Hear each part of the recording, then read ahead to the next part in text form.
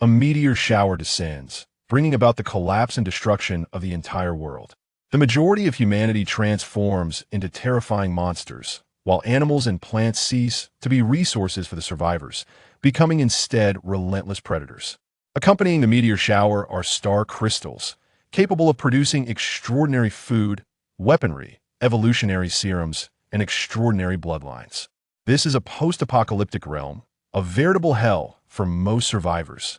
Yet for the evolved and the gifted, it is akin to paradise. Chapter 1. Rebirth. Get lost. All of you get away from me. Ugh. Ugh. Have you finished your tirade? A metal claw thrust into Zhao Yin's mouth, forcefully pulling out his tongue.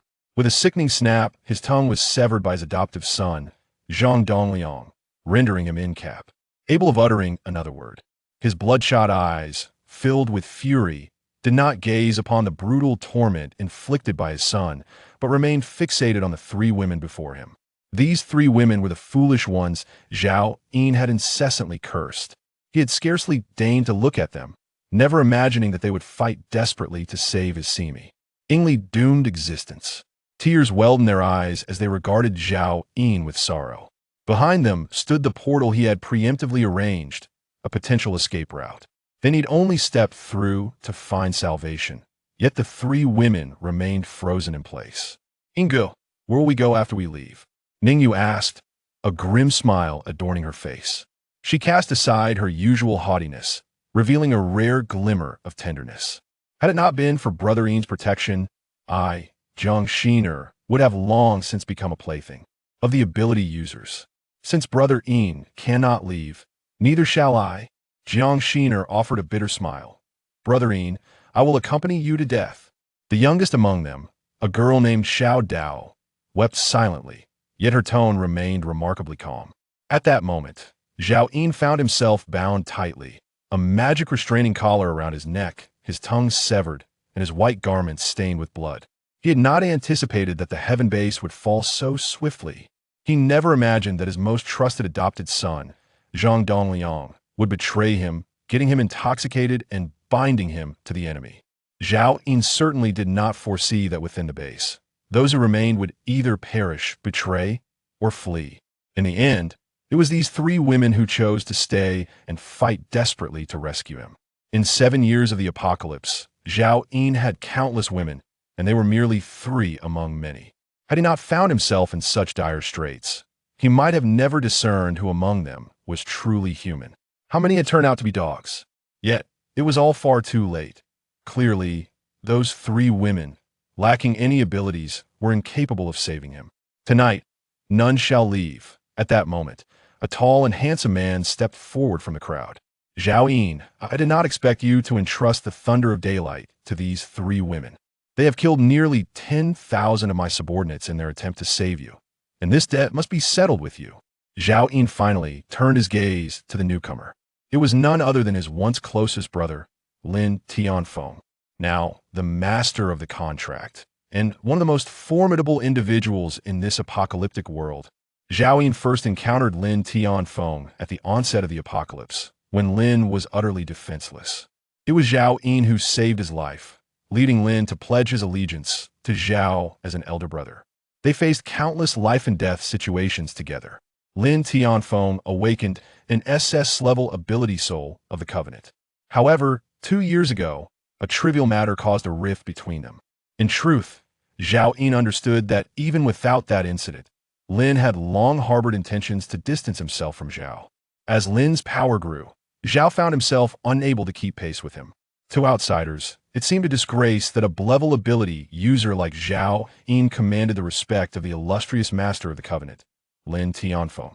2 years prior, Zhao led a group away from the base they had established together, forging a new stronghold on his own. He believed their paths would no longer intersect. Unbeknownst to him, Lin had already turned his own adopted son against him, ruthlessly pursuing his demise.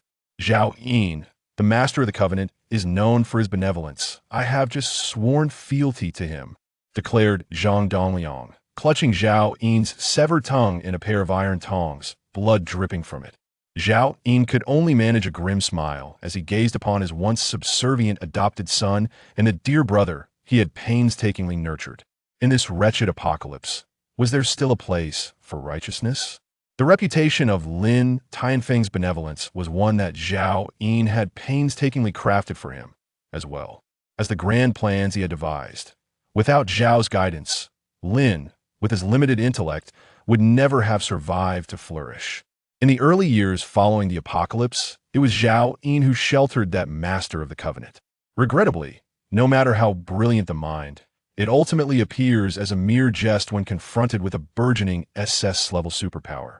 Zhang Dongliang approached Lin Tianfeng, raising Zhao Yin's severed tongue as a trophy, proclaiming, "Father, you had promised that if Zhao Yin surrendered the base, you would spare his life.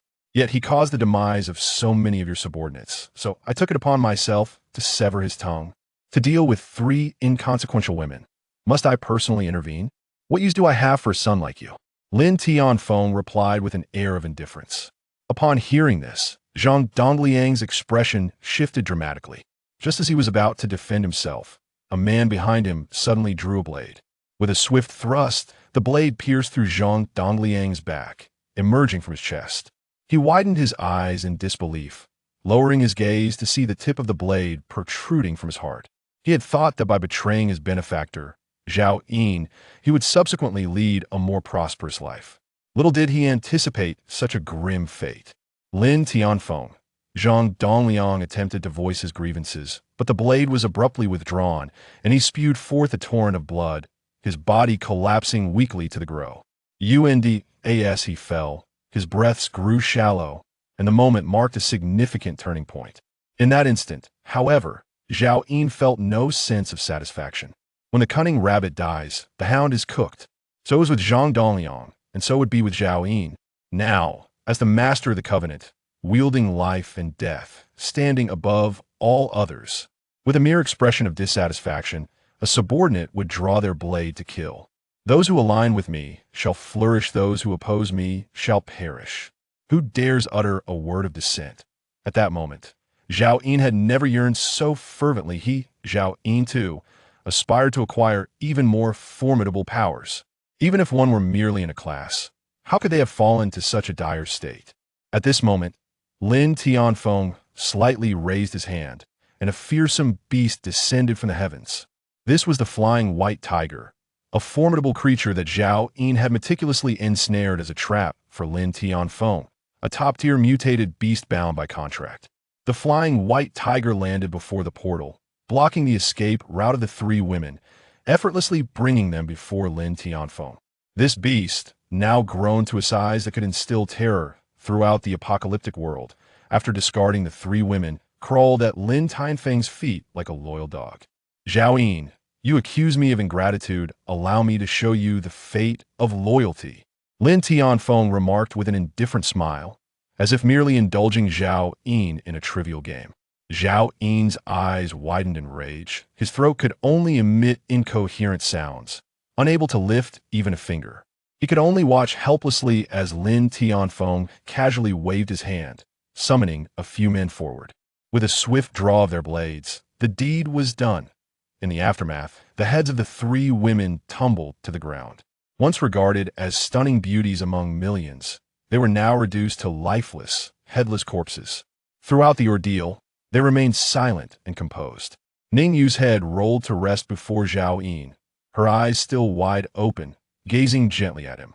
Zhao Yin stood frozen, as if transformed into a wooden statue kneeling in despair. "Ha ha ha!" The subordinates of Lin Tianfeng erupted into raucous laughter. The air filled with mirthful jeers, as though they had partaken in a most amusing game. Zhao Yin, whose heart was as unyielding as iron, felt an excruciating pang of regret for the first time amidst the overwhelming tide of hatred in this apocalyptic world. "Ling Yu, Exionaire, Xiao Dao, may your journey be safe.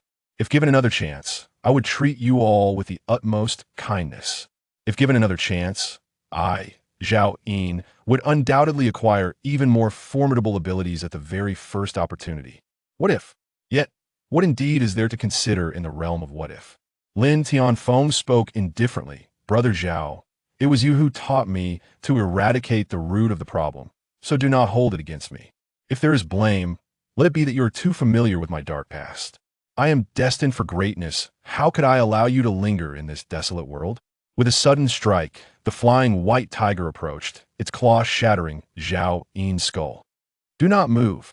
Zhao Yin felt a suffocating weight upon his chest, as if something were pressing down on him. Instinctively, he raised his hand to touch it, only to find a soft warmth.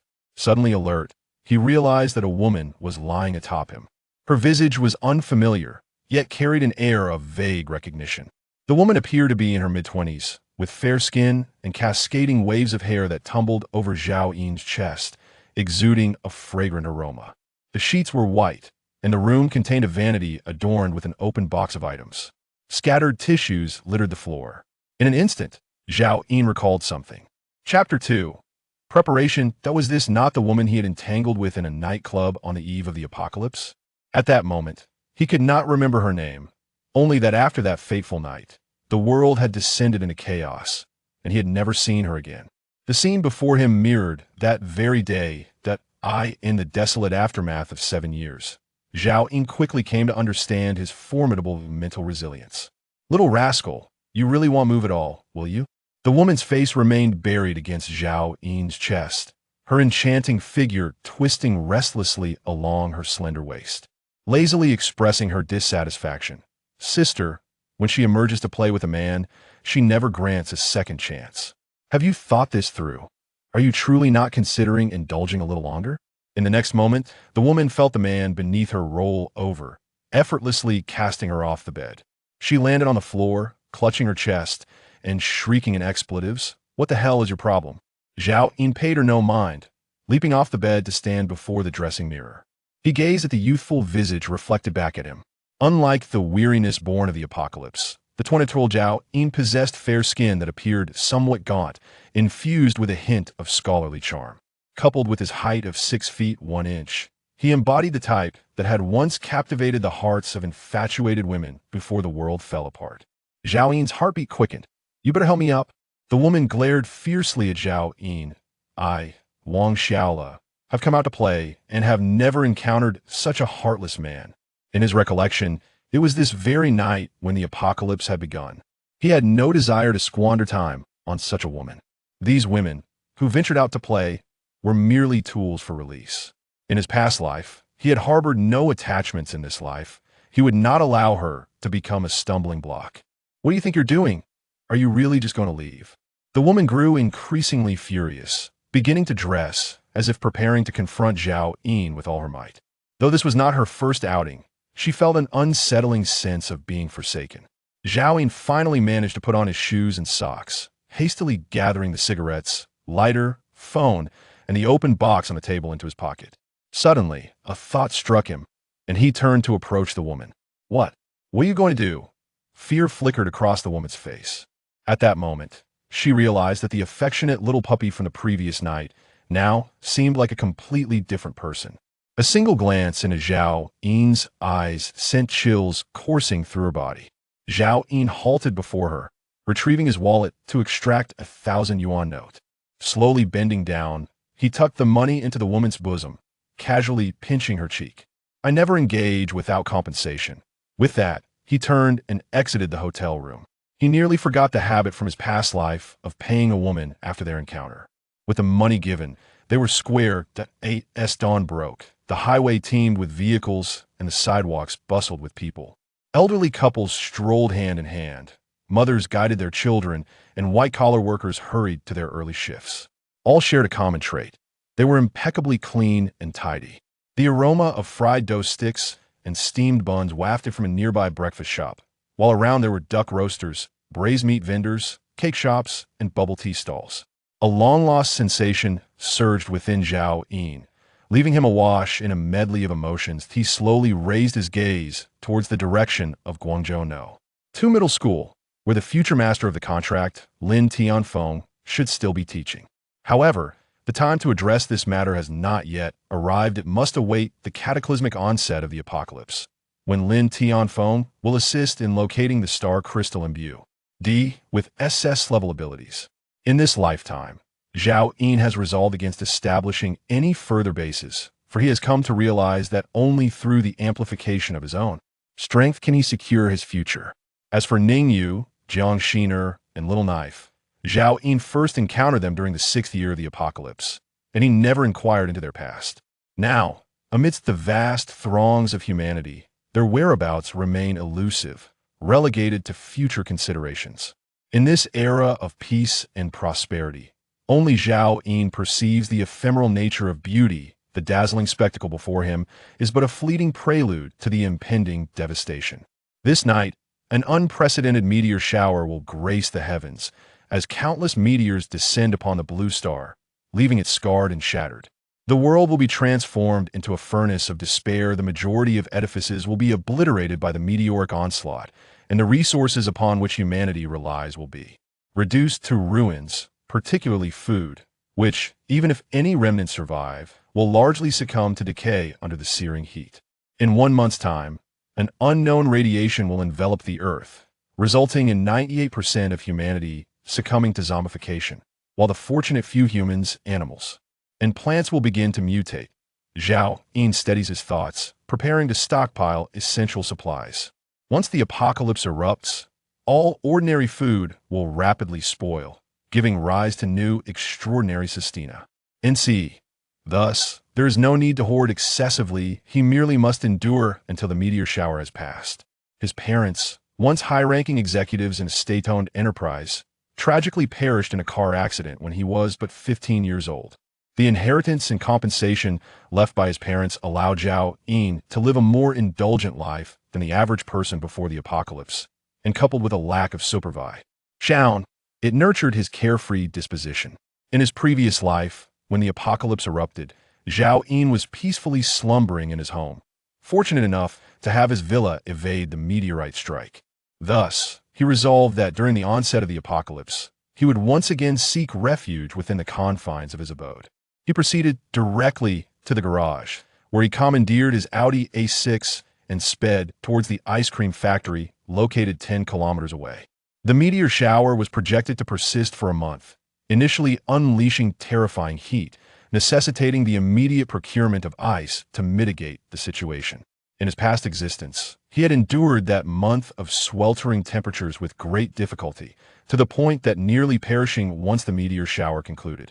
Lacking the strength to scavenge for supplies, he regrettably missed the opportunity to uncover the secrets of the star crystals alongside the first wave of survivors. Guangzhou could only be regarded as a third-tier city domestically, devoid of large-scale ice production facilities. However, the ice cream factory would undoubtedly be capable of producing ice. Upon arriving at the factory, Zhao Yin made his way directly to the manager's office. With a generous promise of remuneration, the manager readily agreed to deliver 50 tons of ice to Zhao Yin's address before nightfall. Following this, Zhao Yin proceeded to the building materials market, where he purchased a substantial quantity of insulation boards, pneumatic nail guns, and high-temperature adhesive. After negotiating a fair price, he requested the owner to enlist a team of workers to commence renovations that very day, emphasizing the need for as many hands as possible. Once these arrangements were finalized, he drove to the supermarket to procure the most vital provisions.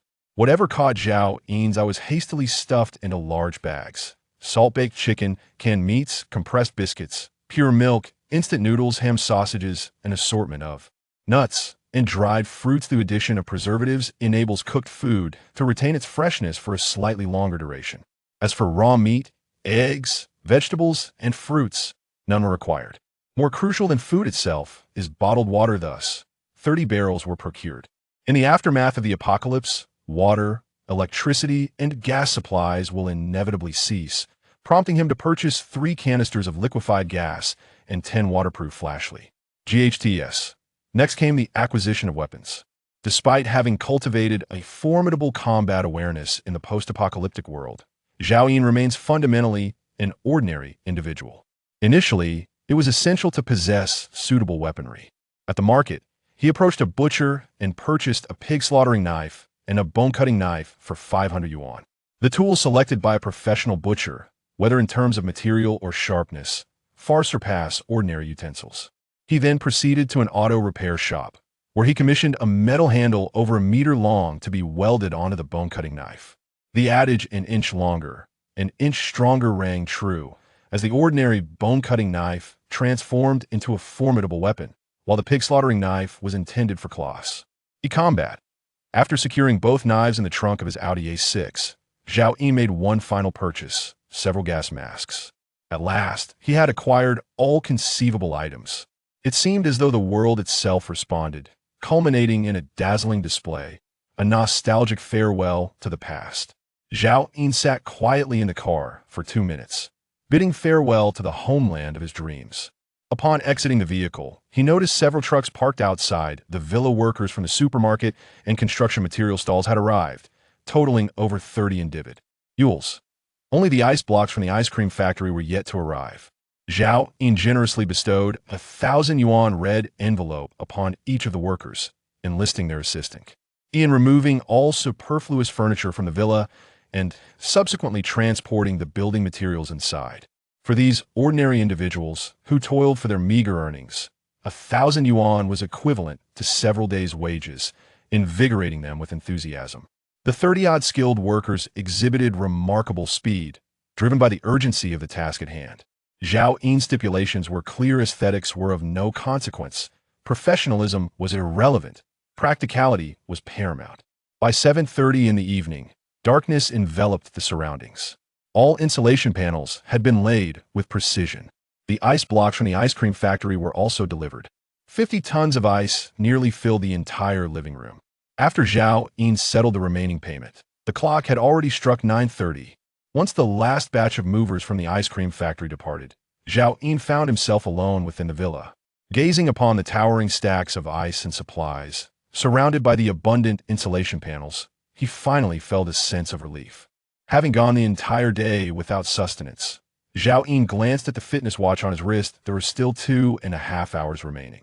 He decided to venture outside the community to indulge in a hearty meal, during which he also purchased 10 soft drinks.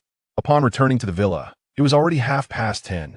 Zhao Yun securely locked all doors and windows, utilizing the remaining insulation panels to seal every entry point, leaving only a small operable window to observe the outside world. D.A.S. The clock approached 11:30. Only half an hour remained until the onset of the apocalypse. Seated within the frigid confines of the villa, Zhao Yun awaited the inevitable in silence. Time trickled by second. Buzz, buzz. The alarm on his mobile phone finally sounded. The apocalypse had arrived. Chapter 3. The end of the world. Countless meteors, trailing long tails of fire, plummeted to the earth like raindrops, causing the entire villa to tremble. Simultaneously, the chandelier above extinguished, plunging the surroundings into darkness as the power failed. Zhao Yun flicked on a flashlight and approached the window to draw back the movable insulation panel. Peering outside, the apocalyptic scenes witnessed in a past life were now unfolding before him anew. Blinding white lights cascaded from the heavens, saturating the world in their brilliance. The relentless barrage of meteors fell like rain, an endless torrent that quickly transformed the buildings into a mosaic of devastation. The entire city ignited, engulfed in thick smoke and flames. The artificial lake outside the villa bubbled violently, emitting wisps of steam. "Help! Someone! Save me!" he cried out in despair. "What on earth is happening? Why are there so many meteors falling? I am going to die. Why didn't the astronomical department issue a warning? Damn it!" Zhao Yun lamented, tears streaming down his face. "I do not wish to perish. The house has collapsed. My leg is broken." Outside, the anguished cries and desperate wails of the people echoed, creating a symphony of despair.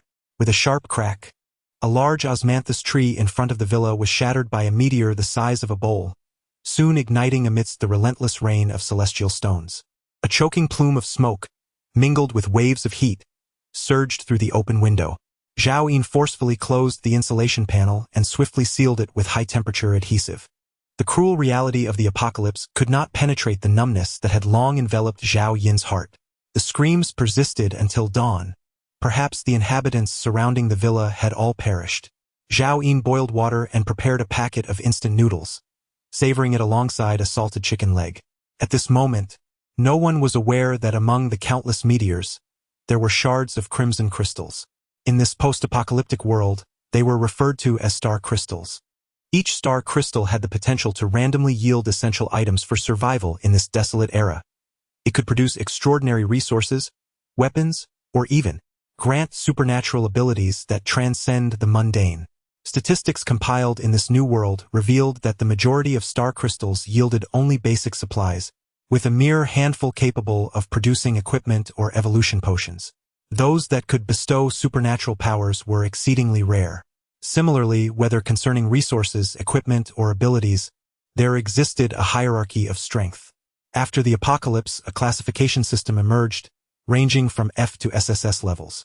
Zhao Yin shook his head, dismissing these thoughts. Once he had satisfied his hunger, he retrieved the military coat left behind by his father. Outside the villa, flames raged, yet the temperature inside, laden with ice, was plummeting. He donned the military coat and fell into a deep slumber. Within minutes, his snoring filled the silence.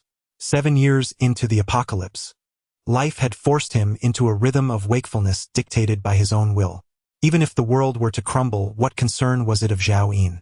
Suddenly, a frantic knocking at the door jolted him awake. "Is anyone there? Open the door. Let me in." Outside stood Dong Jun, the community security guard, who had survived the initial hours of the apocalypse while on duty in the underground parking garage, which had just collapsed. Zhao Yin's villa was the sole remaining structure in the community, and Dong Jun, having narrowly escaped the garage, had discovered this refuge. In a previous life, Zhao Yin had allowed Dong Jun to enter. Initially, Dong Jun was excessively grateful, but as the food supplies dwindled, his true nature emerged, and he began to dominate Zhao Yin, leveraging his robust physique. A month later, as the meteor shower subsided, Zhao Yin found himself too weak from hunger to scavenge for resources, a predicament intricately linked to Dong Jun. Had it not been for Dong Jun's voracious consumption of their provisions, Zhao Yin might have uncovered the secret of the star crystal much sooner in that life. However, mere days later, after Dong Jun had squandered a significant amount of food, Zhao Yin seized the opportunity to slay him in his sleep, driven by a surge of rage.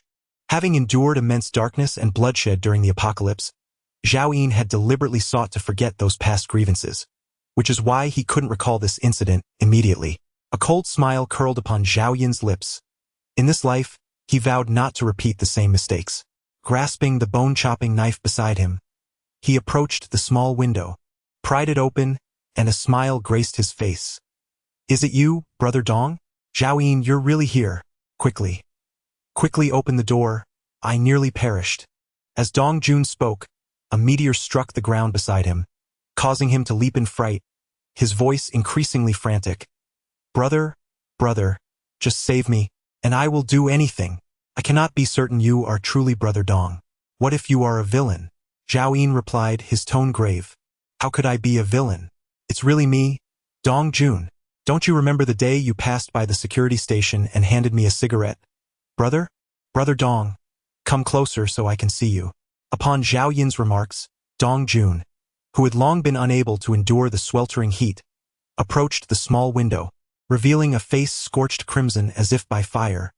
"It is indeed I, brother." Suddenly, a bone-chopping knife thrust through the window, piercing directly into Dong Jun's eye socket, and when withdrawn, blood and fluid gushed forth. It was as though nothing had transpired. In this lifetime, Dong Jun had yet to inflict harm upon Zhao Yin, yet Zhao Yin felt no remorse in taking his life. It was inevitable that the other would not leave this place. Eventually, he would surely attempt to breach the door. Without the protection of a door, the oppressive heat would infiltrate the villa. In his previous life, Zhao Yin had been unprepared. In the initial days of the apocalypse, he had relied on the villa's isolation to survive. Yet, after a few days, the walls became unbearably hot, forcing him to dig through the floor to bury himself in the earth. He not only had to excavate his own refuge but also assist Dong Jun in his efforts. Fortunately, the filthy water from the sewer flowed into the pit, resolving the issue of drinking water and providing a cooling effect that allowed Zhao Yin to persevere in his previous existence. This time, he had no desire to endure such hardship once more. After discarding the bone-chopping knife, Zhao Yin resumed his slumber, soon emitting sounds of deep sleep. In the days that followed, no one came to seek him. The temperature within the room consistently remained several degrees below zero. When hunger struck, he would eat. When satiated, he would sleep. Upon awakening, He exercised his frail body within the confines of the villa. Time passed swiftly, and before long, it was the 29th day since the onset of the apocalypse. Despite the room being equipped with insulation panels, nearly 50 tons of ice had melted, resulting in substantial water accumulation, yet the temperature remained remarkably low. Compared to the torment of his previous life, Zhao Yin had enjoyed a rather comfortable month. A substantial portion of food and water remained, leading to a noticeable increase in his physique. He opened the small window to observe the meteor shower, which had significantly diminished, with sporadic fragments descending from the sky. Sometimes, an entire half-day would pass without a single sighting. 29 days prior, the city had been ignited, and everything that was destined to burn had long since been consumed. The temperature was now plummeting, and wisps of thin smoke wafted throughout the area, while the survivors, both human and animal, had seemingly vanished without a trace. Zhao Yin understood that some resources had survived the meteor shower. There were indeed areas untouched by the onslaught where supplies might be buried or hidden within certain unique structures. There were also ordinary buildings like his villa that had withstood the chaos. He held little interest in the mundane supplies, for what he truly desired was Lin Tianfeng's SSS level ability. Moreover, he aimed to gather as much as he could while the secret of the star crystal remained unknown to others. At last, the meteor shower ceased. Zhao Yin prepared himself, removing the insulation from the main door, and opened the entrance to his villa. Chapter 4. Star Crystal. The temperature lingered around 40 degrees Celsius, the air still thick with lingering smoke. The surroundings were riddled with craters, and the buildings within the community lay in ruins, with only charred roots of greenery remaining. Zhao Yin donned a gas mask, his backpack containing only a few provisions of food and water, while he wielded a cleaver in one hand. On his left forearm, a roll of magazine was secured with tape, with a butcher's knife nestled within. The world around him was engulfed in a profound silence. In this apocalyptic landscape, he had long since grown accustomed to solitude. Zhao Yinxing stood alone, as if he were the last person in existence, stepping into the hazy mist. He made his way directly to the family quarters of Guangzhou No. 2 Middle School. Along the path, he encountered countless corpses. Some had been scorched on one side by flames, while others had their skulls crushed by meteorites. The apocalypse had struck in the early hours of the morning, when most were indoors, ultimately entombed beneath the rubble of collapsed buildings. Yet, these bodies had not decayed from the searing heat. Zhao Yin understood that, by dawn, all the deceased would rise again, their broken forms reconstituting as they consumed flesh and blood. They would continue to devour the living and the starlight crystals, beginning a process of evolution that would ultimately transform them into the nightmares of the survivors. As Zhao Yin passed a mall that had not completely collapsed, he sensed an unseen gaze upon him. He paused momentarily and turned his indifferent eyes toward the source. The upper floors of the mall had crumbled, but due to the building's sturdy construction, the ground floor had managed to endure. Inside, there was an abundance of food and water, and the spacious area was well equipped for fire resistance and insulation, making survival therein unsurprising. Zhao Yin had no intention of lingering and continued on his way.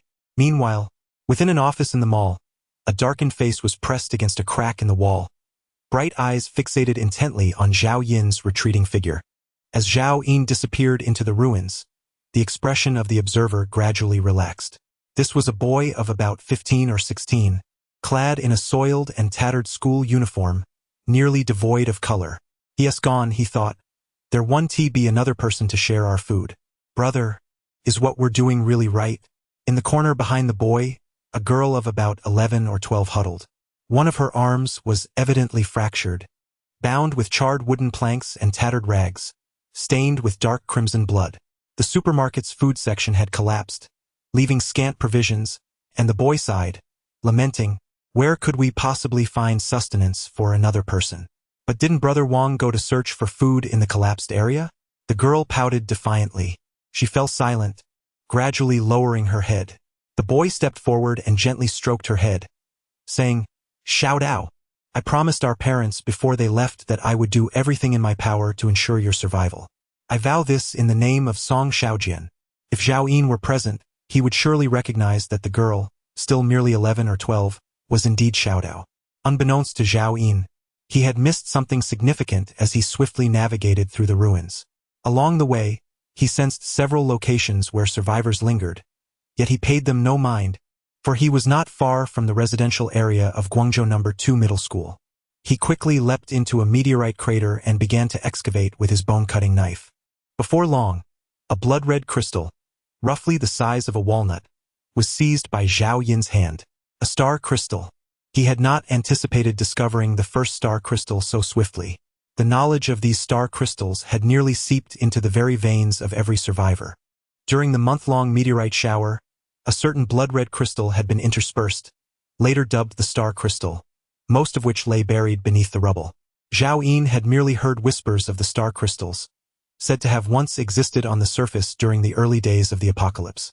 However, with the outbreak of zombies at midnight, these star crystals were devoured by the undead, leaving only a scant few in the possession of survivors.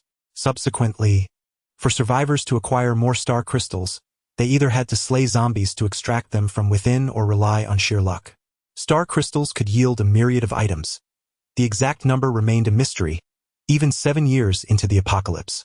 All star crystals bore the same exterior, potentially producing anything from food and water to a mere packet of tissues. Those fortunate enough might uncover extraordinary equipment or evolution potions, while the rarest of all were the awakening potions for supernatural abilities. In this post-apocalyptic world, everyone coveted such powers, surpassing the wildest dreams of humanity before the calamity. Before a wielder of these abilities, any evolved being had to bow in submission, and ordinary individuals were rendered inferior. Yet, even within the same category of items, there existed a hierarchy later classified from F rank to SSS rank. For instance, a slice of bread at F rank might merely aid in rapid stamina recovery and heal minor injuries, while items above F rank could directly enhance physical attributes or even regenerate severed limbs. Zhao Yin clenched the star crystal tightly, its integrity intact, only then realizing that this body had yet to undergo any evolution. He placed the star crystal upon a slab of hardened concrete and raised his bone-chopping knife, striking it down with fervor. A sharp crack echoed as fissures appeared upon the star crystal's surface, followed swiftly by a burst of white light that lasted 3 seconds. As the brilliance faded, a green military jacket materialized in its place. Remarkably, the first star crystal of the apocalypse had yielded equipment, albeit his instincts suggested that this military jacket was merely of F-rank quality. Yet, despite this, the resilience exhibited is beyond compare to the attire he dons. Ordinary iron cannot possibly rend it. This is a promising omen, a flicker of joy momentarily illuminating Zhao Yin's gaze. He swiftly shed his clothing, donning military garb, which imbued him with an immediate sense of security. With the outbreak of zombies looming this night, this uniform significantly elevated his safety. He slung his backpack over his shoulders and grasped his bone-slicing knife as he pressed onward. The path ahead was unimpeded, yet he encountered no fallen star crystals along the way. Before long, Zhao Yin arrived outside the family quarters of Guangzhou No. 2 High School. This area had already been reduced to ruins, enveloped in an eerie silence. Had he not known in advance that Lin Tianfeng was present here, he would never have assumed there were any survivors. The zombies and mutated beasts had yet to undergo their transformations, and the survivors remained ensnared in the aftermath of the sudden catastrophe.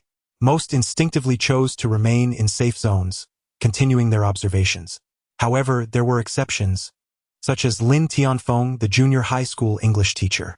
At this moment, he emerged, wielding a kitchen knife, his demeanor despondent, from a half-collapsed basement, his white shirt stained with fresh blood. Under the dim sunlight, Lin Tianfeng surveyed the ravaged world, momentarily lost in a daze. Unbeknownst to him, a pair of cold eyes was fixated on him from behind a crumbling wall. Zhao Yin understood that appearing too early could alter Lin Tianfeng's timeline, likely causing him to miss the star crystal that bore the soul of the contract. In his previous life, Zhao Yin encountered Lin Tianfeng 3 days later, by which time Lin Tianfeng had already obtained the soul of the contract. Having yet to form a contract with any beast, Lin Tianfeng's strength remained that of an ordinary individual. While scavenging for resources, he suffered a broken leg from the collapse of a wall, and it was Zhao Yin who saved his life.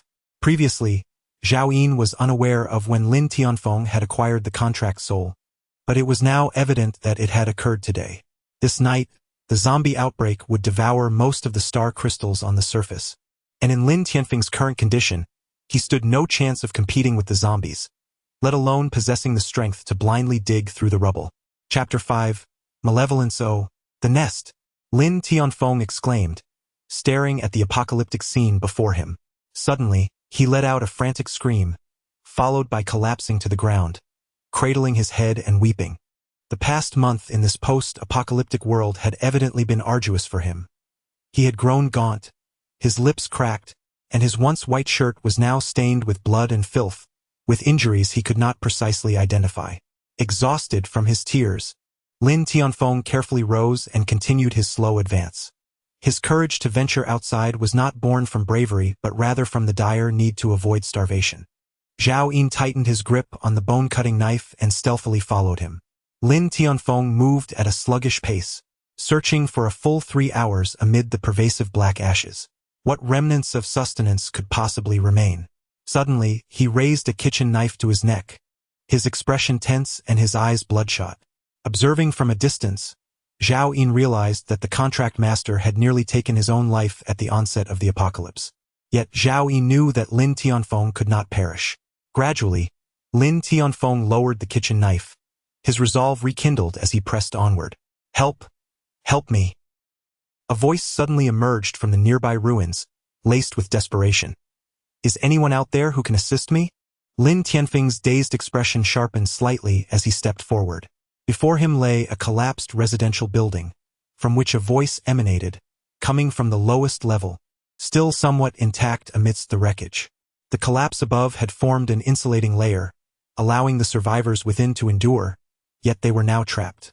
Lin Tianfeng hoarsely inquired, "Do you need rescuing? Is there any food? We've eaten everything. Once I get out, I promise to treat you to a grand feast at Fuluan Building." The woman's voice betrayed her excitement. A self-deprecating smile flickered across Lin Tianfeng's lips. Evidently, she was oblivious to the apocalyptic reality outside.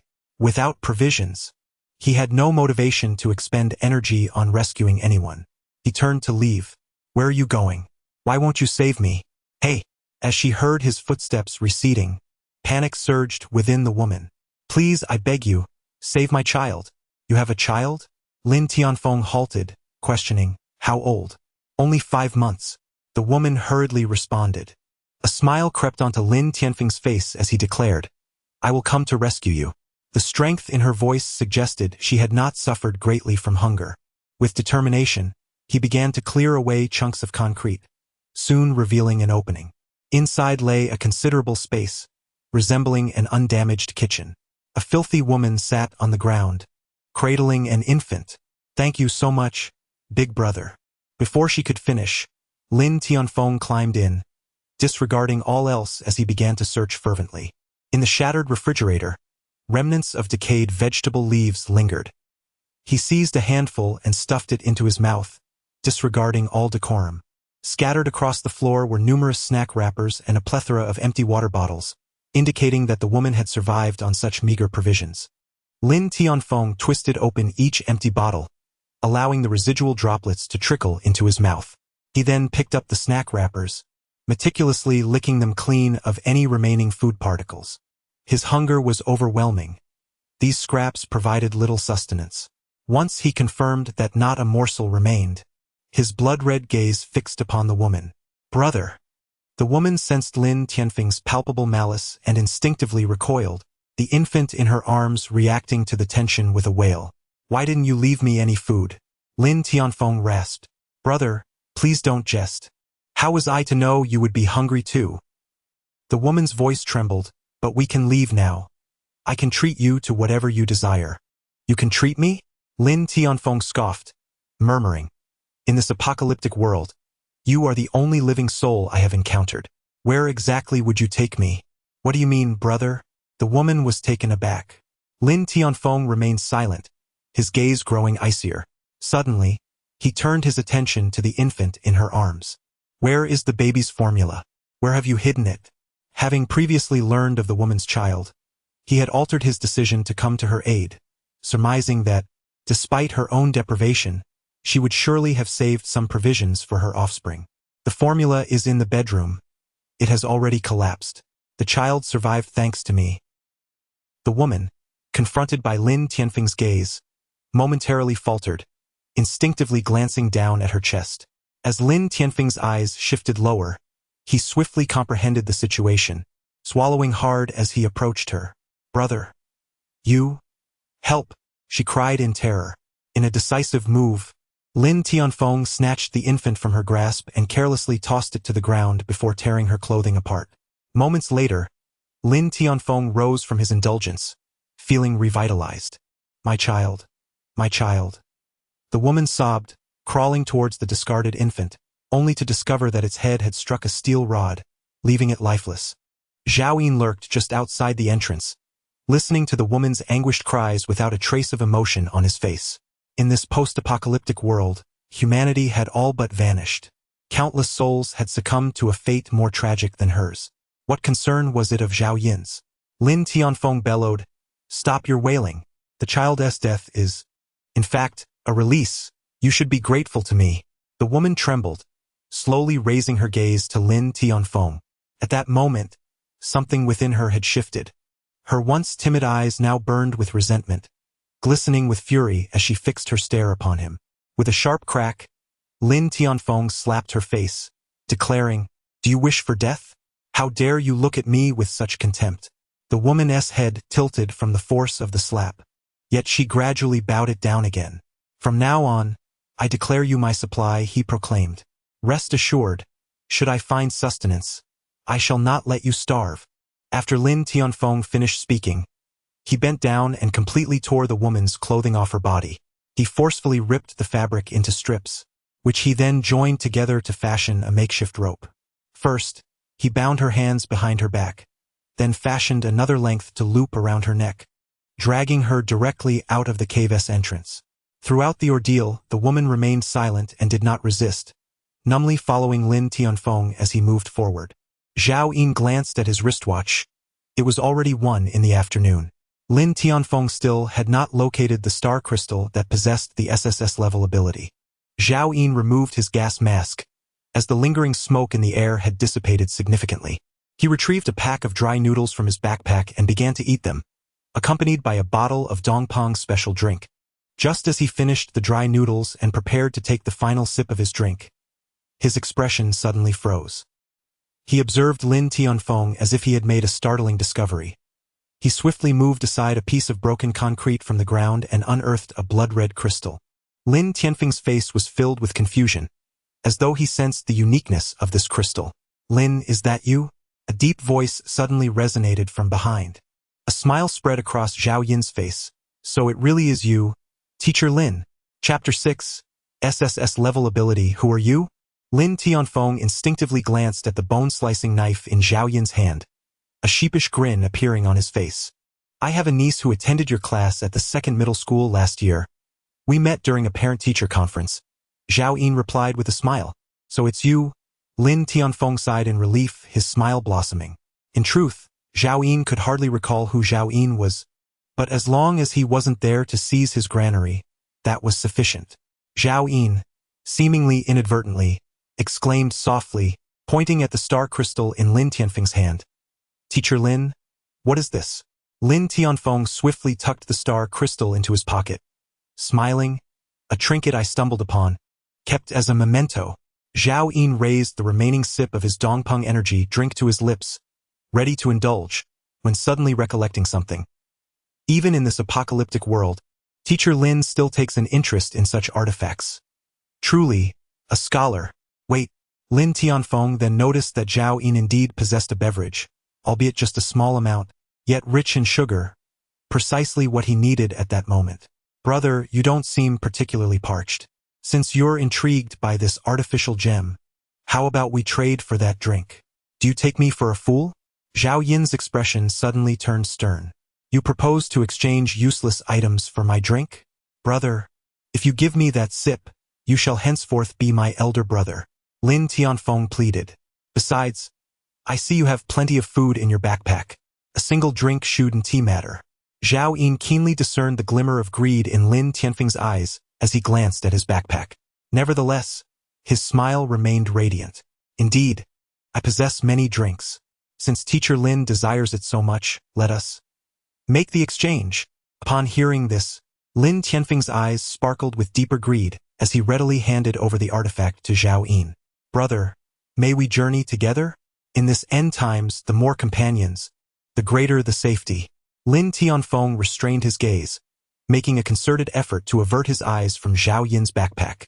Zhao Yin calmly placed the star crystal into his pocket, nonchalantly tossing a beverage to him before suddenly adopting a cold demeanor. No, I do not appreciate being addressed as Big Brother, he stated, turning on his heel and departing. The mere sound of Lin Tianfeng calling him Big Brother ignited a murderous intent within him. Lin Tianfeng, filled with disappointment, found himself unable to compel Zhao Yin to stay. He could only conceal the beverage close to his body and continue to search for supplies alongside the woman. After turning away, a glimmer of lethal intent flickered in Zhao Yin's eyes. He withheld this emotion, uncertain if the star crystal was indeed the one from his previous life. Should it prove otherwise, he would need to allow Lin Tianfeng to persist in his search without interfering too much with the timeline surrounding him, lest it result in Lin Tianfeng missing out on the star crystal. Thus, in an utterly tranquil manner, Zhao Yin seized the star crystal from a person he loathed to the core. Upon reaching a corner of a broken wall, he shattered the star crystal. This time, instead of emitting a white light, it radiated a brilliant golden glow, dazzling in its intensity. After a full minute, the golden light finally dissipated, revealing a small golden vial at the spot. Zhao Yin swiftly grasped it, uncorking the vial to uncover a single drop of golden liquid. It resembled flowing blood, and with just a glance, Zhao Yin was certain. This was the SSS grade ability awakening serum. Even with unwavering resolve, his hands trembled uncontrollably. In the entirety of his previous world's existence, there were only a handful of individuals possessing SSS grade abilities. As the vial of elixir was uncorked, Zhao Yin felt his very soul tremble, reminiscent of the dread aura he had only previously encountered in SSS class extraordinary beings. Although he had envisioned countless times in his mind what it would be like to attain an SSS level ability, the reality felt surreal, akin to a dream. Without hesitation, he tilted his head back and consumed the golden liquid.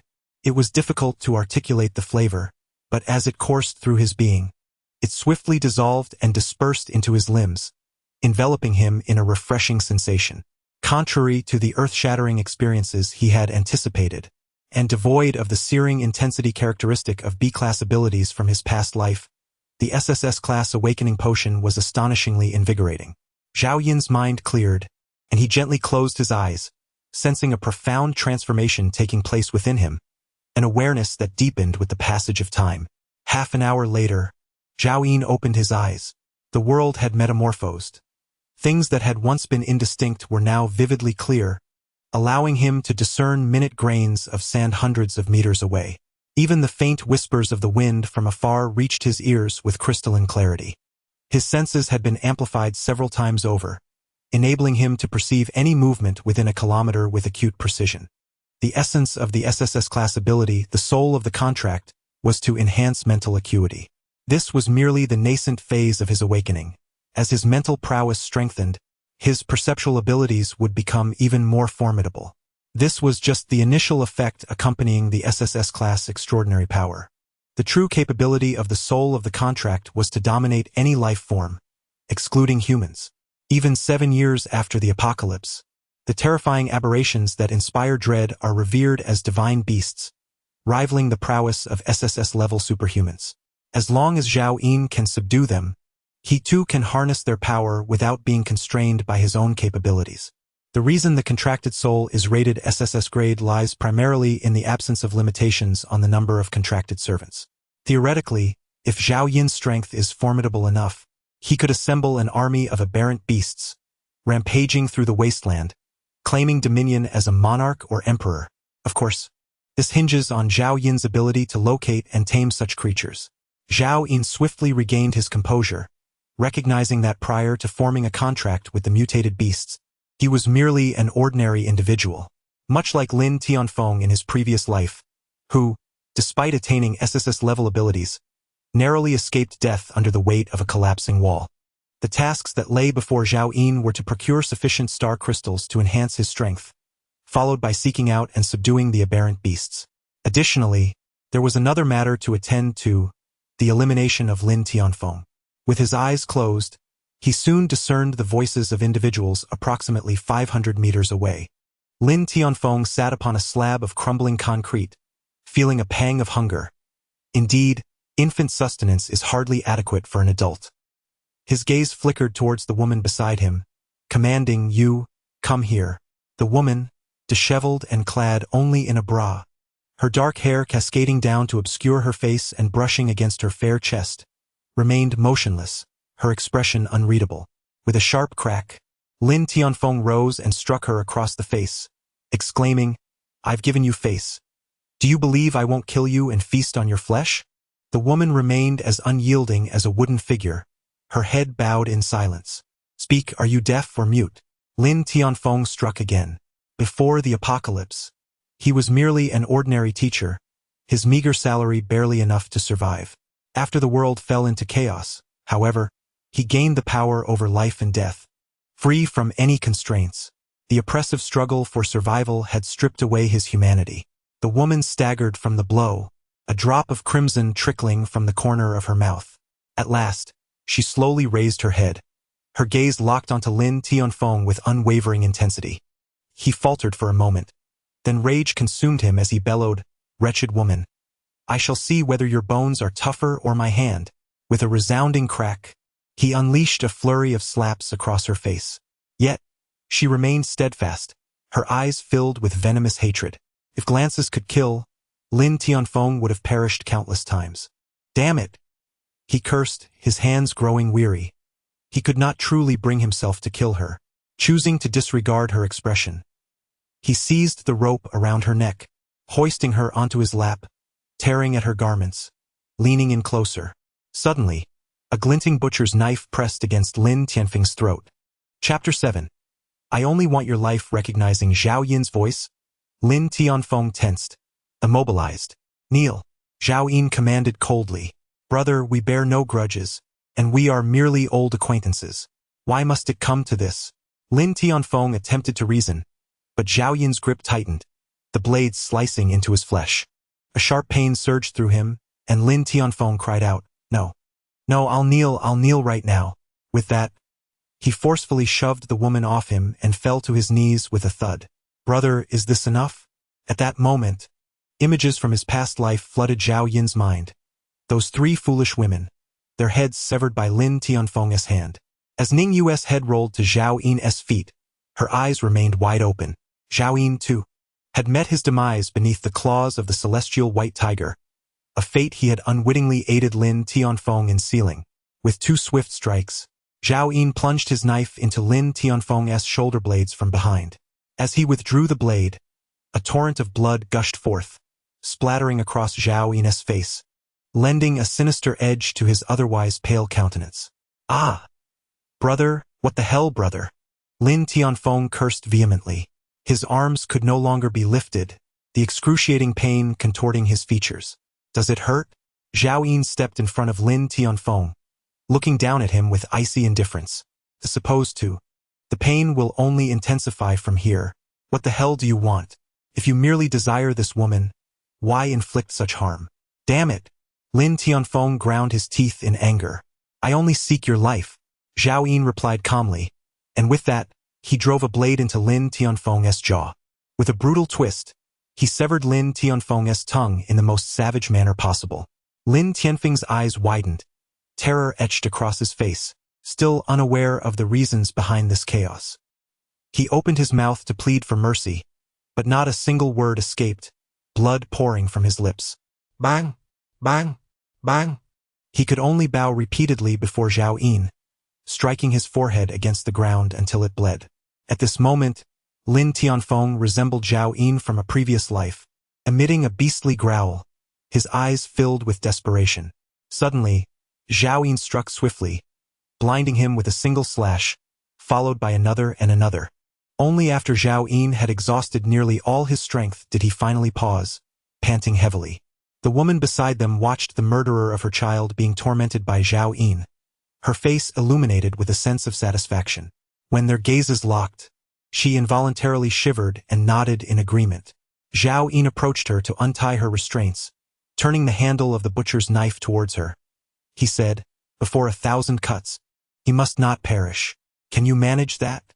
The woman nodded eagerly, seizing the knife and lunging at Lin Tianfeng, aiming for his throat. "Stop!" Zhao Yin bellowed, but it was too late.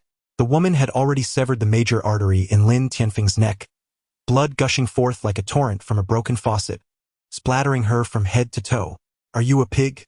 Zhao Yin roared with fury, having made his instructions abundantly clear.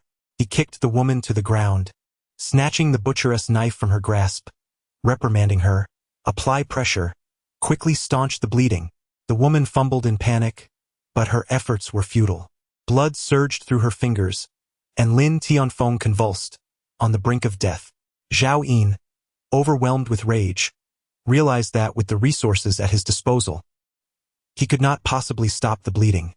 He could only watch helplessly as Lin Tianfeng faded away. "Damn it!" Zhao Yin cursed, wishing to slay the woman. Yet, she trembled in fear at his presence, visibly quaking. As events have unfolded, Zhao Yin found himself at a loss. He handed over the butcher's knife to her and inquired, "Can you chop filling for dumplings?" "I can." The woman replied eagerly. Zhao Yin nodded. "Then chop him 1,000 times." The woman took the knife, her filthy face gradually revealing a madness, and charged forward, hair disheveled and bloodied, appearing more deranged than any lunatic. Zhao Yin, indifferent, settled onto a piece of crumbling concrete, retrieved half a pack of cigarettes, lit one, and quietly observed the scene. Bang, bang, bang. The wild-haired woman swung the knife with fervor. Meanwhile, not far from the crime scene, in a nearby shopping mall, Xiao Dao doubled over and began to retch. Beside her, Song Xiaojian's face turned ashen. They had been the nation's blossoms before the apocalypse, sheltered by society, and had never witnessed such a gruesome spectacle. "Brother, how can there be such cruelty? Did someone truly die?" After Xiao Dao finished retching, tears streamed down her cheeks in large droplets. "They can't be filming a movie, can they?" Song Xiaojian remained silent, unsure of how to console his sister. After a long pause, he finally spoke. "Little sister, this is the apocalypse. If one day I am killed in such a manner, you must be strong and live on." "Brother, what nonsense are you talking?" Xiao Dao rushed forward to cover her brother's mouth, bursting into tears again. "I don't want you to die. I want to be with you forever." Song Xiaojian gently patted Xiao Dao's head, ultimately letting out a sigh. After all, his sister was still too young to grasp the true nature of the apocalypse. The small knife expressed with a sense of relief. "Fortunately, that villain did not come here." "Boo. He is simply terrifying," Song Xiaojian admonished. "In the event you encounter that person in the future, keep as far away as possible." The small knife nodded vigorously. Suddenly, Song Xiaojian changed his tone, saying, "No, if the day comes when you do meet him, you must obey his commands. No matter what he asks you to do not resist. Only by doing so can you prolong your life." Song Xiaojian felt acutely that Zhao Yin was a perilous individual, calm, detached, and capable of murder without a flicker of remorse. Moreover, the moment the meteor shower ceased, he had the audacity to venture out in search of supplies. Such a person might thrive in the apocalypse more than the majority. Having witnessed Zhao Yin commit murder, Song Xiaojian understood the brutality of the world they inhabited. At just 15, he felt inadequate to protect his younger sister, the small knife. Should he no longer be around one day, it was painfully clear how difficult it would be for a mere 12-year-old girl to survive. If they could secure the protection of a formidable ally like Zhao Yin, their chances of survival would significantly increase. "Brother, I refuse to heed that villain's words. You must listen to me. Although that person is cruel, he did not harm that woman. His reasons for killing that man may be his own. What we see may not represent the truth. Perhaps he is not truly malevolent. In the direst of circumstances, following his instructions might be the wisest course of action. If Zhao Yin is not a villain, by adhering to his wishes, you could win his favor and more readily obtain his protection." These thoughts remained unspoken by Song Xiaojian. "Understood, brother." You will be fine, and I shall not encounter him. Despite her inner resistance, Xiao Dao refrained from arguing with her brother. Brother, it's perilous outside. Her complexion turned as pale as parchment. Song Xiao Jian lovingly ruffled his sister's hair. Haven't you noticed that others have already ventured out? Rather than starve here, it is better to take a chance. Chapter 8. Equipment. Zhao Yin had avenged himself by killing Lin Tianfeng, and it felt as though a certain shackle had been unlocked within him, granting him a newfound sense of ease. In his 2 lifetimes, his heart had been as hard as iron. Yet at this moment, he found himself reminiscing about 3 women. They were still alive in this world, though their whereabouts remained unknown. Should fate allow their paths to cross again, he would strive to ensure they lived well. But if they did not meet, Zhao Yin had no intention of expending excessive effort on the matter. After all, his own survival was of utmost importance. Without formidable strength, even if he encountered them, he would be unable to provide protection, ultimately leaving them to tread the same tragic path as in their previous lives. Suddenly, Zhao Yin overheard a conversation from approximately 500 meters away. The survivors from the mall he had previously spotted turned out to be a pair of siblings. Zhao Yin couldn't help but chuckle softly upon hearing the little girl scolding him. He was indifferent. There would always be those who criticized him, and in the future, even more would follow suit. Choosing to disregard the siblings' dialogue, he turned his gaze back to Lin Tianfeng, now reduced to a mere pulp, while the woman, utterly exhausted, continued her methodical butchering. Enough, hand me the knife, he commanded, extinguishing his cigarette as he approached, extending his hand toward the woman. The madness in her eyes gradually faded as she slowly lifted her gaze to meet Zhao Yin's, her expression vacant, seemingly oblivious to his words. He silently turned and walked ahead. In pursuit of Lin Tianfeng, he had already delayed for nearly an hour. It was now past 2 in the afternoon, and only about 10 hours remained until the impending zombie outbreak. He needed to seek out as many star crystals as possible before the chaos ensued. Suddenly, Zhao Yin's footsteps faltered. The woman had inexplicably followed him. I won't provide you with food. Find your own supplies, Zhao Yin commanded. To him, such a woman was destined to perish in tonight's zombie eruption, and feeding her would merely be a waste. The woman remained silent, gazing at Zhao Yin from a distance, her face smeared with dust and blood, shivering in the dim sunlight. Leave or I shall kill you, Zhao Yin coldly retorted, turning to continue his stride. Within a kilometer radius, as long as there were no obstacles obstructing his view, any star crystals on the surface would surely be discovered by Zhao Yin. Half an hour later, a streak of crimson appeared 300 meters away, prompting Zhao Yin to quicken his pace. Indeed, a star crystal was largely buried in the soil, reflecting a faint blood hue under the sunlight. Zhao Yin seized it and smashed it with his bone-slicing knife. 3 seconds later, a bottle of Nongfu spring water materialized in his hand. A flicker of disappointment crossed Zhao Yin's face. This water was among the most inferior resources obtainable from star crystals, classified as F-grade. He had consumed plenty in his past life, and its effect was merely sufficient to replenish a day's worth of fluid loss.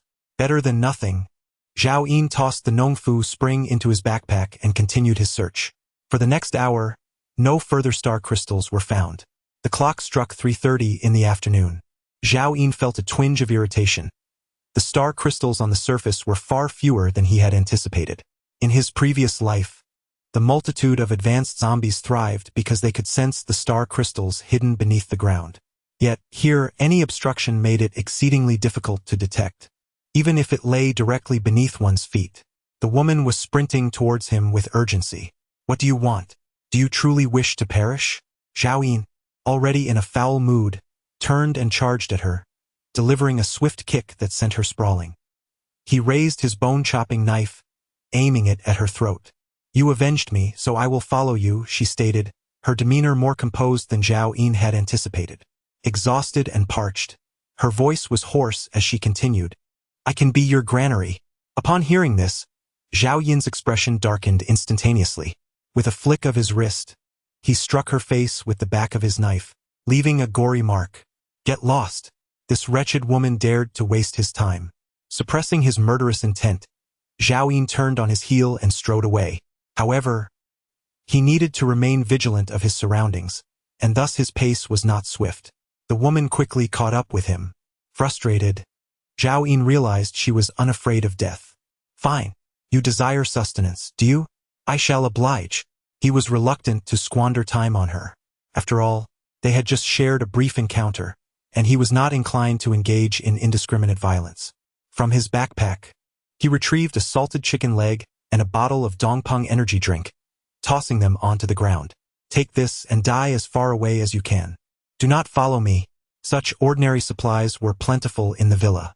In this apocalyptic era, regular food seemed to spoil rapidly for reasons unknown, deteriorating at an alarming rate regardless of preservation methods. This is also the reason why Zhao Yin did not hoard a large quantity of supplies before the apocalypse. After all, they could not be stored for long. Giving her some was inconsequential to him. He resolved firmly in his heart that if this woman dared to follow him again after taking the supplies, he would certainly eliminate her. After Zhao Yin left, cursing under his breath, the woman stepped forward to pick up the chicken leg and drink, a flicker of gratitude crossing her face, swiftly followed by a shadow of despair in her eyes. 5 minutes later, Zhao Yin confirmed that she had not followed him, and he secretly breathed a sigh of relief. Soon, another piece of star crystal appeared ahead. Zhao Yin's gloomy mood was instantly lifted as he hurriedly picked it up and forcefully struck it open. A sleek black butterfly knife emerged before him. Another piece of equipment. Zhao Yin's heart leaped with joy. With a swift motion, he flicked the butterfly knife open and swung it forward with great force, slicing through a meteorite. The cut was immaculate, akin to a mirror's surface. Though the butterfly knife was merely of F grade, its quality was assured given its origin from the star crystal. According to statistics from his past life, the probability of a star crystal yielding equipment was less than 1 in 1,000. Yet, among the 4 star crystals he had obtained, aside from the one containing an SSS grade ability, the remaining 3 had surprisingly produced 2 pieces of equipment. Could it be that his luck had turned for the better in this lifetime? Zhao Yin secured the butterfly knife at his waist and continued his search. Approximately half an hour later, he encountered another star crystal. Upon sensing, he discovered that the grain warehouse had not followed him, and he cursed it as a harbinger of misfortune. Without her trailing behind, he found the star crystals at a quicker pace. This time, what he unearthed was a sandwich. Zhao Yin had tasted such bread in his previous life. It could sustain a day's worth of energy consumption and, crucially, it was capable of rapidly healing injuries. In critical moments, it could prove to be life-saving, making it one of the most essential supplies for Zhao Yin at present. He meticulously placed the bread into his backpack and resumed his search. After 40 minutes, Zhao Yin once again acquired a piece of star crystal, which disappointingly yielded yet another bottle of Nongfu spring water. Indeed, obtaining superior equipment proved to be quite the challenge. Soon, the crimson sun slowly sank below the horizon, casting a somber hue over the sky. The haze in the air had completely dissipated, and without the refracted sunlight, Zhao Yin found it increasingly difficult to locate the star crystals. As night fell, even possessing a star crystal rendered them indistinguishable from ordinary stones. At this moment, Zhao Yin had 3 freshly acquired star crystals nestled in his pockets. Seizing the opportunity, he decided to crack them open. The first yielded a pack of instant noodles, sufficient to stave off hunger and combat the cold. The second star crystal again produced a bottle of Nongfu spring water. Another bottle of that cursed Nongfu spring. Zhao Yin could not contain his frustration. This marked the 3rd bottle, which he promptly disregarded as he turned his attention to the final star crystal. Upon breaking it open, a radiant white light emerged once more. Zhao Yin's breath caught in his throat as a faint outline of an item materialized within the fading glow. Chapter 9. The female thief. As the white light dissipated, Zhao Yin's gaze fell upon the revealed equipment, leaving him momentarily entranced. A pair of black fishnet stockings. He could scarcely believe that such an item had emerged. In dire need of lower body gear, was he expected to wear this? As a man of stature, Zhao Yin resolutely vowed that he would rather perish, bitten by a zombie outside, than don women's stockings. With a firm resolve, he raised his hand and flung the fishnet stockings several meters away. His gesture was remarkably nonchalant, exuding an air of unyielding masculinity. He then strode away with purpose, his silhouette bold and fearless against the encroaching night. A true man, even in the absence of trousers, would never resort to wearing such items. Despite the fact that those fishnet stockings appeared to transcend the F grade, the added layer of security they offered was undeniable. Just one trial wouldn't hurt. Zhao Yin accidentally found himself once more before the discarded fishnet stockings, wrinkling his brow as he bent down to retrieve them, his face contorted in disdain. With swift determination, he tore off his pants and donned the fishnet stockings over his plush legs. Having never encountered such stockings in his previous life, nor possessing the B-grade ability of true sight, he realized that only through experience could he discern their effects. Zhao Yin exerted a slight force beneath his feet, and in an instant, propelled himself forward at an astonishing speed, covering nearly 100 meters within mere seconds. The wind howled past his ears, his velocity surpassing the limits of human capability. Even the fastest in the pre-apocalyptic world would have been left in the dust. Coming to a halt, he inhaled deeply, a smile blossoming on his face. In truth, as long as he refrained from actively removing the stockings, no one would be the wiser. Zhao Yin mused. How delightful! This was undoubtedly E-grade equipment. With his current physical prowess, he had yet to unleash its full potential. Taking a deep drag from his cigarette, he calculated discreetly. Thus far, he had acquired 3 items: an F-grade military jacket, a butterfly knife, and E-grade fishnet stockings. In addition, he possessed 3 bottles of Nongfu spring water, a piece of sandwich bread, and a block of instant noodles. Moving forward, aimlessly searching for star crystals would be unwise. Far more pressing matters awaited his attention. He recalled a site of an old zoo, the precise location etched in his memory, situated approximately several kilometers from his current position. Moreover, Zhao Yin recalled that the star crystal that unveiled the true vision lay upon the surface, remaining untouched for 3 months, neither claimed by anyone nor devoured by the undead, solely due to the presence of a mutated monkey in the vicinity. With the bone-cutting blade in hand, Zhao Yin hastened towards that location. Thanks to the speed enhancement from his fishnet stockings, he arrived at the site of the old zoo within 20 minutes. The structures had long been obliterated by meteorites, and the vegetation was nearly incinerated, with corpses of both humans and animals strewn about, most in a state of disarray. At that moment, the monkey had yet to mutate and its whereabouts were unknown. Zhao Yin sensed the silence, finding no trace of the monkey. The zoo was enveloped in an eerie stillness. The cunning monkey could very well be concealed deep underground. In his previous life, Zhao Yin had exerted great effort to assist Lin Tianfeng in capturing it, yet he had failed multiple times. Ultimately, he resorted to spending a fortune to procure an A-grade trapping net, which allowed him to ensnare the monkey that had already reached C-grade at that time. Its growth potential was astonishing, making it one of the most promising anomalous creatures Zhao Yin had ever encountered. Regrettably, perished in the 2nd year of the apocalypse while attempting to save Lin Tianfeng, having already ascended to B-grade. The immediate priority was to acquire the True Vision Eye. Zhao Yin proceeded directly to the site where the star crystal was discovered, recalling it as an unremarkable meteorite crater. Upon his arrival, he swiftly leaped down, but the next moment, his expression hardened. The spot where the star crystal should have been was utterly barren. Only fragments of rock and soil were exposed on the surface. This was not the scene he vividly remembered from his past life. The star crystal was supposed to be clearly visible above ground, easily discernible. Zhao Yin could hardly believe his eyes as he desperately wielded the bone-cutting blade, digging fervently until he was breathless. After excavating 3 feet into the earth, he found no trace of the star crystal. It finally dawned on him that his true sight had indeed vanished into thin air. How could this be? Zhao Yin stared wide-eyed, stunned for quite some time. The reason he had arrived now was that in his previous life, he had come 3 months later, and the star crystal remained untouched. At this moment, most survivors were still hiding in fear and trepidation. Who would dare to take away the star crystal which should have existed 3 months after the apocalypse? Yet, the unthinkable had transpired. Zhao Yin was filled with rage, regretting not coming sooner. The true sight rightfully belonged to him. From the very beginning, the true sight was an integral part of his plans, and he had never expected it would be taken from him. It must not be allowed to be stolen.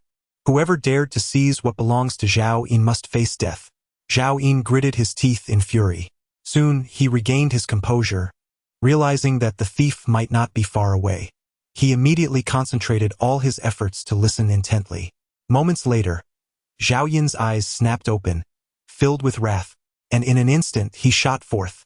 Approximately 1,500 meters away, he discerned the faint sound of footsteps, human, albeit extremely subtle, yet they were unmistakably heard by the furious Zhao Yin. Fueled by murderous intent, he closed the distance, appearing a mere 100 meters behind the figure within a minute. However, upon getting a clearer view of the silhouette, his gaze sharpened. A granary? In that moment, Zhao Yin fixed his gaze upon the frail figure, finally understanding everything. No wonder someone could take his belongings. It was her.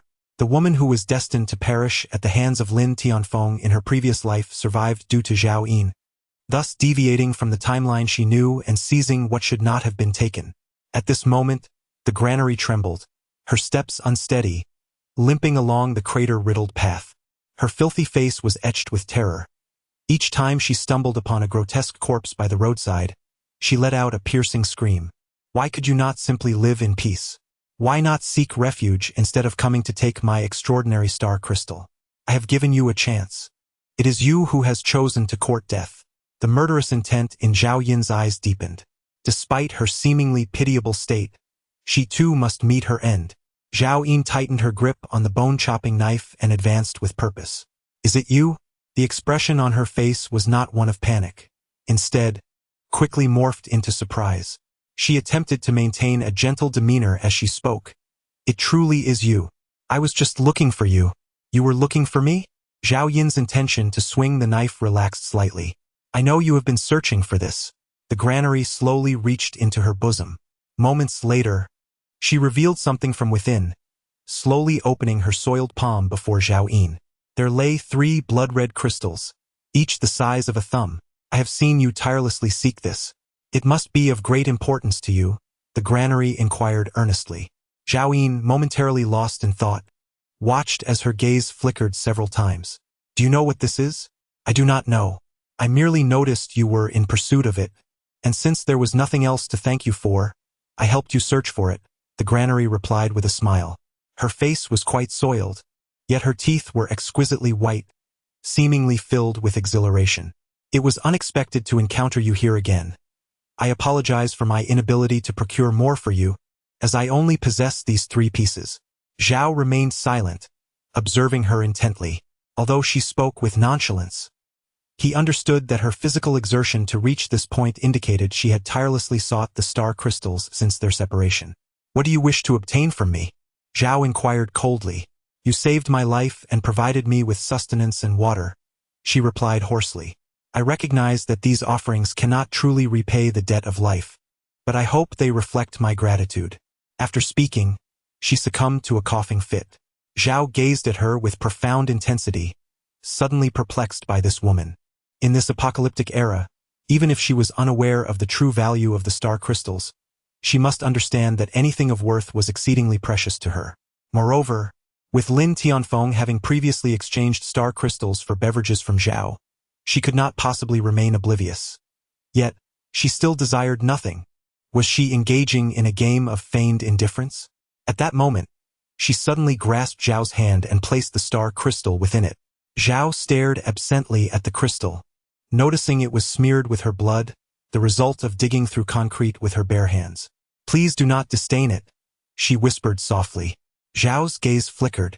He would certainly not reject it, for even if she had withheld it, he had already planned to resort to violence and seize it. Yet now, he found himself grappling with the decision of whether to kill or spare her. He had not considered that this woman could alter the course of events. At this moment, if I do not take her life, I may never encounter her again, and the timeline I am aware of could veer completely off course because of this woman. Thank you for allowing me to meet someone as exceptional as you in this world. It has been a meaningful experience, Grain Depot rasped.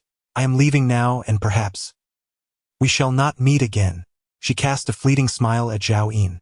How many days can a woman like me survive in this apocalyptic world? Therefore, it is likely we shall not cross paths again. Slowly, she turned and limped forward, her bare feet exposed, having lost her shoes at some point. Zhao Yun gazed at her retreating figure, and ultimately, he did not raise the blade.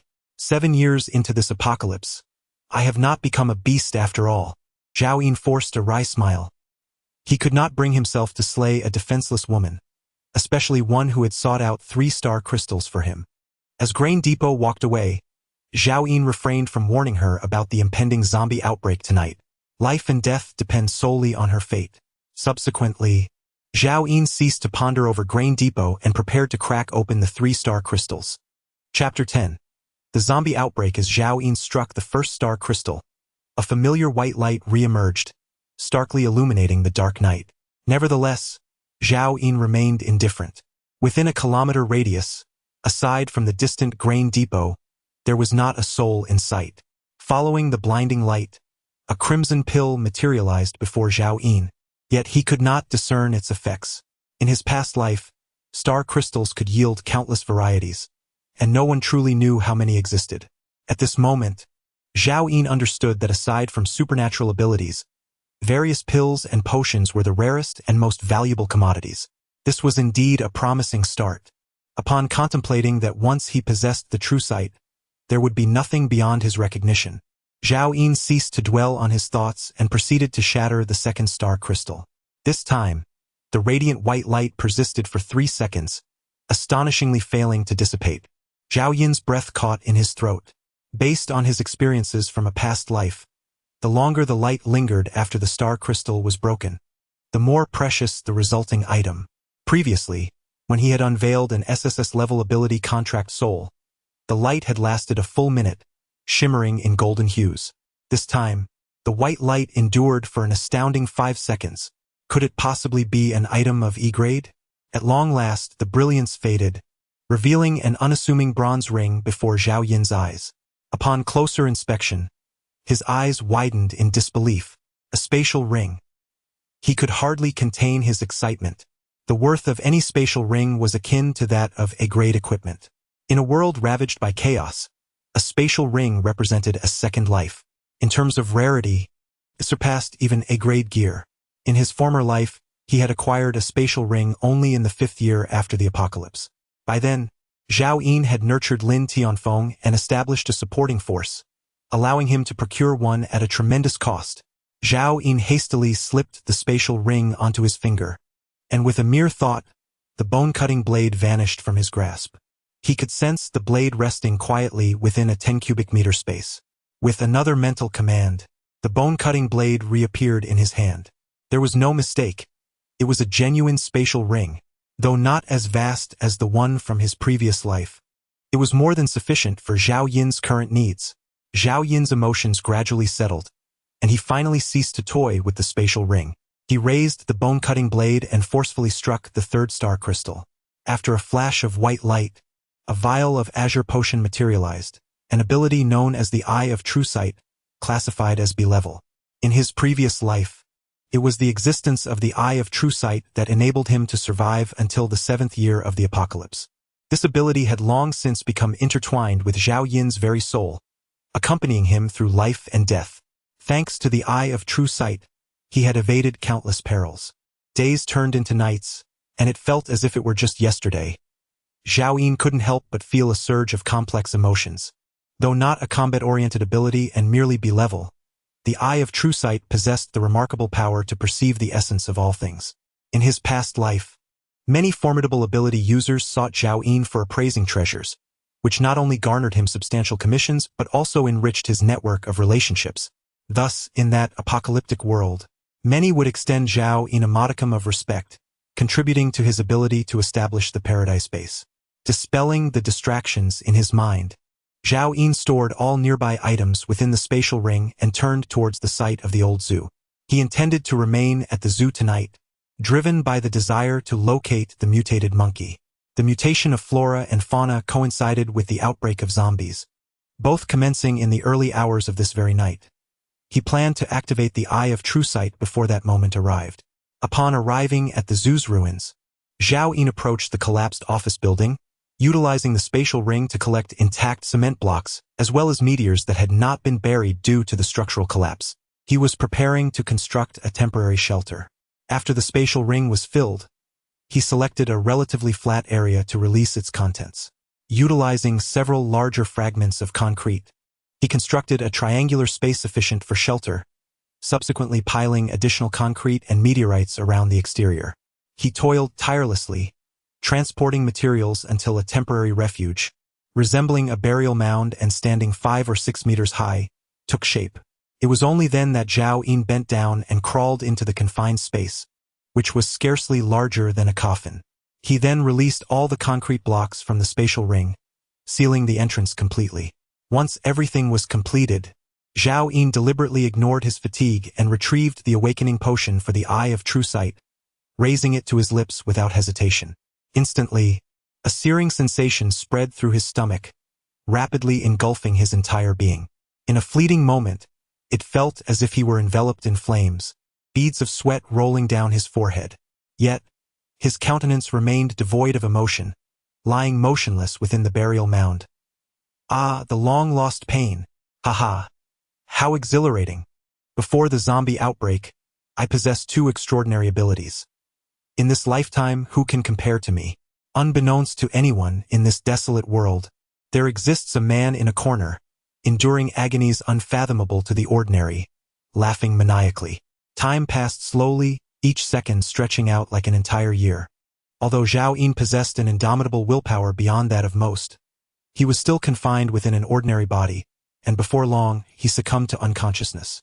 Zhao Yin had not anticipated that, unlike in his previous life, the SSS Great Awakening Potion had already saturated his ordinary body, rendering the absorption of additional abilities immensely challenging. As dawn approached, he remained unresponsive. In that moment, the once silent world seemed to awaken, the earth trembling beneath its weight, while the ruins shifted and countless buried corpses slowly emerged from the ground. 30 kilometers away, within the crumbling confines of a shopping mall, a 12-year-old girl was abruptly roused from her slumber. Bang! Bang!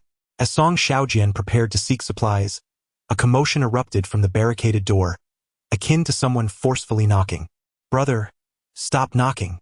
I'll open the door for you," exclaimed Song Xiaodao with joy, as she approached to unlock the door. Yet, in the next instant, a half-decayed visage appeared before her, its head grotesquely shattered. A chunk of flesh, the size of a fist, dangled grotesquely from a stark white skull, suspended by a single vein that swayed ominously against its chest. Xiaodao stood frozen, her mind paralyzed by sheer terror, instinctively letting out a scream before turning to flee. Yet she was a moment too late. The zombie seized her collar, yanking her forward, its foul mouth gaping wide to bite down. "Help me!" Xiaodao cried out in desperation. At that moment, the zombie's body went rigid, collapsing along with Xiaodao. Wounded and weary, Song Xiaojian dropped the iron rod and kicked the recently dispatched zombie away, swiftly lifting his sister and shutting the door behind them. "Little sister, are you all right?" he asked, concern etching his features as he lowered his voice. Upon seeing her brother, Song Xiaodao burst into tears, but was quickly silenced by a firm hand over her mouth. "Do not cry. The dead have risen. I just witnessed our parents crawling out from the collapsed mall." Song Xiaojian's eyes were bloodshot, his voice trembling. They have all turned into zombies, just like in the zombie movies." Upon hearing this, Xiaodao stared blankly at her brother. She too had watched zombie films, and the mere thought drained the color from her face. "Do not be afraid, I am here. I won't let the zombies devour you, but you must remember to obey," Song Xiaojian continued in a hushed tone. Xiaodao pushed Song Xiaojian aside and approached the wall crack to peer outside. The number of zombies outside the mall was increasing, emerging from various hiding places. Some crawled from the earth, while others emerged from the ruins. She even spotted a female zombie trapped inside a mangled car, her lower half pinned beneath it, struggling violently in an eerie manner. Suddenly, with a crack, it seemed something had snapped, and the female zombie abruptly crawled out, her abdomen still ensnared in the vehicle, while her upper body moved with alarming speed, intestines trailing behind her along with dark blood. Xiaodao felt a wave of nausea rise within her, yet she dared not make a sound, tears streaming uncontrollably down her cheeks. Chapter 11. The spatial ring. Song Xiaojian did not intervene.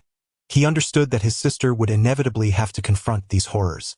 It was as if he was comforting Xiaodao, but perhaps he was also soothing his own fears. However, just as he finished speaking, chaos erupted among the zombies outside the wall, and suddenly, a figure burst forth, rushing towards the mall. Song Xiaojian, Xiaodao, are you still alive? Quickly, open the door. The figure called from a distance. Furrowing his brow, Song Xiaojian fixed his gaze on the horde of zombies gathering behind Wang Quan, preventing his sister from opening the door. Do not go. But brother, it was Brother Wang who saved us when our parents were crushed. Do not let him in. He will perish, Xiaodao exclaimed. Song Xiaojian gritted his teeth, beads of sweat forming on his forehead as he found himself ensnared in a struggle. Song Xiaojian, Xiaodao, I have discovered an abundance of food. Allow me to enter, and once the danger has passed, I shall lead you to it. Wang Quan had already rushed into the mall, arriving at the dilapidated office where Song Xiaojian and Xiaodao were situated. With urgency, he implored, Are you truly going to stand by and watch me die? If I perish, who will ensure the survival of you two children?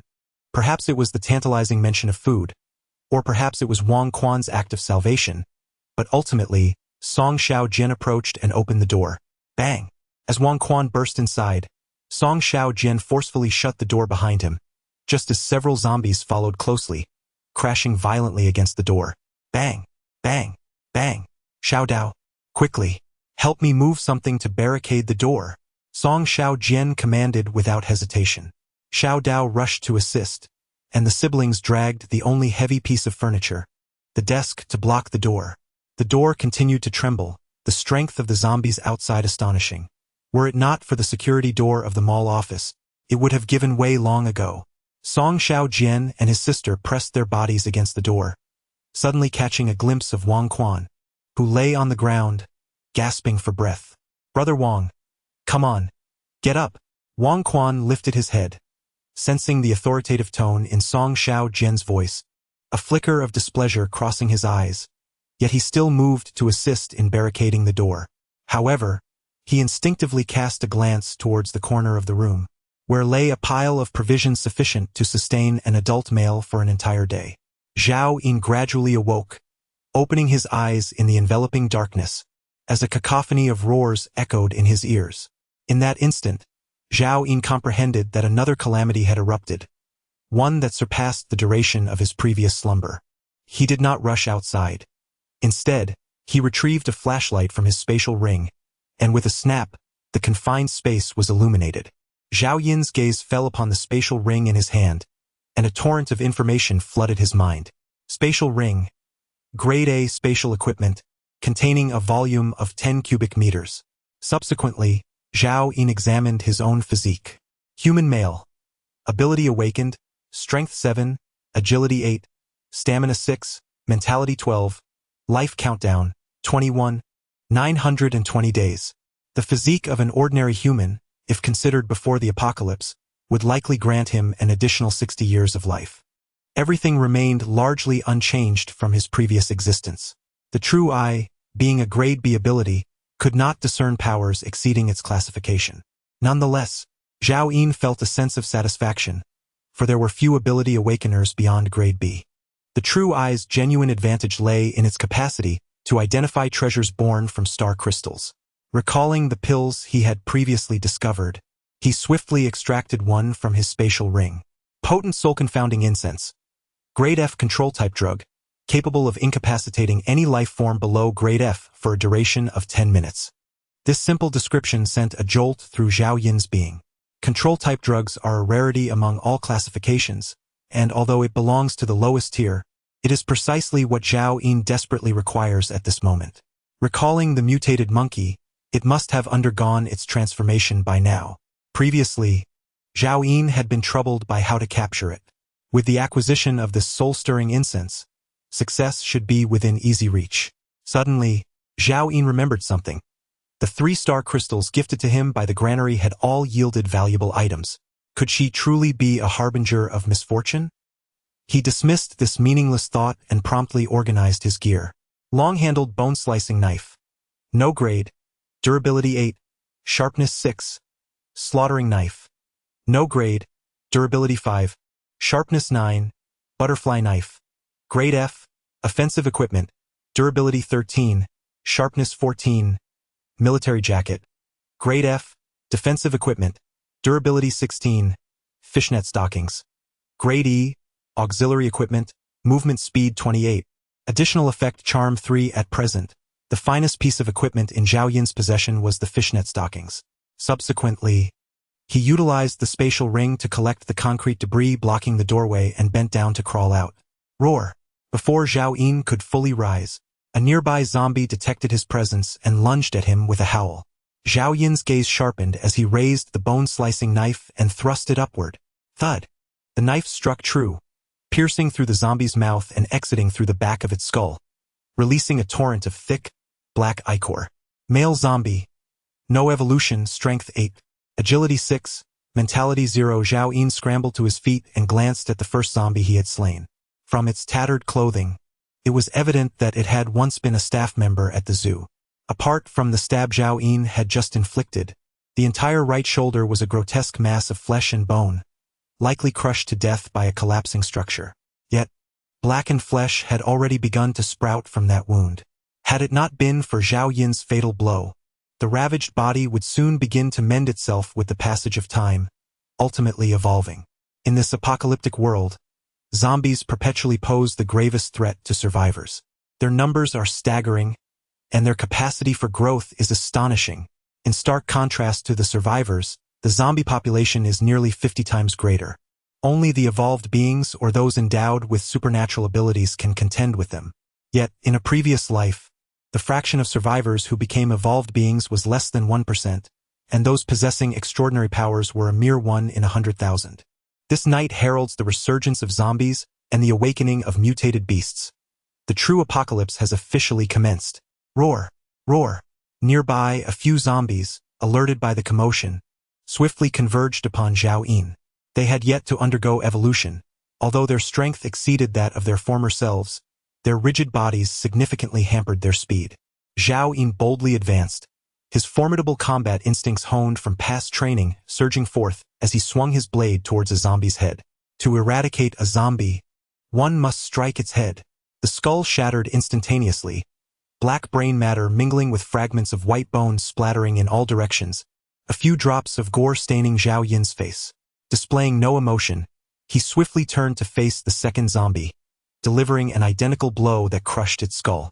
At this juncture, the remaining 6 zombies had drawn near. Following the same method, he quickly dispatched the others. With Zhao Yin's current stamina, slaying 8 ordinary zombies left him breathless. He dared not linger, taking a few deep breaths before sprinting towards the area designated for monkey rearing. Chapter 12. The monkey. Zhao Yin must swiftly recruit the monkey before the zombies evolve, nurturing it as quickly as possible. This would provide an additional measure of self-preservation. It appears that the zombies are the true protagonists of this world. Even in their inactivity, they can evolve at an astonishing rate. In Zhao Yin's previous life, certain fortunate zombies, having consumed fresh flesh or even devoured star crystals, experienced a horrifyingly rapid growth. The recently slain zombies held no value. They had neither consumed star crystals nor evolved into forms that could augment the power of their kind. Thus, Zhao Yin refrained from conducting any dissections. As the journey continued, no human zombies were encountered, but numerous animal zombies were present. Zhao Yin skillfully evaded them, for most animals possessed a physical advantage, making them exceedingly troublesome to confront once transformed into zombies. Roar! Roar! Squeak! Squeak! From a distance, Zhao Yin heard a cacophony of conflict and slowed his pace. A diminutive monkey was leaping about, its face etched with terror, surrounded by dozens of zombified monkeys, all frantically assaulting it. They no longer recognized their former kin. In their lifeless, milky eyes lingered an insatiable hunger for fresh flesh. Zhao Yin had no intention of rescuing the little monkey. It would not perish so easily. In his past life, when Zhao Yin encountered it, the monkey had already ascended to a sea-level rank, ruling over this region. Concealed behind a crumbling wall, Zhao Yin retrieved a gas mask from his spatial ring and donned it, then produced a potent sedative incense, crushing it with the handle of his knife and wrapping it in tissue paper. Following this, Zhao Yin calmly observed the unfolding events, ever ready for any eventuality. The little monkey hopped and scurried among the jagged rocks. Despite its remarkable speed, The overwhelming number of zombie monkeys forced it into a state of frantic distress. For reasons unknown, Zhao Yin suddenly sensed that the little monkey harbored no intention of harming its undead counterparts. Soon, one of the zombie monkeys clawed at the little monkey's thigh, prompting it to emit a sorrowful cry, displaying a surprisingly human-like emotion. In that moment of distraction, another zombie monkey seized its tail, lifting it off the ground. The zombie monkey opened its maw, poised to bite the little monkey's rear. Just then, an unexpected turn of events transpired. The little monkey shrieked, and a leg, scarcely larger than that of an infant, inexplicably began to swell, transforming in an instant to the size of an adult monkey. With a sudden kick, it propelled itself backward. Bang! The zombie monkey that had grasped it was sent flying, its head colliding with a stone, shattering like a watermelon. The little monkey stood momentarily stunned, evidently unaccustomed to this newfound change, one long leg poised like a proud rooster, while the other appeared as slender as a toothpick. Hidden behind a rock, Zhao Yin's expression sharpened. In that instant, he fully recognized the identity of this monkey. It was indeed the mutated monkey from his previous life. Once classified as a C-grade creature, this monkey had the ability to enlarge its entire form, and now it had merely just awakened its mutation. After dispatching one zombie monkey, the little creature bared its teeth, posturing defiantly at the remaining undead. Yet regrettably, the zombie monkeys, devoid of reason, were unperturbed by its display of bravado and once again encircled it. Thus, the earlier scene repeated itself. A horde of undead monkeys pursued a small monkey, leaping amidst the chaos of scattered rocks, its terrified cries echoing in the air. However, with its newly elongated limbs, the little creature's legs appeared utterly uncoordinated. Rather than increasing its speed, it found itself slowing down. In less than a minute, the little monkey was battered and bruised, its desperate pleas falling on deaf ears. The undead monkeys showed no mercy, intent on claiming their imminent feast. At long last, the small monkey seemed to be ignited by a surge of ferocity. Its gaze hardened, and one of its paws rapidly expanded, seizing the head of an undead monkey with astonishing force. With a resounding crack, it crushed the skull. In that moment, the little monkey transformed, shedding its earlier timidity, its face contorted in a mask of rage and savagery. With astonishing swiftness, it confronted a second undead monkey, delivering a powerful strike that obliterated its head. Yet, tears flowed freely from the little one's eyes. Zhao Yin observed silently, as if witnessing a reflection of his past self. In the early days of the apocalypse, he too had been engulfed by fear, weeping for the loss of others. From trepidation to resilience, and from resilience to a chilling detachment, he had resorted to slaying the undead, and even humans, in the struggle for survival. In this merciless world, every soul fought merely to endure, nothing more. This included the fierce little monkey.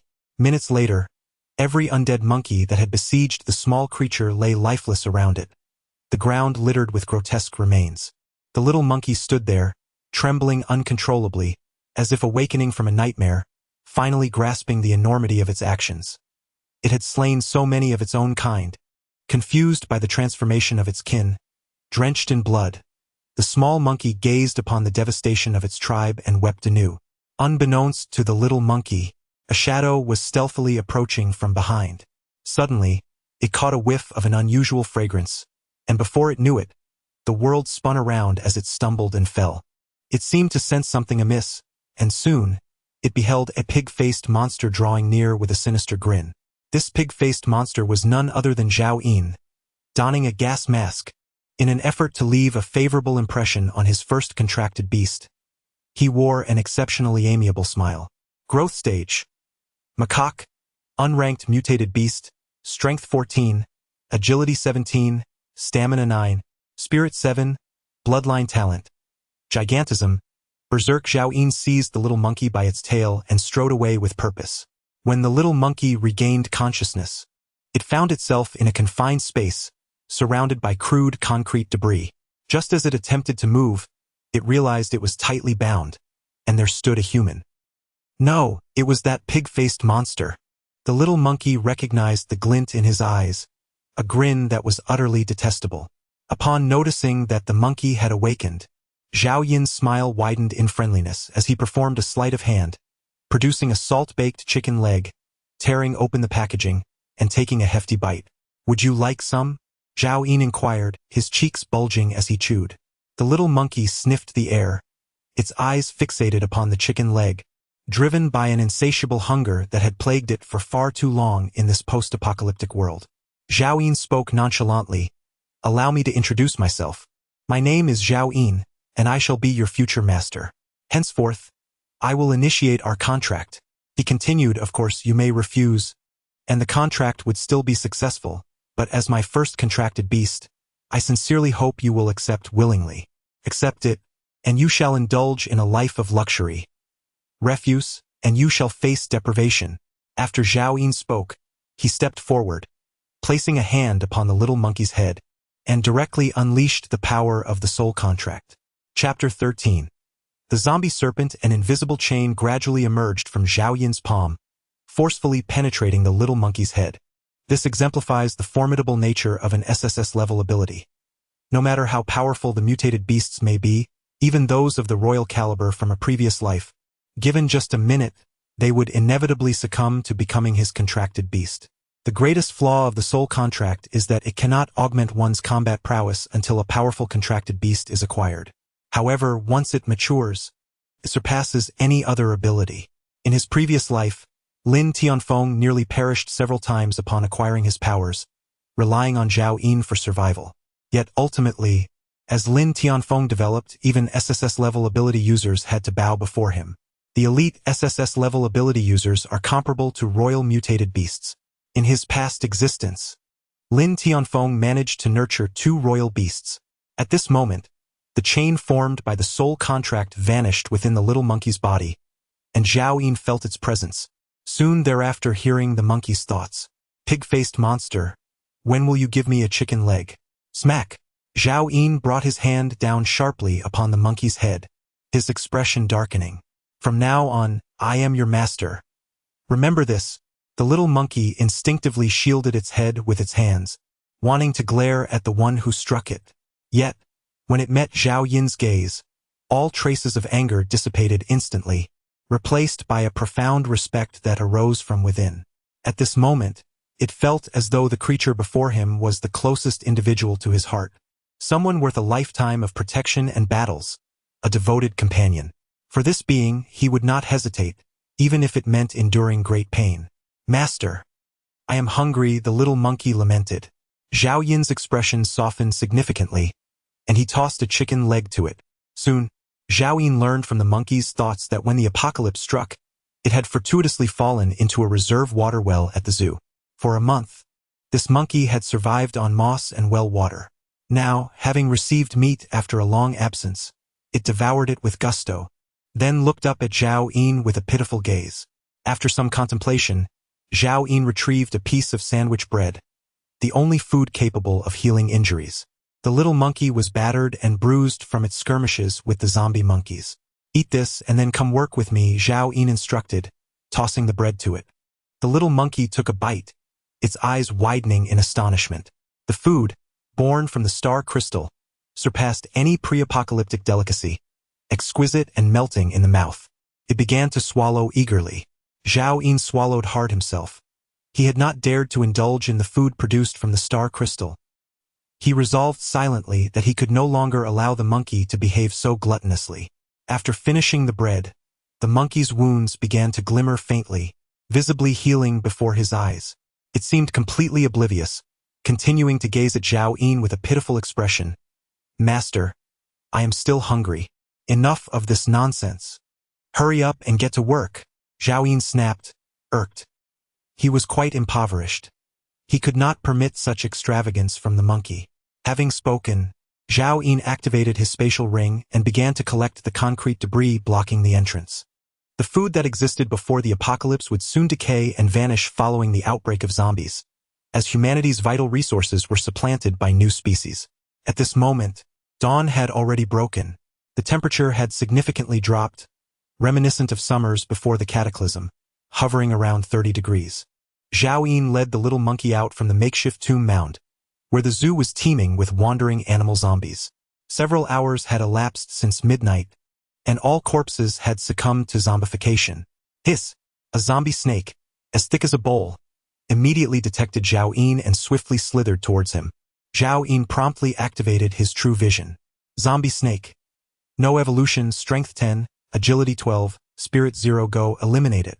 Zhao Yin directly retrieved the butcher's knife and tossed it to the little monkey. Upon receiving the command, the little monkey stepped forward. However, as it approached the zombie snake, the short monkey legs suddenly trembled. What are you afraid of? Its attributes are vastly inferior to yours. Zhao Yin seized the little monkey by the neck and forcefully hurled it towards the zombie snake. The little monkey screamed in terror, caught off guard, as it saw a massive maw lunging towards it. Quickly crouched down, narrowly evading the attack. The zombie snake, driven solely by its predatory instincts, quickly attempted to ensnare the little monkey after missing its strike.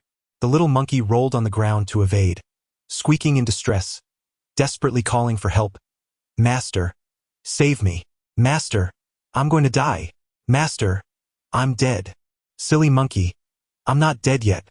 Zhao Yin scolded, kill it and you will survive. In the future, you can enjoy a life of luxury with me. If you cannot slay it, then consider yourself its meal. He produced a pack of corn sausages, tore open the packaging, and prepared to indulge, only to discover that they had begun to sour. Nonetheless, he took a bite, smacking his lips in delight. Delicious. The little monkey sniffed the air and suddenly seemed invigorated, as if infused with energy. Master, eat slowly. I shall take care of this wretched zombie snake right away. Its expression transformed into one of ferocity, baring its teeth. One of its hands swelled to an enormous size, fiercely grasping the zombie snake by its vital point. Then, the little monkey raised a cleaver and struck down with force. Crack! The blow severed a large chunk of rotting flesh from the zombie snake, spewing forth black ichor. Aim for the head. To vanquish a zombie, you must strike at its core. Zhao Yin instructed from the side. With a powerful tug, the little monkey pulled the massive body of the zombie snake closer. The hand rose and the knife fell. Crack! The head of the zombie snake was cleanly severed, not even twitching before it fell silent. Chapter 14. Steamed bun. After slaying the zombie snake, the little monkey scampered toward Zhao Yin, brimming with excitement. Its demeanor transformed from that of a fearsome mutant beast to one of endearing innocence. Master, I have slain that foul snake. Zhao Yin patted its head and praised. Well done. Remember, you are a powerful mutant beast.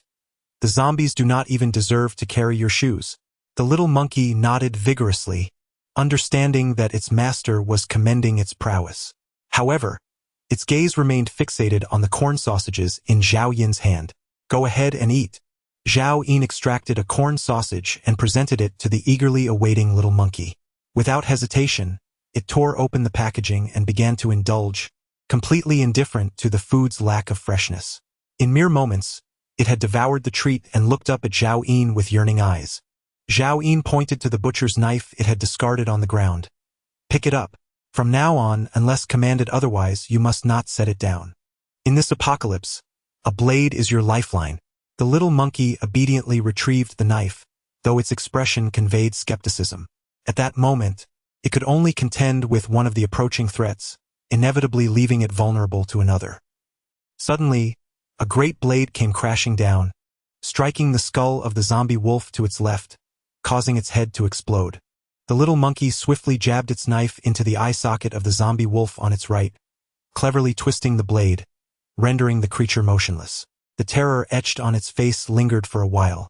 Out in the wilderness, one must remain ever vigilant.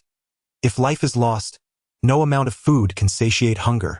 Zhao Yin sheathed the bone-cutting knife but refrained from offering the remaining corn sausage to the little monkey. It lowered its head, discontent simmering beneath its embarrassment. As Zhao Yin advanced with the knife in hand, he was intentionally nurturing this little creature. He did not wish to treat his contracted beast as merely a weapon, as Lin Tianfeng had in his previous life.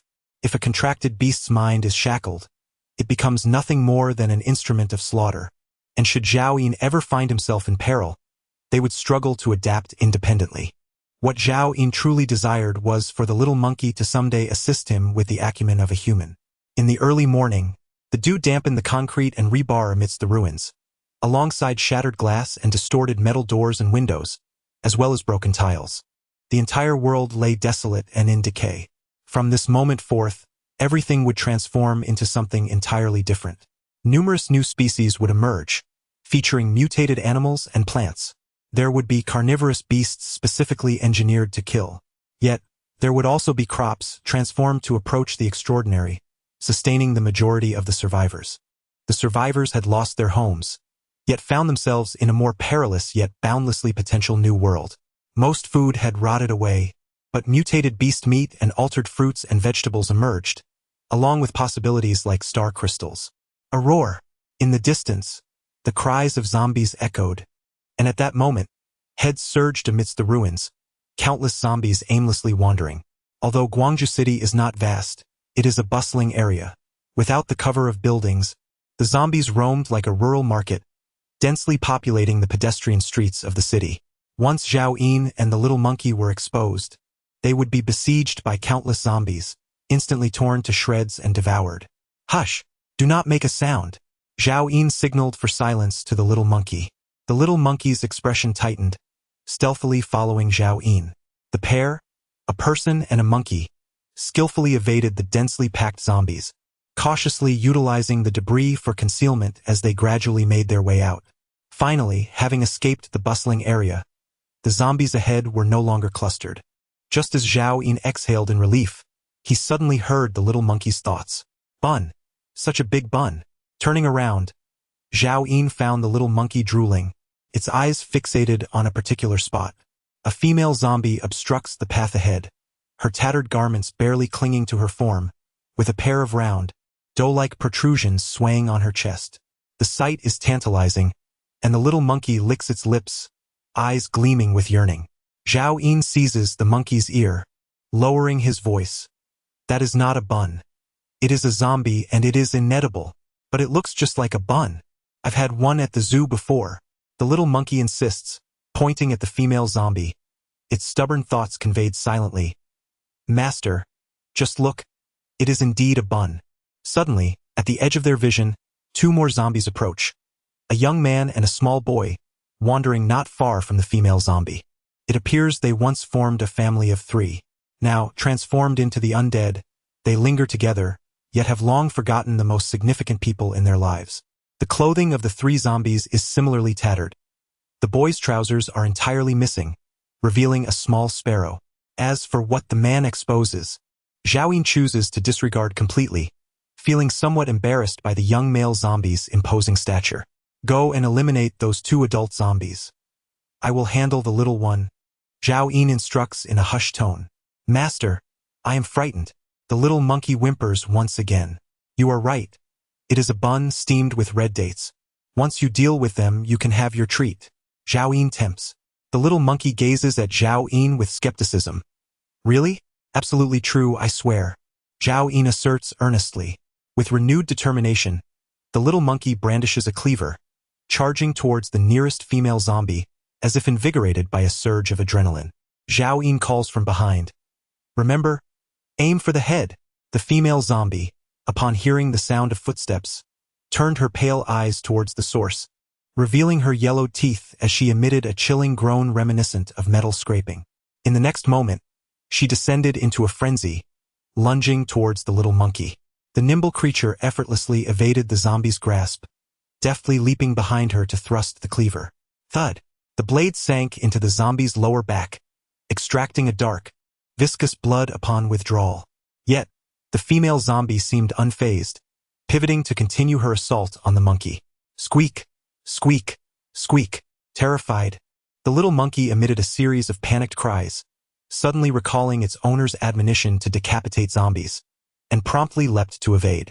Meanwhile, two other zombies, alerted by the commotion, charged towards the little monkey, roaring with ferocity. Roar, roar, roar. Squeak, squeak, squeak. In a flurry of distress, the monkey communicated telepathically with Zhao Yin, pleading for rescue. Stop screaming. Do you wish to attract more zombies? Zhao Yin scolded vehemently. Foolish monkey, I told you to strike at their heads. Do you comprehend? As he berated the creature, Zhao Yin brandished his bone-cleaving knife and advanced, shattering the skull of a child zombie with the knife spine before intercepting a male zombie. Witnessing this, the little monkey finally regained its composure. Fueled by anger from the female zombie's assault, its grip on the cleaver expanded and elongated, swinging forward with newfound vigor. Thud! The blade cleaved the female zombie's head in twain. In the next instant, it beheld Zhao Yin preparing to dispatch the male zombie. "Master, let go of that zombie. Allow me." Fearing its owner might deny it the bun, urgency surged within, and the little monkey's furry legs rapidly expanded in size, taking a formidable stance before Zhao Yin. Thud! The slaughtering knife plunged into the eye socket of the male zombie, dark brown brain matter splattering onto Zhao Yin's face. The skirmish concluded with remarkable simplicity. "Master, may I eat that bun?" The little monkey pointed at the female zombie, gazing at Zhao Yin with an expression of eager anticipation. Zhao Yin wiped the brain matter from his face and, with a swift motion, slapped the little monkey on the head. "All you think about is food." He had never imagined that the once formidable and majestic mutated monkey could be so foolish and gluttonous at the onset of the apocalypse. The little monkey, unfazed by the slap, continued to stand before Zhao Yin on its long legs, eyes wide with longing. "Go and eat," Zhao Yin commanded, glaring at it. Chapter 15. Evolutionary potion. The little monkey's face lit up with joy as its long legs quickly shrank, leaping towards the corpse of the female zombie. It extended its furry hand to grasp at the remains. Suddenly, the little monkey froze, though it lacked formal education, being merely 6 months old. It was not devoid of intelligence. "Why aren't you eating?" Zhao Yin asked impatiently. He pulled a piece of slightly moldy bread from his spatial ring. "I don't have a bun, but there are a few pieces of bread." The little monkey took the bread. Its spirits instantly lifted.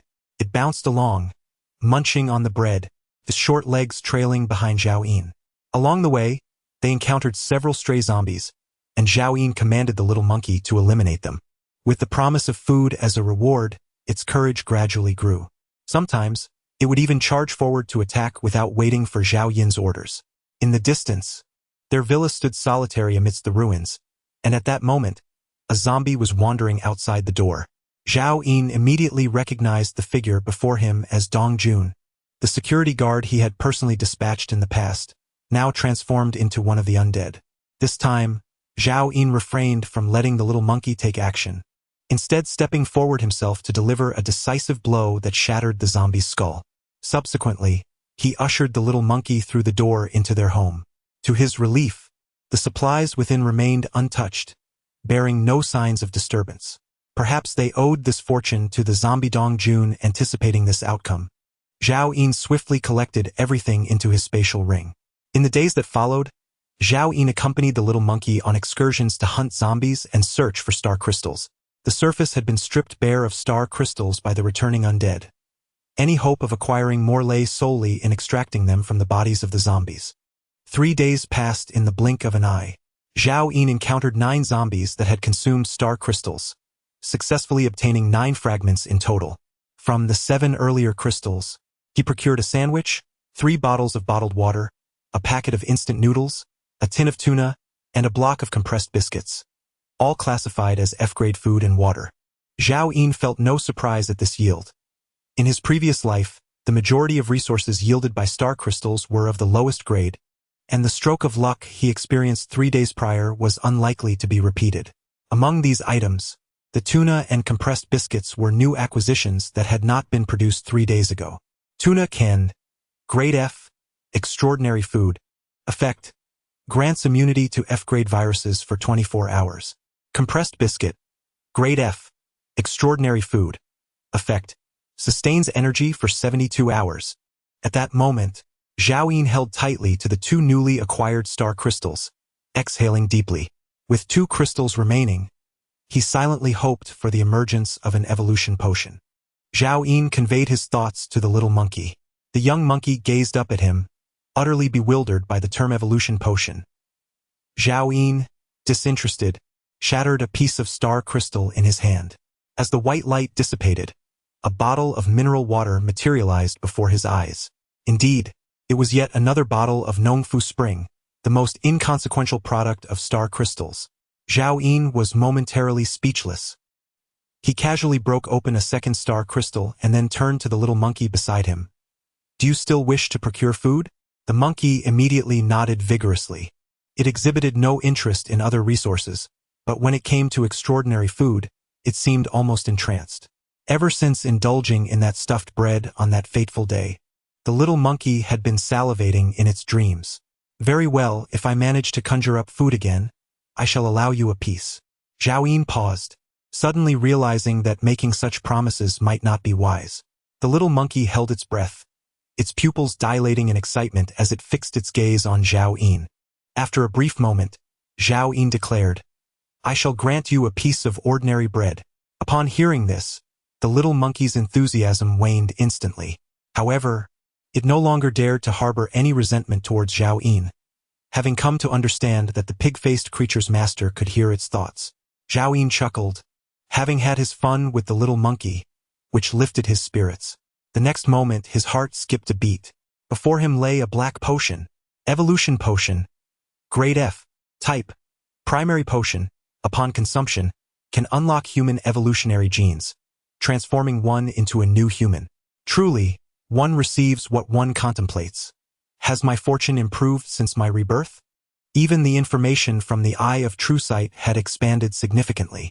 Zhao Yin eagerly seized it, exclaiming with delight, Monkey, today you shall have not one, but 2 pieces of bread. The little monkey gazed at the evolution serum in its hands, sensing the turmoil within its master's heart, and let out a couple of despondent squeaks. After Zhao Yin tossed 2 pieces of moldy bread to the little creature, he swiftly secured the door, extracting all the extraordinary food from his spatial ring, save for a can of tuna that promised immunity against viruses. In response to the monkey's forlorn gaze, Zhao Yin tore open the packaging of all the extraordinary food and began to consume it voraciously. The little monkey was momentarily stunned, the moldy bread slipping from its grasp and falling to the ground. Its saliva dripped down in disbelief as it watched its master. Just 2 days prior, Zhao Yin had remarked that these extraordinary provisions were reserved for emergencies. Why was he consuming them all? Hadn't he stated that such food could save both their lives in dire moments? It dawned on the monkey that its master had been hoarding these supplies solely for himself, offering none to it. Zhao Yin continued to devour the extraordinary food, for what he truly sought was merely the ability to stave off hunger. In his previous life, upon acquiring his first vial of evolution serum, he had been unaware of its side effects. When the effects surged, he had consumed all the food accumulated over 6 months with Lin Tianfeng in one sitting, barely escaping starvation. The horrific sensation of hunger was something Zhao Yin could endure, but the damage inflicted upon his body due to insufficient nutrition required weeks of recuperation to heal. The zombies outside were also on the verge of evolving. Zhao Yin had little time to waste, thus he opted to consume the majority of the extraordinary food. Meanwhile, aside from those fortunate enough to have ingested star crystals, the ordinary zombies were soon to form corpse crystals within them. The corpse crystal not only enhances Zhao Yin's evolutionary prowess but also augments the little monkey's strength. Once he consumes the evolution potion, he will finally possess some degree of self-defense against the zombies. After devouring the extraordinary food, Zhao Yin took out 5 bottles of Nongfu spring water, gulping down 3 of them until his stomach felt round and taut, at which point he ceased. The little monkey watched him, swallowing in anticipation. Zhao Yin declared, Once I become an evolved being, tomorrow we shall venture forth to slay more zombies, and you shall be the first to partake of the extraordinary food we acquire. The little monkey gazed at him with skepticism. Zhao Yin then retrieved nearly 100 pounds of spoiled ordinary food from his spatial ring, stacking it before him for later use. He subsequently opened the evolution potion. Gulp! The potion coursed down his throat, and an intense agony surged throughout his body, each muscle feeling as though it were being ground to dust and then reformed. Simultaneously, Zhao Yin's physique visibly thinned. His once rounded belly gradually contracted as the extraordinary food was rapidly consumed. 10 minutes later, Zhao Yin was flushed crimson, sweat pouring from him like a fountain, as dark stains seeped from his pores, filling the room with a foul odor. This excruciating pain was unbearable for the average person. It was said that many in his previous life succumbed to suicide under its weight, while others with wavering resolve perished from the torment. Zhao Yin gritted his teeth, involuntary groans escaping his lips. His face contorted in agony as he trembled, reaching for the Nongfu spring and draining it in one breath before hastily tearing open the packaging of the spoiled food. Observing Zhao Yin's trembling hands, the little monkey rushed over to assist in ripping the packaging apart. Surprisingly, it did not indulge in any pilfering. Instead, it fed all the opened food into Zhao Yin's mouth, subsequently pouring water down his throat. At that moment, the monkey resembled a devoted caretaker tending to a bedridden parent. After an hour, Zhao Yin's body ceased its trembling, and his agony began to subside. 2 hours later, despite consuming extraordinary sustenance along with 50 to 60 pounds of ordinary food, his cheeks had sunken in due to emaciation. 3.5 hours later, having devoured over 100 pounds of food, Zhao Yin lay exhausted on the bed, slipping into a deep slumber. Before succumbing to sleep, he commanded the little monkey, "Guard me well, and when I awaken, I shall take you to seek extraordinary food." The little monkey clutched Zhao Yin's bone-chopping knife, squatting faithfully at the foot of the bed, not straying an inch. It appeared as innocent as a child. Chapter 16. The Evolutionary Speed of Zombies' Roar. Several kilometers away from Zhao Yin's villa, a zombie resembling a middle-aged man clawed through concrete, seizing a piece of star crystal and howling skyward. In the next moment, it tilted its head back and swallowed it whole. Despite the agitation of the dozen or so surrounding zombies, none dared to approach and snatch it away. This was the second piece of star crystal consumed by this particular zombie, which was far stronger than any of its nearby counterparts. The injuries on the middle-aged zombie had long since healed, and its body visibly expanded before the naked eye. The air, infused with unknown substances brought by the meteorite, seemed to be drawn into its being by the star crystal within, rapidly augmenting its physique. Within minutes, the middle-aged zombie had grown to over 2 meters in height. His suit had long since been torn, revealing a physique of sinewy muscles, with a chest as solid as iron plates and arms as thick as barrels, resembling the trunks of trees. A terrifying aura erupted from him.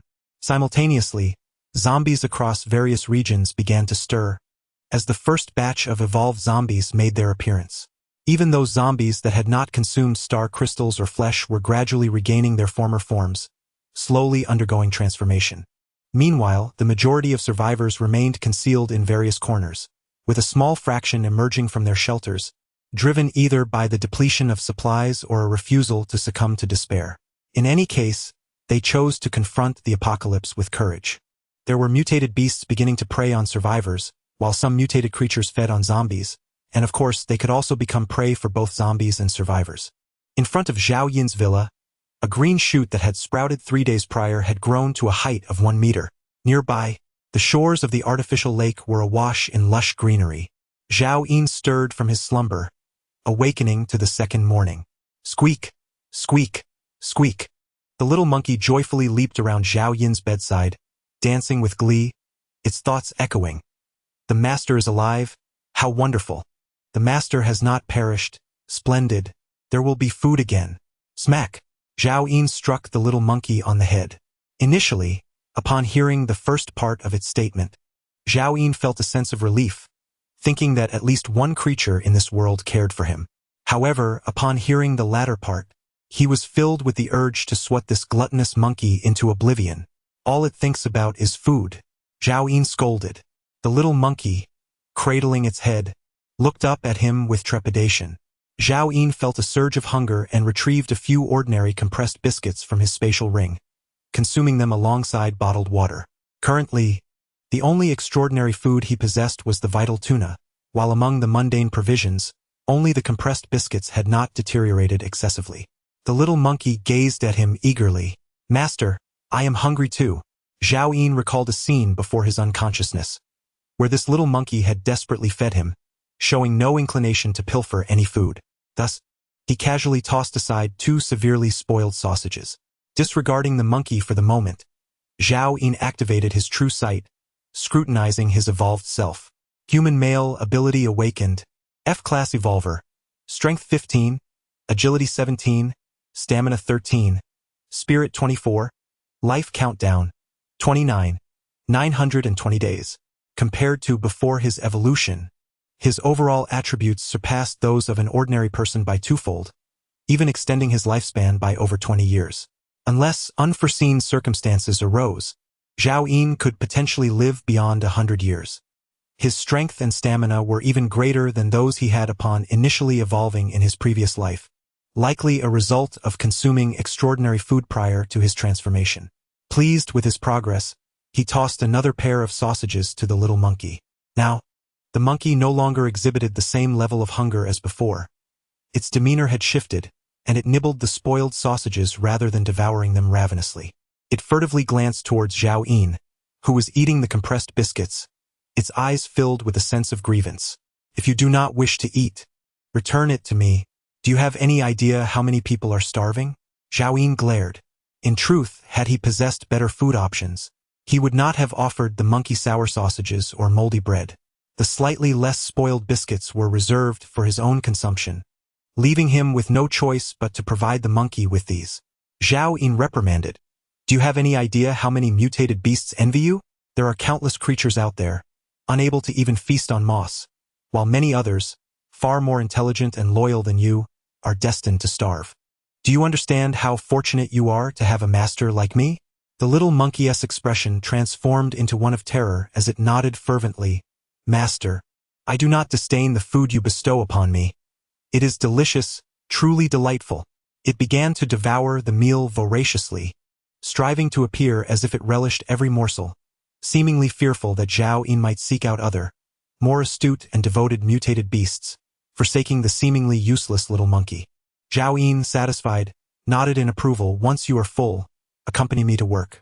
He turned and began to gather his belongings. The food and water had long been secured within his spatial ring, along with pots, bowls, and bedding. Anything that could be carried away was neatly stowed.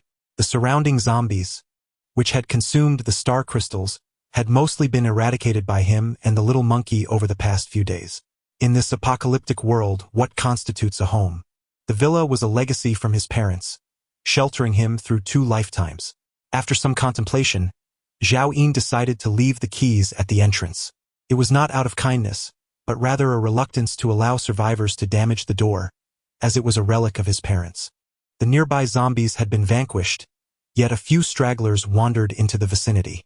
Suddenly, several zombies detected Zhao Yin and the little monkey, instantly charging toward them. Zhao Yin tightened his grip on the bone-chopping knife, his figure darting forward. His physical prowess, now twice that of an ordinary person, granted him astounding explosive strength. The already swift pace, augmented by the E-class equipment of fishnet stockings, rendered his figure almost a blur, stirring up a tempest behind him. Bang! A zombie, caught off guard, was swiftly dispatched by Zhao Yin's precise shot to the head.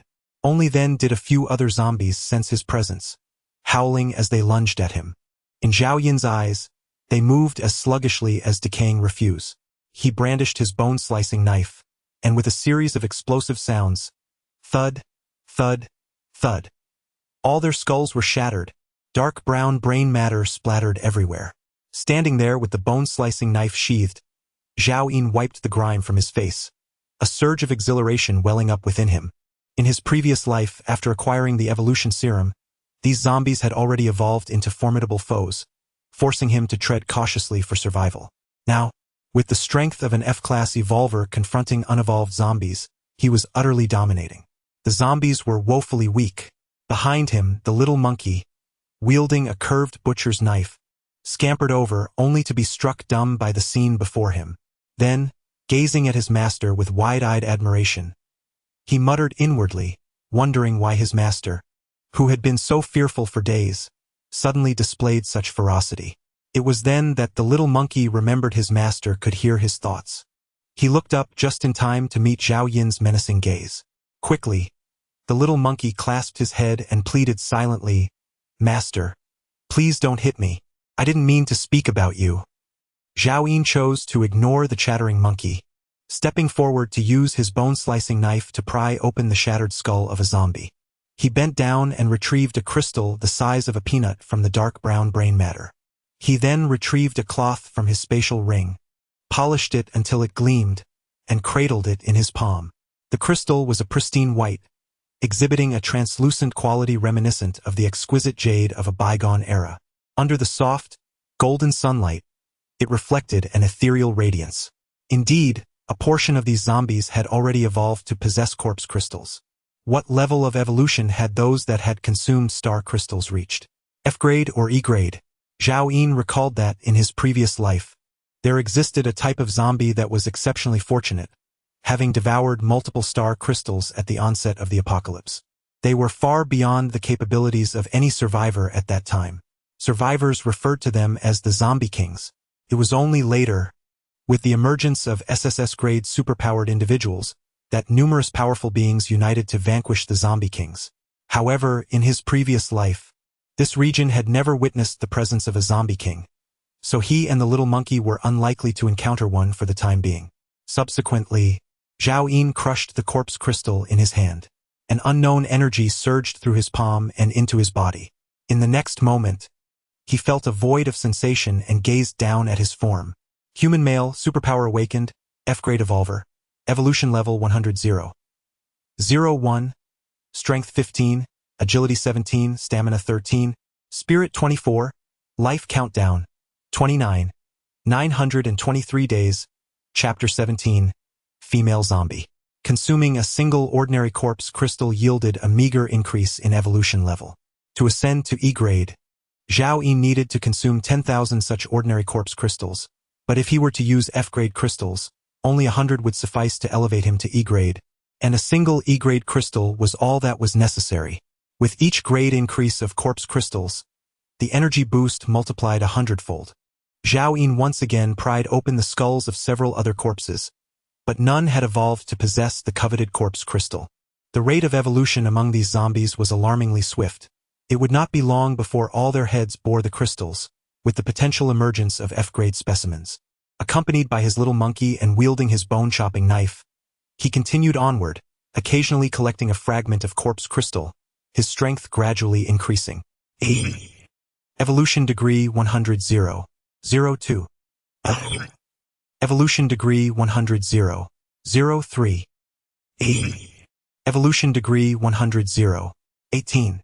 Everything proceeded in an orderly fashion. Ahead lay the remnants of a school, where thousands of zombies loomed ominously, extending endlessly before him. Zhao Yin was taken aback.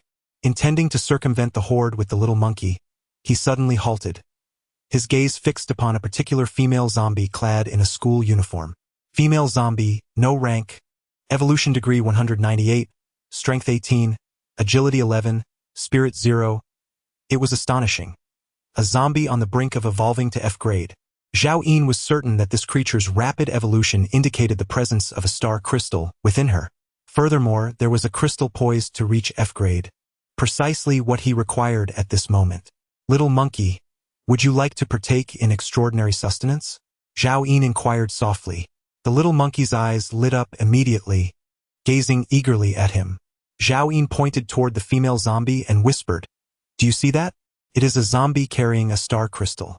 The little monkey turned its head, staring blankly at the dense mass of undead. "Draw the other zombies away. I shall eliminate that one.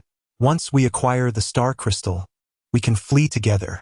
Zhao Yin, with a hint of persuasion in his voice, said, "If what emerges is food, as long as it does not possess healing or antiviral properties, I shall share half with you." The little monkey, swallowing hard, communicated telepathically with Zhao Yin, "Master, should I be captured by a zombie, you must come to my rescue." Zhao Yin reassured him, "Rest assured, as long as I draw breath, I will not allow you to perish first." Over the past few days, the little monkey had accompanied Zhao Yin in vanquishing zombies and had gradually come to master his extraordinary abilities. His legs swelled rapidly, transforming once more into the long limbs Zhao Yin recognized so well. Suddenly, the little monkey let out a piercing scream and dashed out from behind the crumbling wall where he and Zhao Yin had taken refuge. His elongated legs propelled him several meters into the air as he sprinted wildly around the periphery of the horde. The once tranquil world erupted with the cacophony of roaring zombies, akin to a drop of water plunging into a pot of boiling oil. Enraged by the monkey's taunts, the horde surged forward in a frenzied pursuit. The little monkey moved with incredible speed. From Zhao Yin's perspective, Only a flash of a red bottom could be discerned as it darted around the schoolyard, punctuated by terrified shrieks. Only one female zombie remained still. Having recently consumed a star crystal, the energy within her was still in a state of saturation. Thus, she lacked the ravenous hunger for flesh that characterized the other zombies. Zhao Yin, understanding this, had intended for the little monkey to serve as bait to draw the zombies away. "Help me, master! Save me!" The little monkey cried out in terror as the throng of corpses behind him swelled, prompting him to scream even louder. Zhao Yin, undeterred by the little monkey's pleas, awaited the departure of the last few zombies near the female before launching himself forward, his speed reaching its zenith. In truth, Zhao Yin was acutely aware that he was placing the little monkey in grave peril. A creature of lesser rank, a mutated beast employing its extraordinary abilities, could not endure for long. Should the little monkey lose its long, agile legs, it would instantly become fodder for the zombies. The howling winds rushed past Zhao Yin's ears as he leapt into action, closing the distance to the female zombie, now merely 7 or 8 meters away. With a sudden surge, he raised the bone-slicing knife high and aimed for the zombie's head. At that moment, the female zombie seemed to sense something, slowly lifting her gaze towards the descending Zhao Yin. Her lifeless, fish-like eyes betrayed no emotion. Instinctively, she raised her hand to grasp the descending blade.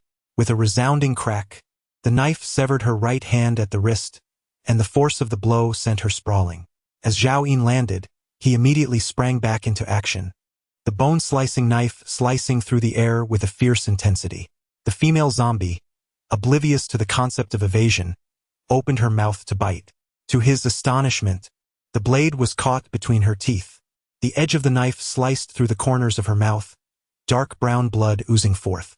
Her 2 rows of yellowed fangs penetrated the blade, indicating that this zombie had evolved, her teeth now at the F-grade level. Zhao Yin had no intention of withdrawing his weapon. Without hesitation, he released his grip, and simultaneously, a butterfly knife appeared in his palm from the spatial ring. Enhanced by the speed granted from his fishnet stockings, he swiftly maneuvered behind the female zombie, and with the butterfly knife, he effortlessly severed her neck as if slicing through tofu. In the next instant, he turned and seized her hair, decisively removing her head.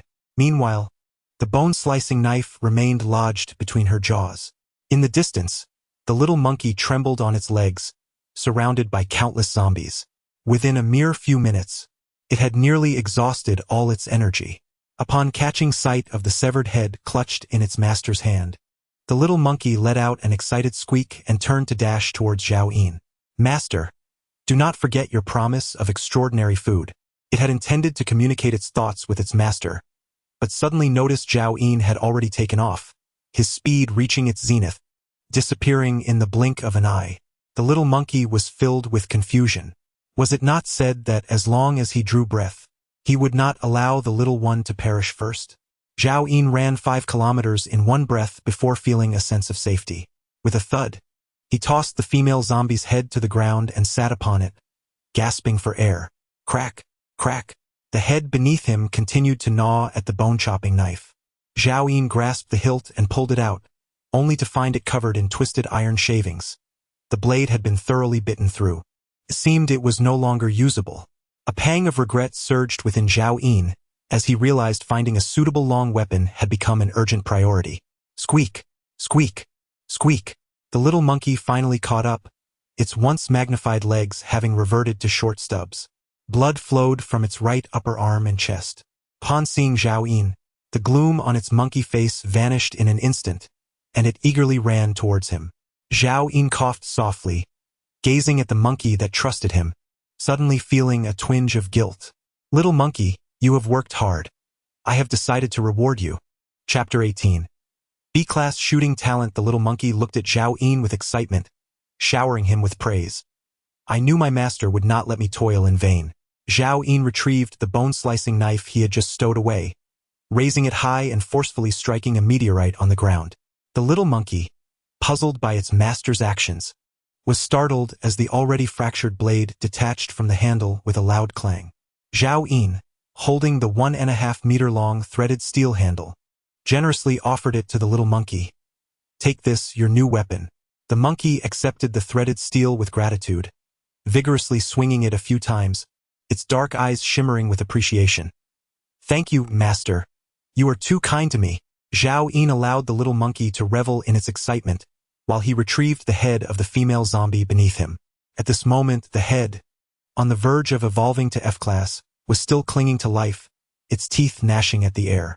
Zhao Yin kicked the head towards the little monkey's feet and instructed, "Test its power? Smash it." The little monkey, eager to try out its new weapon, raised the steel rod and brought it down with force. The head of the female zombie exploded like a watermelon, brain matter splattering everywhere. Zhao Yin approached, extracting 2 crystals from the splattered remains. One was slightly larger than a peanut, resembling mutton fat jade, the corpse crystal of the female zombie, just a notch below an F-class crystal. The other was, of course, the star crystal that Zhao Yin cherished most. After a moment's contemplation, he chose not to absorb the corpse crystal immediately, instead observing the little monkey, which was diligently wiping the brain matter off the steel rod. Its movements were exceedingly earnest, treating the newly gifted weapon with a tenderness reminiscent of how Zhao Yin had once cherished his lovers before the apocalypse. Now, as Zhao Yin aspired to evolve to E-class, he still required nearly 100 F-class corpse crystals. However, if this corpse crystal were given to the little monkey, it might very well allow it to evolve from a non-ranked state to an F-level. The physical attributes of a non-ranked little monkey already rival those of an F-level evolved being. Should it evolve to F-level, it would undoubtedly be capable of confronting E-level zombies. Enhancing the little monkey's strength is tantamount to augmenting Zhao Yin's own power.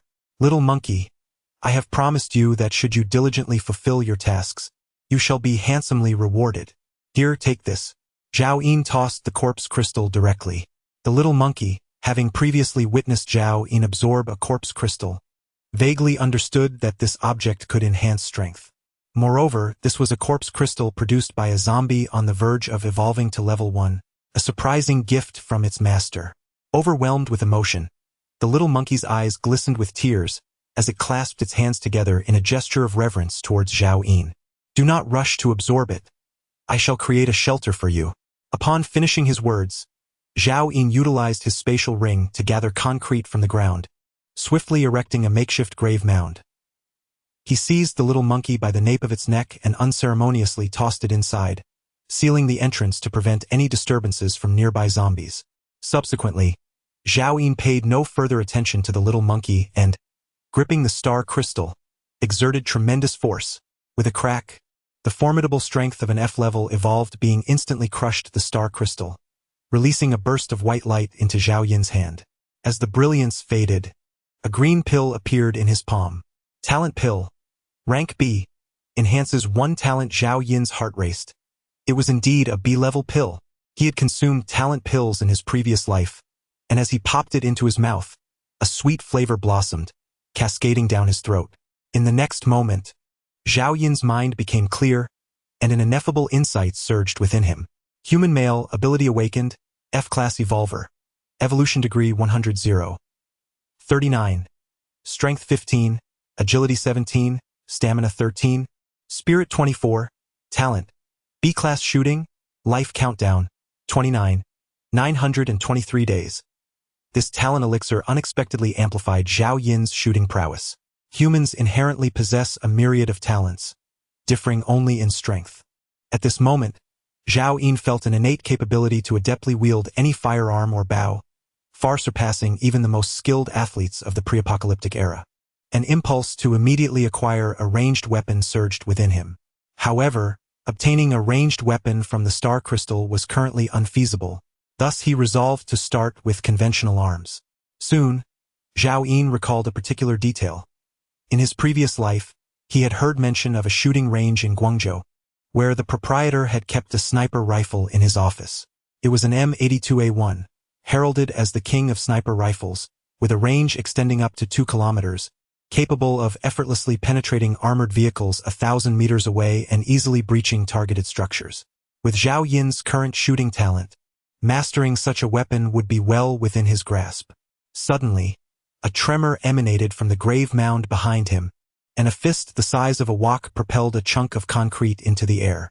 Following this, a terrifying figure gradually emerged. towering at an imposing 2 meters. It was covered in golden fur, its muscles resembling the gnarled roots of ancient trees, with an arm as thick as Zhao Yin's waist. Instinctively, Zhao Yin activated his true sight. Growing up monkey. F-grade mutant beast, strength 28, agility 36, stamina 24, spirit 9, bloodline talent. Gigantism, frenzy. It indeed did not disappoint him. The little monkey successfully evolved to F-grade. Except for its mental prowess, all attributes were nearly doubled compared to Zhao Yin's. Faced with this colossal creature, even though Zhao Yin had mentally prepared himself, he could not help but feel a tremor of trepidation. The little monkey could now fully achieve gigantism, and even with all of Zhao Yin's equipment, he might not stand a chance against it. With a vigorous shake, the little monkey dislodged the dirt clinging to its fur, showering Zhao Yin in the process. Smack! Zhao Yin leapt up and playfully swatted the little monkey on the head. So impressive. Have you forgotten about me right after your evolution? It seemed to have taken the liberty to venture out on its own. Zhao Yin beckoned with his finger, and the little monkey hurried over to him, bowing and earnestly trying to ingratiate itself. Zhao Yin scrutinized the little monkey's restored appearance. It appeared significantly larger than before its evolution. Come, let us venture forth to slay some zombies and test your newfound abilities. Master, I am hungry again. The little monkey tugged at Zhao Yin's pant leg. Zhao Yin pondered for a moment, acknowledging that it had indeed consumed very little today. In truth, the optimal sustenance for mutant beasts was the flesh of other mutant beasts. Unfortunately, since the onset of the apocalypse, Zhao Yin had encountered only this one mutant beast. Otherwise, even then, Zhao Yin would not have allowed it to feast on beast meat, preferring instead to have another contracted beast by his side. He sensed the dwindling supplies within his spatial ring. There was scarcely any food left. Deciding to discard the most severely spoiled bread, Zhao Yin tossed all 6 pieces to the little monkey.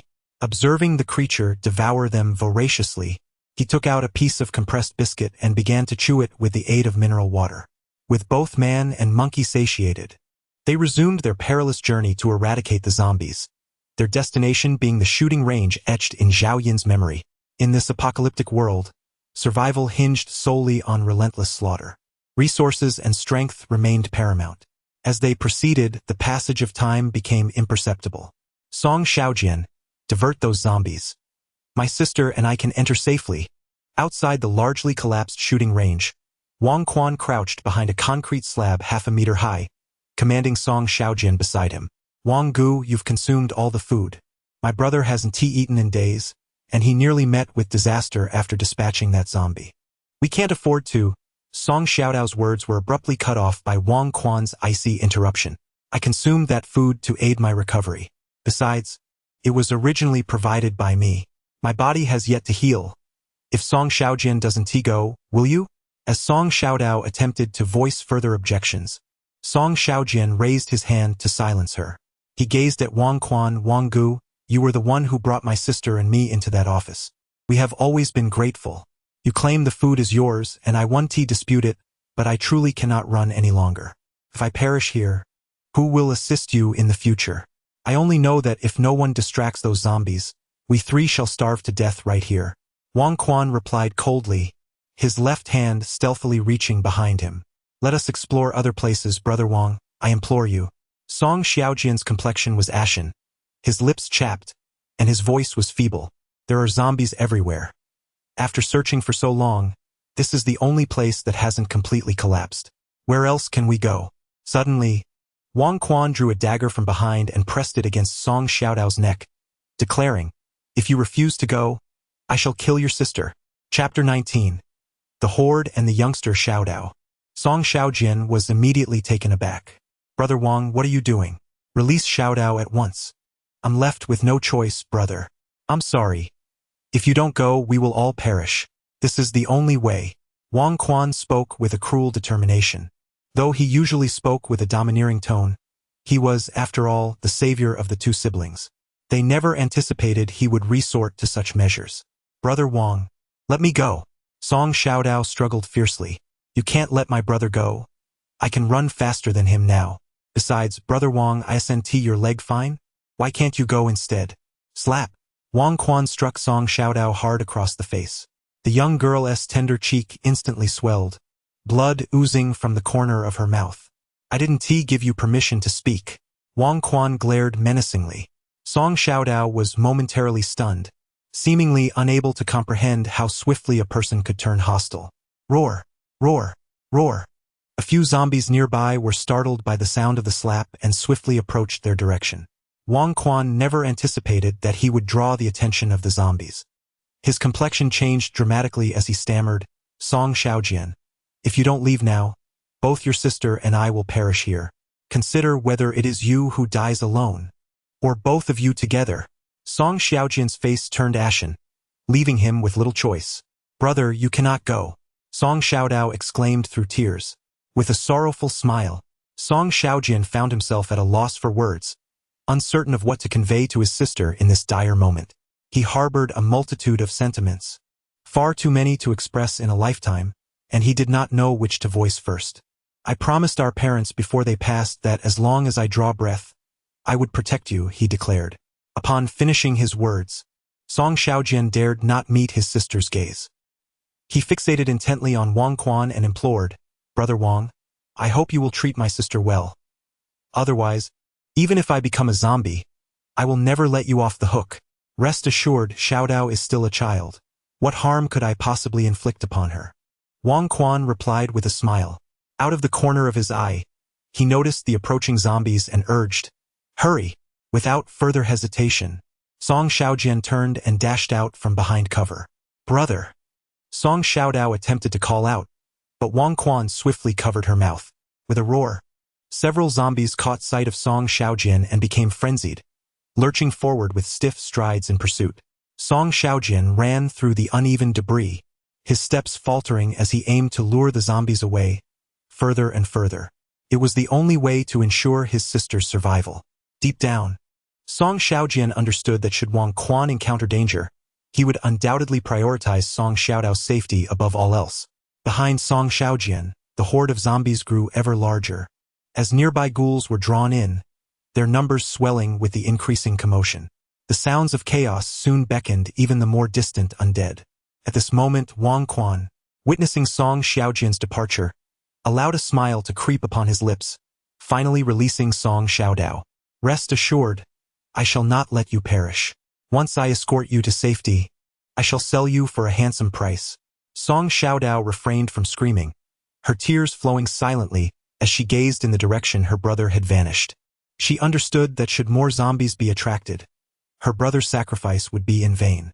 She vowed to survive, to live on for him, longer than anyone else. Let us proceed and find something to eat. Wang Quan brushed off his trousers, rising to his feet, and strode towards the largely collapsed entrance of the shooting range. She followed behind him without uttering a word. From a distance, Zhao Yin caught sight of the ominous tide of zombies, far more numerous than those he had encountered at the school, at least 5,000 or 6,000, densely packed, pursuing a solitary youth. Nest of horrors! Zhao Yin could not suppress his expletive. How was it that no one had warned him of the impending horde at the shooting range? Quickly, he led the little monkey to evade the threat, never once contemplating rescuing the boy. What a stroke of bad luck! He cursed inwardly, perplexed as to how an ordinary boy, lacking even the qualities of an evolved being, could attract such a multitude of zombies. Zhao Yin and the little monkey circumvented the chaos, waiting for the youth to lure the horde away, before making their way back outside the shooting range. At that moment, not a single zombie remained nearby. It appeared that the boy had deliberately drawn all the undead away. Zhao Yin's confusion deepened. Had that boy lost his sanity? Yet soon, he dismissed the thought. In this apocalyptic world, one could encounter all manner of individuals. Perhaps the individual had grown weary of life and sought one last thrill in its twilight.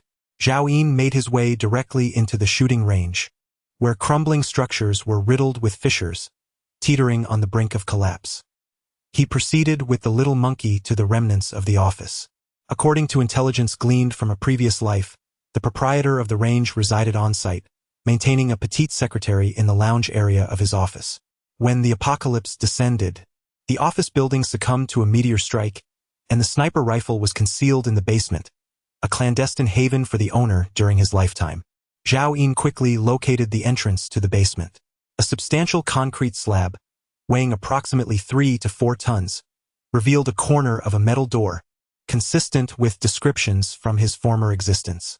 Most would expend tremendous effort to shift such a mass, but Zhao Yun merely activated his spatial ring, causing the immense concrete block to vanish instantaneously. Subsequently, he produced a butterfly knife and, with a swift thrust, pierced the electronic lock, forcefully twisting to sever the spring mechanism. With a decisive motion, he commanded, "Open the door." The little monkey promptly advanced, its form expanding rapidly, transforming into a fearsome behemoth cloaked in golden fur, exuding an overwhelming presence. The enormous paw of the monkey grasped the doorknob and gradually applied pressure. Creak, creak, the jarring sound of metal scraping echoed, and with a tremendous effort, the contorted door was wrenched from its hinges. Roar! At that moment, a shadow erupted from within, lunging ferociously at the little monkey.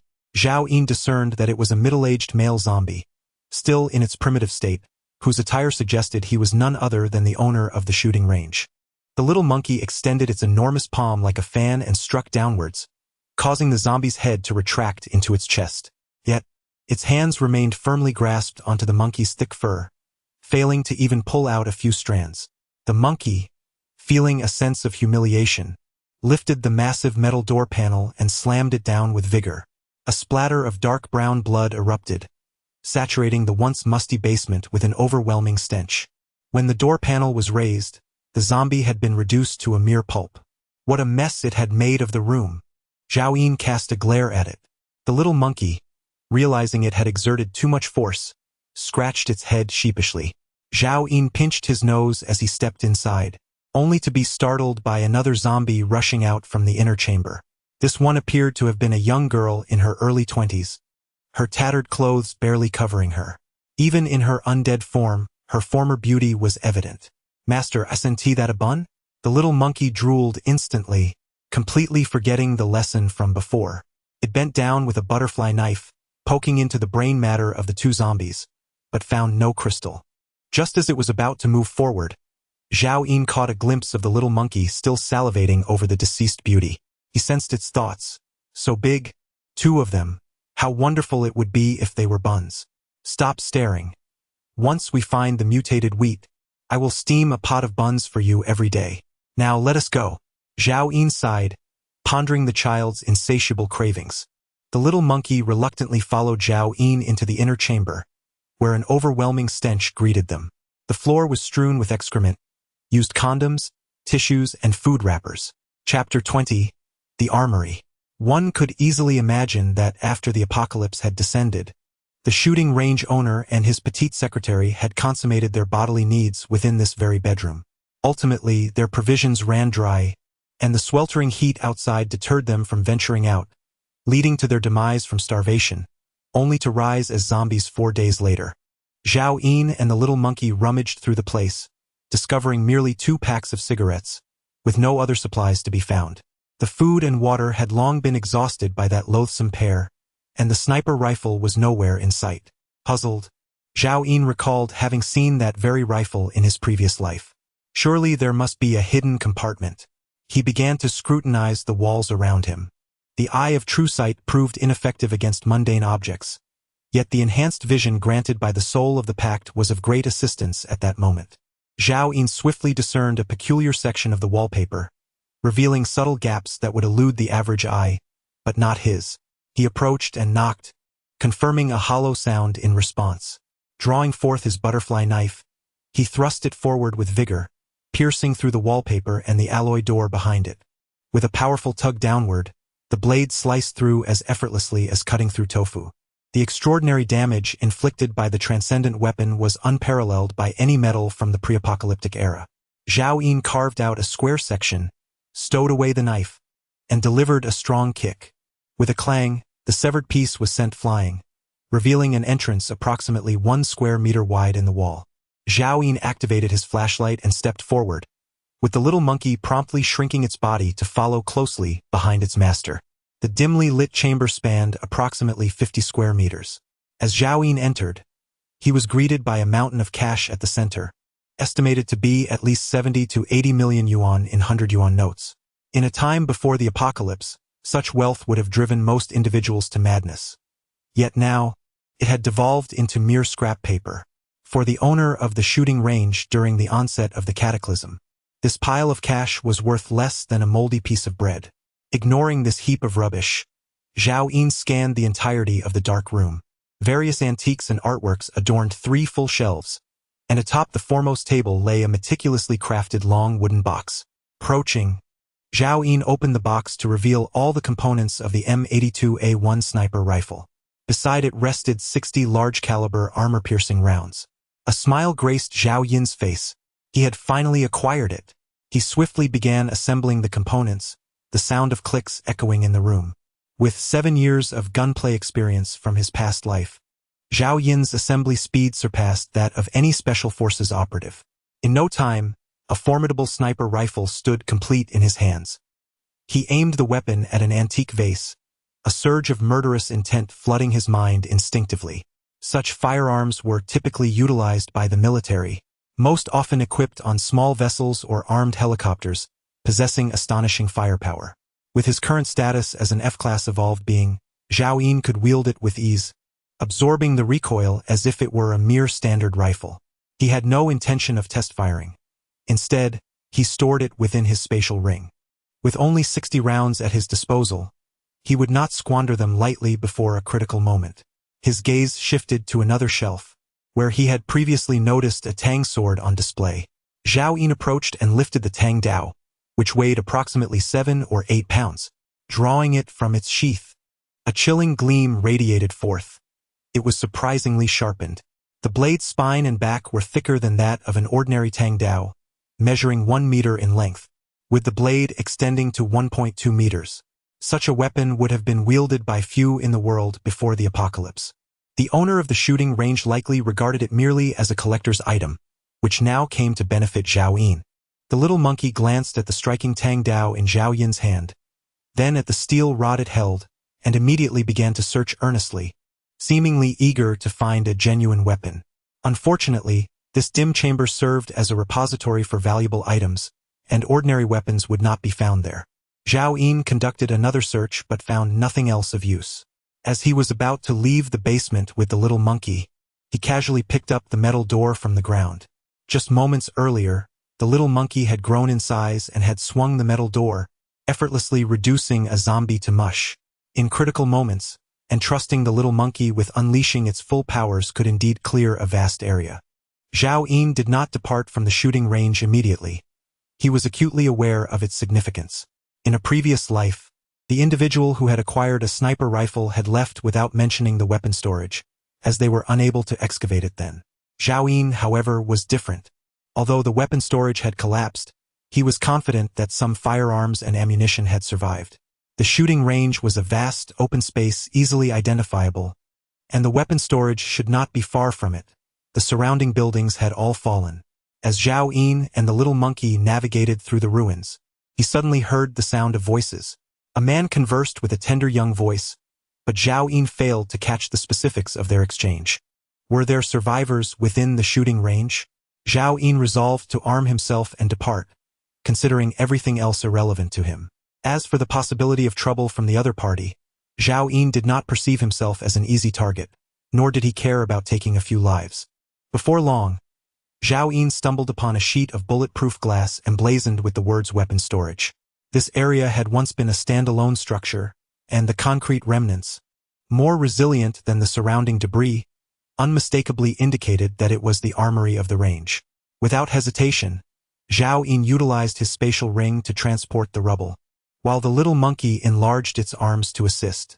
Now classified as an F-level mutated creature, its ability to harness its powers had significantly improved, allowing it to sustain its transformations for longer durations.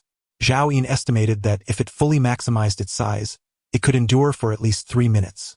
However, merely enlarging its arms would allow the little monkey to maintain that form for a good half-hour. With fervor, the duo toiled away, and after a brief span of 10 minutes, they cleared the debris atop the armory, revealing crushed tables and chairs, distorted metal cabinets, and severed bows and arrows. As they continued their cleanup, They uncovered several composite bows at the outermost layer that had not been completely destroyed. Despite their severe deformities, Zhao Yin managed to salvage numerous usable components, ultimately assembling 3 intact composite bows. Now, let us search for arrows and ascertain how many are still viable. Zhao Yin commanded. The little monkey promptly enlarged its arms, forcefully prying open several misshapen iron chests, spilling forth thousands of arrows within. Most were severely damaged, but upon closer inspection, Zhao Yin counted approximately 100 arrows that remained usable. The significance of these 3 compound bows surpasses even that of the recently acquired sniper rifle, given the scarcity of ammunition. Subsequently, the little monkey unearthed a severely deformed large safe from the clutter. Zhao Yin handed the butterfly knife to the little monkey, who swiftly sliced it open. Inside lay a trove of firearms and ammunition. The long guns were crushed and rendered unusable, while many compact handguns remained intact. Ultimately, Zhao Yin discovered a dozen functional revolvers, along with a substantial stockpile of ammunition. 120 rounds for shotguns and 1,600 rounds for handguns. Regrettably, there were no suitable large-caliber bullets for the M82A1, likely due to the nature of the shooting range S operations or perhaps due to regulatory constraints, resulting in a rather monotonous selection of firearms. The revolvers were relics from the previous century's law enforcement, possessing rather mediocre power. Nonetheless, for the majority in this apocalyptic world, they represented invaluable lifelines. Zhao Yin stored all the weapons in his spatial ring, retaining only 1 compound bow and 50 arrows. He secured the arrows in a quiver and slung them along with the bow on his back for easier access. "Little monkey, let us depart," Zhao Yin instructed. The little monkey promptly complied, and the duo made their way toward the exit. At that moment, Zhao Yin overheard the earlier survivors engaged in conversation. Song Xiaodao, hurry up and get it done. No, I don't want to. It's so disgusting. Boo-hoo. Damn it, I've had my fill before. If you can't get it up, hurry up, or I'll break your legs. The man's voice was menacing. The little girl's voice trembled with fear. Brother Quan, please, I beg you, spare me. Zhao Yin's expression stiffened as he recalled, just before his demise in a past life, the 3 women who sacrificed themselves to save him, among whom the youngest was named Xiaodao. It seems she also bore the surname Song. Chapter 21. Reunited with Song Xiaodao. Countless individuals in this world share the same name. Could it be mere coincidence? Yet, Zhao Yin resolved to investigate.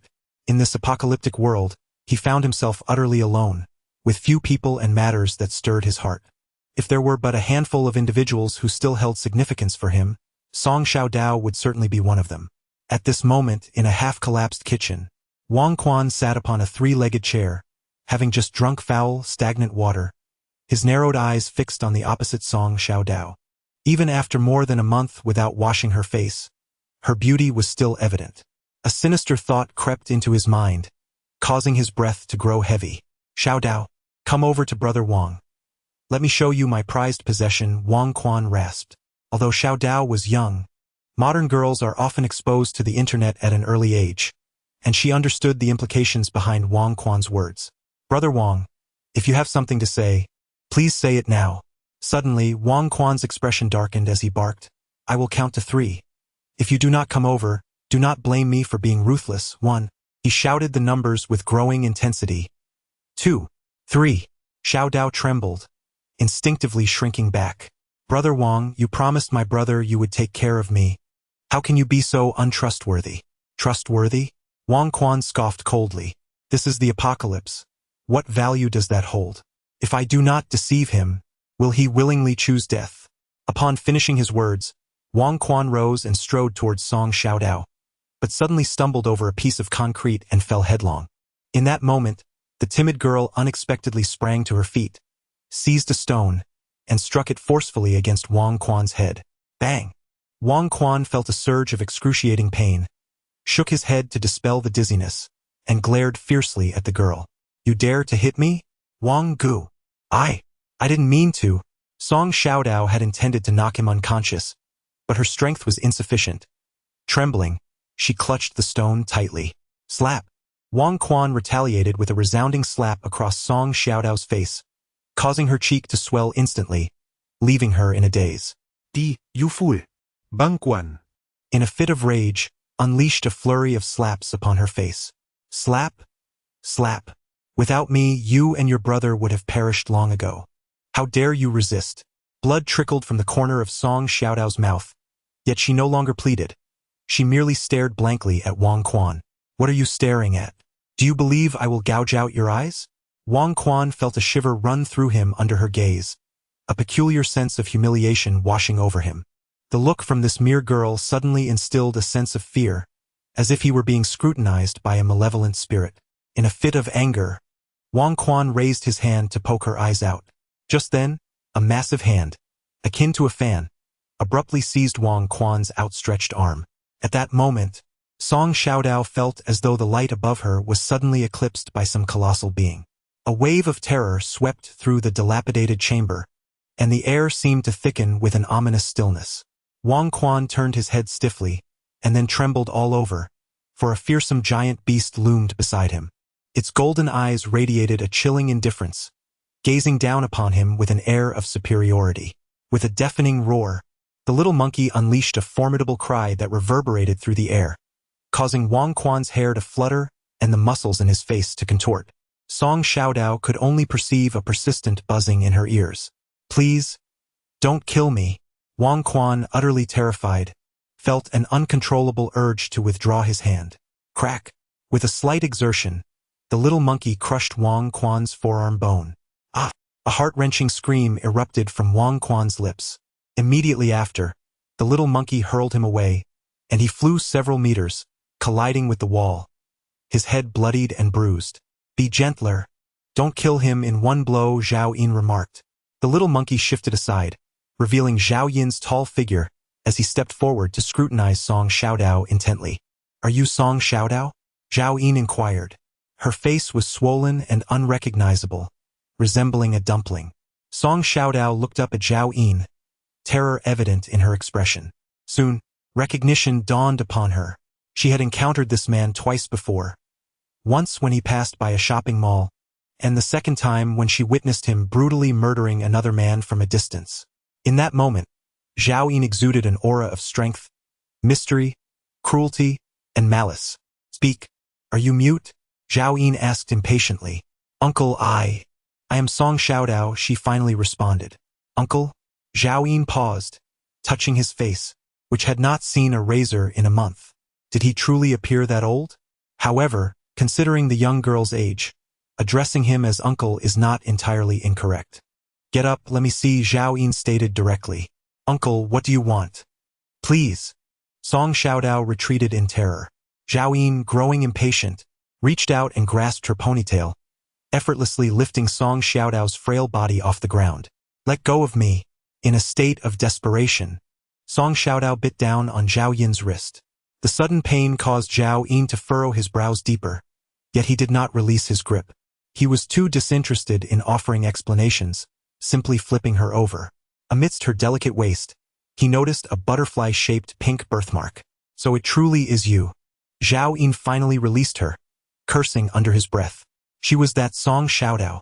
In his previous life, Zhao Yin had never inquired about her background, having encountered her when she was already an adult. The sight of the young girl before him now stirred a sense of agitation within him. Are you raising her like a daughter? Song Xiaodao stared blankly at Zhao Yin, bewildered by the man's actions. Uncle, do you know me? At that moment, a little monkey snorted and leaned its large head toward Song Xiaodao. Ah! Help! Song Xiaodao turned to flee, trembling as she looked at the man and the beast. What do you want, uncle? Zhao Yin frowned and stated plainly, to save you. Song Xiaodao was momentarily stunned, struggling to comprehend the situation. Zhao Yin glanced at her tattered clothing, filthy as if coated in a layer of mud. He retrieved a white t-shirt from his spatial ring and tossed it to her. Change into this. Song Xiaodao was utterly bewildered, completely at a loss as to the intentions of this formidable individual. She quickly lowered her head to accept the clothing and turned her back to change. Standing at less than 1.60 meters, Zhao Yin's shirt appeared almost like a form-fitting dress on her.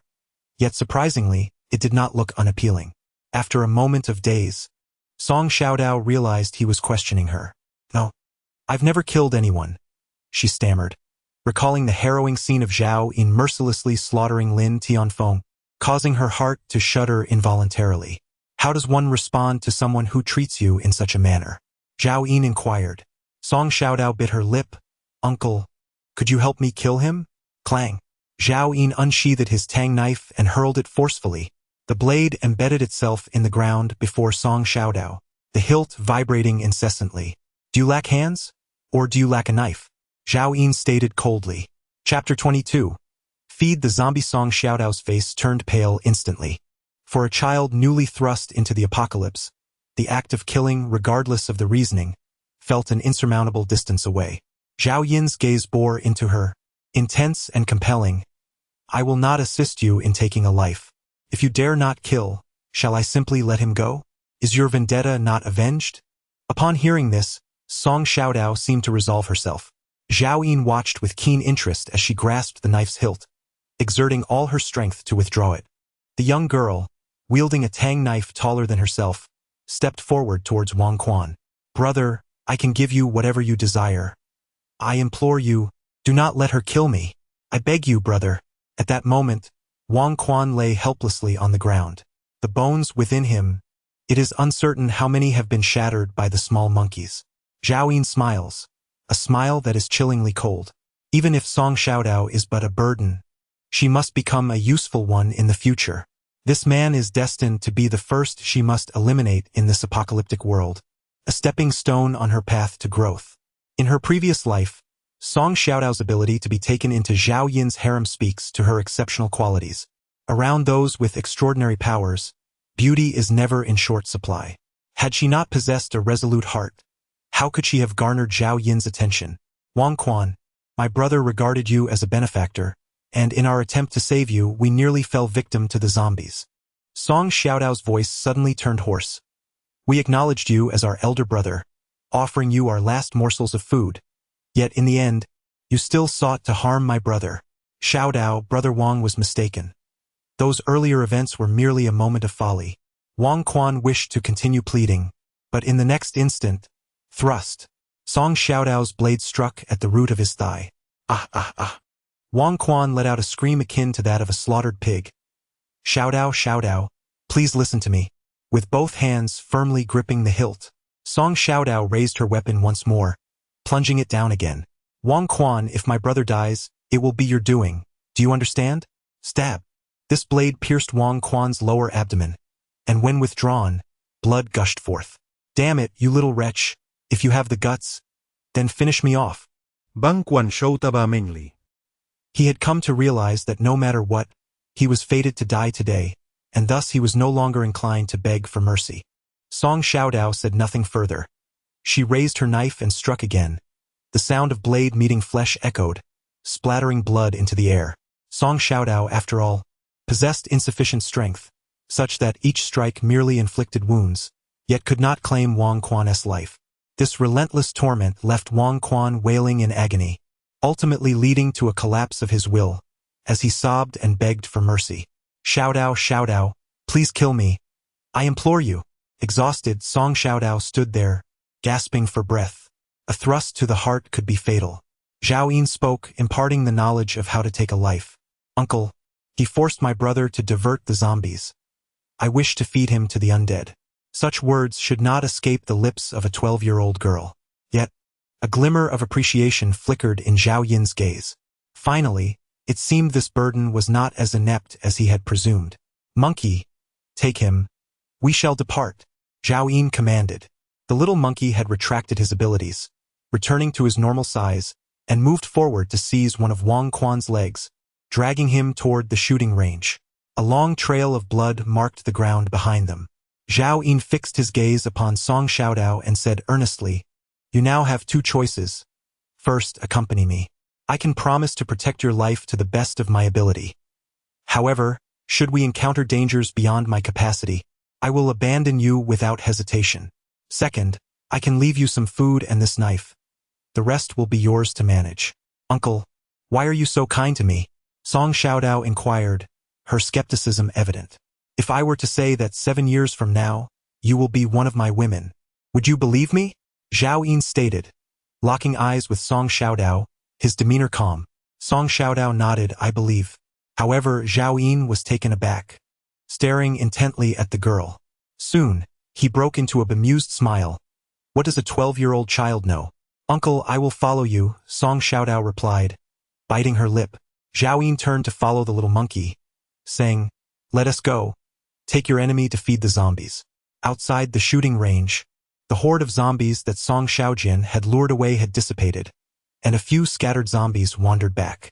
A sharp scream from the little monkey instantly caught the attention of two distant zombies, their frenzy ignited by the scent of blood emanating from Wang Quan, and they lunged forward recklessly. After the scream, the little monkey slowly retreated, hiding behind the door where Zhao Yin and Xiaodao stood. Wang Quan, already on the brink of death, regained some spirit upon seeing the two zombies. Xiaodao, please save Brother Wang, I don't want to die. I beg you, don't feed me to the zombies. Ah, damn it, Xiaodao. In an instant, the two zombies pounced, tearing apart Wang Quan's chest and ripping out his heart, lungs, intestines, and other organs. His mouth gaped wide open, and in his dying moments, his eyes still reflected a sense of unwillingness. Blood bubbled and steamed as the two zombies savagely gnawed and devoured him. Tears glistened in her eyes, yet a faint smile graced her lips. Such an expression was quite to Zhao Yin's liking. He reached out and patted her head. Let us go. Uncle, where are we going? Song Xiaodao asked. To survive, Zhao Yin replied with a mere 3 words. To survive. Song Xiaodao felt a shiver run through her. In this apocalyptic world, all survivors had but one goal: to discover how to endure. Uncle, there were still some edibles in that kitchen just now. Although only rotten meat and moldy rice remain, with a little more cooking, they can still be consumed, Song Xiaodao reminded. She and Wang Quan had just eaten porridge made from rotten meat and were on the brink of starvation, yet she found it not particularly unpalatable. As for whether it would be detrimental to their health, under the looming threat of starvation, such concerns pale in significance. It is likely that many survivors are resorting to such fare, and numerous others long for it yet find it beyond their reach. The rate of food degradation in this post-apocalyptic world is astonishing. The supplies within his spatial ring are nearing inedibility. One can only imagine how unpalatable the remnants in the target range's kitchen must be. He vowed never to descend to such a level of sustenance in his life, nor would he allow such refuse to occupy his precious spatial ring. After all, the storage capacity of the spatial ring is merely 10 cubic meters, and it has already consumed half of that. Zhao Yin furrowed his brow. With an additional mouth to feed, it was time to consider provisions. Uncle, there are zombies ahead. Aren't you going to steer clear? Song Xiaodao observed Zhao Yin heading directly towards the zombies and cautioned him from behind. As her words fell, she saw a composite bow suddenly materialize in Zhao Yin's hand. Whoosh! 2 arrows flew forth, striking the 2 zombies feasting on Wang Quan, their heads exploding like watermelons. The little monkey immediately dashed forward, skillfully prying apart the zombie skulls. Don't move! Zhao Yin suddenly called out to the little monkey, turning to Song Xiaodao and saying, from now on, such tasks will be yours. The little monkey cast a displeased glance at Song Xiaodao. Previously, every time it assisted its master in collecting crystal shards from corpses, it could see the smile of its master. But now, that opportunity to please its owner had been usurped by another. Zhao Yin paid no heed to the unspoken thoughts of the little monkey and approached to retrieve the arrow. He then proceeded to pry open the skulls of 2 zombies, extracting 2 unrefined corpse crystals. As the day wore on, the number of evolved corpse crystals produced by the zombies increased significantly. Even 2 random ones yielded crystals. These entities are known as corpse crystals. Take heed, for every zombie skull will contain 1. Your task is to assist me in collecting arrows and excavating these crystals, Zhao Yin stated while holding the bloodied crystals. Song Xiaodao's expression morphed dramatically, her face swollen. Despite her temperament surpassing that of her peers, the fact remained that these zombies had once been human just a month prior. To seek out objects within their brain matter, I do not retain the useless. If you wish not to assist, feel free to depart, Zhao Yin declared coldly. With that, he crushed the 2 crystals and absorbed their essence. With her head bowed, Song Xiaodao murmured, I will do it. I will comply with whatever you ask, uncle. Trembling, she stepped forward, ready to sift through the brain matter. However, there were no more crystals. Each zombie possessed but a single one. Zhao Yin remarked. For a 12-year-old girl, Zhao Yin's actions were exceedingly cruel. Yet this was the apocalypse. No one could afford to remain a princess. Such tasks would occur frequently henceforth. I will compel you to slay zombies and battle mutated beasts, and perhaps even engage in conflicts with fellow humans. The tranquil life of the pre-apocalyptic era would never return. Death could befall you at any moment. Zhao Yin's demeanor was devoid of compassion. If you still wish to accompany me, you shall uncover my secrets, and I cannot shield them from you indefinitely. So, should you desire to leave later, I shall personally end your life. Chapter 23. Song Xiao Jian has perished upon hearing this. Song Xiao Dao recalled her brother's words from a few days prior. He had said that, in the event of his absence, if she were fortunate enough to encounter that villain, she should follow him and heed his commands. He had also mentioned that only by adhering to such a person could one hope to survive. I will not flee, nor shall I succumb to fear. Song Xiao Dao trembled as she spoke. Suddenly, a ghastly roar emanated from the lifeless Wang Quan, whose body contorted in a grotesque manner before rising straight up from the ground. Blood flowed from his hollow abdomen, and a length of intestine trailed behind him, while his lifeless eyes, akin to those of a dead fish, quickly locked onto Song Xiao Dao, who stood not far away. "Uncle, it has come back to life," she exclaimed in terror, dashing towards Zhao Yin without a moment's hesitation. "It has merely transformed into a zombie," Zhao Yin remarked calmly as he produced a butterfly knife and offered it to Song Xiao Dao. "You must slay it." Initially intending to retreat behind Zhao Yin, she was taken aback by his words. Just moments ago, he had stated that she would one day have to personally kill a zombie. She had thought that day was far off, but now she was being urged to act. I am afraid I cannot kill it." The recently awakened zombie moved with stiffness. "You can indeed defeat it, and this will serve as invaluable practice. When you inevitably face a zombie alone in the future, you will possess the experience necessary for survival." Zhao Yin's gaze conveyed an unwavering certainty as he extended the butterfly knife once more. "Go, I shall not repeat myself." Taking the butterfly knife with gritted teeth, Song Xiao Dao steeled herself and approached the zombie that was once Wang Quan, gradually coming into focus with its grotesque form. The nose and eyes had just been devoured by the recently awakened zombie, its body still drenched in crimson blood, the foul stench palpable from several meters away. It was more nauseating than the odors of a slaughterhouse. "Roar!" Wang Quan emitted another chilling growl, hastening towards Song Xiao Dao. However, the newly revived zombie, with much of its muscles and sinews consumed, had barely begun to recover and moved no faster than a snail. Song Xiao Dao felt her entire body weaken, just managing to evade its lunge. She circled behind it and aimed for its nape. Zhao Yin shouted. Gritting her teeth, Song Xiao Dao steeled herself, instinctively heeding Zhao Yin's counsel.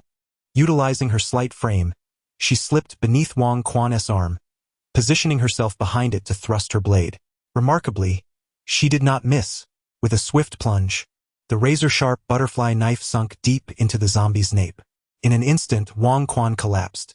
Trembling uncontrollably, Song Xiao Dao stared blankly at the scene before her, scarcely able to believe that she had slain a terrifying zombie.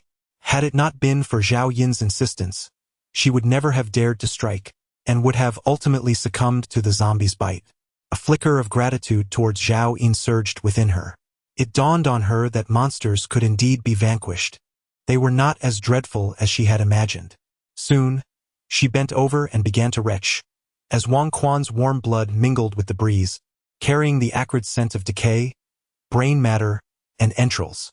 Not far off, 3 more zombies wandered aimlessly. Zhao Yin nocked an arrow, swiftly releasing several shots that obliterated the heads of the 3 zombies. Frowning, he turned to Song Xiao Dao and urged, "Get to work."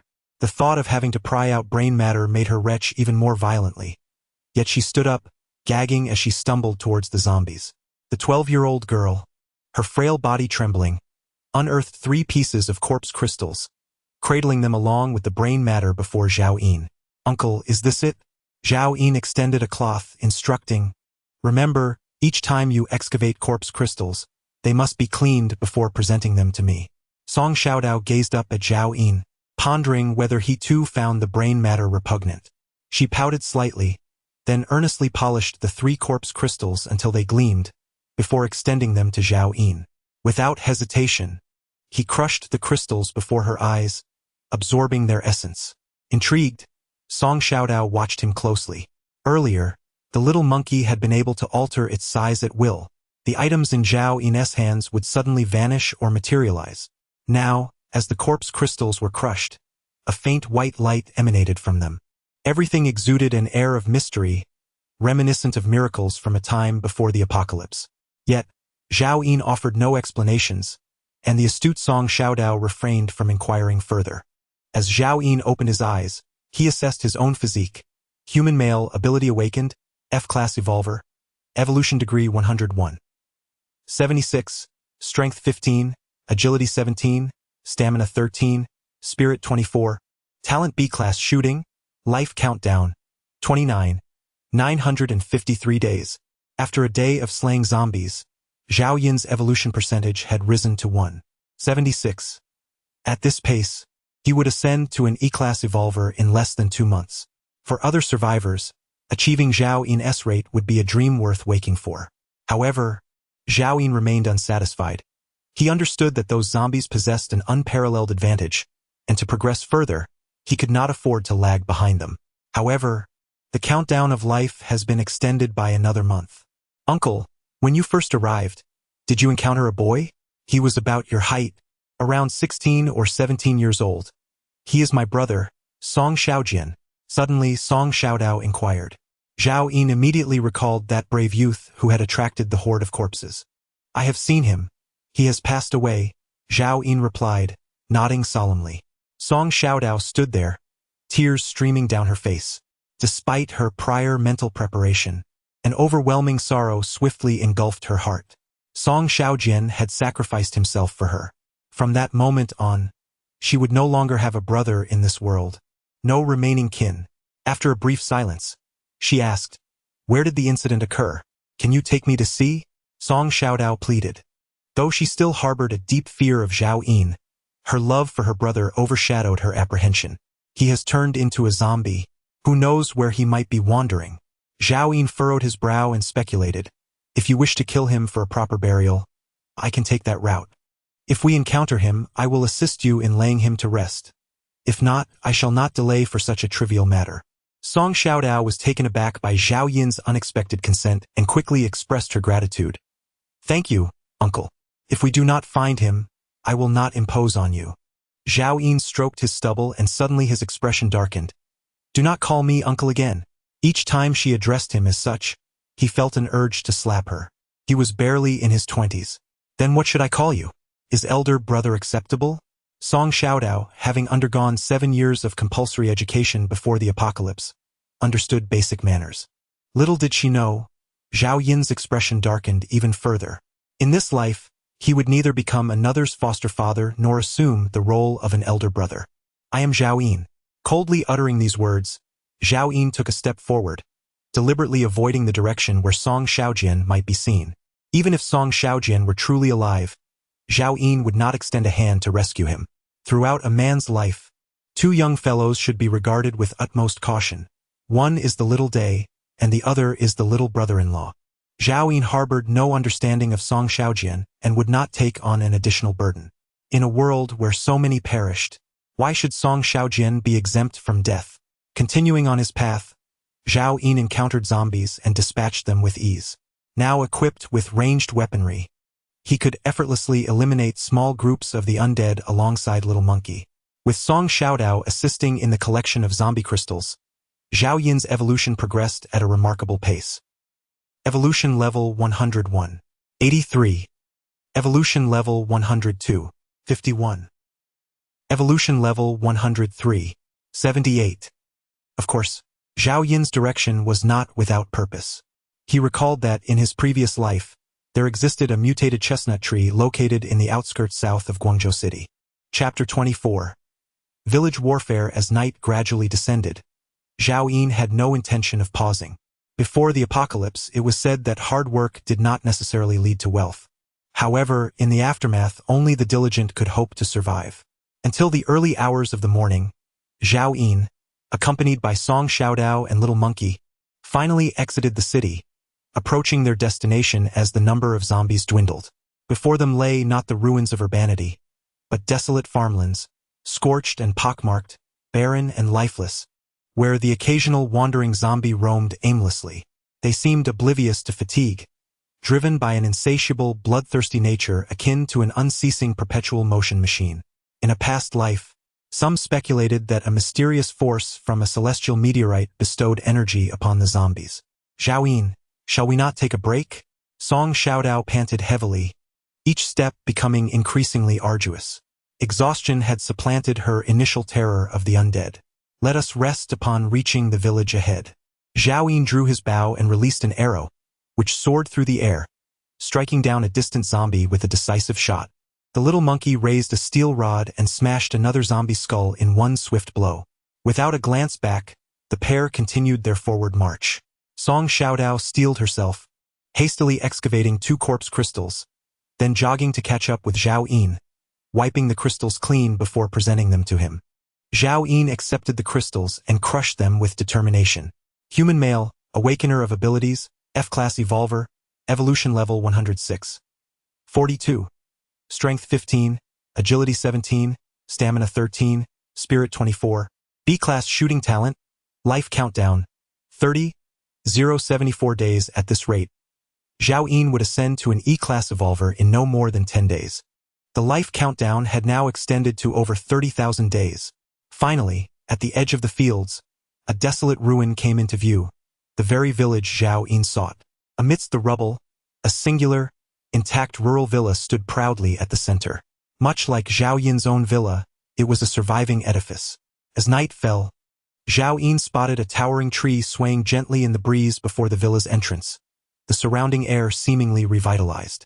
Zhao Yin, there is a house, Song Xiaodao exclaimed, pointing eagerly at the villa. A smile appeared on Zhao Yin's face as all fatigue was swept away. Come, let us go. There is food ahead. Upon hearing of the food, the little girl and the monkey trembled with excitement and hurriedly followed Zhao Yin. As they arrived before the villa, Zhao Yin suddenly halted, raising a hand to grasp the little monkey, which had dashed ahead. Wait! Just then, a cacophony erupted. Roars of the undead shattered the tranquil night. The front door was violently flung open, and dozens of zombies surged forth. Retreat! Quickly, Xiaodao, run! Zhao Yin bellowed, drawing his bow with swift precision. With a series of whooshing sounds, several arrows sliced through the air, piercing the skulls of the approaching zombies. Yet, from the seemingly modest rural villa poured forth an endless tide of the undead, numbering in the hundreds. Alarmingly, these zombies exhibited signs of evolution. 2 among them had reached F-level, their speed not significantly inferior to that of Zhao Yin, an evolved being. There was no time to ponder why these zombies had evolved so swiftly or why they had taken refuge in the villa. After releasing a few arrows, Zhao Yin turned and began to sprint. Should he become encircled by this horde, while he might not perish instantly, any scratch or bite could lead to infection. Currently, he possessed only a single can of tuna capable of warding off the zombie virus, a meager price to pay for his life. Little Song Xiaodao's short legs struggled to keep pace, her cries piercing the air, inadvertently attracting even more zombies. In that moment, the little monkey seized Song Xiaodao, gripping her collar and propelling her forward with fervent speed. Monkey, release Song Xiaodao and eliminate those 2 F-level zombies. Zhao Yin commanded loudly from behind. He instructed Song Xiaodao to flee, not the monkey. Why should an F-level mutated beast be afraid? As he shouted, Zhao Yin turned to shoot arrows. Whoosh, whoosh, whoosh. 3 arrows were launched in rapid succession. The 2 F-level zombies seemed to have awakened some remnants of their former intelligence, swiftly burrowing into the mass of corpses to evade. However, Zhao Yin's arrows were not aimed at them. The 3 ordinary zombies in front were precisely targeted and fell with headshots. At this moment, the horde closed in within several meters, and Zhao Yin dared not linger, turning to continue his escape. Monkey, what on earth are you hesitating for? Seeing his master fighting solo, the monkey abruptly discarded Song Xiaodao and swiftly expanded, transforming in the blink of an eye into a colossal creature cloaked in golden fur. With a loud snort, The little monkey discerned the F-level zombies mentioned by its master and charged forward with great strides. The horde did not comprehend the concept of fear. Upon sensing a living entity advancing, they abandoned their pursuit of Zhao Yin and converged upon the little monkey. With the pressure lifted from Zhao Yin, he turned to see the giant monkey already encircled. It swung the steel rod in its grasp, and with each strike, a zombie fell to the ground. Yet, there were simply too many zombies, quickly surrounding it, with countless hands grasping at the monkey's thick fur, and some zombies opening their mouths to tear at it. Soon, the little monkey was drenched in blood. The two F-class zombies, now exhibiting a semblance of intelligence, appeared to grasp the terrifying nature of their kind. Seizing the moment while other zombies surrounded the small monkey, they cunningly diverted their course towards Zhao Yin. Zhao Yin narrowed his eyes, pondering if he was to be treated as a soft target. Female zombie, F-class, evolution level 102. 3. Strength 22. Agility 15, mentality 2. Male zombie, F-class, evolution level 152, strength 24, agility 16, mentality 2. 3. It seemed that in their former lives, they resembled a middle-aged couple, likely farmers from this village. The agility of the two zombies nearly matched that of Zhao Yin, an evolved being, while their strength significantly surpassed his, accompanied by a measure of evolved mentality. With a swift motion, Zhao Yin released 2 arrows. One was aimed at the female zombie's head, but she adeptly evaded it, resulting in the arrow embedding itself in her chest. The arrow aimed at the male zombie failed to inflict any harm whatsoever. The zombies had now closed the distance, now less than 10 meters from Zhao Yin. "Zhao Yin, run!" cried Song Xiaodao, who had halted in his tracks. Witnessing the two zombies, clearly swifter than the others, approaching Zhao Yin with alarming speed. Yet Zhao Yin stood resolute, his compound bow vanishing in an instant, replaced by a revolver in his hand. Unaware of the significance of the dark object, the two zombies quickened their pace as Zhao Yin seemingly withdrew his weapons. The revolver erupted with blinding sparks, and in that moment, time appeared to freeze as the two zombies staggered forward, each with a bullet hole in their foreheads before they collapsed lifelessly to the ground. Immediately, Zhao Yin holstered his pistol and resumed using his bow and arrows, collaborating with the little monkey to dispatch the remaining horde of corpses. Song Xiaodao was left in awe. His firearm was truly formidable. Bang! The little monkey struck the last zombie's skull with a mighty blow, causing its massive form to diminish rapidly, transforming in the blink of an eye into a slender infant monkey, panting heavily as it stood there. The recent battle had nearly exhausted its strength, while Zhao Yin beside it also breathed heavily. Though not as fervently as the little monkey, such intense shooting had nonetheless drained considerable energy.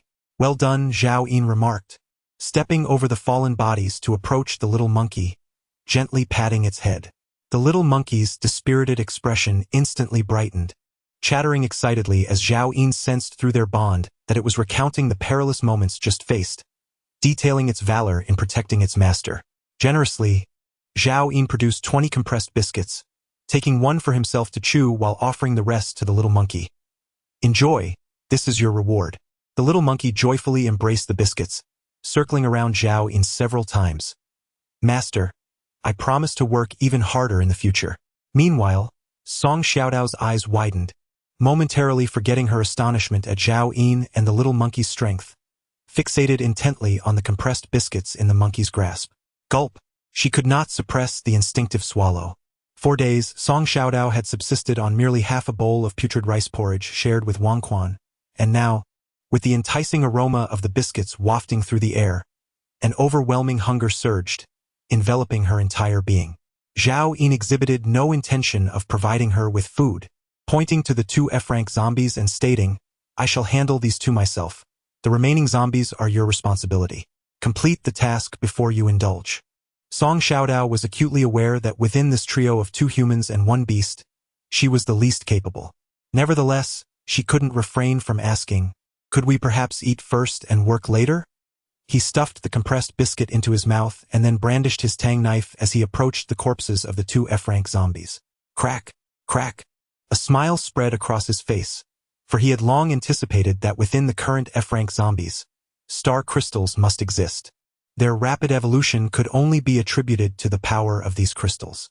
Absorbing the 2 corpse crystals had elevated his evolution rate by 2 percentage points, equivalent to 200 unranked corpse crystals.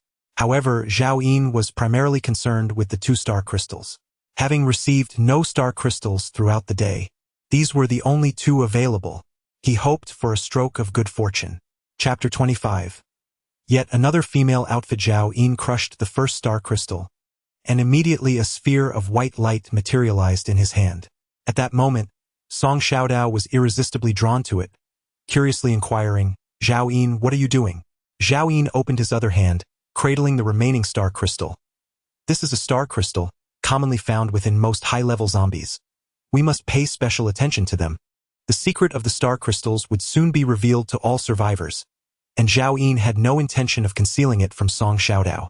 Song Xiaodao nodded, half comprehending, and then watched as the white light in Zhao Yin's hand dissipated, conjuring a bottle of beverage from thin air.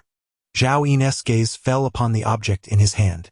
At last, he had procured a second beverage beyond Nongfu Spring, the ice-red tea, which was classified as an extraordinary drink of F grade.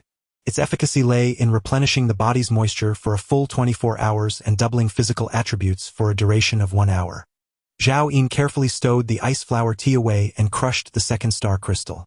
As the brilliance faded, an article of clothing materialized in his grasp. Zhao Yin inhaled sharply. It was yet another piece of equipment. Hastily, he unfurled the garment before him, only to find his countenance darken with dismay. It was once again a rather extravagant women's outfit. In his hands lay a white, cartoon-patterned short dress, the hem barely reaching the upper thighs. Dress: F grade, defensive equipment, sturdiness 15, strength 8, with an added charm effect of 10. Upon discerning its attributes, Zhao Yin's heart raced. Although its sturdiness was slightly inferior to that of a military jacket, it conferred an impressive augmentation of 8 points to his strength. This was akin to adding the strength of a fully grown man to his own capabilities. The dilemma weighed heavily upon him. Should he don this attire? He found himself ensnared in a quandary, as it would undoubtedly transform him into a cross-dressing sensation, complete with fishnet stockings and a dress. All that was missing were a pair of high heels. Upon noticing the dress in Zhao Yin's hands, Song Xiaodao glanced down at her own masculine t-shirt, her eyes suddenly sparkling with excitement. "Zhao Yin, quick, get to work." Zhao Yin promptly extinguished her aspirations, swiftly stowing the dress away in his spatial ring. Meanwhile, the little monkey eyed the ice-red tea with envy. Zhao Yin assessed the monkey's wounds, which had ceased bleeding, and affectionately ruffled its fur. "That is a combat beverage essential for our survival, and temporarily cannot be given to you." The little monkey felt the warm hand above its head, closing its eyes in sheer enjoyment. In that moment, the allure of extraordinary food seemed to pale in comparison. The master had just provided me with compressed biscuits, which filled the little monkey with joy. The little monkey communicated through its thoughts. Zhao Yin, indifferent to whether it was genuinely happy or not, knew that soon there would be chestnuts.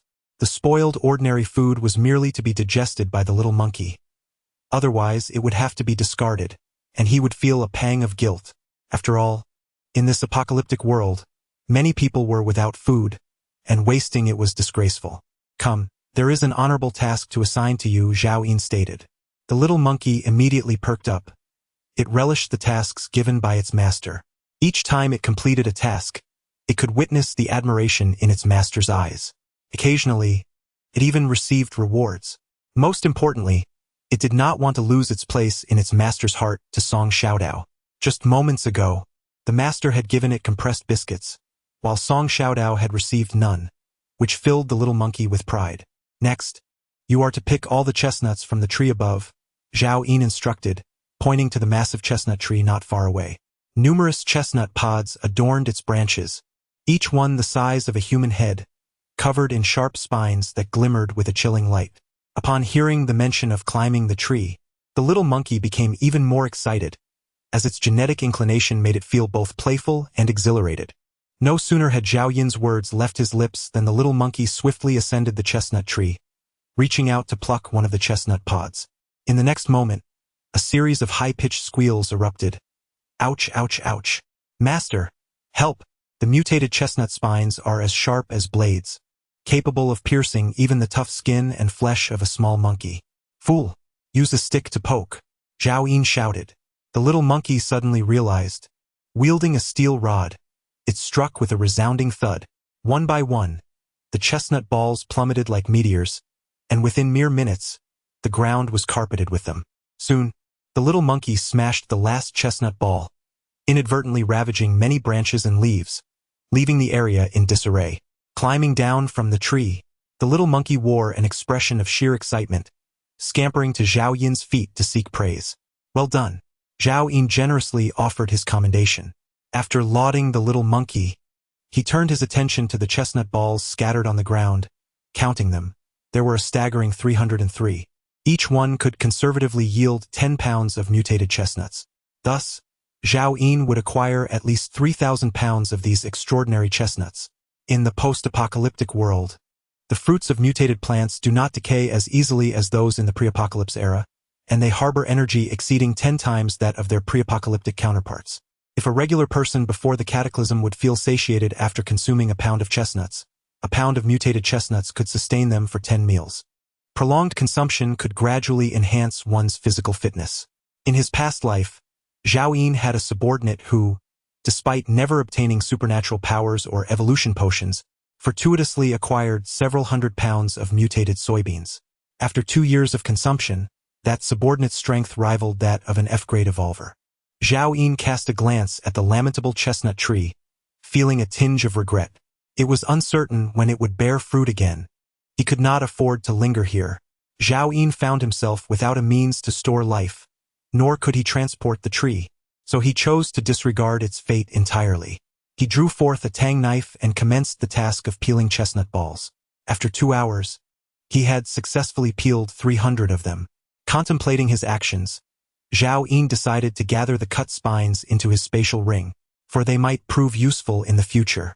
At that moment, Song Xiaodao had also finished collecting over 100 unevolved corpse crystals. Zhao Yin, I truly can't continue any longer, she remarked, her face slightly less swollen, yet her eyes betrayed a profound weariness. In truth, her ability to endure alongside Zhao Yin until now was solely sustained by sheer willpower. Song Xiaodao handed him a small package, wrapped in torn cloth scavenged from an unknown zombie, containing a collection of corpse crystals. Here, they're all in this bundle. Zhao Yin accepted the crystals with an outstretched hand and began to absorb them immediately. Moments later, his evolution degree reached 110.09, leaving him only a fraction away from advancing to E-level. The pace of his strength enhancement was unimaginable compared to his past life. Yet, he found himself unsatisfied, aware that many tasks awaited his attention. For instance, he intended to swiftly journey to Yang City in pursuit of the newly mutated flying white tiger, or venture into the Dawei Mountains to seek the renowned life-space pendant from his previous life, an SS-level treasure. Furthermore, he aimed to locate a top-tier powerhouse known to him from his past, who would not unlock his Fortune Star crystal for another 6 months. An opportunity for Zhao Yin to strategize and seize it ahead of time. Of course, sustenance remained paramount. One must take each bite with care. None of these endeavors were urgent. Before embarking on any of them, Zhao Yin first needed to ensure his own safety and secure ample resources for survival. Zhao Yin, did you not say that after finishing the work, you would provide me with compressed biscuits? Song Xiaodao inquired boldly. With 3,000 pounds of chestnuts, he believed it would suffice to sustain him in his quest for the next mutated food source, as the decayed provisions from the pre-apocalypse era had become virtually useless. Will we be hunting zombies tonight? Song Xiaodao asked. We shall not venture out tonight. Instead, let us rest here and enjoy a good night's sleep. Upon finishing his statement, Zhao Yin strode towards the small villa, instructing, you go and prepare a room. After dinner, I wish to take a bath. A bath? Song Xiaodao was momentarily taken aback. She had not bathed in over a month and scarcely dared to entertain such a luxury. Throughout the day, she had subsisted on a meager supply of rusty water found in the shooting range, her throat parched and dry. Zhao Yin, do you have enough water? Might you spare me a little to drink? Zhao Yin paused, suddenly recalling that he had not provided her with water today. In the twilight, he gazed at her swollen face, reminiscent of a dumpling, and an inexplicable feeling stirred within him, an emotion he had not experienced in quite some time, one he had nearly forgotten, perhaps known as guilt. There is a well here. Drink as you wish. Soon, I will ensure you are well fed, and you can also take a bath, Zhao Yin reassured her. He remembered his previous life here, recalling that the villa's backyard contained an ancient well, its spring water flowing to an underground river, clear and pristine. Aside from bathing, he also needed to replenish the clean water in his spatial ring. Chapter 26. He entered. Zhao Yin stepped into the small villa, and before him lay 2 human skeletons. Only remnants of blackish-brown flesh remained, indicating they had recently been devoured by zombies. No wonder a couple of hundred zombies have congregated here. It seems that 2 survivors once resided in this place. For reasons unknown, they attracted the entire horde from the village. After they were consumed, the zombies did not disperse. At this moment, the little villa lay in disarray, with nearly all the furniture destroyed, and the air was saturated with the foul stench emanating from the undead. The floor was strewn with refuse, along with remnants of blood and fluids dripping from the corpses. After Song Xiaodao quenched her thirst in the backyard, she found a dilapidated broom and prepared to tidy up the room. Never mind, you go sweep the rooftop. We shall spend the night there, Zhao Yin suggested. After speaking, he proceeded to the independent kitchen in the backyard, which had also suffered severe damage from the zombies. The firewood stove had collapsed, and pots and pans lay shattered across the ground. Zhao Yin utilized his spatial ring to collect the wood, then made his way to the ancient well to fetch water. Fortunately, the wooden bucket for drawing water had remained intact, with half a bowl of clear water still at the bottom, the same water that Song Xiaodao had just consumed. Zhao Yin filled 2 buckets with water and ascended to the rooftop of the little villa, retrieving a hanging pot he had taken from his home. He quickly constructed a simple support frame with the wood, ignited the fire, and began to boil water. Meanwhile, Song Xiaodao had cleared a patch of ground, lying on her back with the little monkey, gazing blankly at the dark sky, with no mat or bedding beneath them. Zhao Yin tossed several fist-sized chestnuts directly into the fire. Soon, a delightful aroma wafted through the air, prompting the little monkey to leap up excitedly, squeaking, "Master, master, is it time to eat?" Song Xiaodao sniffed the air. What smells so wonderful? Mutated chestnuts. Zhao Yin skillfully unearthed the charred outer skin of the blackened chestnuts with his tang knife. He selected one and split it open, revealing its golden, succulent flesh. The aroma in the air intensified, captivating the attention of both Song Xiaodao and the little monkey. "Come, let us enjoy this together," Zhao Yin invited.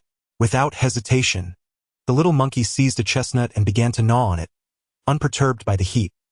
Zhao Yin, understanding the instincts of animals, refrained from imposing strict limits. He sliced a chestnut in half and offered one portion to Song Xiaodao. The water in the hanging pot had begun to boil, and Zhao Yin poured in some salt, preparing 3 bowls of salted water.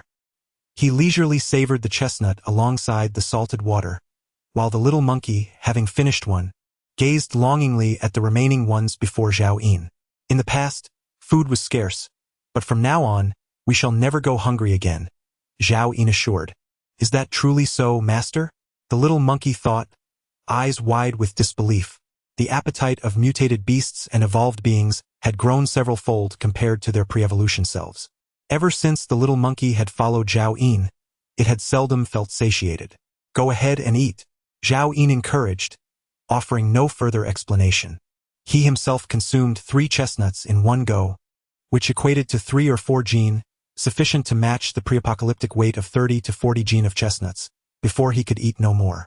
Song Xiaodao, however, had only taken a few bites before she belched, suddenly setting down her chestnut with tears streaming down her face. "What troubles you?" Zhao Yin inquired. "Zhao Yin, I miss my brother. We have not encountered him on our journey." Song Xiaodao sobbed, her tiny tears flowing like pearls. "He sacrificed himself for me, coerced by Wang Quan to lure the zombies.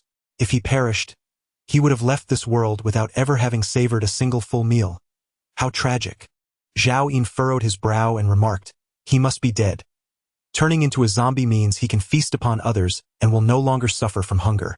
What was intended as a comforting statement only served to intensify Song Xiaodao's weeping. Upon reaching the well where they once gathered, Zhao Yin stripped himself of his garments and retrieved soap and a towel from his spatial ring to cleanse himself.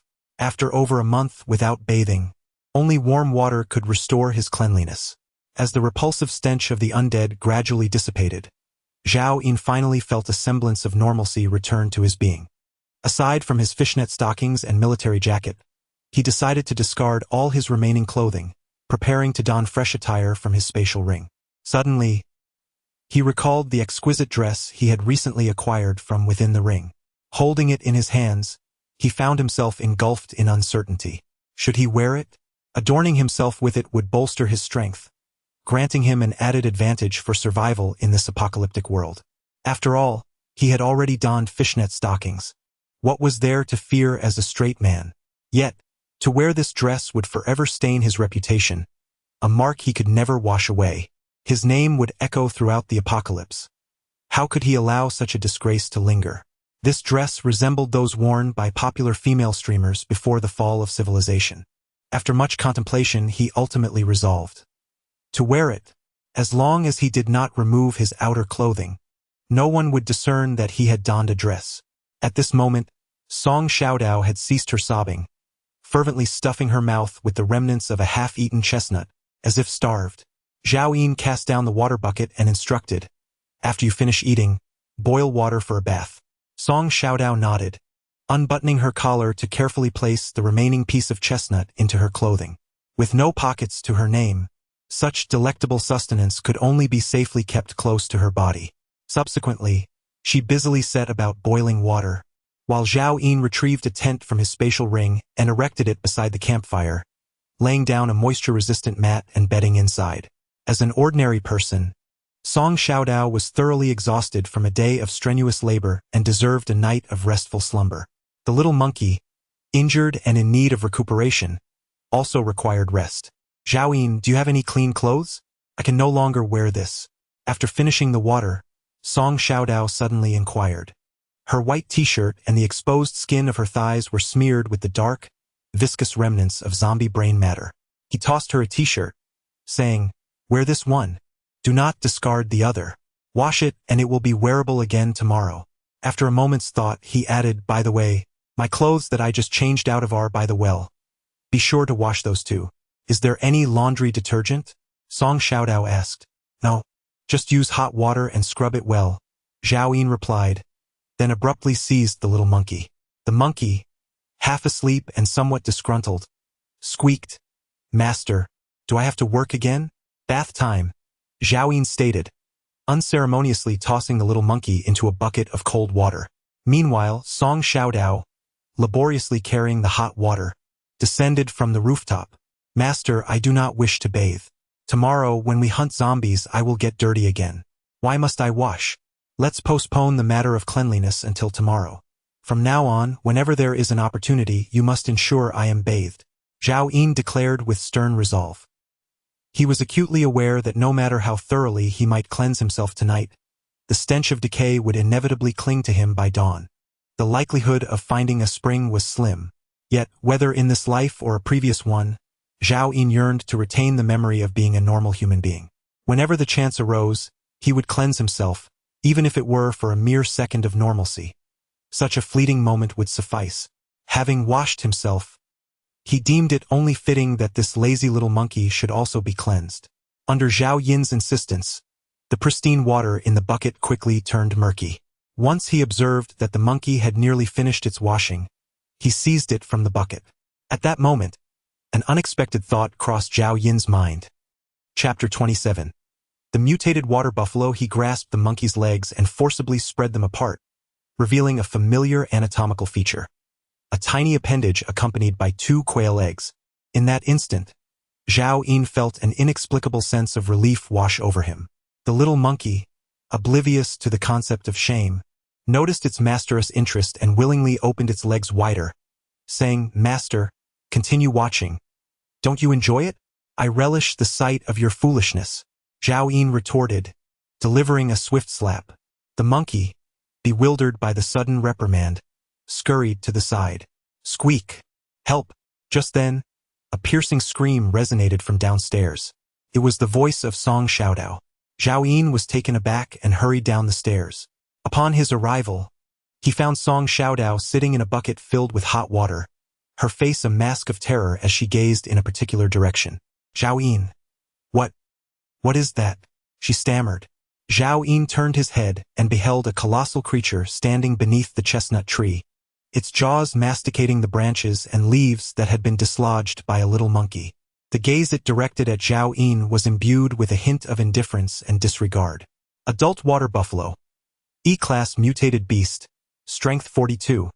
Agility 39. Stamina 50. Defense 63. Spirit 8. Bloodline talent. Great strength. Iron armor. Zhao Yin inhaled sharply. This bovine had astonishingly evolved to E-class, its overall prowess eclipsing that of the little monkey by a significant margin, several times Zhao Yin's own. Upon reaching E-class, any mutated beast experiences a substantial enhancement of their physique, resulting in an additional defensive attribute. The defense of the E-class mutated buffalo was an extraordinary 63 points. Since Zhao Yin had forged a pact with the little monkey, he had not encountered any other mutated beasts, and he had secretly yearned for this moment. Yet, when faced with it, Zhao Yin found no joy, uncertain whether he might be gored to death by this beast. What troubled him further was the rapid evolution of the buffalo.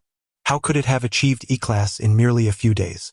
Paralyzed with trepidation, Zhao Yin discreetly gestured with one hand behind him, urging Song Xiaodao to hasten upstairs to summon the little monkey, while his other hand firmly grasped the hilt of his dagger. Without a moment to don his clothes, Song Xiaodao dashed upstairs in his bare state. From a distance, Zhao Yin forced a smile towards the buffalo, addressing it as Brother Buffalo. Heh. He exhaled, gradually regaining his composure. Fortunately, the buffalo showed no immediate inclination to attack. Soon, the little monkey descended from the upper floor. Upon sighting the water buffalo, its golden fur bristled with intensity, its body rapidly swelling as it unleashed its colossal powers. It could sense the formidable nature of the beast before it. The little monkey refrained from launching an attack, instead gripping a steel rod firmly while positioning itself protectively in front of Zhao Yin, shielding its master from view. Master, whence comes this buffalo? The monkey communicated, its inner trepidation palpable to Zhao Yin.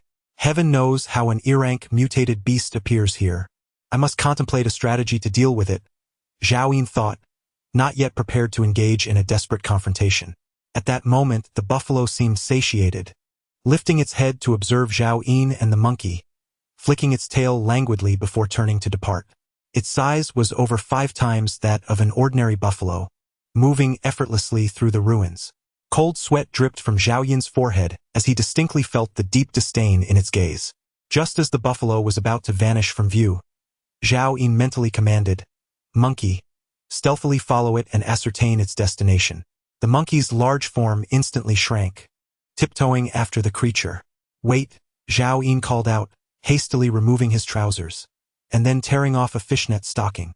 "The speed surpasses yours. Donning this will enable you to outpace it. Remember, do not provoke it." The buffalo possessed the abilities of immense strength and iron armor.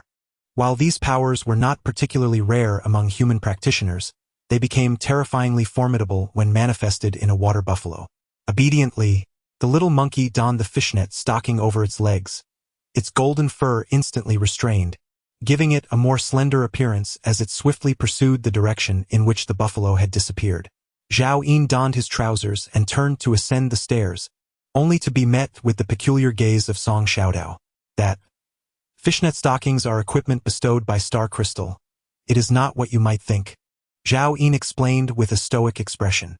"You wore that cartoon pattern dress as well?" Song Xiaodao inquired, having anticipated that Zhao Yin would present the dress to her, never expecting that he would wear it himself.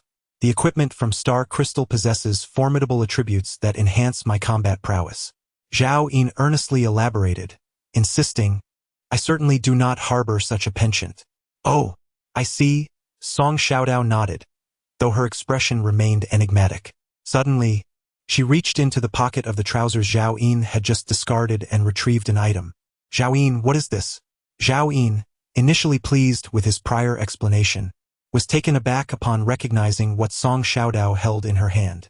It was half a box of unused condoms, a remnant from when he had inadvertently taken them from a hotel shortly after his rebirth.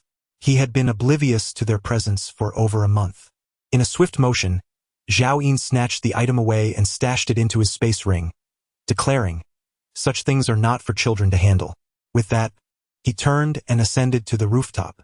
Song Xiaodao regarded him with an odd look. Modern girls often engage with the internet and grasp many matters early on. At that moment, Zhao Yin felt a flush on his face, choosing not to dwell on it further. He added a handful of firewood to the campfire and sat beside it, silently awaiting the return of the little monkey. The creature emerged, wielding a steel rod smeared with the blood and brain matter of zombies, its lower half still clad in fishnet stockings, and its body adorned with numerous wounds. Upon inquiry, he discovered that these injuries were not a result of a tussle with a water buffalo. The water buffalo, seemingly possessed by madness, galloped away to the western suburbs of the Guangzhou Industrial Park after departing from this place. This area, densely populated and transformed into a gathering site for hordes of zombies after the apocalypse, had deterred Zhao Yin from venturing there recently. The buffalo, like a wild beast, crashed into the industrial park, recklessly trampling through, leaving a trail of slain zombies in its wake, even managing to crush 5 or 6 of the F-grade undead. Eventually, however, an exceedingly terrifying zombie emerged, the level of which was unknown to the little monkey, yet it possessed a strength capable of overpowering the buffalo. Thus ensued an epic confrontation between the beast and the creature, culminating in the astonishing defeat of the formidable buffalo, which fled, wounded. Chapter 28. Chestnut leaves the little monkey was petrified by the spectacle, leaving me unable to continue my pursuit. The little monkey looked sheepishly at Zhao Yin, realizing it was the first time it had failed to accomplish the task assigned by its master. Zhao Yin retrieved several chestnuts and tossed them into the fire, then gently patted the little monkey's head. "No wonder you, after finishing these chestnuts, you should rest." The little monkey was taken aback, not expecting its master to offer it something to eat. With a look of eagerness, it exclaimed, "Master, should we encounter that buffalo again, I shall slay it for you and procure some beef." Zhao Yin furrowed his brow, acknowledging the buffalo's madness. If capturing it proved impossible, they would have to devise a way to kill it for meat. "Eat up," Zhao Yin instructed, pulling the half-cooked chestnuts from the fire, each rolling before the little monkey. It eagerly picked them up and devoured them voraciously. Within minutes, its once shrunken belly was once again round and full. "Now go to sleep. There are still 2 hours until dawn," Zhao Yin remarked, glancing up at the sky. "Master, I can also keep watch," the little monkey communicated through its heart. Under the control of the contracted soul, the mutated beast instinctively protected its master. "Go to sleep, stop fussing," Zhao Yin commanded. The little monkey still required rest to recover from its injuries, for at dawn, Zhao Yin would continue to slay zombies, and it remained the primary force. Presently, with only this one contracted beast, many perilous tasks that Zhao Yin was reluctant to undertake himself had to be entrusted to this monkey. Upon hearing this, the little monkey was moved to tears, crawling into the tent, and moments later, soft snores filled the air. The intense battles had exhausted it. Hearing the snoring, Zhao Yin also entered the tent, swiftly pulling off the fishing net stockings from the little monkey's legs. The items essential for survival were, of course, most important for him to wear. As he left the tent, Zhao Yin glanced at Song Xiaodao beside him. Curiously, the bruises that should have taken a few more days to fade had already disappeared from her face. At this moment, her facial features bore a striking resemblance to her former self, though still a touch too youthful. "Woo-woo, brother, please don't leave me." Perhaps in her dreams, she saw her brother again, tightly clutching one of the little monkey's legs, as crystalline tears flowed down her cheeks. Zhao Yin cast one last glance before exiting the tent and settled beside the campfire to rest. All sounds within a kilometer radius were captured by his keen senses. The village was now devoid of zombies, though a few stragglers wandered through the fields, yet the firelight would not attract them. The sky gradually brightened. Zhao Yin made his way once more to the ancient well, retrieving the 20 or so empty purified water barrels from within his spatial ring. After collecting the water, Zhao Yin took a wooden bucket from the kitchen and ascended to the rooftop to boil it. He used half of it to wash his face with warm water, while the other half he added a pinch of salt and tossed in several chestnuts to cook. Soon, the delightful aroma of boiling chestnuts wafted through the air. Just as Zhao Yin was about to awaken Song Xiaodao and Little Monkey, he was suddenly startled by the sound of heavy footsteps approaching. Thud, thud, thud. He hurried to the edge of the rooftop, and at the far end of his gaze, he spotted the water buffalo from the previous night. The sleek, glossy black hide was marred by numerous wounds, some of which were grotesquely rolled back, and one eyelid drooped heavily, blood obscuring its eye. The buffalo dashed forward, quickly arriving at the villa where Zhao Yin stood, panting heavily before lowering its head to munch on the chestnut leaves that remained on the ground from the night before. The leaves had dwindled in number and were soon devoured, along with branches as thick as a thumb, which it eagerly rolled into its mouth with a satisfying crunch. At that moment, a miraculous scene unfolded. The buffalo's wounds visibly ceased bleeding and began to heal before Zhao Yin's astonished eyes.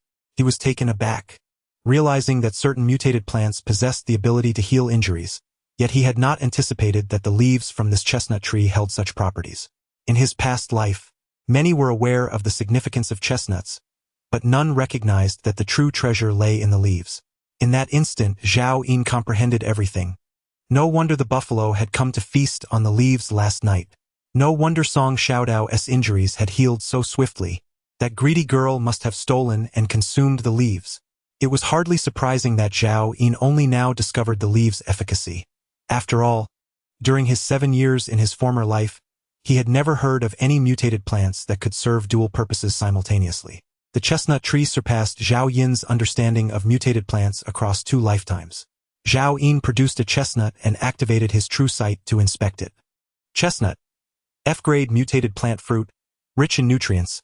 Leaves, F-grade medicinal attribute mutated crop, rapidly restores injuries when consumed. To his astonishment, there truly existed mutated plants capable of bearing 2 types of beneficial produce. In that moment, Zhao Yin's heart ached, recalling the hundreds of pounds of leaves that the little monkey had gathered last night, now squandered by this buffalo. At that moment, the buffalo finished munching on the fallen branches and began to circle the chestnut tree, gazing up at the leaves above with an expression filled with yearning. Alas, the chestnut tree stood over 30 meters tall, and the buffalo was incapable of climbing. Finally, with a sudden charge, the buffalo collided headfirst into the trunk, creating a resounding crash. The massive chestnut tree trembled violently, and scattered leaves were forcefully shaken loose. The buffalo, exhilarated, lowed softly and began to wag its tail as it hurried to collect the fallen leaves. Zhao Yin's breath hitched. Those were his chestnut leaves. How could he allow this buffalo to continue feasting? With these leaves, he would no longer fear the little monkey getting injured. Once he tamed other contracted beasts in the future, he could scarcely imagine how many casualties could be avoided. The star crystal could produce food that healed injuries, but it was entirely a matter of luck. At this moment, the leaves of the chestnut tree were particularly vital to Zhao Yin. There were still thousands of pounds of leaves on the tree. How many injuries could they heal? He resolved immediately, come what may, he must protect this chestnut tree. At that moment, the buffalo charged once more, shaking down large clusters of leaves. With determination, Zhao Yin did not hesitate to pull the trigger. He did not seek to slay the armored mutant beast, merely wishing to drive it away. The water buffalo reacted swiftly, tilting its head as the armor-piercing round, capable of easily penetrating armor, struck its horn, sending sparks flying. The bullet shattered upon impact, yet the horn remained unscathed. The buffalo's solitary eye glanced back, igniting its fury, and with a thunderous roar, it charged toward the villa with all 4 hooves pounding the ground. Zhao Yin pulled the trigger repeatedly. Bang, bang, bang. He ceased aiming for the buffalo's head, instead targeting the vulnerable neck where its defenses were weakest. The first bullet pierced the buffalo's neck, splattering blood, but such an injury was far from sufficient to take down an E-rank mutant beast. The buffalo, in pain, became even more enraged, and in the next moment, a layer of scales rapidly sprouted across its hide, enveloping its body in an instant. Its extraordinary ability, iron armor, its formidable muscles surged, causing its already massive form to swell several times, brimming with terrifying explosive power. Its other ability, Titan strength. At this juncture, Zhao Yin's bullets could at most tear the skin, ultimately becoming lodged within the buffalo's hide. Boom!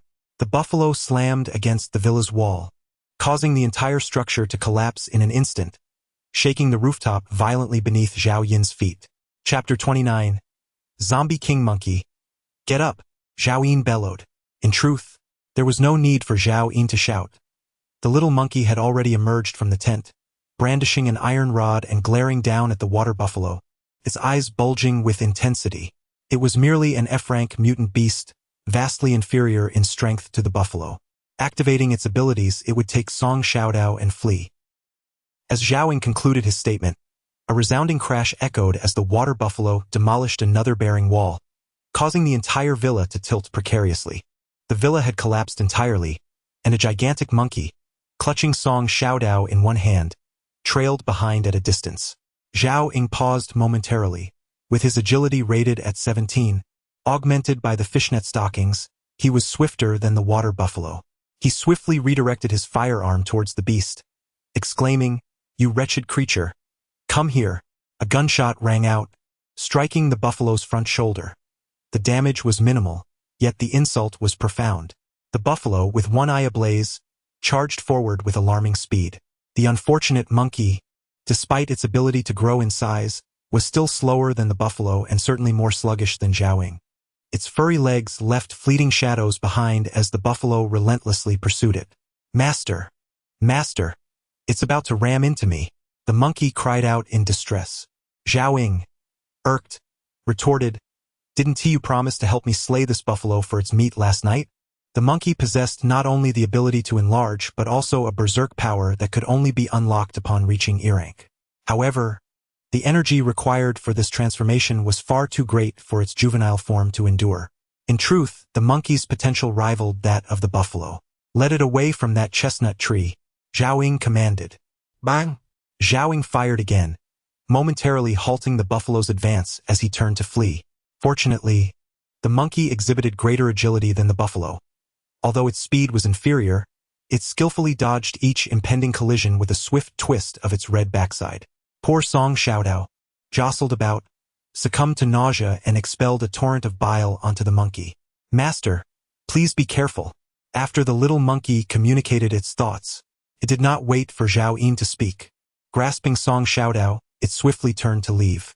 At that moment, a deafening roar erupted, a cacophony of undead howls that reverberated through the air. Male zombie, grade E, evolution level 179, strength 61, agility 36, defense 72, mentality 7, male zombie, grade F, evolution level 105, strength 23, agility 15, mentality 2. 7, female zombie, grade F, evolution level 171, strength 26, agility 17, mentality 3. 3, male zombie, grade F, evolution level 119, strength 25, agility 16, mentality 2. 8, male zombie, grade F. In total, there were 27 zombies, the weakest being grade F. Leading the charge was a towering zombie, an imposing figure that had reached grade E. "Master, it's that zombie," exclaimed the little monkey, its fur bristling in terror. No longer concerned for its own escape, it quickly positioned itself to shield Zhao Ying from harm.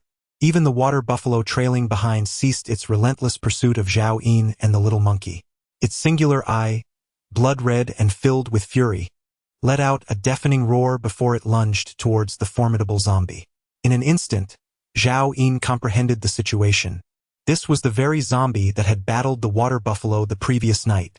He had witnessed such colossal undead power only 6 months into the apocalypse, having never heard of such a terrifying zombie emerging so early in Guangzhou.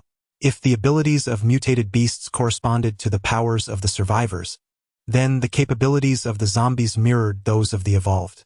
The towering zombie before him evidently surpassed the ordinary evolved beings, capable of crushing even the formidable mutated beasts of its kind. There was but one conclusion to draw. A name that sent shivers down the spine in his past life emerged in Zhao Yin's mind. The Zombie King, a creature that had, at the onset of the apocalypse, devoured several star crystals. Without a moment's hesitation, Zhao Yun raised his sniper rifle and attempted to fire a shot in its direction. The armor-piercing round struck the chest of the zombie king, merely grazing its skin before being deflected. The terrifying defense of 72 points rendered it nearly impervious, even to higher-tier D-level zombies. This was the essence of the zombie king's dread. Each one of them could easily dominate any rival of equal standing, and this particular specimen was even a level above Zhao Yun, making it utterly impossible to confront. Zhao Yun promptly stowed away his sniper rifle and shouted to the monkey, "Let us gather the leaves and depart from Guangzhou." A water buffalo that should not have appeared was already taxing his capabilities, and now a more powerful zombie king had emerged. All he could do was evade its formidable presence. The soul contract offered him little assistance. After all, he was merely an F-level evolved being. Even with the little monkey's help, they would only be delivering a meal to the zombie. A zombie king with over 60 points in strength and 70 points in defense likely possessed additional abilities that even the eye of true sight could not discern. Unless Zhao Yun were to lose his senses, staying behind was not an option. The little monkey labored to chop down branches, while Song Xiaodao gathered the leaves. Zhao Yun utilized his spatial ring to store them. As he collected a substantial amount of leaves, the spatial ring reached its capacity. He resolutely discarded all of his clothing and bedding, continuing to gather leaves. However, the spatial ring could only hold 10 cubic meters, already filled with over 3,000 pounds of chestnuts, hundreds of pounds of prickly shells, as well as weapons and other supplies, yet it still could not accommodate nearly 2,000 pounds of leaves. In the end, Zhao Yun discarded all the spoiled food and toiletries from before the apocalypse. Anything of little value was thrown away, including 10 barrels of well water. "Zhao Yun, you've thrown away all the food. What will we eat in the future?" Song Xiaodao hurriedly attempted to salvage the discarded provisions. "We will survive on chestnuts. The remaining water is sufficient for us to last for several days," Zhao Yun replied. "But what if the chestnuts run out? What use will these leaves be then?" Song Xiaodao, still reluctant to part with the most precious food in this desolate world, clutched 2 hands full of sour ham sausages and salt-baked chicken that had already turned white and rotten. "I will ensure you do not go hungry," Zhao Yun assured, providing no further explanation. After gathering all the leaves, there was little space left in the ring. He glanced up at the bare tree trunk. Chestnut tree, F-grade mutated plant, was the simple introduction, devoid of any useful information. This was also one reason Zhao Yun had not thoroughly examined the leaves the night before. The trunk bore no extraordinary properties. Thus Zhao Yun had no intention of cutting it down, choosing instead to leave it here, waiting for the future when he could obtain a life space and return to excavate this precious chestnut tree. At that moment, a commotion arose behind him. The water buffalo's injuries had worsened. Its armored plates were tattered and bleeding, one of its horns broken in half, as it charged toward him, panting heavily. The zombie king, accompanied by the remaining 12 F-class zombies, relentlessly pursued from a distance. Chapter 30. Battle with the Zombie King. Run. Zhao Yun shouted hoarsely, sprinting away. The little monkey swiftly activated its gigantism ability, scooping up Song Xiaodao and quickly darting forward. By now, the little monkey had grown accustomed to its master's principle of fleeing at the first sign of danger. "My food!" Song Xiaodao screamed. The little monkey's grip was too forceful, causing most of the food in her hands to fly away. Yet, she understood that she could not afford to have the little monkey pause. All she could do was watch with a pained expression as her sustenance receded further from her grasp. The zombie king had already pursued the water buffalo into the village, where the buffalo had come to a halt beneath a chestnut tree, staring blankly at its bare trunk.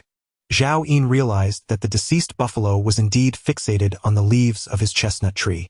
"It's done for now," Zhao Yun thought with a cold smirk. "Zhao Yun, that buffalo is impressive. Look, it has injured the big zombie," Song Xiaodao suddenly exclaimed. A large, transparent hole had appeared in the waist of the zombie king, causing its running speed to diminish slightly. Zhao Yun's spirits lifted instantly. "Monkey, follow me around." "Master, shall we deal with that zombie and the buffalo?" The little monkey inquired silently. "What for?" "The injured zombie king is beyond our current capabilities. We are going to collect star crystals," Zhao Yun replied.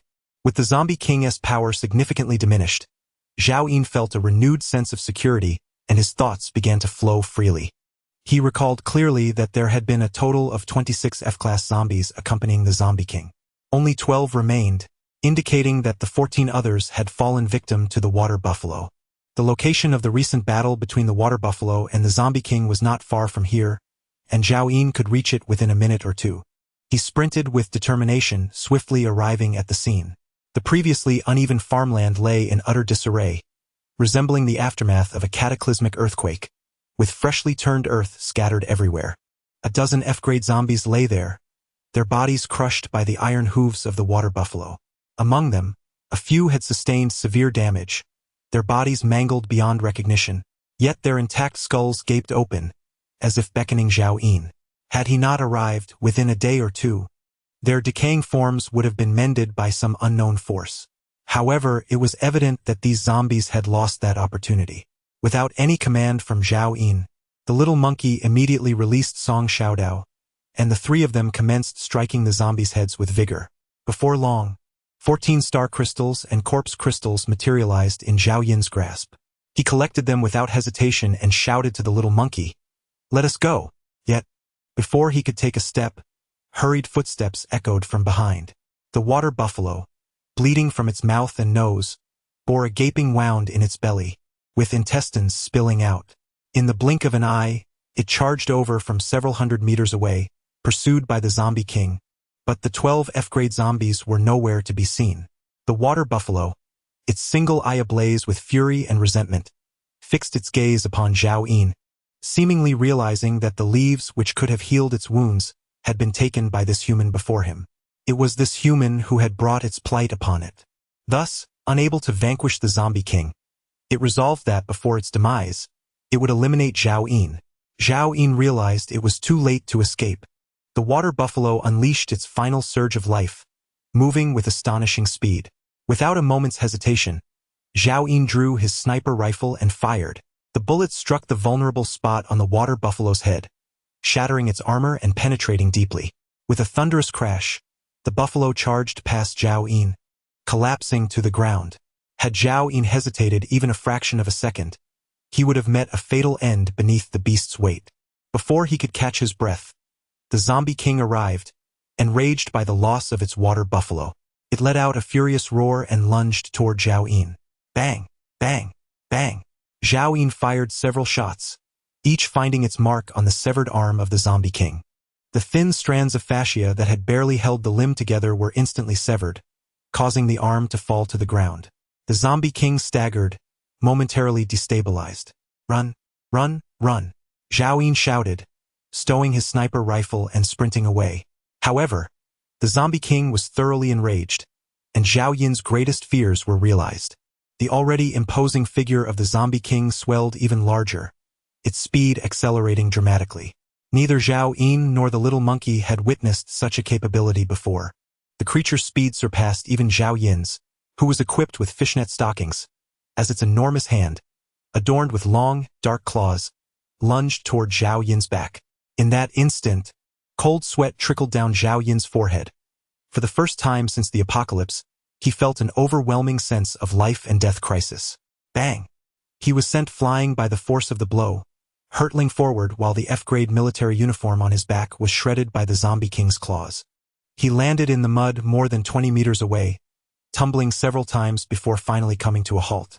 Zhao Yin opened his mouth and spewed a mouthful of fresh blood, his internal organs feeling as though they had been displaced, his complexion turning an ashen white in an instant.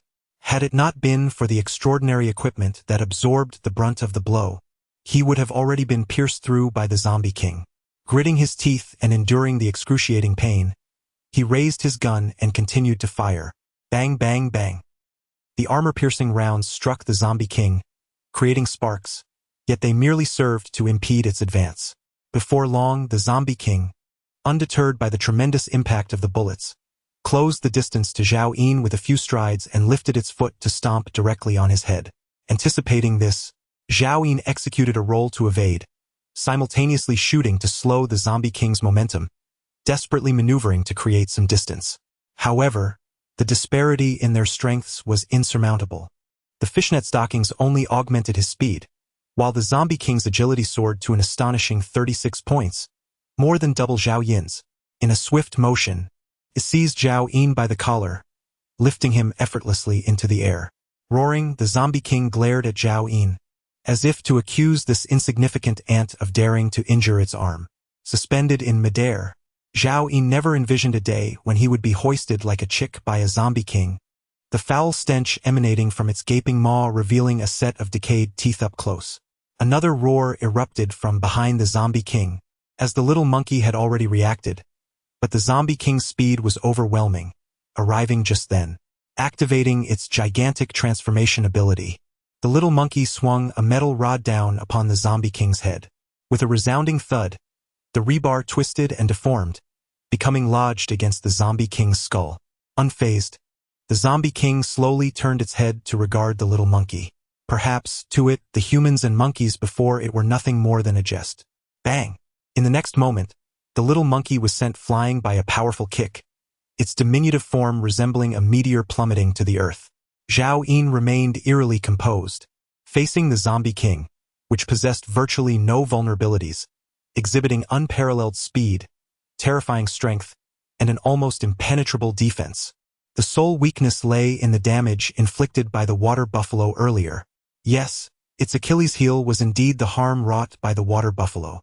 Zhao Yin thrust the sniper rifle into the gaping wound in the zombie king's abdomen and, at point-blank range, fiercely pulled the trigger. Chapter 31. D-Class Weapon. Bang! Bang! Bang! The armor-piercing rounds ravaged the insides of the zombie king, mercilessly tearing apart its entrails. In that instant, the zombie king trembled violently. Torrents of black blood mixed with chunks of viscera erupted from the gaping cavity of its abdomen. Despite this, the zombie king remained unyielding. With a sudden surge of strength, it seized Zhao Yin with its lone arm and hurled him away. Zhao Yin felt as though he had been struck by a sledgehammer to the chest. Even while airborne, he coughed up a mouthful of blood, tumbling several times before crashing heavily to the ground. He yearned to rise immediately, but discovered that his body was drained of all strength. Each breath sent searing pain coursing through his chest. Clatter! The sniper rifle fell from the zombie king's abdomen, hitting the ground. Roar! Enraged, it charged at Zhao Yin, seemingly intent on exterminating this insignificant ant that had dared to inflict harm upon it. At this moment, the little monkey was unable to intervene. Zhao Yin, rise quickly. The youthful face of Song Xiaodao was etched with terror as he clutched the leg of the zombie king, his butterfly knife thrusting forward with determination. Clang! Even an extraordinary weapon merely grazed the skin of the zombie king's leg.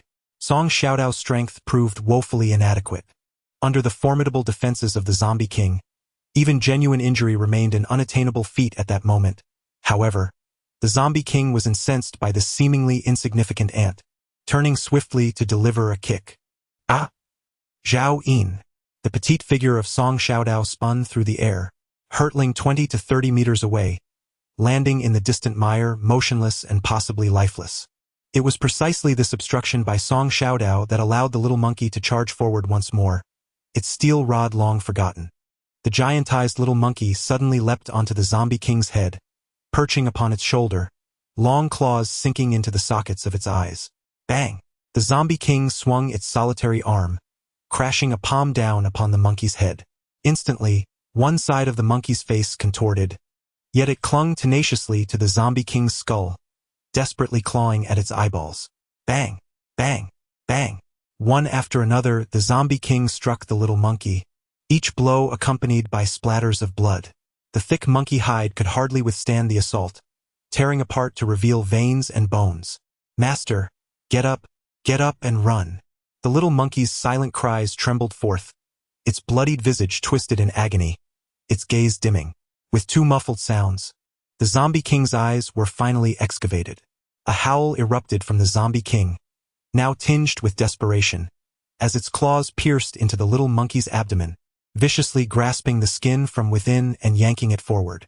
The little monkey, already exhausted and drained, suddenly convulsed as if in its death throes, hurled away by the zombie king, and rolled in the muck, twitching a few times before falling still. At that moment, Zhao Yin staggered to his feet, stuffing a handful of chestnut leaves into his mouth, which provided some relief. He gazed at the seemingly lifeless little monkey and Song Xiaodao, his mind remarkably calm as he contemplated where a path to survival might lie. The E-level zombie king loomed before him like an insurmountable mountain, unyielding and impervious. The frailty of the human body was starkly exposed. After enduring just 2 blows, he found it difficult even to lift his Tang Dao. The little monkey had fallen. The sniper rifle lay at the feet of the zombie king. He had lost his 2 greatest supports. What could he possibly wield against this formidable foe? At that moment, the zombie king, having lost both its eyes, staggered unsteadily. Zhao Yun suddenly realized that this creature had evolved a form of vision, perceiving the world through its remaining senses. The eyeless zombie king moved towards him like a blind survivor, stumbling about. Even rendered sightless, even if it stood still, Zhao Yun found himself incapable of delivering the fatal blow. In an instant, countless thoughts flashed through his mind, conjuring every possible scenario.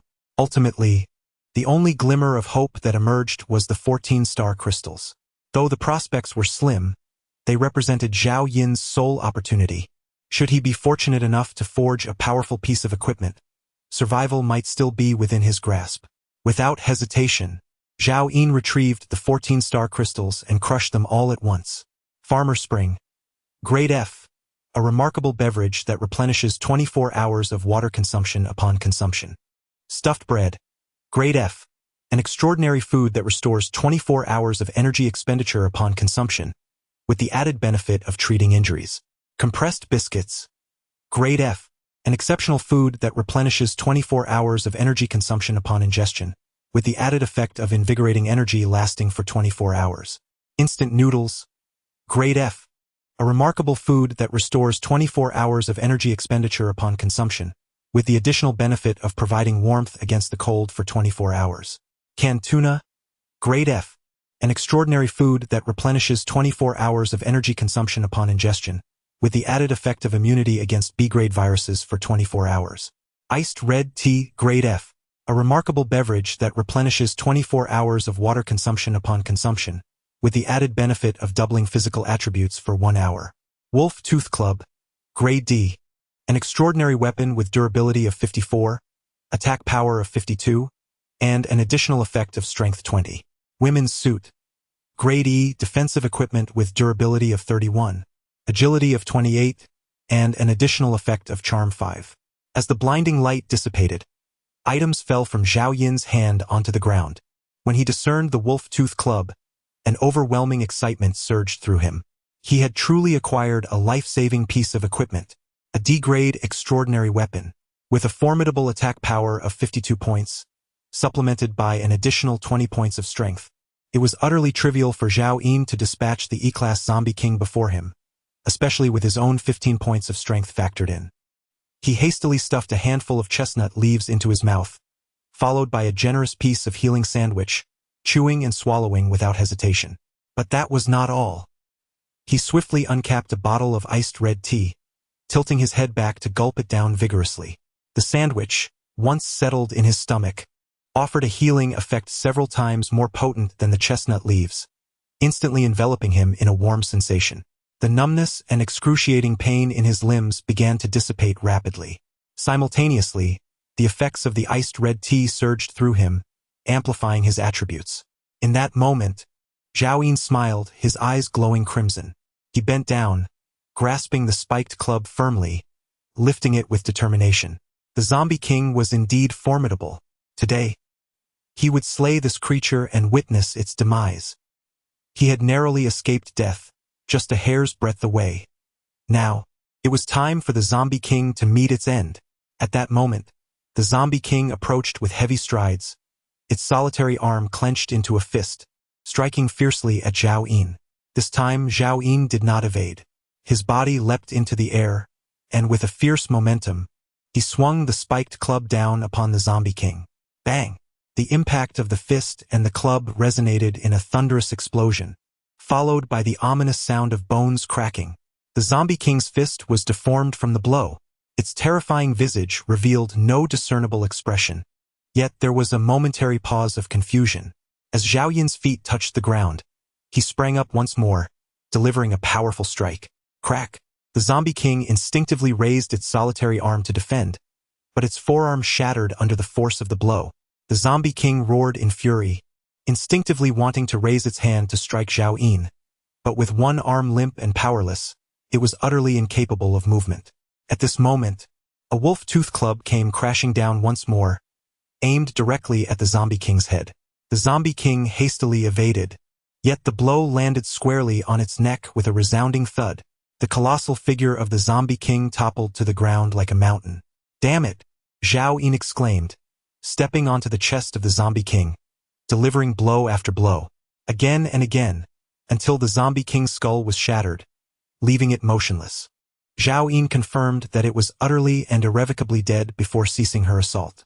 Exhausted, she gasped for breath, the heavy wolf-tooth club, weighing 300 to 400 pounds, clattering to the ground. Wiping the blood from the corner of her mouth, she raised her gaze towards the little monkey and Zhao Xiaodao. In the mud, the two small figures lay still, resembling lifeless clay figures. "Xiaodao monkey," Zhao Yin called out, recalling how they had fought desperately to save her. An unexpected pang of pain pierced her hardened heart. "Are you gone?" Ignoring her fatigue, Zhao Yin struggled to approach them. The little monkey's skull was fractured, exposing its brain, while patches of fur had been mercilessly torn away by the zombie king. A gaping wound in its abdomen, reminiscent of the earlier Buffalo's injury, allowed its intestines to spill forth. Meanwhile, Zhao Xiaodao's chest had completely caved in, blood still spurting from his mouth and nose, unconscious and unresponsive. Fortunately, both still clung to a breath of life. Zhao Yin swiftly retrieved a chestnut leaf, placing it into the little monkey's mouth, only to discover it lacked the strength to chew. Zhao Yin pondered for a moment, then stuffed the chestnut tree leaves into his mouth, masticating them until they turned to pulp. He pried open the little monkey's jaws, and with a swift motion, he spat the mixture into its mouth, following it with a refreshing gulp of water. After tending to the little monkey, Zhao Yin employed the same method to nourish Song Xiaodao. After consuming the chestnut leaves, the wounds on both creatures swiftly ceased bleeding and gradually began to heal, their life force steadily revitalizing. However, the severity of their injuries rendered a mere handful of leaves insufficient. Thus, Zhao Yin extracted 10 kilograms and chewed vigorously to feed them. In truth, there remained a portion of the sandwich he had previously prepared, but its restorative capabilities exceeded that of the chestnut leaves, proving far more advantageous during combat, prompting Zhao Yin to refrain from utilizing it. His jaw began to ache from the exertion, yet the little monkey's skull and abdomen eventually healed, sprouting golden fur. Song Xiaodao's sunken chest gradually expanded, and the bleeding from her mouth and nose subsided. After chewing a few more leaves, the little monkey was the first to awaken. "Master, what about that giant zombie?" Upon opening its eyes, it sprang up from the ground, only to freeze at the sight of the zombie king's lifeless body. "Is it dead? How did it die?" With leaves still in his mouth, Zhao Yin pried open Song Xiaodao's mouth and skillfully spat the mixture inside, followed by a sip of water. Only then did he calmly respond, "Of course, it was my desperate struggle to save you that led to its demise." The little monkey widened its eyes and promptly leaped to Zhao Yin's feet, wrapping its arms around his leg. "Master, you are so incredibly kind to both me and Little Knife. You are the best master in the entire world, the most formidable master. Truly remarkable, absolutely amazing." Zhao Yin reveled in the monkey's flattery, shoving a handful of leaves into his mouth and chewing as he said, "To heal your wounds, I have spent 10 kilograms of precious chestnut leaves. My teeth nearly ground to dust." The little monkey, touched to the point of tears, did not mind Zhao Yin's unconventional method of treatment. It pressed its monkey face against Zhao Yin's thigh, affectionately rubbing against him, expressing a heartfelt guilt. "Master, it's all my fault for being useless and unable to protect you." Zhao Yin ruffled the little monkey's head, saying, "Your performance today was nothing short of mediocre, but just barely acceptable. Therefore, I have decided to reward you." The little monkey suddenly lifted its head, gazing eagerly at Zhao Yin. "Is it extraordinary food?" Zhao Yin produced the last bottle of iced red tea and handed it to the monkey. "This is an extraordinary beverage. It will double your attributes for 1 hour. However, you cannot drink it now. You may only consume it when faced with a similar danger in the future." The little monkey excitedly accepted the bottle, caressing the coveted extraordinary treat. In truth, Zhao Yin had already considered that he must find a way to equip both the little monkey and Song Xiaodao as soon as possible. Such a crisis must never occur again. The habits formed in his past life made him constantly think of his own safety, to the detriment of his overall combat effectiveness. As the master of contracts, he should remain in the shadows while his subordinates fought valiantly. If the little monkey and Song Xiaodao were weak and vulnerable, he would find himself in the precarious position he faced today, rendered powerless. There are still 12 F-level zombies by the chestnut tree. They must have been dispatched by the water buffalo. Bring their heads back here. Zhao Yin handed a Dao knife to the little monkey. Understood, master. Thank you, master. The little monkey continued to express gratitude for the iced tea. After receiving the Dao knife, it hopped away cheerfully. Just as Zhao Yin was preparing to clean the battlefield, Song Xiaodao suddenly opened his eyes. Zhao Yin, are we dead? Indeed, we are in the underworld, Zhao Yin replied. Surprisingly, Song Xiaodao did not react with the anticipated panic. Instead, his expression resembled one of sudden relief. He then closed his eyes again. What is this taste in my mouth? Chestnut leaves used for treating your wounds, Zhao Yin explained. Am I not dead? Why are you still treating my wounds? Song Xiaodao seemed to grasp something suddenly and sat up abruptly, scanning the surroundings until he spotted the deceased zombie king. I am not dead. Did you kill the great zombie? Zhao Yin calmly responded. Since all is well, get up and get to work. Go dissect that dead buffalo. We shall have beef for dinner tonight. Though Song Xiaodao was still puzzled, he dared not inquire further. He picked up the butterfly knife that had fallen into the mud, wiped it off simply, and made his way toward the water buffalo. Zhao Yin also rose and moved forward, retrieving his sniper rifle. He found it undamaged and directly stored it in his spatial ring. Although this sniper rifle had not been particularly effective today, it would certainly suffice against ordinary zombies and survivors. Unfortunately, he had expended half of his armor-piercing rounds. Zhao Yin. It. Suddenly, a scream pierced the air behind him, emanating from Song Xiaodao. No, Zhao Yin, come quickly. This buffalo is still alive. Song Xiaodao exclaimed, gripping her butterfly knife and retreating cautiously, her gaze fixed on the seemingly lifeless body of the water buffalo. She felt a lingering dread regarding the creature's formidable strength.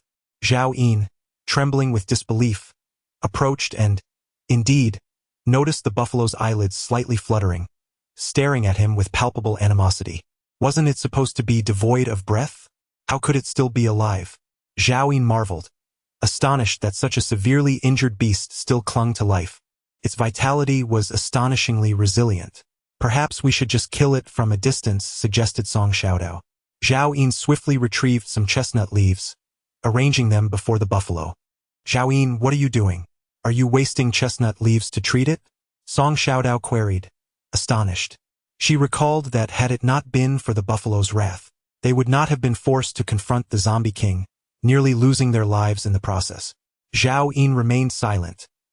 He was indeed intent on healing it, for the buffalo's prowess was indisputable, and he was in dire need of such a powerful contracted beast. Are we never going to enjoy beef again? Song Xiaodao sighed in disappointment, muttering, what good will it do to heal it? Aren't you afraid of its vengeance? In her perception, while Zhao Yin was not inherently malevolent, he certainly did not possess an overflow of compassion. Beads of cold sweat formed on Zhao Yin's forehead, acutely aware that the buffalo could perish at any moment. He hastily chewed a handful of leaves and pried open the buffalo's mouth, spitting the masticated mixture inside. Beside him, Song Xiaodao's eyes widened in disbelief as he opened a container of water, pouring it into the buffalo's mouth while continuing to chew the chestnut leaves, green juice trickling down the corners of Zhao Yin's mouth. She felt a tumultuous churn in her stomach and bent over to vomit. Consequently, Song Xiaodao beheld the expelled contents, which were nothing but clear water mixed with chewed fragments of chestnut leaves, prompting her to retch even more violently. Zhao Yin, how could you do this? She questioned with reddened eyes.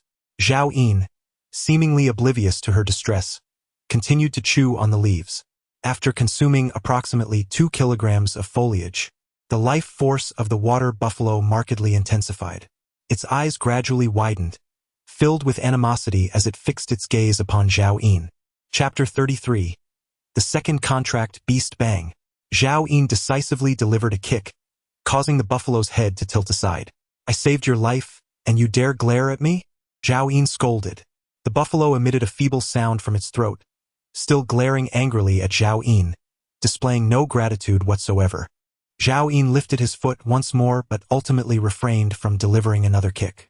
There was no point in quarreling with a stubborn beast. As long as he could form a contract with it, the essence of the contract would inevitably alter its mindset. He ceased feeding the leaves, wary of a potential counterattack from the buffalo. Placing a hand upon the creature's head, he directly summoned the essence of the contract from his mind, invoking the power of the pact. A faint golden light gradually coalesced into a chain-like form, emanating from Zhao Yin's palm and embedding itself into the buffalo's brow. Immediately, the buffalo began to tremble violently, and as if comprehending something, it thrashed in desperation. Unlike the little monkey from earlier, the buffalo was an E-class mutated beast, one level above Zhao Yin himself, and its mental force clashed violently against the chains formed by the essence of the contract. Yet all efforts proved futile. Zhao Yin mounted the head of the water buffalo, firmly pinning it to the ground with his weight. In the face of the contract spirit, the buffalo's resistance was utterly ineffectual. The chains vanished from its mind in an instant, and soon its massive form slumped, eyes slowly closing in surrender. Song Xiaodao, already filled with trepidation towards Zhao Yin, recognized the validity of his words. She wiped her tears, too intimidated to retort. However, the tumult of emotions within her remained inescapable. No one enjoys swallowing another's contempt. "Come here." Zhao Yin beckoned her with a finger. Reluctantly, Song Xiaodao shuffled forward until she stood before him. "What do you want?" With a swift motion, Zhao Yin delivered a sharp rap to the top of her head. "Do you wish to tear down the roof?" Covering her head with her hands, Song Xiaodao looked up at Zhao Yin, tears of grievance streaming down her cheeks. "Did you brush your teeth this morning?" "Brush my teeth?"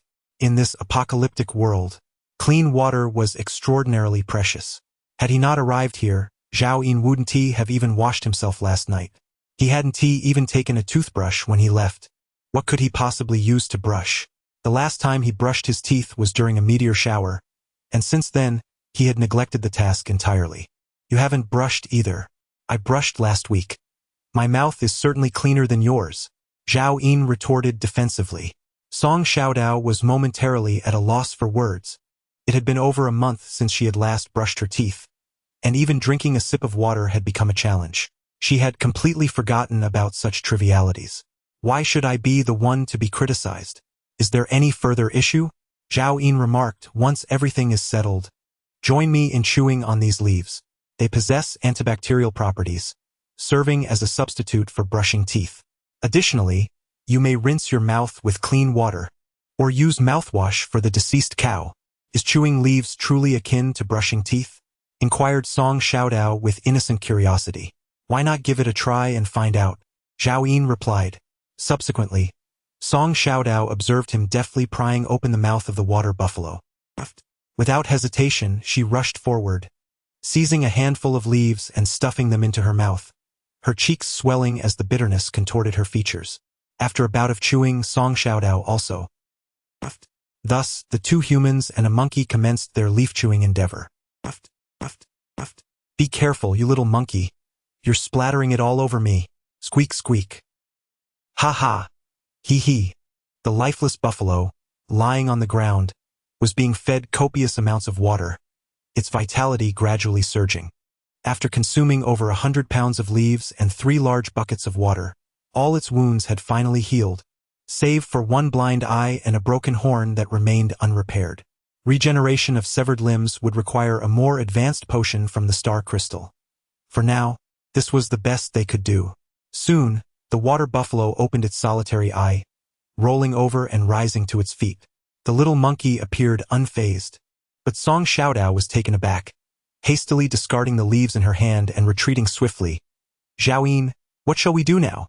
Zhao Yin bent down, calmly gathering the scattered leaves piece by piece, and replied, "No worries, from now on, it shall be our companion." At that moment, a voice echoed in Zhao Yin's heart. "Master."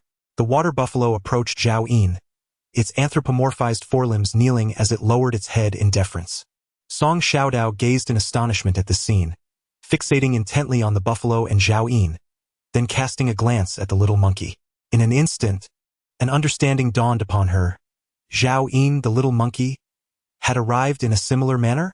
She had witnessed Zhao Yin signing the contract moments ago. Finally, she comprehended what he had been doing at that time. In Song Xiaodao's eyes, the man before her grew increasingly enigmatic, undoubtedly concealing countless secrets within him. Zhao Yin nodded, offering no further explanation, merely stating, "It's different. I rescued the little monkey, and we have never had any unpleasantness." Chirp, chirp. The little monkey immediately echoed in agreement, though unfortunately, Song Xiaodao could not decipher its words. Zhao Yin then kicked the buffalo lightly. "Go find some grass to eat. Without my command, you are not to leave. Otherwise, I shall break your legs." "Yes, master," came the buffalo's silent affirmation, lacking the vividness of the little monkey's voice, sounding rather clumsy instead. It rose and ambled to a nearby patch, grazing on the freshly sprouted green shoots. Song Xiaodao responded affirmatively, skillfully moving over to slice a watermelon. Zhao Yin finally approached the corpse of the zombie king.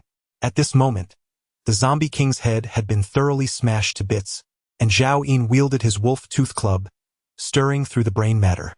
Soon, 3 star crystals and 1 E-level corpse crystal rolled out. Zhao Yin, observing the 3 star crystals, felt a surge of astonishment. No wonder this E-level zombie was so formidable. It was indeed a zombie king. In a previous life, he had merely heard whispers of the existence of a zombie king, often taking heed of such rumors and promptly leading Lin Tianfeng and others to flee, never having encountered one in reality. Had this zombie king not crossed paths with Zhao Yin, it would have swiftly ascended to a D rank, rapidly dominating Guangzhou City, commanding all zombies within its territory, and potentially conquering Jiangnan Prefecture with ease. Alas, such a possibility was now extinguished. Zhao Yin pondered whether the alteration of the timeline he had caused led to the emergence of this previously unheard-of zombie king, or if it had always existed but had simply ventured elsewhere, leaving him unaware of its presence. However, such contemplations were not pertinent at this moment. Zhao Yin's gaze fixated on the E-rank zombie crystal with an intensity surpassing that of his encounter with the star crystal. Chapter 34. A-rank item. Invisibility tent. Zhao Yin promptly crushed the E-rank zombie crystal, and a surge of pure energy instantaneously coursed through his body, the familiar sensation of evolution enveloping him once more. Human male, awakener of abilities, E-rank evolver, evolution degree 100. 16, strength 31, agility 35, stamina 25, spirit 48, talent B-rank shooting. Life countdown, 59,963 days. All attributes had doubled, and even his lifespan had been extended by an additional 30,000 days. This implied that, barring unforeseen circumstances, Zhao Yin could potentially live for another 160 years. At that moment, the very essence of Zhao Yin transformed, radiating with newfound vigor and vitality. Zhao Yin Yu. Zhao Xiaodao, cradling a collection of zombie crystals and star crystals, gazed at Zhao Yin in a state of bewilderment. She sensed an undeniable change in him, yet was at a loss to articulate precisely what was different. Here, the zombie crystals and star crystals are all here.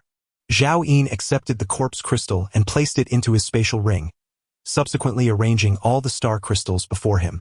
Among these were 3 from the Zombie King and 12 from the F-level zombies, totaling 15 crystals that formed a small mound. At this moment, Zhao Yin's vision and hearing extended to a radius of 2 kilometers, revealing no other life forms aside from a few scattered zombies. Sitting upon the muddy ground, he began to open the star crystals one by one. Farmer's Spring. Grade F. Type. Extraordinary beverage. Consumption replenishes 24 hours of moisture loss indeed. Commenced with Farmer's Spring once more. Stuffed bread. Grade F. Type. Extraordinary food. Consumption replenishes 24 hours of energy expenditure, with the added effect of healing wounds. Compressed biscuit. Grade F. Type. Extraordinary food. Consumption replenishes 24 hours of energy expenditure, with the added effect of invigorating energy, lasting 24 hours. Farmer's Spring. Instant noodles.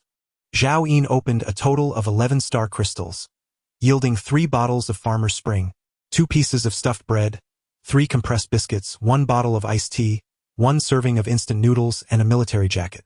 Only 1 piece of F-grade equipment emerged, while the rest consisted of disposable extraordinary food and beverages. Coincidentally, the military jacket he wore had been torn apart by the Zombie King, making this new piece quite timely. Zhao Yin still had 4 star crystals remaining. Aside from the last one, which had dropped from an F-level zombie, the other 3 had all originated from the Zombie King. He recalled a rumor from his past life suggesting that the star crystals dropped by the Zombie King had a significantly higher probability of yielding exceptional items. Regardless of the veracity of the rumors, Zhao Yin chose to reserve these 3 fragments of star crystals until the end, desiring to surprise himself. He grasped the final F-grade star crystal, and with a slight exertion of his fingers, it shattered, transforming into a brilliant white light. As the luminescence dissipated, a small vial materialized within his palm. Evolution Potion. Grade F. Type. Primary Potion. Upon consumption, it unlocks human evolutionary genes, transforming the user into a new human. The Evolution Potion serves as a catalyst for awakening the latent potential of an evolver, yet Zhao Yin found the F-grade to be of no use to him at present. Only an E-grade Evolution Potion could further enhance his E-grade evolutionary potential. Naturally, should he remain unable to acquire an E-grade potion, he could still ascend to D-grade through the utilization of corpse crystals. However, if the potential classified as E-grade remains undeveloped, his evolutionary attributes would be diminished by half. Zhao Yin instinctively cast a glance at Song Xiaodao, recognizing that the little monkey, as a mutated beast, would inevitably benefit this young girl.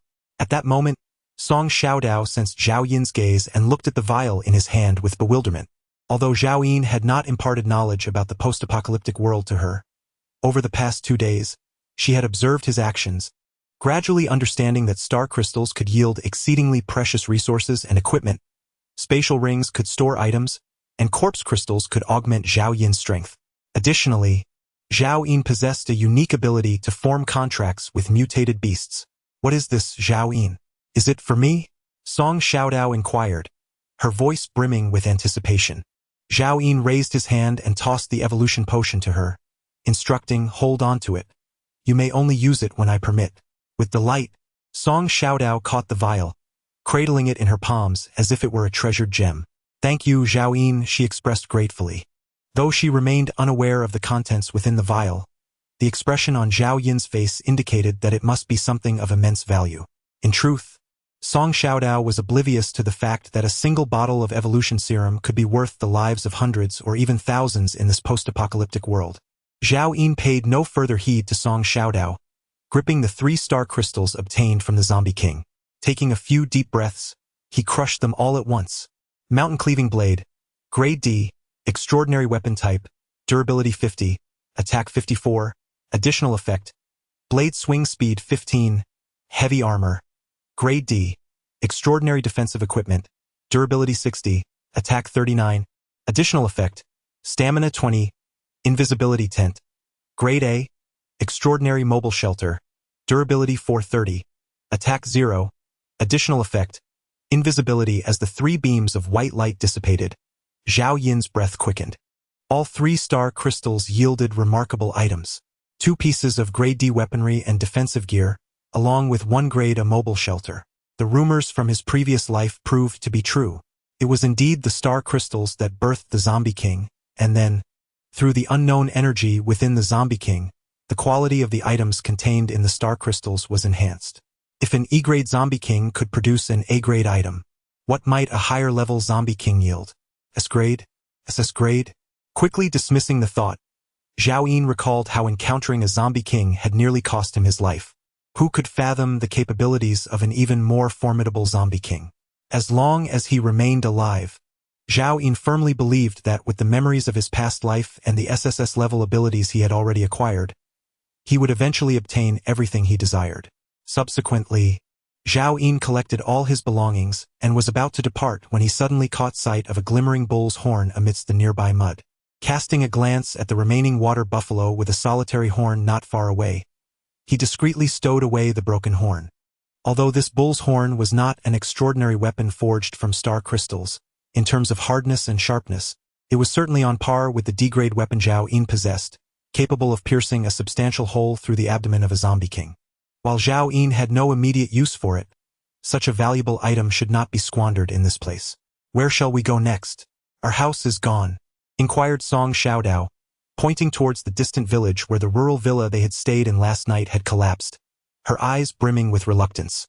Do not worry, we shall find a place to stay, Zhao Yin reassured her. He looked up at the sky.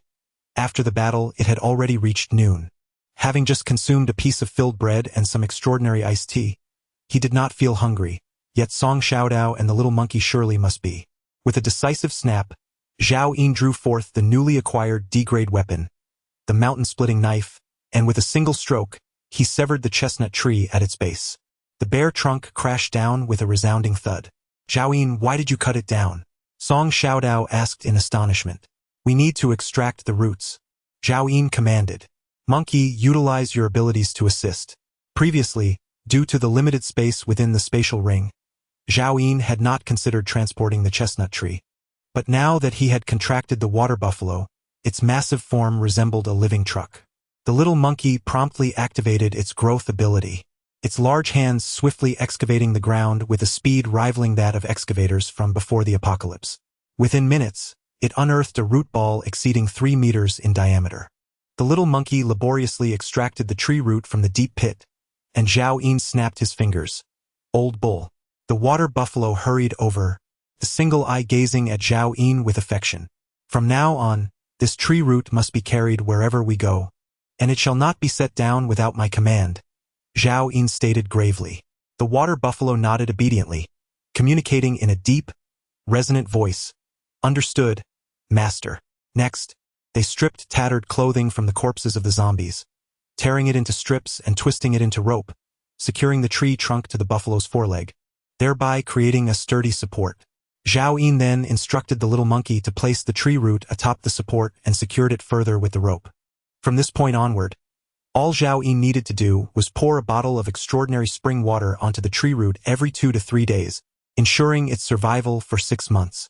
Once he acquired a living space, he could plant it. Having completed his tasks, Zhao Yin found a clear area and retrieved the invisibility tent. As he examined this newly acquired A-grade item, a glimmer of anticipation shone in his eyes. He was eager to test its efficacy. In his hands, the invisibility tent resembled a palm-sized veil. With a mere thought, the tent swiftly levitated, rapidly expanding until it enveloped an area of 300 square meters before gently descending. In an instant, it enclosed Zhao Yin, Song Xiaodao, and the 2 mutated beasts within its confines. Chapter 35. A bountiful harvest. The 2 mutated beasts and Song Xiaodao gazed at Zhao Yin's actions, their expressions a mix of astonishment. Zhao Yin felt as if he were ensconced within a grand Mongolian yurt, adorned with exquisite fabrics and a cerulean ceiling embroidered with celestial bodies, the sun, moon, and stars. The circular fabric walls displayed intricate depictions of mountains, rivers, flowers, birds, and insects. Even the uneven, dilapidated ground had transformed into a smooth woolen carpet. Is this what you just conjured up? Inquired Song Xiaodao, unable to contain his curiosity. Zhao Yin nodded affirmatively. This is called an invisibility tent, boasting over 400 points of defense. In this apocalyptic world, nothing can currently breach it, thus ensuring an added layer of safety for us. In high spirits, Zhao Yin stepped towards the tent's entrance. Song Xiaodao hurried to follow, with the little monkey scampering closely behind.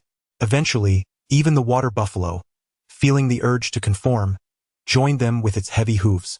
Were it not for Zhao Yin's meticulous arrangement of the tent, even his formidable mental prowess would have failed to detect its existence. Old bull, charge forward with all your might, Zhao Yin commanded, pointing toward the tent. The water buffalo hesitated, gazing at the empty space before it, filled with confusion yet resolute to unleash its immense strength. With a sudden rush, it lunged forward. The master had instructed to exert maximum force, and it was determined to demonstrate just how powerful it truly was. A thunderous crash echoed as the water buffalo collided with what felt like an invisible wall, resulting in a violent rebound that sent it sprawling to the ground. After bearing several tons of weight, it took a moment to rise again. The little monkey watched gleefully, while Song Xiaodao stared wide-eyed at the invisible barrier. A smile crept across Zhao Yin's lips as he brandished a mountain-splitting blade, striking forward with force. The impact reverberated through his arm, nearly causing him to lose grip of the weapon. Within the realm of perception, not a single scratch marred the surface of the invisibility tent. Indeed, the A-grade artifact proved to be remarkably formidable. "It's time to eat," Zhao Yin declared. The two beasts and Song Xiaodao immediately gathered around him, their eyes filled with anticipation. Zhao Yin produced 30 raw chestnuts, forgoing the effort of roasting them, and casually tossed 20 to the little monkey, reserving only 10 for the water buffalo. The distinction in treatment was unmistakable. "Thank you, my great, handsome, invincible, and most esteemed master," the little monkey exclaimed, noticing that the water buffalo had received half as many chestnuts as it had. Ecstatic, it danced around Zhao Yin. Monkeys are known for their grudges, and the little creature had not forgotten how the water buffalo had nearly caused its master harm. The water buffalo glanced at the chestnuts before the monkey and then at its own paltry share, its one-eyed expression instantly dimming. Internally, it lamented, "My master is biased. Little Bull is quite displeased. If you wish to be treated like the monkey, then you ought to work diligently for me," Zhao Yin admonished. "And furthermore, do not refer to yourself as Little Bull. Take a moment to consider your size. From now on, you shall be called Old Bull, understood?" The water buffalo lowered its head, silenced. "What about mine?" Song Xiaodao interjected eagerly. "Why have I not received any chestnuts?" Both mutated beasts had their share, seemingly leaving her forgotten. Instinctively, Song Xiaodao placed her hand over her chest, where she had hidden a small piece of roasted chestnut from the previous night. Zhao Yin reached towards her waist, where the butterfly knife was tied with a ragged strip of cloth. He seized it and promptly sat down upon the woolen carpet. Zhao Yin extracted a pile of chestnuts and placed them before him. The blade glided across the chestnut skin, creating a neat incision. With a gentle rub of his fingers, the shell effortlessly peeled away, revealing the golden-hued flesh within. Moments later, having peeled a dozen or so, Zhao Yin looked up at Song Xiaodao and declared, "These chestnuts are all for you." "All for me?" Song Xiaodao felt a sudden surge of excitement. It was not merely the quantity of chestnuts that mattered, but rather the fact that Zhao Yin had personally taken the time to assist her in peeling them. Since the apocalypse, aside from her brother, no one had ever shown her such kindness. Zhao Yin, oblivious to the glimmer in the young girl's eyes, calmly instructed, "Before you eat the chestnuts, drink the potion I gave you." "All right." In her joy, she refrained from inquiring about the nature of the potion and eagerly took a swig. Gulp! Song Xiaodao smacked her lips and exclaimed, "Zhao Yin, this is delicious." "Indeed, it has a sweet and sour flavor," Zhao Yin acknowledged with a nod. However, in the next moment, her cheeks flushed crimson as her eyes widened in disbelief, staring at Zhao Yin. "Wait, my stomach hurts." "Zhao Yin, what exactly is this potion?" "It is an F-grade evolution potion, designed to awaken the hidden evolutionary genes within you. If you can endure it, you will gain strength akin to mine. If you cannot, the outcome will be death or a state of idiocy," Zhao Yin replied, maintaining his calm demeanor. "Why didn't you tell me earlier?" Song Xiaodao complained, her complexion shifting from red to white, and then to a pallid hue within mere seconds. Soon, beads of sweat soaked her forehead, and her white t-shirt clung to her immature form. Song Xiaodao visibly lost weight, her frail figure a testament to her suffering. Zhao Yin, understanding the agony that accompanied the consumption of evolutionary serums, picked up a chestnut, asking, "Shall I feed you?" Just as Song Xiaodao was about to nod in agreement, a memory of Zhao Yin feeding her leaves flashed through her mind.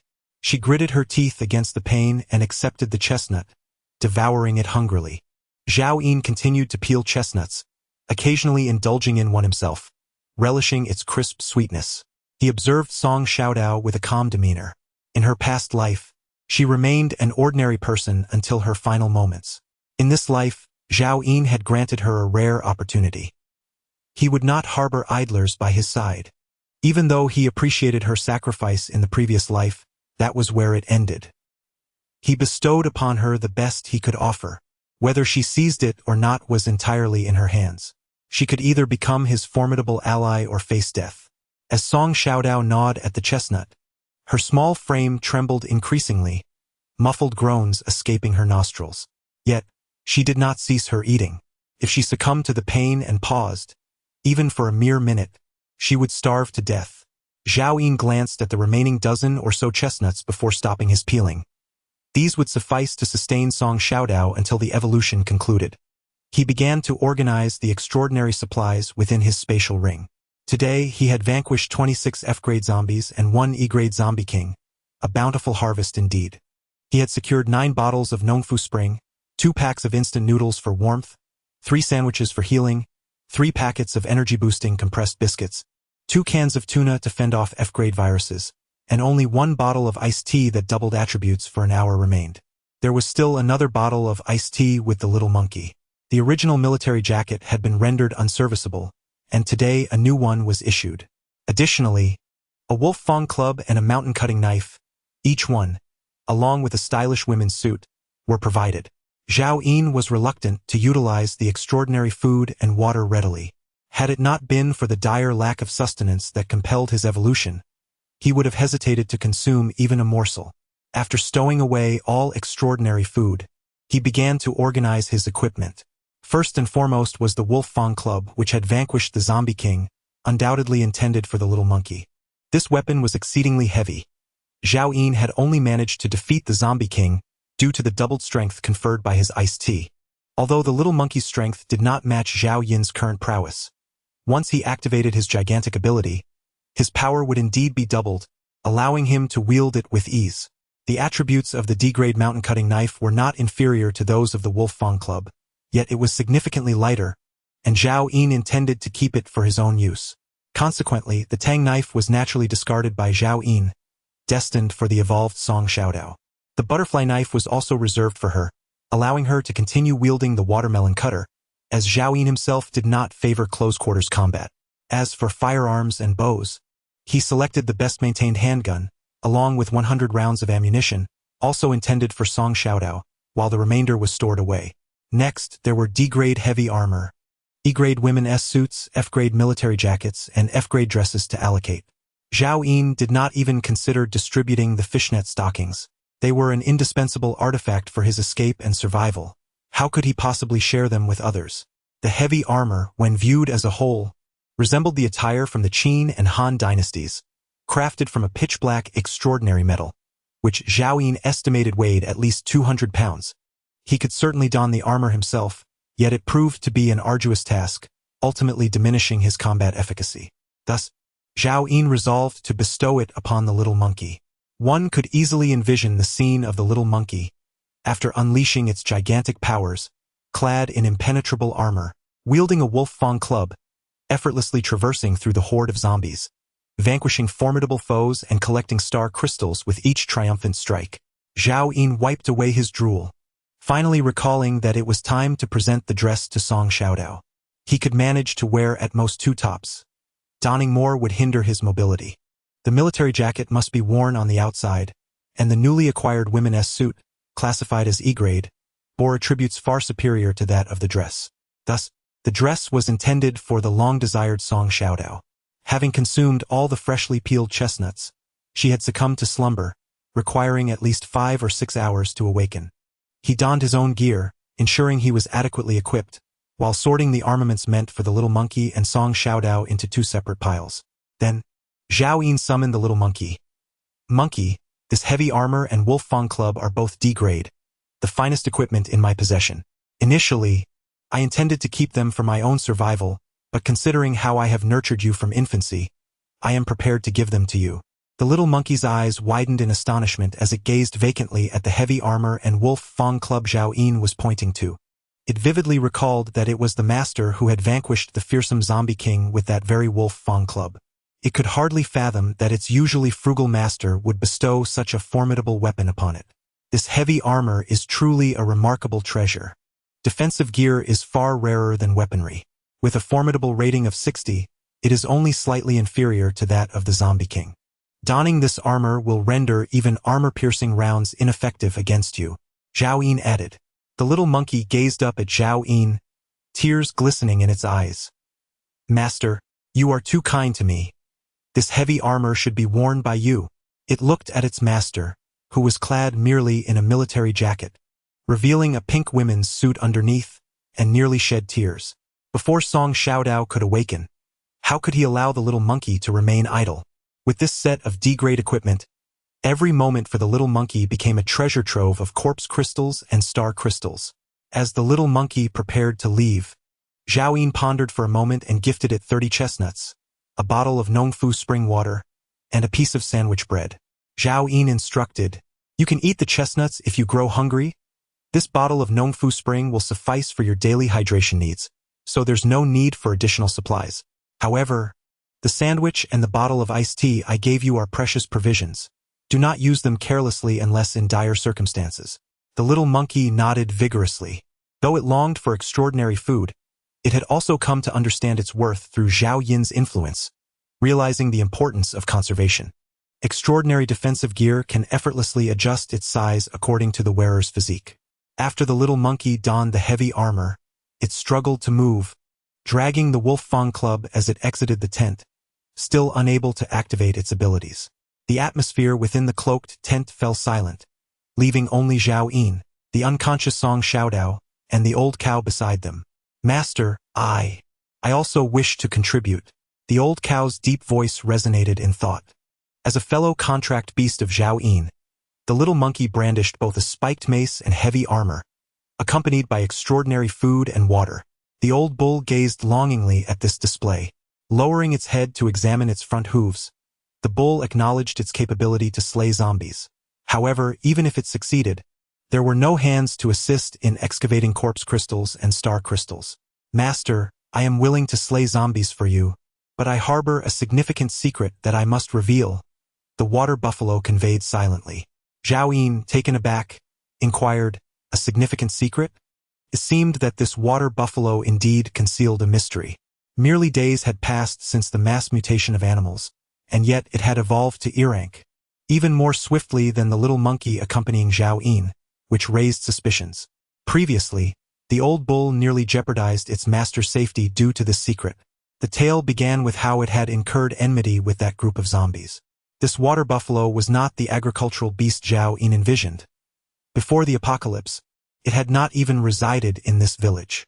It was merely a beef cattle purchased from a slaughterhouse in Guangzhou, hastened to maturity through the application of technology and harsh methods, having just turned a year old. At the slaughterhouse, it witnessed its companions being killed, their skins flayed while still alive, and water injected into their muscles, ultimately transformed into various beef products. Such harrowing scenes condemned it to a life of perpetual terror, fostering an intense hatred for humanity, though it felt utterly powerless. Finally, on a fateful night over a month ago, it too was led into the production workshop, believing its end was nigh. Yet it was then that the meteor shower descended. The workshop collapsed, and the water buffalo found itself trapped beneath the ruins. Fortunately, there was a slaughter rack that provided a semblance of support, granting it a sliver of survival space. Nearby, several cows had been slaughtered, leaving behind their stomachs, which contained remnants of fodder and moisture. The water buffalo endured a grueling month, and just a few days ago, in a moment of desperation, it unexpectedly regained strength and broke through the ceiling of the workshop, stepping into this apocalyptic world. Upon its first glance, the water buffalo recognized the butchers of yore, now transformed, wandering amid the ruins of the slaughterhouse. It realized that its strength had become astonishingly formidable, leading to a frenzied rampage of destruction. Gradually, it comprehended that these individuals had seemingly morphed into a different kind of monster, their might progressively intensifying. As the water buffalo unleashed its violence, it too began to sustain injuries. When confronted with hordes of zombies, it could only retreat, quenching its thirst with filthy water and satiating its hunger with the tender shoots that had just begun to sprout. Until 2 days ago, the water buffalo inadvertently stumbled into an industrial park, where it discovered a bush adorned with 2 vibrant red fruits. Even from a distance, the enticing aroma wafted toward it, a peculiar scent that captivated its senses. Consumed by curiosity, it consumed one fruit, only to be overwhelmed by excruciating pain, collapsing into unconsciousness. Upon awakening, it found itself imbued with significantly greater strength and an extraordinary armored ability. Reinvigorated, the water buffalo resolved to consume the remaining fruit, only to be confronted by the industrial park's tyrannical zombie king. Thus commenced a fierce battle between the beast and the undead, ultimately resulting in the water buffalo sustaining injuries and retreating to the outskirts, where it encountered Zhao Yin just the previous night. At that moment, the water buffalo approached, drawn by the distant scent of the chestnut tree's leaves. It perceived a certain resemblance between the chestnut leaves and those of a nearby shrub, and thus began to graze, only to discover that it could miraculously heal its wounds. The subsequent events were witnessed by the little monkey, which later recounted them to Zhao Yin. Were the leaves of that shrub needle-like? Did its branches exhibit a spectrum of colors? And was its surface adorned with a layer of golden fuzz? Did the fruit, vibrant red, subtly reveal golden threads? Zhao Yin inquired. The old buffalo's eyes widened in astonishment. Master, how did you come to know this? Zhao Yin's breath grew slightly labored, and in that fleeting moment, understanding dawned upon him. Chapter 37.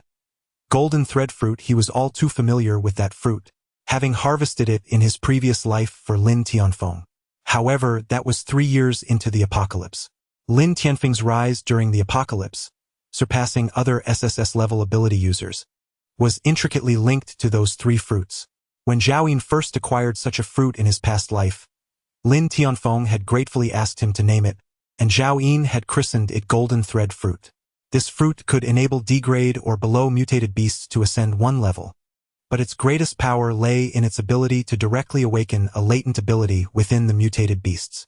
It is noteworthy that most mutated beasts possess only a single ability, and Zhao Yin's vivid memory of the little monkey stemmed from its possession of 2 abilities.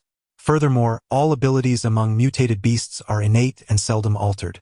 Each additional ability can exponentially enhance the strength of a mutated beast of the same level, potentially leading to overwhelming superiority. In his previous 7 years, Zhao Yin had only seen the golden thread fruit augmenting the abilities of mutated beasts. Regrettably, the quantity of such extraordinary entities is exceedingly scarce for cultivation. A single fruit tree may bear no more than 2 fruits, with the majority yielding but 1, and upon ripening they wither and perish. Zhao Yin was astonished to discover that not only had a zombie king manifested in the diminutive Guangzhou city, but there also existed a golden silk fruit. With a resounding smack, Zhao Yin struck the old ox on its head, exclaiming, "Why did you not inform me sooner?" To the old ox, this slap felt no more than a mere tickle, yet it feigned great pain, replying, "I apologize, master. My memory is rather poor." In truth, the old ox had only been Zhao Yin's mutated beast for less than 3 hours. Zhao Yin had been preoccupied, leaving no opportunity for the ox to convey its knowledge. Zhao Yin shifted his tone. "One must acknowledge their mistakes, yet I shall not disregard your contributions. Should we acquire that golden silk fruit, you may select 3 types of extraordinary food, and I shall reward you with 100 chestnuts." The old ox immediately expressed profound gratitude.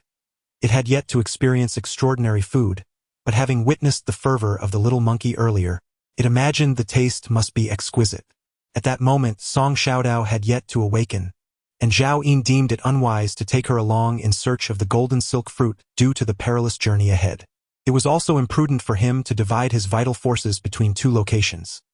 His principle in this apocalyptic world was to prioritize safety above all else. Thus, Zhao Yin resolved to wait for Song Xiaodao to regain consciousness before venturing to pluck the golden silk fruit. The location was an industrial park, the area with the highest concentration of zombies in all of Guangzhou City, making it unlikely that any other individuals or mutated beasts would have harvested the fruit beforehand.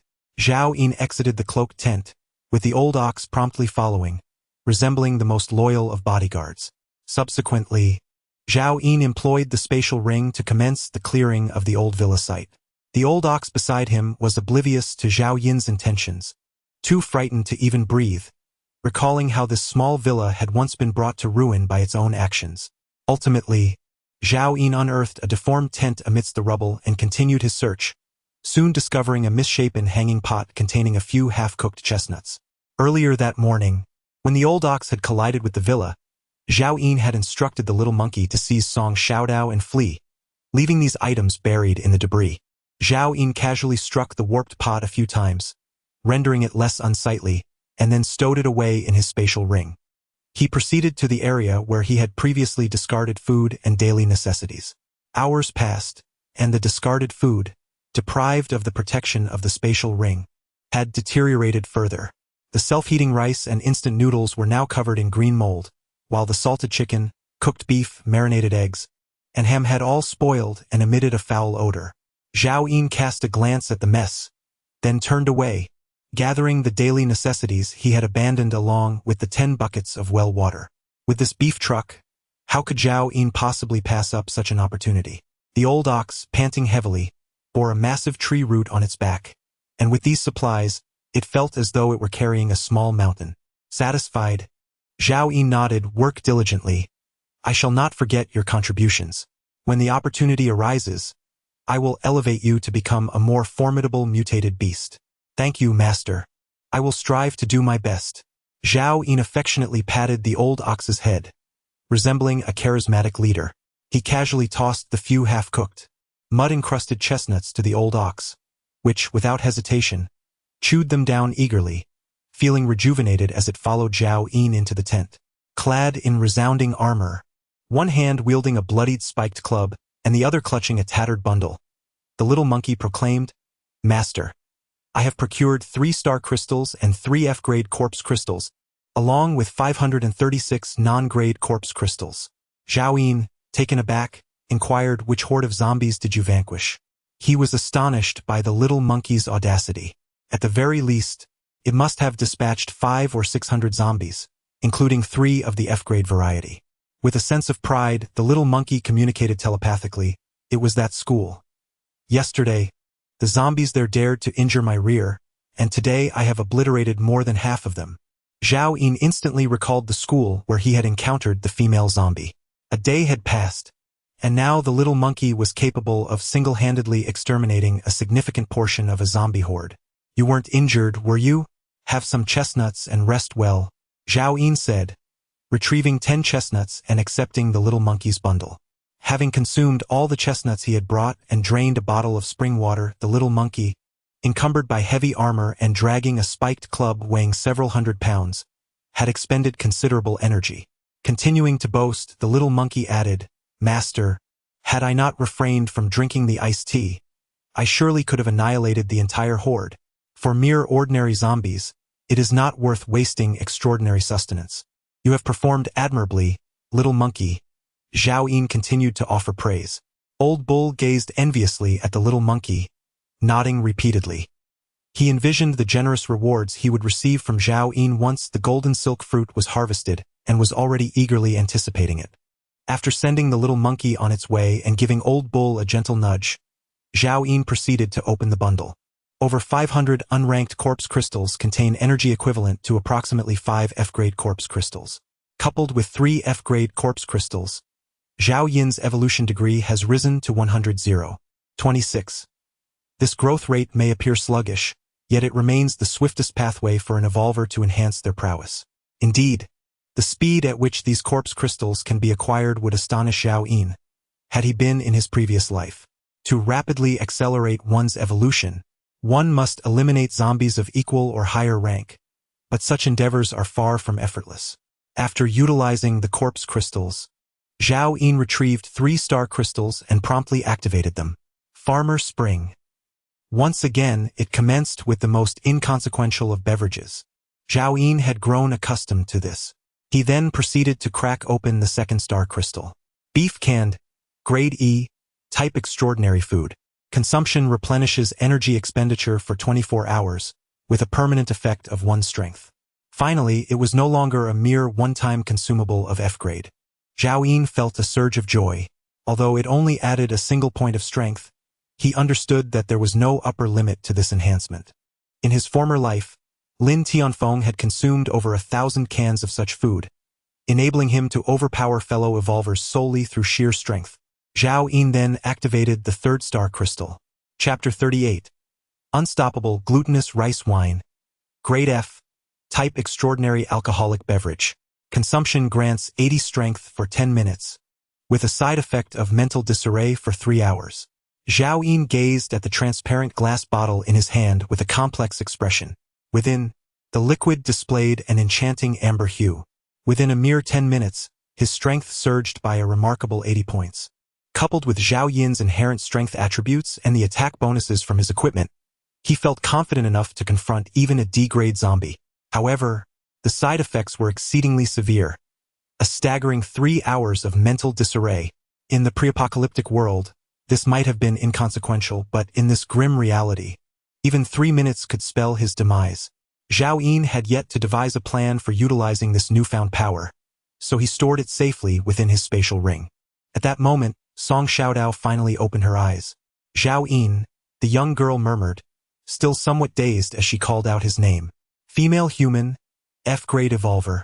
Evolution degree 100, Strength 16, Agility 17, Stamina 12, Spirit 11, Life countdown 31. 57 days. Her attributes were not dissimilar to Zhao Yin's at the F-grade, save for the absence of any awakened abilities and a significant reduction in mental capacity. Zhao Yin, I'm hungry, she reminded him as she noticed him lost in thought. With a swift motion, she sprang to her feet and squatted beside him, playfully clasping her shoulders and asking, "Is there anything to eat?" Zhao Yin produced 3 chestnuts and offered them to her, gesturing toward a pile of clothing, a tang knife, a butterfly knife, a handgun, and 100 bullets. These are your belongings. From today onward, you shall accompany me in slaying zombies. He fixed his gaze intently on Song Xiaodao's expression. Upon hearing that she too would be involved in the hunt, she immediately shook her head vigorously, even hesitating to accept the chestnuts he offered. Zhao Yin, I shall assist you in severing heads, for you will need someone to handle the star crystals and corpse crystals. The brutalities of this apocalypse necessitate such actions. Should I perish in the future, how shall you survive? Zhao Yin interrupted Song Xiaodao's words with resolute conviction. Young one, you ought to acquire knowledge and skills. Relying on others is ultimately a lesser path. Only that which you have learned belongs to you, equipping you to confront any crisis. In that moment, Song Xiaodao realized that Zhao Yin was genuinely considering her well-being. This fellow cared for her more than she had perceived. As she felt a surge of warmth in her eyes, she accepted the chestnuts from Zhao Yin's hand and murmured, I understand, Zhao Yin. With a sigh, Zhao Yin silently turned and exited the concealed tent. His voice slightly hoarse. Xiaodao, from now on, I shall endeavor to handle the decapitations myself. Our priority is to cultivate you before addressing other matters. As his imposing figure vanished into the night, his voice lingered. I have given you the dress you like. Put it on, for a young lady ought to be graceful. He was the master of the contract, destined to remain in the shadows while his subordinates engaged in the fray. One cannot traverse the riverside without getting their shoes wet. Today's encounter with the Zombie King served as a reminder to Zhao Yin to avoid direct confrontation in the future. Mother, father, brother, do you know? I have met a good person. Song Xiaodao donned a dress, emulating Zhao Yin, and secured a butterfly knife around her arm, with a tang knife and a pistol hanging from her waist. Bullets wrapped in tattered cloth nestled against her chest. She swiftly consumed 3 chestnuts when suddenly, the light before her brightened as Zhao Yin retracted his invisibility tent. Zhao Yin, where shall we go next? At that moment, Song Xiaodao felt that as long as this man was by her side, any place in this apocalyptic world could be considered her home. Unbeknownst to her, a breeze stirred in the desolate world, ruffling Zhao Yin's short hair even further. He gazed at Song Xiaodao, noticing that she seemed slightly taller after her evolution. The dress she wore accentuated her curves. Yet, she remained barefoot, standing in the muck. Zhao Yin glanced down at his own sneakers, toes peeking out, and sighed inwardly. Despite acquiring several pieces of gear from the star crystal, why were there no pants or shoes? Monkey, Old Bull, have you both had your fill? So, it's time to get to work. After Zhao Yin spoke, he pointed towards Guangzhou City. Target the industrial park. Monkey will lead the way, Xiaodao will provide cover, and Old Bull will stay by my side to protect me. The little monkey and Old Bull perked up, and even Song Xiaodao wore a solemn expression. Without delay, the little monkey brandished his wolf-toothed club and charged ahead, with Song Xiaodao quickly following suit, while Zhao Yin and Old Bull brought up the rear. 2 individuals and 2 beasts gradually recede into the distance. The howling winds echo, the celestial bodies rise, and a pervasive gloom envelopes the world. Zhao Yin suddenly recalls a remark from a seasoned survivor from a past life, who, on their deathbed, proclaimed that this realm was meant to be governed by daylight for humanity and darkness for the other creatures. Yet, humanity has encroached upon both day and night, thereby invoking a divine retribution. People have transformed into zombies, perpetually wandering without respite. In this absence of societal constraints and the hardships of survival from a former existence, Zhao Yin finds an unexpected solace in this apocalyptic reality. At the very least, Song Xiaodao is liberated from the relentless pressures of academic competition, the endless cycles of rote memorization, assignments, research, and remedial classes. Ordinary individuals are free from the burdens of mortgages and loans that once consumed their lives, devoid of workplace rivalries, no longer forced to feign smiles nor shed tears for anyone. The little monkey is no longer confined to a zoo, merely existing in oblivion. The old cow will not be subjected to becoming a mere product of beef. Lost in thought, Zhao Yin soon arrives in the urban expanse of Guangzhou. The landscape is littered with the remnants of collapsed edifices, dilapidated roads, mangled vehicles, and aimlessly wandering zombies. This time, Zhao Yin opts not to seek refuge within the ruins for concealment, instead allowing the little monkey to lead the way along the battered roadway. Suddenly, a zombie spots Zhao Yin and the entourage, staggering towards the little monkey at the forefront. In the blink of an eye, the air is filled with the roars of dozens of zombies converging from all directions. Squeak! Roar! The little monkey unleashes its abilities, its frail form rapidly inflating. Its simian visage morphs into a grotesque mask, and as it grows in size, the squeaks transform into a terrifying roar. In that fleeting moment, the little monkey transformed into a towering beast, standing at 2 meters tall, wielding a spiked club with wild abandon. Hud hud hud. The 3 approaching zombies were instantly obliterated, their heads shattered upon impact. Without hesitation, the monkey plunged into the horde of zombies, each swing of its club sending several of the undead sprawling to the ground. The zombies clung to the monkey's heavy armor, yet they could not even scratch its surface. At that moment, it resembled a relentless meat grinder, leaving a trail of black blood in its wake. The old bull, panting heavily, exclaimed, "Master, I too wish to join. Go forth and compare your prowess with the monkey. Let us see who can slay more and faster." Zhao Yin urged, giving the bull a playful pat on its rear. The bull, invigorated by the challenge, surged with determination. After all, as an E-class mutated beast, it could not allow a mere monkey to outshine it. It unleashed both of its unique abilities, its already formidable 2-meter frame swelling even further, muscles rippling with explosive power, before it charged forth. In the next moment, the bull's fearsome figure collided with the area where the zombies were most densely clustered, scattering them in all directions. Among the wreckage, a severed arm from an unknown zombie fell with a thud at Zhao Yin's feet. He glanced down, wiping a drop of black blood from his face. In terms of combat instinct, the old bull surpassed the little monkey, having roamed the industrial park since its mutation, undoubtedly having dispatched countless zombies. At this juncture, the zombies had scarcely begun to gather before being decimated by the 2 mutated beasts. Song Xiaodao had anticipated a fierce battle for survival, only to find that not a single zombie had managed to reach her. She stood there, momentarily stunned, gazing at the imposing duo of mutated beasts. "Go help out. If you don't kill 10 zombies today, you shall not have a midnight snack."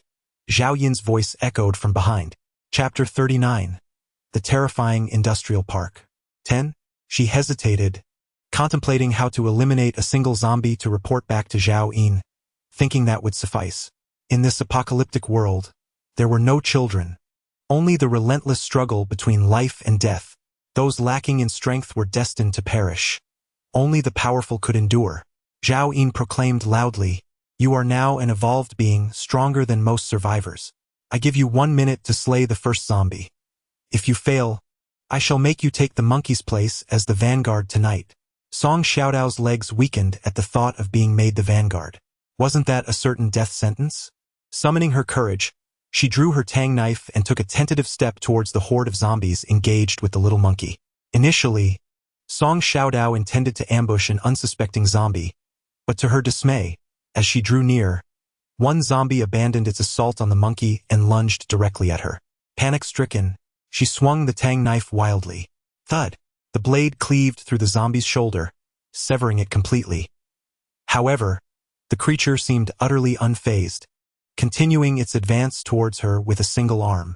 In that moment, Song Xiaodao realized there was no time to react, and she fell to the ground with a thud. Zhao Yin, help! Zhao Yin had anticipated this, stepping forward to kick the disarmed zombie to the ground, swiftly severing its head with his blade, then pulling her back up. To kill a zombie, one must strike the head. Remember to wield your knife with force. Do not allow the skull to trap your blade, and avoid being scratched or bitten, lest you become one of them. Zhao Yin instructed with stern gravity.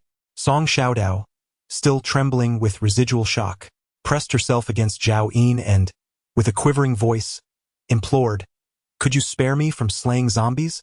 I can be of service to you. Tasks must be accomplished, and zombies must be vanquished." Zhao Yin replied sternly. "I warned you from the outset that once you chose to follow me, your life became mine. Should you attempt to leave, I will not hesitate to end you." He then pushed Song Xiaodao away, gesturing towards the nearby zombies. "Go forth and kill. This is your only path to survival." Zhao Yin, having endured similar trials in his past life, recalled the first time he faced a zombie. Many were unable to even lift their weapons, ultimately meeting their demise, torn apart by the very creatures they feared.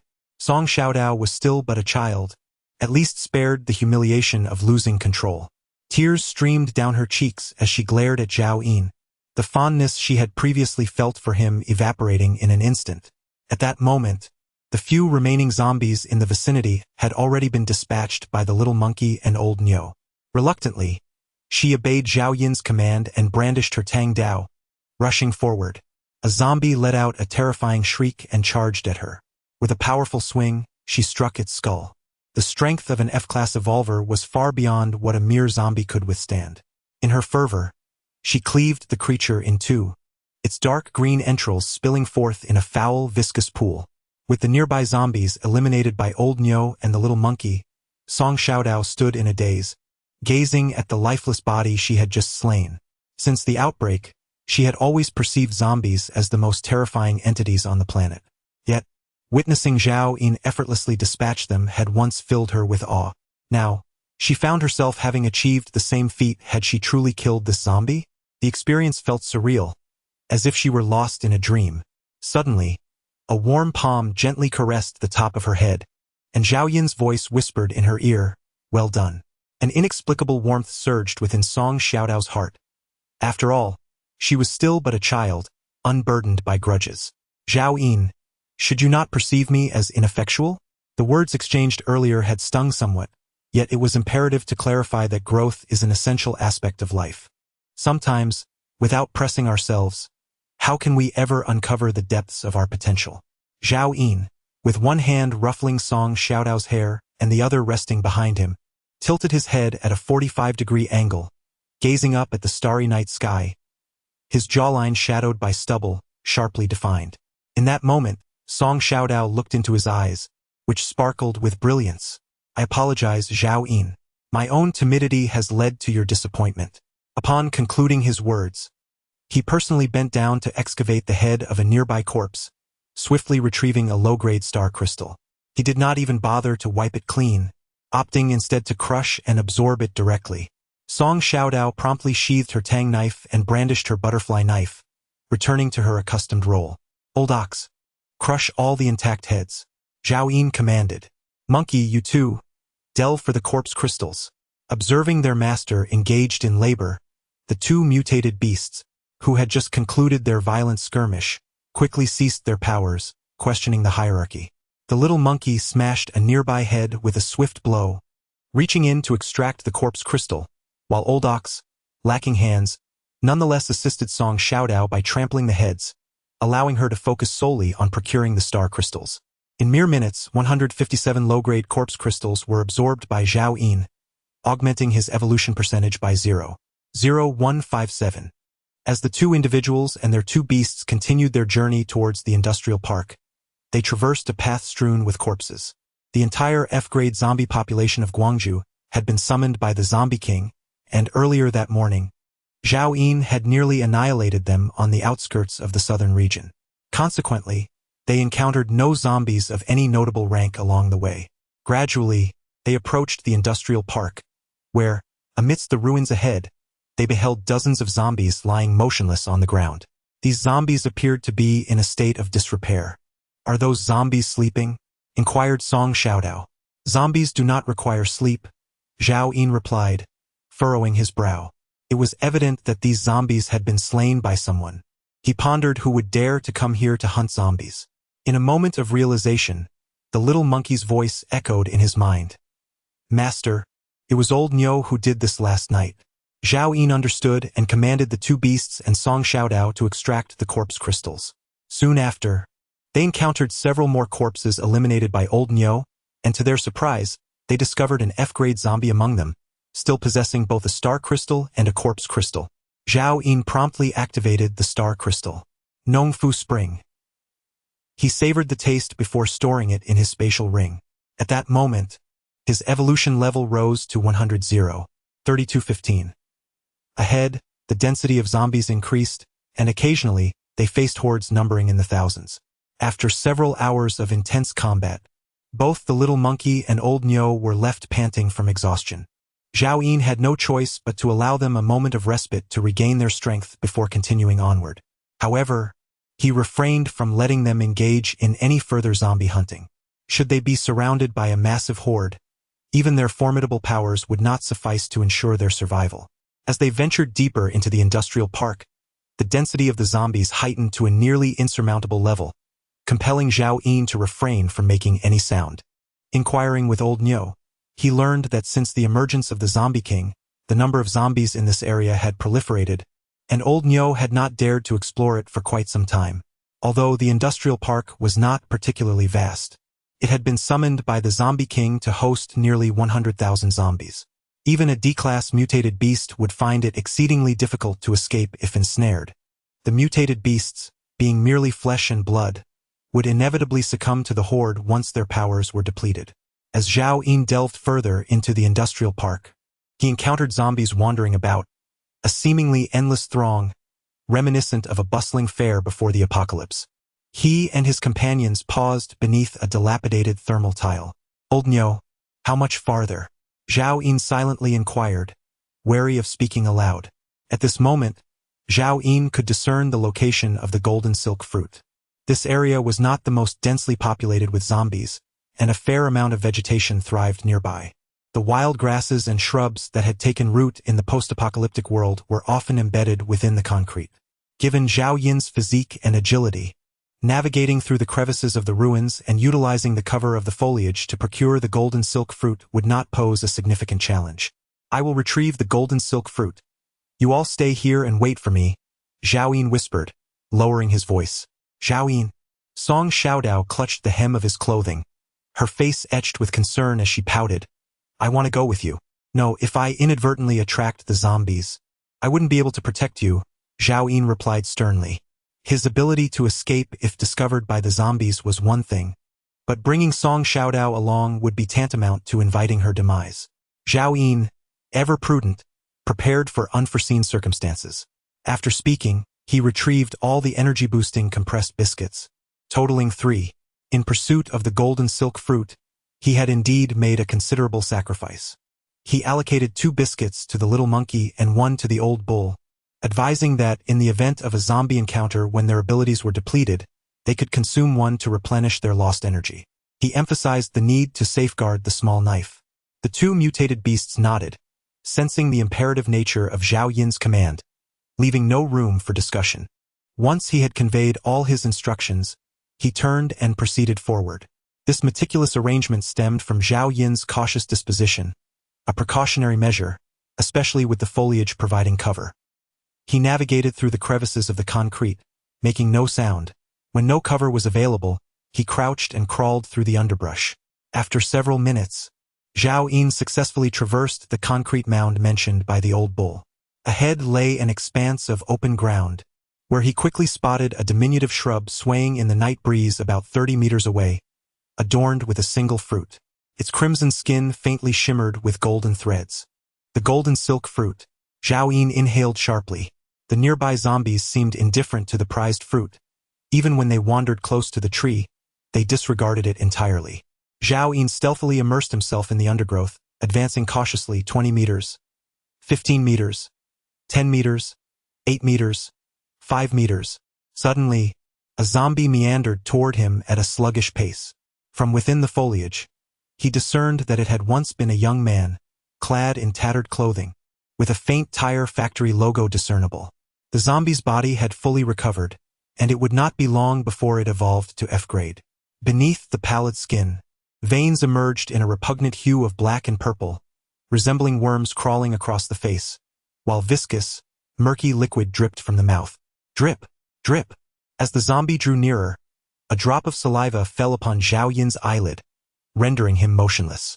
Fortunately, having bathed the previous night, the scent of sweat was not overpowering, and the strong wind diluted the odor, allowing the zombie to pass by without detecting him.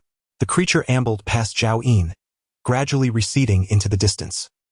He wiped the saliva from his eyelid and continued to crawl forward, soon arriving beneath the golden silk fruit tree. He refrained from immediately plucking the fruit, instead choosing to conceal himself within the foliage, cautiously surveying his surroundings. When he confirmed that all zombies within a 10-meter radius had turned their backs, Zhao Yun suddenly leaped into action. With precision, he grasped a golden silk fruit and, as he descended, yanked it from the tree. Moments late. He landed back into the underbrush. This entire maneuver was executed in less than 2 seconds without a single zombie noticing. Gazing at the golden silk fruit in his hand, Zhao Yun had yet to revel in his success when, from a distance, a sudden cry pierced the air. "There is someone. Help! Save me! Save my son!" Zhao Yun cursed under his breath, recognizing a middle-aged man with a balding head, clad in a tattered suit, cradling a 5- or 6-year-old boy as he emerged from a crevice that once resembled a sewer opening. "Finally, someone has come. Help! Save my son!" the man shouted, rushing towards Zhao Yun. Roar! Roar! The nearby horde of zombies erupted into chaos. From a vantage point above, one would observe what was once a desolate industrial park now bustling like an agitated anthill. Countless undead creatures converged frantically around a man and Zhao Yun. In that moment, Zhao Yun hesitated not at all. He rose and fled. Should he become encircled, even if his strength were to multiply several times over, it would spell his doom. Once the zombies closed in, the underbrush would no longer conceal his form, making escape exceedingly difficult. At that point, his only recourse would be to deploy his cloaking tent for refuge.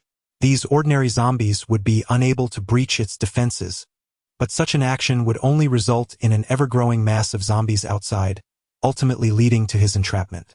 Brother, you are the first person I have encountered in over a month. I beg you, please do not run. I implore you, save my son." The man cried out behind him, his voice quaking with desperation. Zhao Yun felt an urge to curse. He had not anticipated that in this inhospitable industrial wasteland, there existed another soul who had managed to survive until now. This father and son duo had evidently evaded his detection, likely employing a similar method to elude the zombies. Zhao Yun had no time to unravel how they accomplished this. The man's cries grew increasingly frantic as the undead closed in, and Zhao Yun himself became a beacon for the approaching horde. He swiftly retrieved the last bottle of iced red tea from his spatial ring and gulped it down. Without uttering a word, his speed surged considerably as he identified the weakest point in the zombie throng, sprinting forward with fervor, his trousers nearly slipping off in the process. "How can you stand by and watch as I face death? I could perish, and yet you do nothing to save my son." The horde of corpses had encircled the man and the young boy, countless hands reaching out towards the two. The boy wailed inconsolably. In an instant, the mass of the undead engulfed them, grasping hands and clawing feet vying to tear them apart. The man desperately sought to shield the boy in his arms. Suddenly, with a sickening crack, a zombie yanked off the boy's head, blood gushing forth, and the nearby ghouls grew even more frenzied. "Son, my son!" the man cried out in heart-wrenching anguish. Ultimately, he too was overpowered and brought down by the relentless horde. His flesh and blood devoured in an instant, yet he continued to cling to the headless corpse of his child in the pool of blood. "Son, our food is gone, there is no water left. I do not know how to save you. Soon, The man was torn to shreds by the horde, leaving no trace of bone behind. Throughout this horror, Zhao Yin remained silent, not casting a single glance, solely focused on his own escape. Yet, Zhao Yin too found himself surrounded by the undead.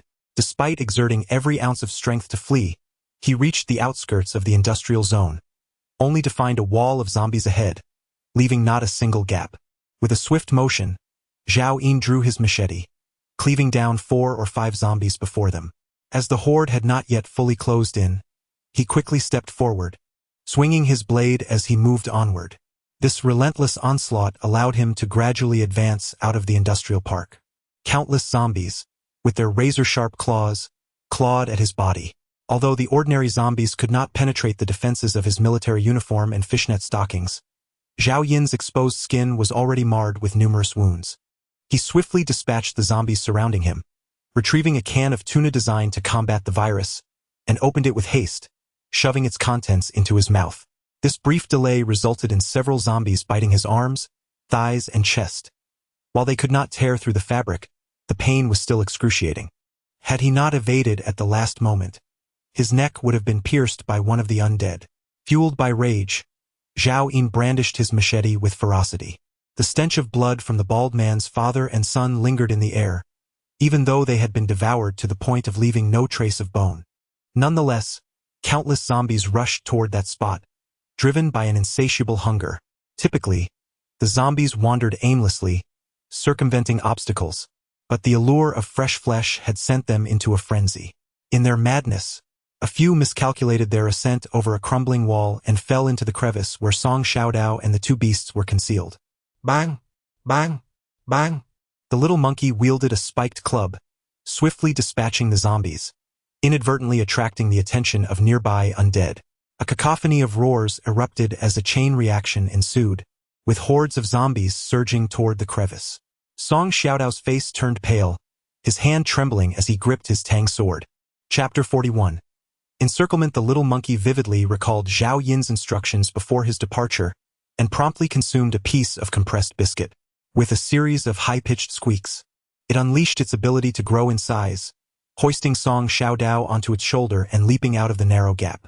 Before the eyes lay an unending horde of zombies, a sight too vast to merely be described as a wall of corpses. It was more akin to a mountain of the undead. The little monkey plunged into the throng, swiftly engulfed by a multitude of zombies. Its heavy armor sparked as the zombie's sharp claws raked against it, while the spiked club it wielded struck with relentless ferocity, obliterating scores of zombies with each powerful blow. A tremendous roar erupted nearby as the old bull charged forth, scattering the massive zombies surrounding the little monkey, momentarily alleviating its burden.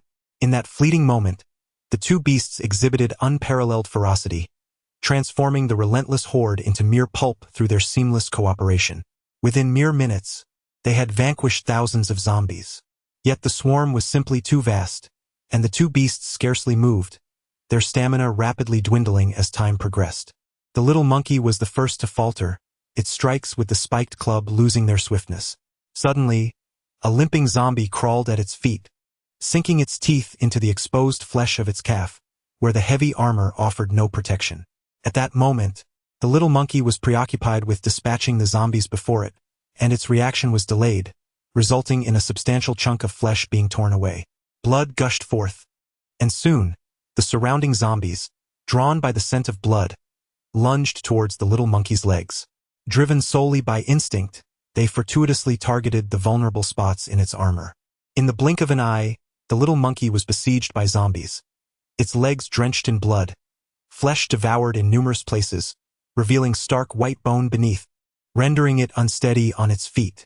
A primal roar escaped the little monkey, its face contorted in pain, yet overshadowing that was an overwhelming surge of fury. It swung its weapon with ferocity, obliterating the zombies beneath its feet.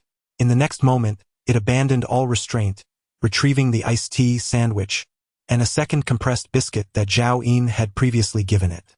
"Little monkey, I am here to assist you," exclaimed Song Xiaodao, who was perched upon the little monkey's neck.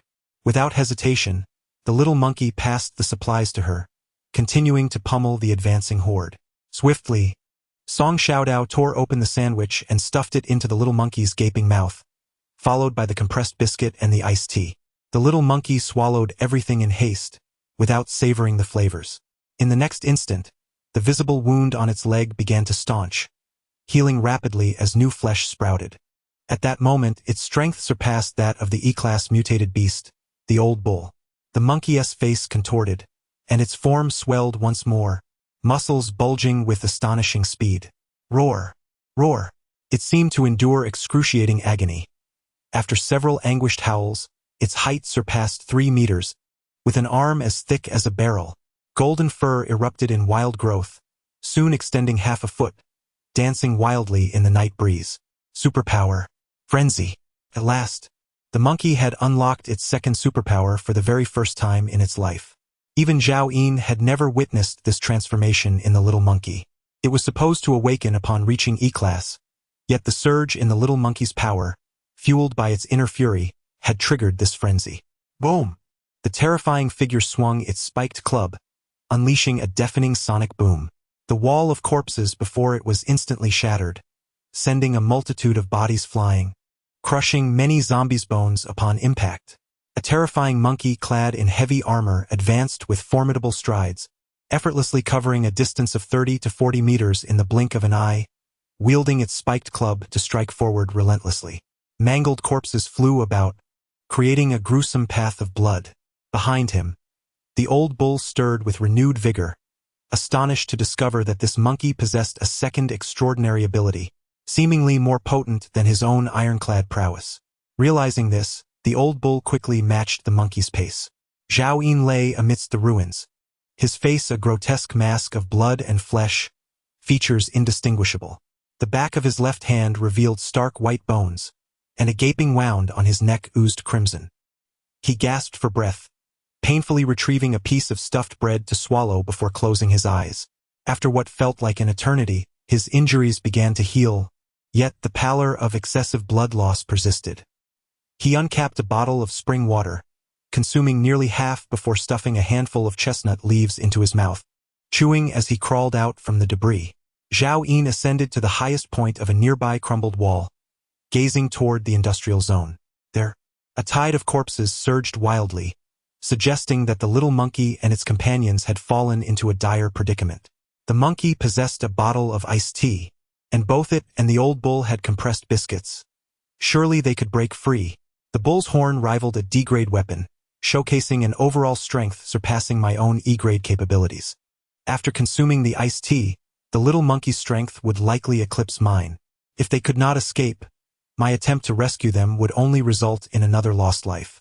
In this apocalypse, who could claim perpetual safety? To survive often requires risking everything. They must fight, just as I must. This was the only solace Zhao Yin could offer himself. Thus, he swiftly dispelled the flicker of guilt that lingered in his heart. After orienting himself, he realized he had strayed from his intended path and therefore grasped his machete, heading southward. He chose not to erect his invisible tent but instead ignited a campfire amidst the ruins, setting up a hanging pot and tossing several chestnuts into it to boil. He then cast another 70 or 80 chestnuts onto the fire. Gradually, the tantalizing aroma of the cooked chestnuts wafted through the air, their delectable scent utterly enticing. Yet, Zhao Yin did not partake in the feast. Suddenly, an overwhelming sense of emptiness and solitude washed over him. For the first time since his rebirth, he felt regret. He should not have been greedy for that golden silk fruit, risking it all in the industrial park. The flickering firelight danced across Zhao Yin's face, casting shadows as sparks were carried away by the wind, drifting past the hem of his clothing, leaving his pale visage devoid of expression. He reminded himself that he had endeavored for Song Xiaodao. If he perished, it would merely be her ill fate. However, the monkey and the cow, those two rare dual mutant beasts, were a different matter. Their loss rendered him, the master of contracts, a mere figurehead. In his thoughts, Zhao Yin began to ponder where he might find his next contracted beast. At that moment, distant footsteps echoed. The old cow, still burdened with the supplies tied to its back, bore wounds across its hide, blood trickling down, accompanied by a small figure. Song Xiaodao's hair resembled a tangled nest, tousled by the wind, yet she appeared relatively unscathed, with tear streaks adorning her face. Zhao Yin rose, a smile breaking across his features. Glancing behind the old cow and Song Xiaodao, he inquired, "Where is the monkey?" As Zhao Yin's words lingered in the air, Song Xiaodao pouted and began to weep, exclaiming, "Little monkey. The little monkey has died, woe is me." Beside him, old Niu wore a sorrowful expression, his heart enveloped in a profound silence. Chapter 42. Time stands still. How could it be that you are alive while the monkey is not? Zhao Yin inquired loudly. Though his words were harsh, they encapsulated his most genuine sentiment at that moment. Whoa! The little monkey, it sacrificed itself to protect me. Whoa! Song Xiaodao, upon seeing Zhao Yin, seemed to find solace and cried until breathless. Old Niu's heart was heavy with despair. He had never anticipated that the monkey possessed such a spirit of sacrifice. Did you witness its demise? And no, we didn't see it. Song Xiaodao quickly shook his head. Master, although I did not see it either at that moment, the monkey had already run out of supplies. Alone, it stood against the horde of corpses. It would be exceedingly difficult for it to survive. Zhao Yin regained his composure and suddenly recalled something. He closed his eyes to sense the contract spirit within his mind. After a moment, he opened his eyes and asserted with certainty, "The monkey is not dead." In his mind, he could still perceive the faint aura belonging to the little monkey. In a prior life, Lin Tianfeng had informed Zhao Yin that the contract master and the contracted beast could sense each other's life and death. The passage of time had almost caused Zhao Yin to forget this, and he had not recently paid attention to such matters. Really? Song Xiaodao immediately ceased his tears, lifting his tear-streaked face. Old Niu also felt a surge of hope, gazing up at Zhao Yin. Though their time with the little monkey had been brief, they had shared experiences of life and death together. There is nothing that can enhance camaraderie more than sharing life and death together. Come, let us partake in some food. Once the old bull's wounds have healed, we shall seek out the monkey, Zhao Yin declared. Hours passed, and since the little monkey had not succumbed, it must have fled the carcass. Presently, the only formidable ally by Zhao Yin's side was the old bull, which had yet to recover. Recklessly approaching the mass of corpses would be perilous. Zhao Yin retrieved leaves from a chestnut tree and laid them before the old bull, which immediately bent down to feast. The chestnuts in the pot had been reduced to a mushy consistency. Zhao Yin found 2 large bowls atop the bull's back, filled one for Song Xiaodao and said, "Eat." Wiping his tears away, Song Xiaodao accepted the bowl, yet his gaze remained vacant, fixed on the flickering flames without consuming a single bite. Zhao Yin filled a bowl for himself, leaving the remainder of the chestnut mush for the bull. The 80 or so roasted chestnuts were thoroughly cooked. Zhao Yin offered 3 to Song Xiaodao and kept 5 for himself, dividing the rest into 2 portions, one half for the bull and the other. He reserved for the little monkey. The appetite of an E-level mutated beast is considerable. He wondered if the monkey was hungry. Shaking his head, he began to eat. Zhao Yin, I cannot eat, Song Xiaodao eventually murmured. If you cannot eat, then do not. Later, if we are besieged by the corpses and you lack the strength to escape, do not expect me to save you, Zhao Yin replied, his words muffled as he sipped the chestnut mush. If we encounter danger again, will you abandon us and flee alone? Song Xiaodao questioned with a hint of reproach. Do you wish for me to accompany you to your demise? Zhao Yin retorted. Song Xiaodao fell silent, lowering his head to drink the chestnut mush. After a meal, the old bull's wounds had largely healed. Although the effect of the chestnut leaves was not as potent as that of the sandwich, the old bull's injuries were not life-threatening. Zhao Yin still had a piece of sandwich left, but he intended to save it for the little monkey, despite having not closed his eyes for 2 days and nights. 3 hours ago, amidst an endless tide of corpses, the little monkey gazed at the old bull carrying Song Xiaodao away, and a touch of poignant humanity surfaced on its simian visage. A zombie latched onto the little monkey's neck, tearing away a substantial chunk of flesh. It let out a heart-wrenching roar, squeezing out the last vestiges of its potential to maintain its frenzied abilities, swinging its club and sending nearby zombies flying.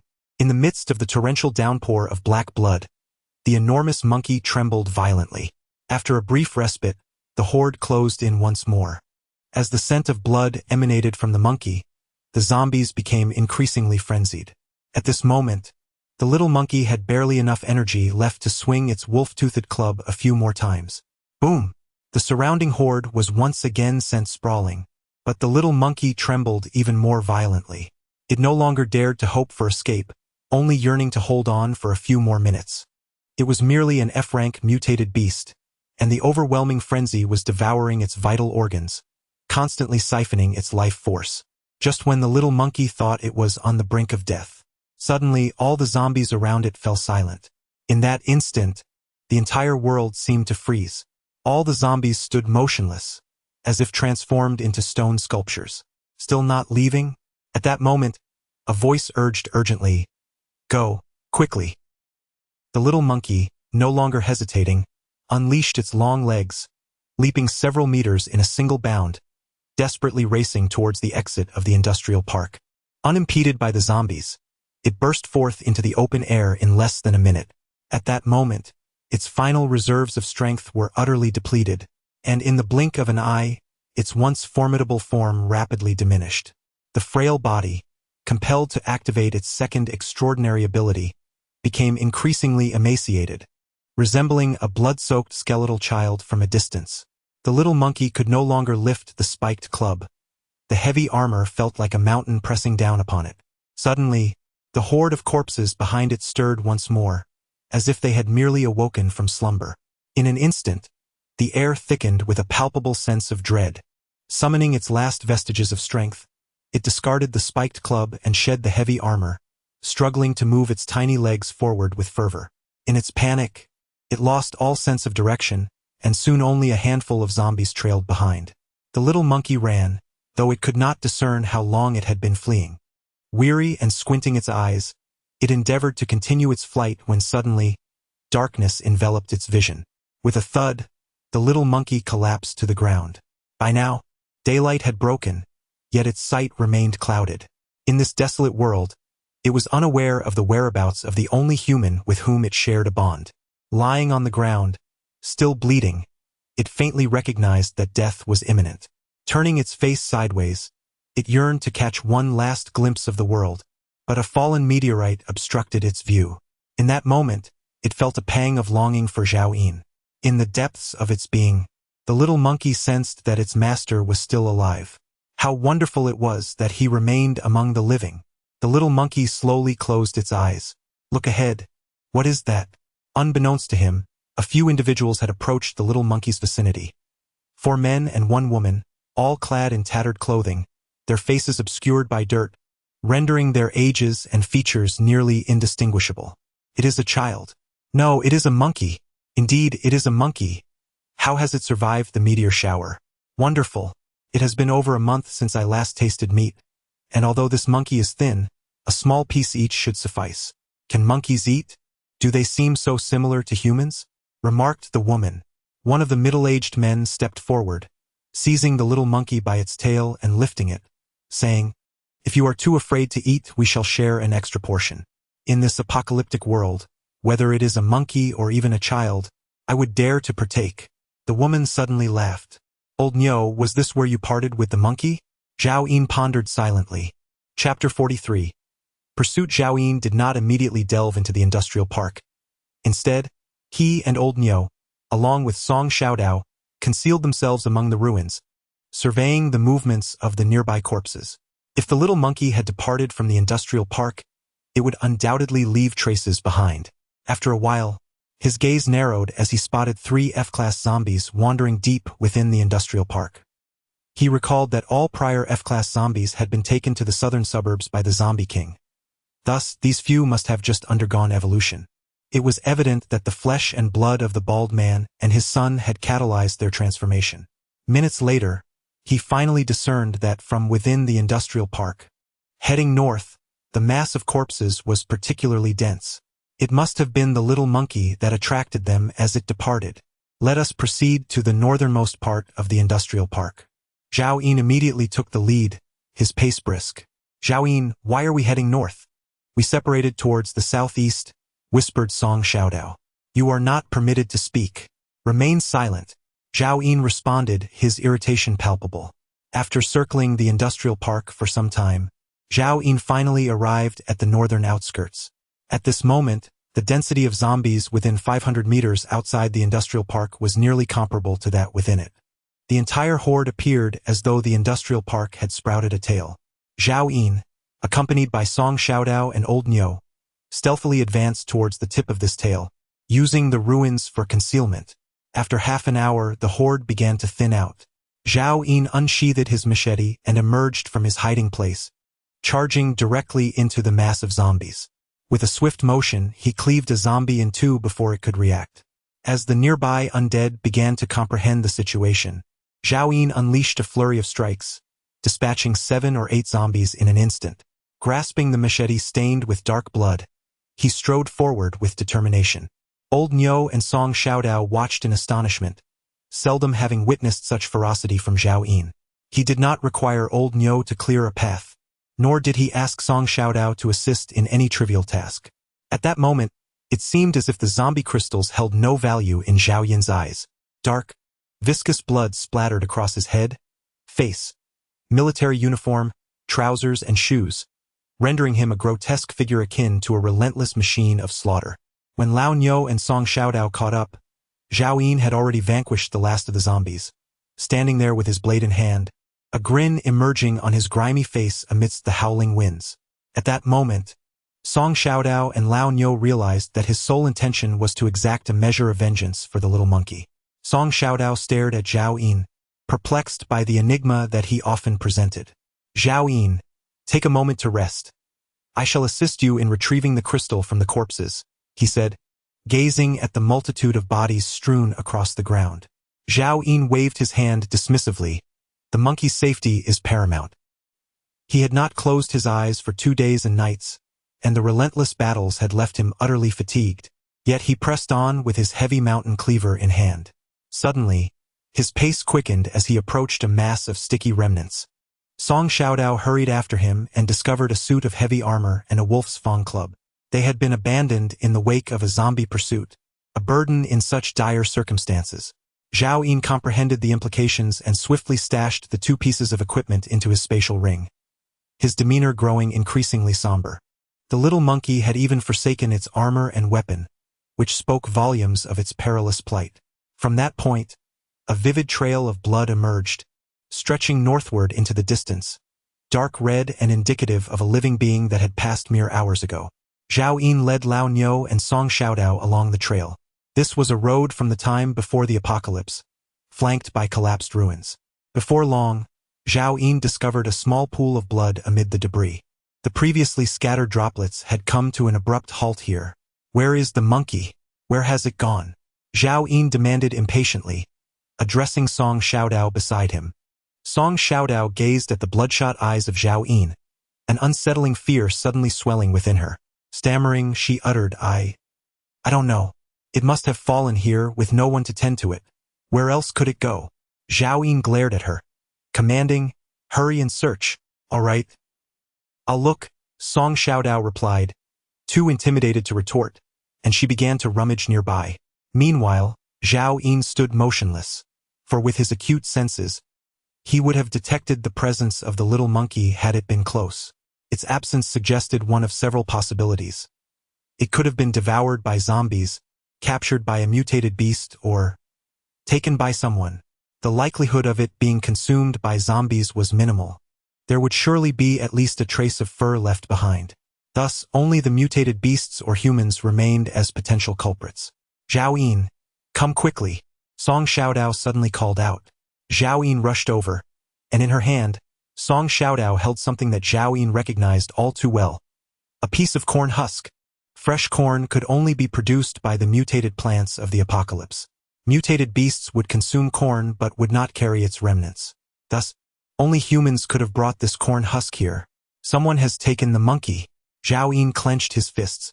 This was excellent news. Someone had saved the little monkey. A smile spread across Song Xiaodao's face. Zhao Yin shot her a look of disdain, and she quickly covered her mouth, realizing she had misspoken. Zhao Yin slowly closed his eyes, activating his auditory senses to their fullest. Within a 2-kilometer radius, amidst the howling wind, he discerned numerous footsteps, most of which sounded unsteady, likely belonging to zombies. There were no heartbeats nor breaths to be heard. They had taken the monkey far away. At this moment, Zhao Yin appeared remarkably composed, furrowing his brow as he spoke. They should still be within 10 kilometers, having not ventured too far. In this post-apocalyptic world, evolved beings have emerged, and it is likely that individuals with special abilities are also rising. However, given that the meteor shower has only just ceased, Zhao Yin was skeptical that anyone aside from himself could have attained E-level strength. Even if such a person existed, they would be exceedingly rare, making it nearly impossible for the little monkey to encounter them. As long as the adversary's power had not reached E-level, they could not have traveled far in just a few hours amidst this zombie-infested landscape. Zhao Yin slipped into the crevice, meticulously examining any trace left behind. The previous night had seen a fierce wind sweep across the desolate world, erasing all footprints. Yet, he believed that any passage would inevitably leave some evidence. Soon, Zhao Yin discovered a drop of blood on a nearby broken wall, its vertical surface preventing it from being obscured by the wind and sand. They headed north. Zhao Yin lifted his gaze towards the north, his eyes gleaming with murderous intent. He could imagine that someone had placed the little monkey into a sack or some other container, stifling the flow of its blood, yet one solitary drop had seeped out. The captors clearly showed no regard for the little monkey's survival. In their eyes, it was merely sustenance. "How do you know this?" Song Xiaodao inquired, her confusion evident. Just as she was about to ask further, Zhao Yin suddenly scooped her up. "Zhao Yin, what? What are you doing?" Song Xiaodao exclaimed in surprise. Without hesitation, Zhao Yin tossed her onto the back of the old cow. "Stay still and keep quiet," he commanded. As his words fell, he strode northward. After traversing 50 meters, Zhao Yin indeed discovered a drop of blood, confirming his suspicions. At times, there would be a drop every 20 or 30 meters, while at others, it spanned hundreds of meters. Not every droplet of blood could be preserved. The adversary was evidently well acquainted with the surrounding environment, choosing paths that skillfully evaded the zombies, allowing Zhao Yin and his companions to proceed unimpeded. Half an hour later, Zhao Yin closed his eyes in contemplation, and upon reopening them, his gaze brimmed with murderous intent. "Zhao Yin, have you located the little monkey?" Song Xiaodao inquired, unable to restrain himself. "I heard a group of people. It must be them," Zhao Yin replied coldly. What if they truly harm the little monkey? What will you do?" Song Xiaodao asked. "If they cause even a single hair to fall from the monkey, I shall eliminate every last one of them," Zhao Yin declared. Although Song Xiaodao was already aware of Zhao Yin's temperament, a chill still enveloped him upon hearing those words. Chapter 44. Survivors in the tunnel before them lay a low mountain, scarred by meteorite showers that had pounded its summit, leaving it riddled with craters. The trees upon the mountain ignited in flames, scorching the surface soil into a hardened crust. Remarkably, within mere days following the meteorite deluge, weeds sprouted to heights of half a person. The vitality of plant life in the post-apocalyptic world was astonishing, with some taking root within the very stones. Beneath the low mountain, an incomplete highway lay, its excavated tunnel delving deep into the mountain's belly. Although it had collapsed significantly, a considerable space remained. A man, carrying a bag of cement, smiled and declared, "We are safe." The sight of the tunnel instilled a sense of security in them, prompting their voices to rise in volume.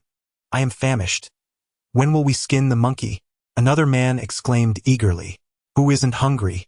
Only one ear of corn has ripened, and recently we've been boiling soup made from rotten flour, which smells foul." A woman replied. The man carrying the cement bag stated, "First, we should boil some water, scald the monkey to pluck its fur. The skin is also edible, and skinning would be wasteful." A silent man chuckled. "Better to scald it alive. Killing it would cause bleeding, and the blood is consumable too." The four men were originally executives from a tunneling construction company. On the night the meteor shower descended, the workers had all taken leave to a rest area a kilometer away. In pursuit of excitement, the four had driven from a KTV with women into the tunnel for amusement, thus evading a cataclysmic disaster. At that moment, as they ventured deeper into the tunnel, a frail figure emerged. "Have you found anything to eat?" "Found what? All you think about is food. Can't you ask if we are in danger?" The man with the cement bag scolded the approaching woman. However, the four men were oblivious to her presence, their focus solely on the prospect of meat. Some began to gather wood to ignite a fire, while another retrieved the inner pot of a rice cooker, heading toward a nearby puddle, their source of drinking water. Finally, the man with the cement bag set it down with a thud, and a bloodied little monkey fell to the ground, motionless. The woman in stockings widened her eyes. What kind of animal is this? Is there meat to be had? Several men remained silent as the woman who had previously ventured out with them to gather supplies spoke up. Although you haven't contributed much, you shall not be deprived of your share. Here, have a monkey's tail. What meat is there on a monkey's tail? The woman in stockings retorted with evident dissatisfaction. How can you claim I haven't exerted myself? I stayed behind to watch over Old Cheen, as Manager Wei insisted that someone must remain. The woman seeking supplies exclaimed. Before the apocalypse, the two women had worked together at the same KTV, but in this new world, they often found themselves in rivalry, knowing that survival depended on their association with the men.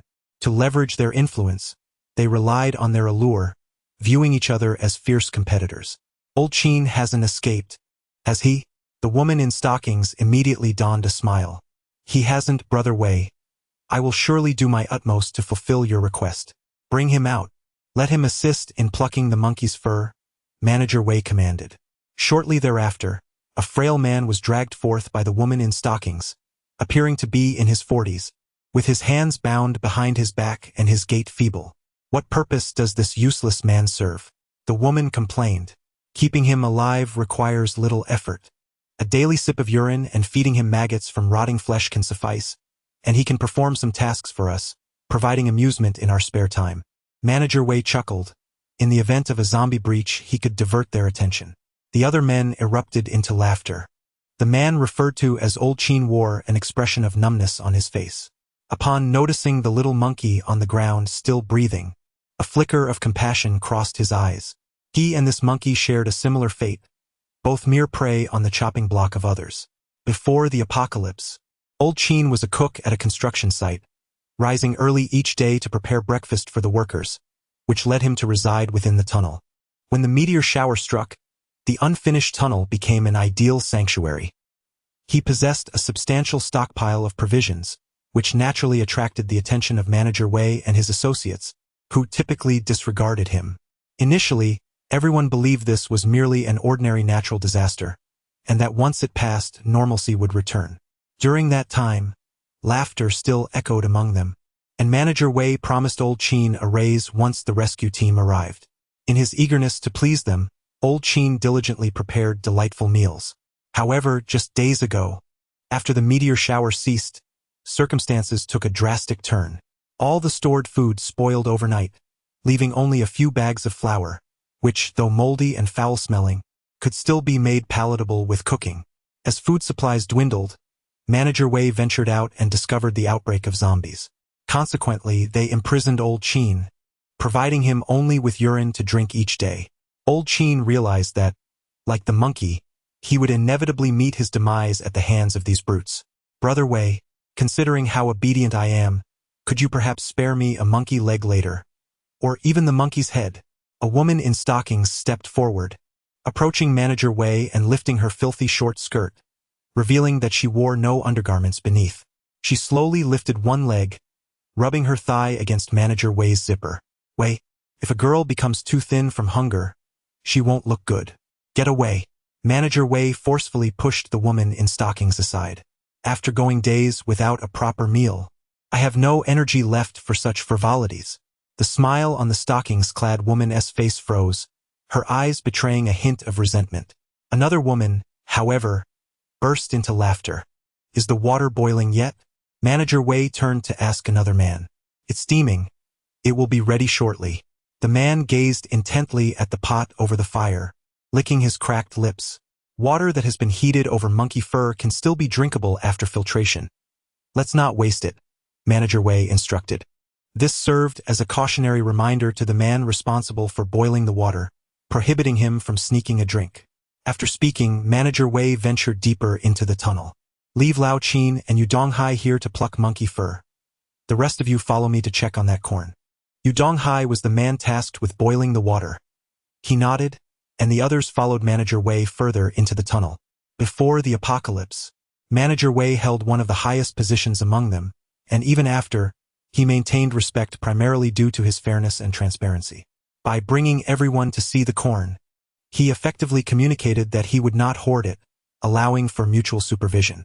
2 days prior, they had aimed to locate more water sources, delving into the collapsed areas of the tunnel, and unexpectedly stumbled upon the corn that had suddenly sprouted. The corn towered at least 5 stories high, producing a remarkable 49 ears. This morning, before they set out in search of supplies, they discovered a mature ear of corn. They plucked it and shared it along the way, only to find that a few kernels were sufficient to satiate their hunger, revitalizing their spirits. They realized that these were mutated crops from the post-apocalyptic world, containing nutritional values far surpassing those from before. At that moment, Zhao Yin had already spotted the tunnel at the foot of the low hill.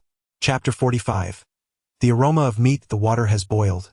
Go fetch a large basin, commanded a survivor named Yu Donghai, his gaze fixed on the bubbling pot.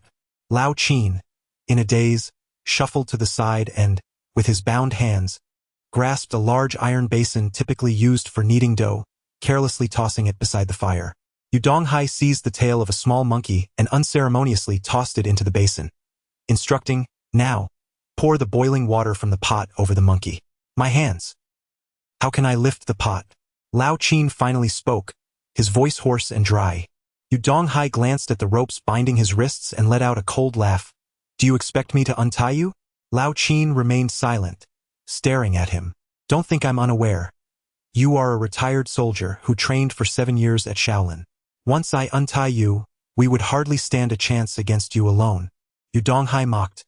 "I have been starving for 3 days. I have no strength left." "You are overestimating me," Lao Qin rasped. "Forget about being untied. Save that thought for your next life." With that, Yu Donghai moved to pick up a cloth and wrapped it around the inner pot of the rice cooker. Just as he was about to pour the water over the small monkey, Lao Qin suddenly lunged at him. Crash! Ah, the torment! The pot tipped directly onto Yu Donghai, scalding water dousing him entirely as he let out heart-wrenching screams while desperately tearing at his clothing. In mere moments, his flushed face was marred by horrific blisters. "Help! Help!" Old Qin bore an expression devoid of emotion, coldly observing him without a hint of escape. Old Yu was doomed. The woman in stockings chuckled. Survivors in this post-apocalyptic world often exhibited a certain madness. In such a dire environment, no one could save Yu Donghai. Once he perished, there would be one less person to share the corn and monkey meat. All present watched in calm detachment as Yu Donghai writhed in agony. Even Manager Wei merely feigned a flicker of anger, without any intention of assisting Yu Donghai, loudly reprimanding Old Qin. "Was it your doing?" "It was indeed my fault," Old Qin replied numbly. A man stepped forward and slapped Old Qin across the face. "If anything happens to Brother Yu, I will take your life." Already weakened, Old Qin staggered, blood trickling from the corner of his mouth. Bang! Another man seized a rolling pin and struck Old Qin from behind, sending him crashing to the ground. "I'll kill you!" Immediately, 2 men began to rain blows upon Old Qin. At that moment, Manager Wei suddenly interjected. "Stop! Yu Donghai is beyond saving. Soon, Old Qin will have to dig a grave for him." His words were devoid of emotion, as if he were speaking of a mere acquaintance's fate. The 2 men ceased their assault, glancing up, one of them finally speaking. "Manager Wei is right." Another individual immediately echoed, "Indeed, it still holds value." "Ha ha! Ha ha!" The bloodied Old Qin suddenly burst into laughter. "What are you laughing at?" Manager Wei retorted coldly. "Ha ha! I find it amusing that you keep me around.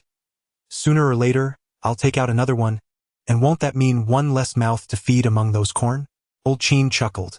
Everyone was acutely aware of Manager Wei's intentions. However, as the saying goes, even the foulest of matters does not deter the flies, and with Old Qin's remarks, all eyes turned to Manager Wei.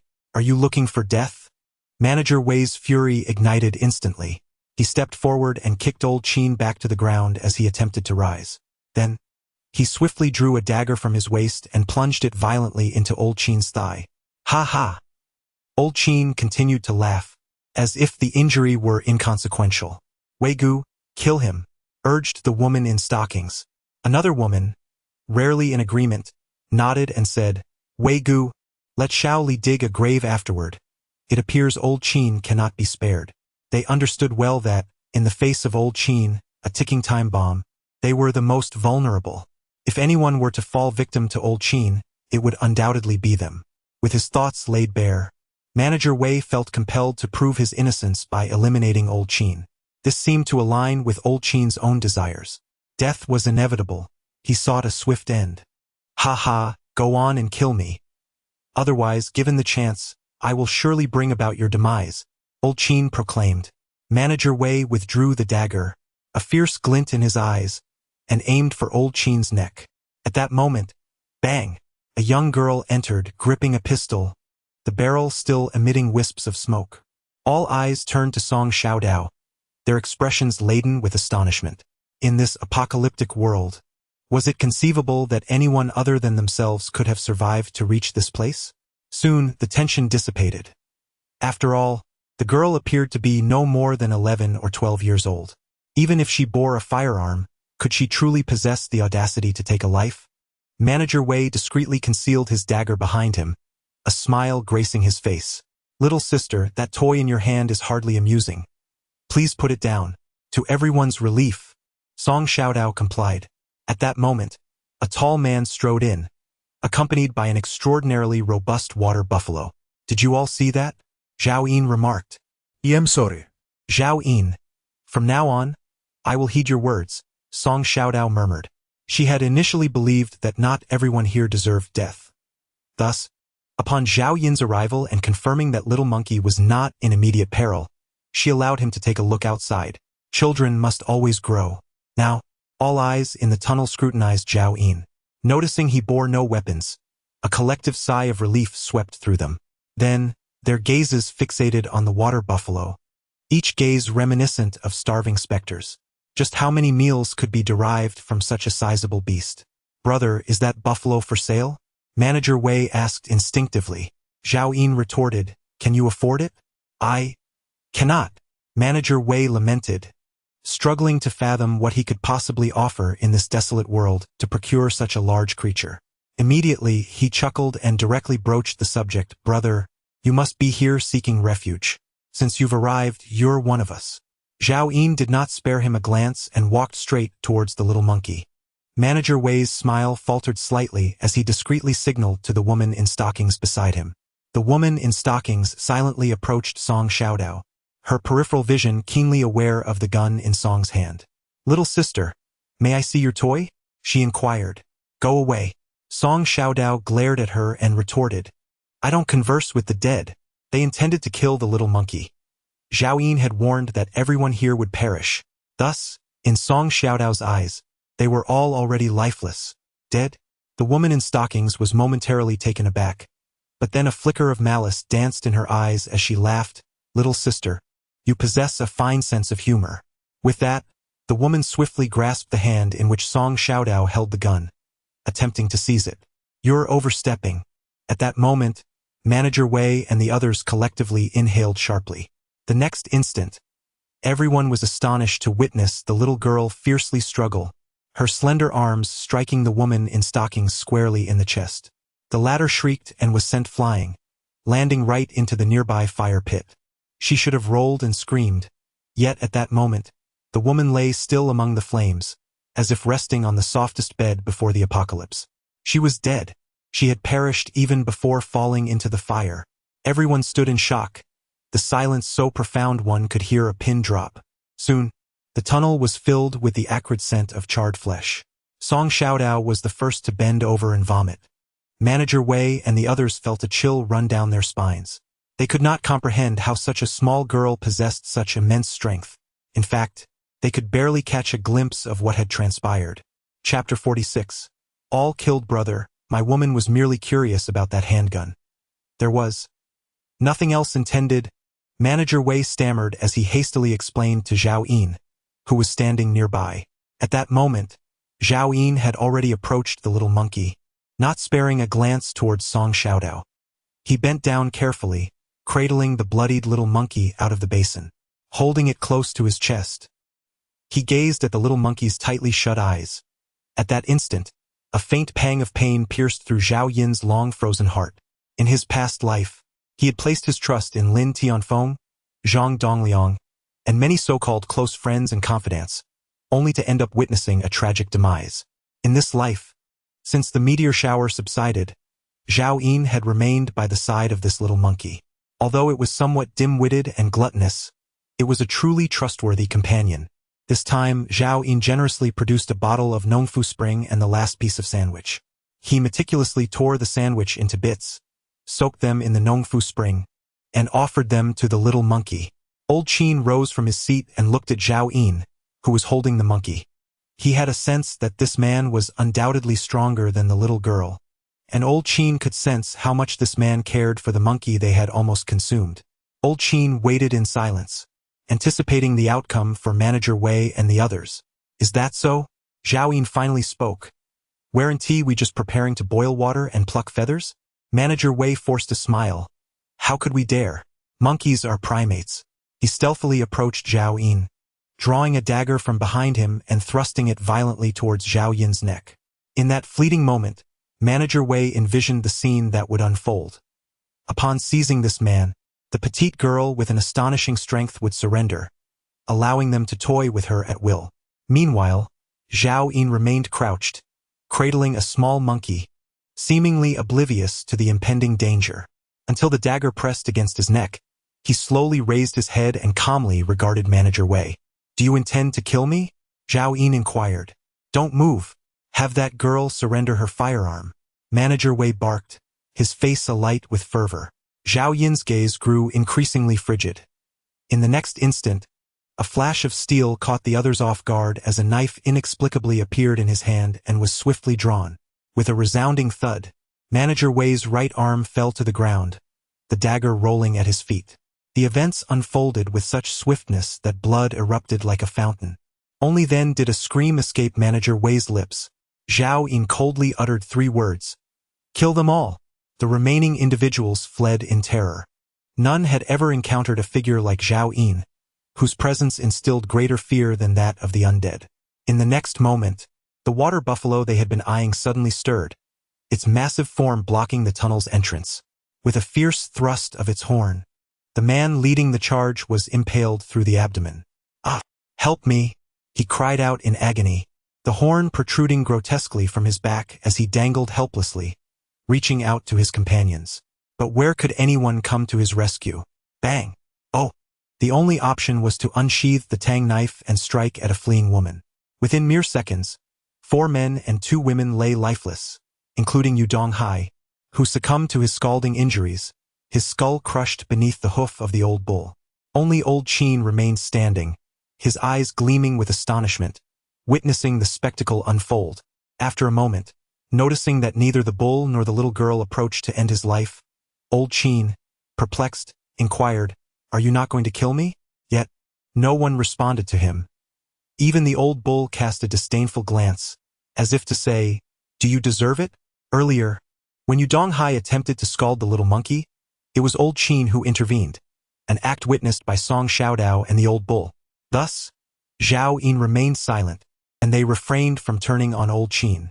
At that moment, Zhao Yin fed a whole piece of stuffed bread into the little monkey's mouth. Soon, numerous wounds on the little monkey began to emanate glimmers of white light, gradually ceasing to bleed and healing. When the little monkey opened its eyes, the first sight it beheld was Zhao Yin's face. In its dark eyes appeared a flicker of confusion, swiftly replaced by joy. "Squeak! Master, I thought I would never see you again." Squeak, squeak. It joyfully leaped from Zhao Yin's arms, bounding around in circles, only to suddenly collapse onto the ground. Zhao Yin swiftly lifted the little monkey, saying, "Your injuries are not yet fully healed. You must stay put." With that, he cradled the little monkey as one would a child, a smile gracing his face. He retrieved several roasted chestnuts he had set aside earlier, skillfully peeling them and feeding them to the little monkey. The little monkey had never experienced such warmth, savoring the chestnuts with tears of gratitude welling in its eyes. "Master, you are so kind to me." Zhao Yin, with a look of disdain, remarked, "Look at you, nearly becoming a zombie's prey. It's fortunate you weren't mistaken for a snack by those few corpses." Corpses? The little monkey's eyes reflected confusion. Soon, it discovered several bodies within the tunnel and vaguely recalled hearing human voices before losing consciousness. At that time, it had thought it was the person who had subdued the zombies and rescued it from the industrial park. Thus, the little monkey conveyed everything that transpired in the industrial park to Zhao Yin through its thoughts. All the zombies ceased to move? Zhao Yin inquired, astonished. The little monkey nodded and thought, not only did the zombies stop, but even the wind fell silent. However, that person's voice was filled with urgency, as if subduing the zombies was a strenuous task. Upon hearing this, Zhao Yin's brows knitted tightly.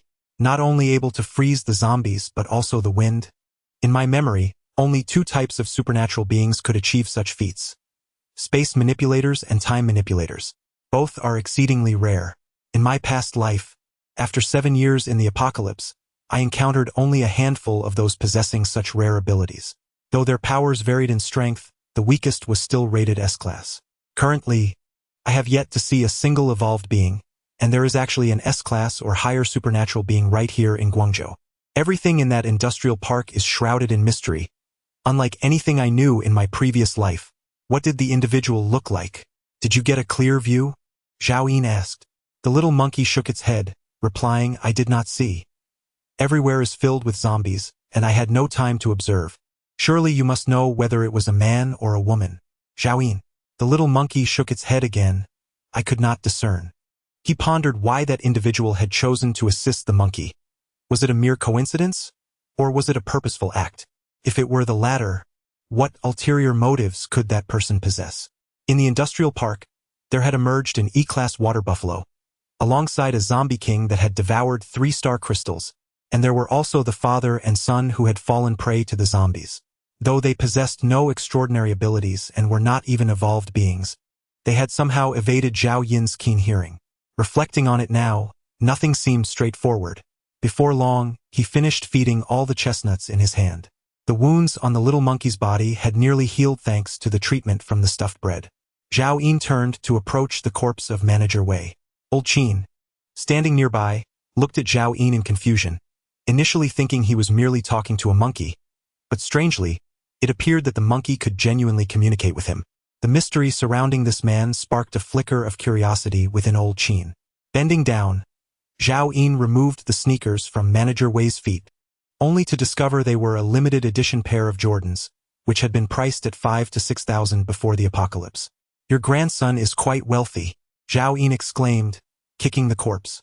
Then Old Qin observed as Zhao Yin took off his own tattered shoes, revealing feet covered in grime, and slipped on the new shoes.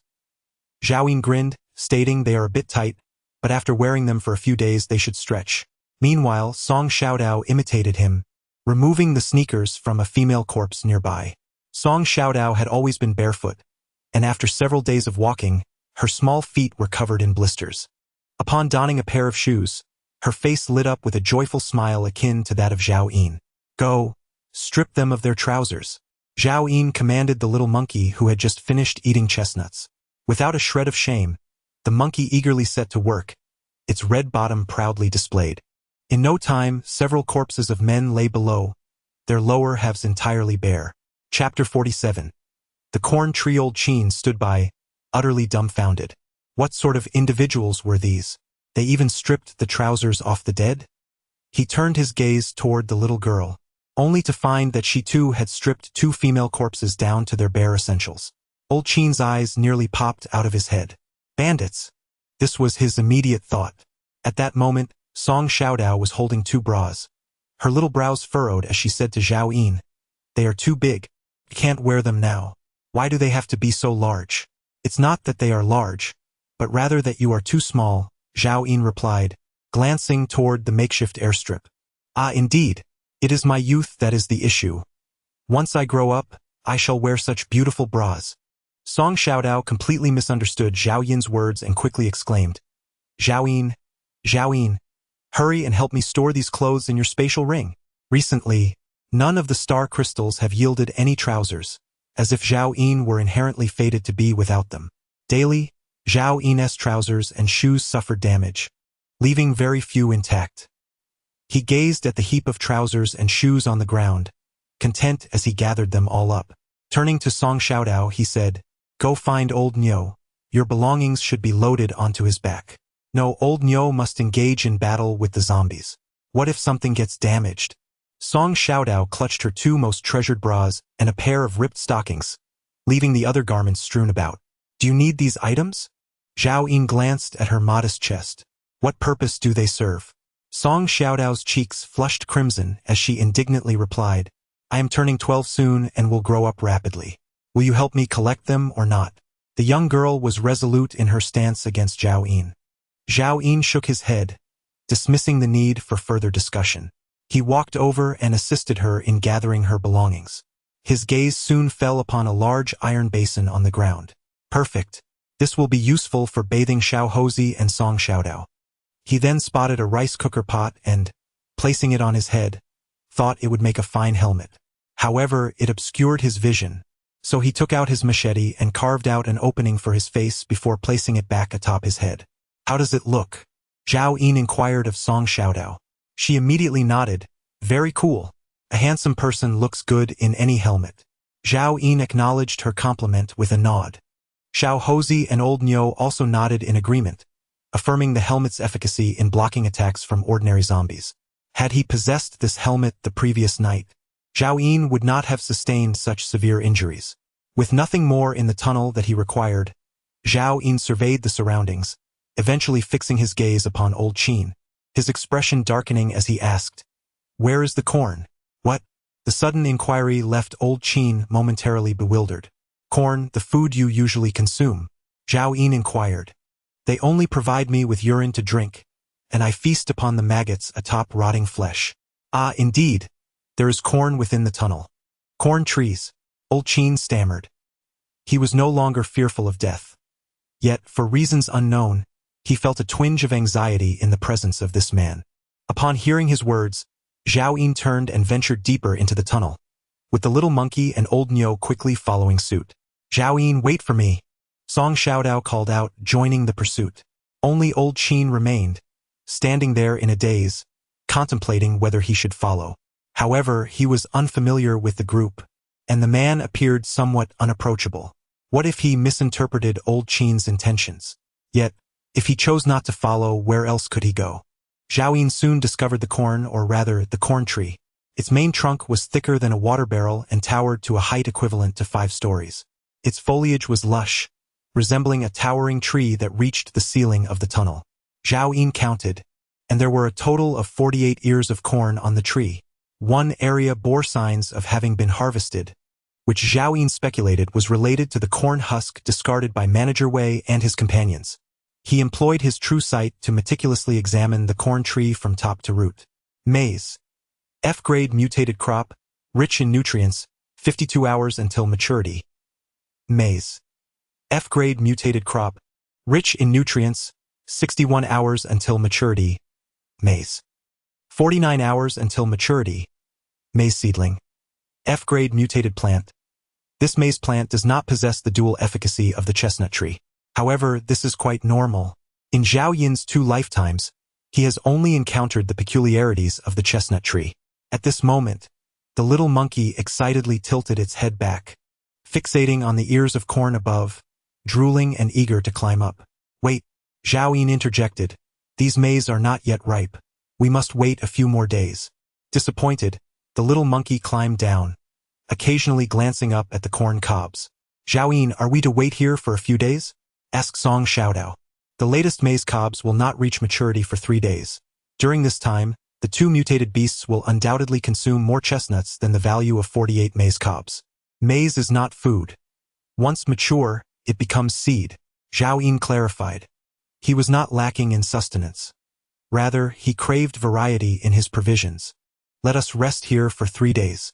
After speaking, Zhao Yin led the group towards the tunnel's exit, intending to find a spacious area to set up a concealed tent. As they passed the tunnel's mouth, Zhao Yin noticed the still-standing Lao Qin. "You haven't left?" Zhao Yin inquired in surprise. Lao Qin appeared somewhat awkward in front of Zhao Yin, instinctively bending slightly as he had before the apocalypse. Little brother, I do not know where else to go. May I? No. In his past life, he had encountered many such individuals, survivors who could scarcely endure. Often, upon seeing the strong, they would cling to them like sycophants, seeking refuge from the tempest of existence. Yet, when faced with peril, they would flee faster than anyone else. Upon hearing this, Lao Qin's face momentarily turned ashen. After a brief pause, he nodded in understanding. With that, he wasted no time and turned to leave. Are you truly departing just like that? Zhao Yin inquired, somewhat taken aback. Your trousers and shoes are quite decent. Remove them. Zhao Yin commanded directly. A cold sweat broke out on Lao Qin's brow. He could not fathom why such a formidable figure would be so fixated on his trousers, yet he felt compelled to comply and remove them along with his shoes. Upon receiving the items, Zhao Yin waved his hand dismissively. You may go. The shoes were a pair of old liberation shoes, seemingly a perfect fit for Zhao Yin. In this post-apocalyptic world, such durable footwear proved far more practical than ordinary sneakers. Having slain Manager Wei and his associates, Zhao Yin had taken control of the tunnel. According to the rules, Lao Qin was now his captive, clothes included. As Lao Qin stepped out of the tunnel, he felt neither gratitude nor animosity towards Zhao Yin. A pair of trousers and shoes in exchange for a life he deemed scarcely valuable. After all, Zhao Yin had not saved him out of kindness. He had merely coincidentally eliminated his enemies. Upon reaching the mouth of the tunnel, Lao Qin spotted the place where he once cooked and pointed at a kitchen knife. May I take this with me? Without uttering a word, Zhao Yin nodded. Lao Qin grasped the knife and walked slowly out of the tunnel.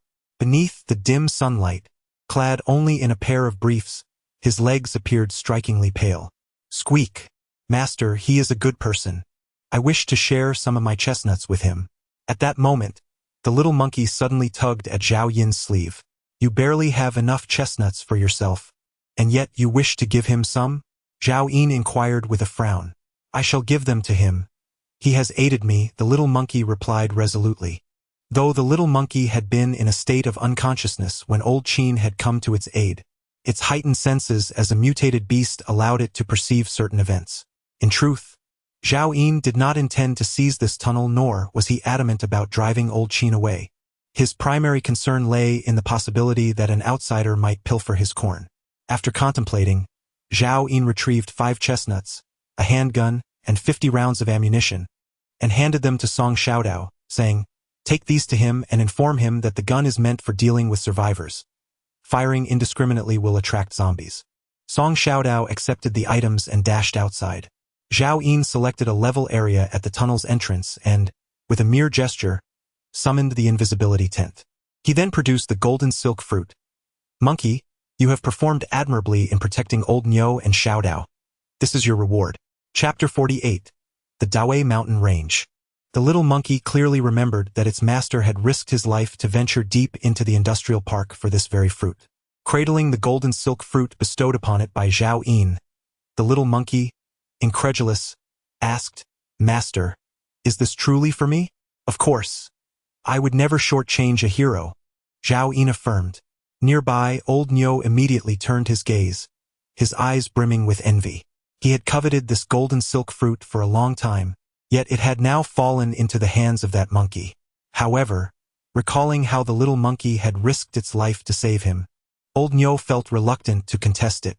Each mutated beast can only consume a single golden silk fruit throughout its lifetime. Any excess proves futile. Zhao Yin's words swiftly extinguished the old bull's aspirations. The little monkey, eager to express its gratitude to its master, sought to flatter him, but Zhao Yin interrupted with a piercing glare. Why aren't you eating? The little monkey, fearing the loss of its imminent reward, hastily popped the golden silk fruit into its mouth and began to chew, puffing its cheeks. Moments later, it suddenly collapsed to the ground, convulsing. The old bull, observing nearby, wore a look of schadenfreude, having endured the torment of the golden silk fruit before. In its previous experience, the pain had been immense, leading to unconsciousness. Luckily, the zombie king had not been present then. However, in terms of expertise, Zhao Yin possessed unparalleled knowledge regarding the golden silk fruit. This fruit could elevate a mutated beast by 1 level and bestow an additional unique ability. Such a profound transformation inevitably entails considerable suffering. Yet, the monkey would surely emerge unscathed. Zhao Yun nonchalantly laid out a quilt on the carpet, ignited a cigarette, and drifted into a deep slumber. Upon awakening, 5 hours had elapsed, and twilight had enveloped the sky. The little monkey and the old bull stared blankly at one another, lost in thought. Zhao Yun activated the true sight eye on the little monkey. Growth stage: E-class mutated monkey. Strength: 40. Agility: 42. Stamina: 48. Defense: 32. Spirit: 15. Bloodline talent: Gigantism, Berserk, Fire control. Mutated beasts, much like zombies, gain an additional defense attribute upon evolving to E-class. What truly piqued Zhao Yun's interest was the revelation that the little monkey had evolved with the extraordinary ability to control fire. The fire-based abilities stand prominently among all combat powers. Zhao Yun had previously worried that the little monkey might evolve an inconsequential ability. To his astonishment, it turned out to be fire-related. Monkey, let's see your fire control ability. Wait, let's step outside the tent first, Zhao Yun said, concerned that the little monkey might inadvertently set the tent ablaze. The little monkey, noticing Zhao Yun had awakened, was equally exhilarated and communicated eagerly. Master, I feel incredibly strong now. Of course, having evolved to E rank, it was undeniably more powerful than before. Zhao Yun led the little monkey out of the tent and took a seat on a plastic chair, lighting a cigarette as he quietly anticipated the monkey's display. The little monkey, wary of harming its master, positioned itself about 20 meters away and suddenly adopted a fierce expression. It slowly raised its hand towards a nearby pile of wood. Suddenly, a small flame ignited between its fingers, no larger than a soybean, only to extinguish within a second. The little monkey's eyes widened in disbelief, frozen in place. Zhao Yun, equally perplexed, thought, is this its fire ability? Master, I haven't eaten enough. I lack the strength to activate my powers. The little monkey communicated awkwardly. Zhao Yun furrowed his brow. In his previous life, when he sought the golden silk fruit for Lin Tianfeng, the little monkey had already perished. Dual ability mutated beasts were exceedingly rare. Even Lin Tianfeng had merely awakened a second ability for his contracted beast at that time. As for a third ability, that remained a theoretical concept, requiring the discovery of a dual ability mutated beast and the effects of the golden silk fruit to realize it. In truth, Zhao Yun had never witnessed such a phenomenon. Was it possible that the limit for mutated beasts was merely dual abilities? Zhao Yun, unable to ascertain the truth, gazed at the little monkey with a calm demeanor, yet internally lamented the loss of that golden silk fruit. Master, could you provide me with extraordinary food? Once I am satiated, I shall demonstrate my flame for you. The little monkey communicated silently. No need. I have no desire to witness it, Zhao Yun replied, rising to walk towards the concealed tent. His heart ached. A golden silk fruit. Master, chestnuts will suffice. Let me eat my fill, and I will show you, the little monkey insisted, trailing closely behind Zhao Yun and tugging at his garment. We shall dine together once Xiao Dao awakens, Zhao Yun stated. For the next 2 days, Zhao Yun rested in the tunnel with Song Xiao Dao and the two beasts until the third morning when he ventured alone into the depths of the tunnel. The corn trees had begun to wither, their leaves turning yellow. Zhao Yun plucked the final ear of corn, stowing it in his spatial ring, and called for Song Xiao Dao and the two beasts to prepare for their departure. In his previous life, during the second year of the apocalypse, Zhao Yun had assisted Lin Tianfeng in setting traps in the Dawei mountain range, capturing the then sea-level mutated beast, the flying white tiger. That beast eventually ascended to royal status. In this life, he aspired to thrive, not only by enhancing his strength but also by continuously gathering supplies. Currently, what Zhao Yun lacked most was a spatial life. He vaguely recalled that in the fourth year of the apocalypse, a spatial life appeared in the Dawei mountain range, claimed by a formidable ability user. By the time this tale reached Zhao Yun's ears in the 5th year of the apocalypse, it was widely recounted how that powerful ability user, in conjunction with a dozen A-level evolvers, had slain a zombie king. Ultimately, only that extraordinary individual survived, obtaining a star crystal that birthed an SS-level treasure. An SS-level treasure. It was sufficient to incite anyone in the apocalypse to fight desperately, resulting in a tempest of bloodshed, with even SSS-level superhumans intervening. The one who acquired the realm of life ultimately met a bloody end in the mountains. Zhao Yin tidied up the camouflage tent and, accompanied by Song Xiaodao and two beasts, emerged from the tunnel. Zhao Yin, look, what is that? Suddenly, Song Xiaodao pointed towards a certain direction. Whoosh! Old Qin sprinted madly, the air in his lungs moving like a bellows, as a dozen zombies relentlessly pursued him. As he stumbled in panic, the gathering horde of zombies swelled, quickly amassing into hundreds that trailed closely behind him. Heavens, since you have allowed me to survive, why must you treat me thus? Old Qin lamented inwardly. He realized that if things continued like this, death would soon be his fate. In that moment, Old Qin recalled many memories, those departed souls, those tales. All now vanished, leaving only desolation in this vast expanse, with him alone, struggling for survival. It was, in fact, rather mundane. Perhaps death wouldn't be so bad.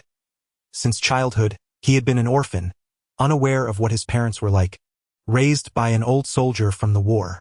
As he grew older, Old Qin answered the call and enlisted, spending a decade in the military. Thus, he squandered his prospects in the army and endured 15 years of hard labor.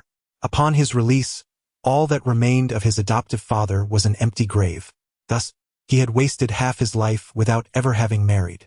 As one reaches middle age, burdened by the stigma of a labor reformer's past, respectable employment eludes him, forcing him to work as a cook at a construction site. Little did he anticipate the advent of the apocalypse. Chapter 49. Who is apologizing? Old Qin gripped his kitchen knife tightly, his long legs propelling him forward in a frantic dash. Suddenly, ahead on the only path, a horde of zombies emerged, completely obstructing his escape. He collapsed onto the ground, gasping for breath. In that moment, the panic in his eyes began to dissipate, gradually giving way to despair and then to acceptance. He found himself devoid of the strength to slay even a single zombie. It was impossible amidst the throng. So, why not embrace a quiet death? Ideally, he wished to be consumed entirely by the undead, leaving no trace behind, for he had no desire to become a zombie after death, nor to lie alone, a corpse in the wilderness. With a clang, Old Qin cast aside the knife and watched as the horde drew ever closer. Come on, devour me. If you leave anything behind, you are the disgrace, he exclaimed, laughing bitterly as he struggled to rise and face the approaching mass. He limped forward, only to be engulfed by the swarm, the air thick with the stench of decay, countless hands reaching out toward him. The nearest zombie opened its mouth, biting toward his neck. In that instant, Old Qin closed his eyes, tension flooding his being as he endeavored to die with dignity. Yet he could not suppress the surge of fear.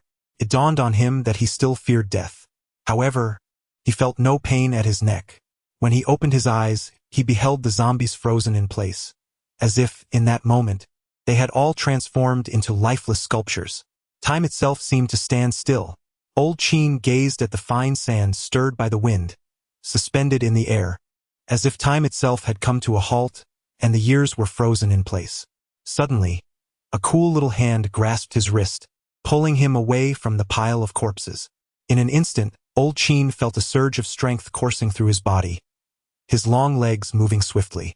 Amidst the swirling dust, a man ran bare from the waist down, while a woman fled with her upper body exposed, both racing for their lives. Thank you, Old Qin uttered, only to realize that, despite the dirt smudging her face, the woman was strikingly beautiful. She appeared to be in her early 20s, reminiscent of a star from the world before the apocalypse. At that moment, she tucked a small, fist-sized bronze lamp into her pocket, licked her parched lips, and rasped, "There's no need for thanks. You should be grateful to him." Him? Old Qin inquired, puzzled. He did not kill you. He provided you with food and a gun, which indicates that you are someone worth saving, she explained. Upon hearing this, Old Qin remembered Zhao Yin. Was it that man's influence that prompted her to rescue him? The woman continued, I am in need of a partner to assist me. His actions have shown me that you are the right person for the task. Are you interested?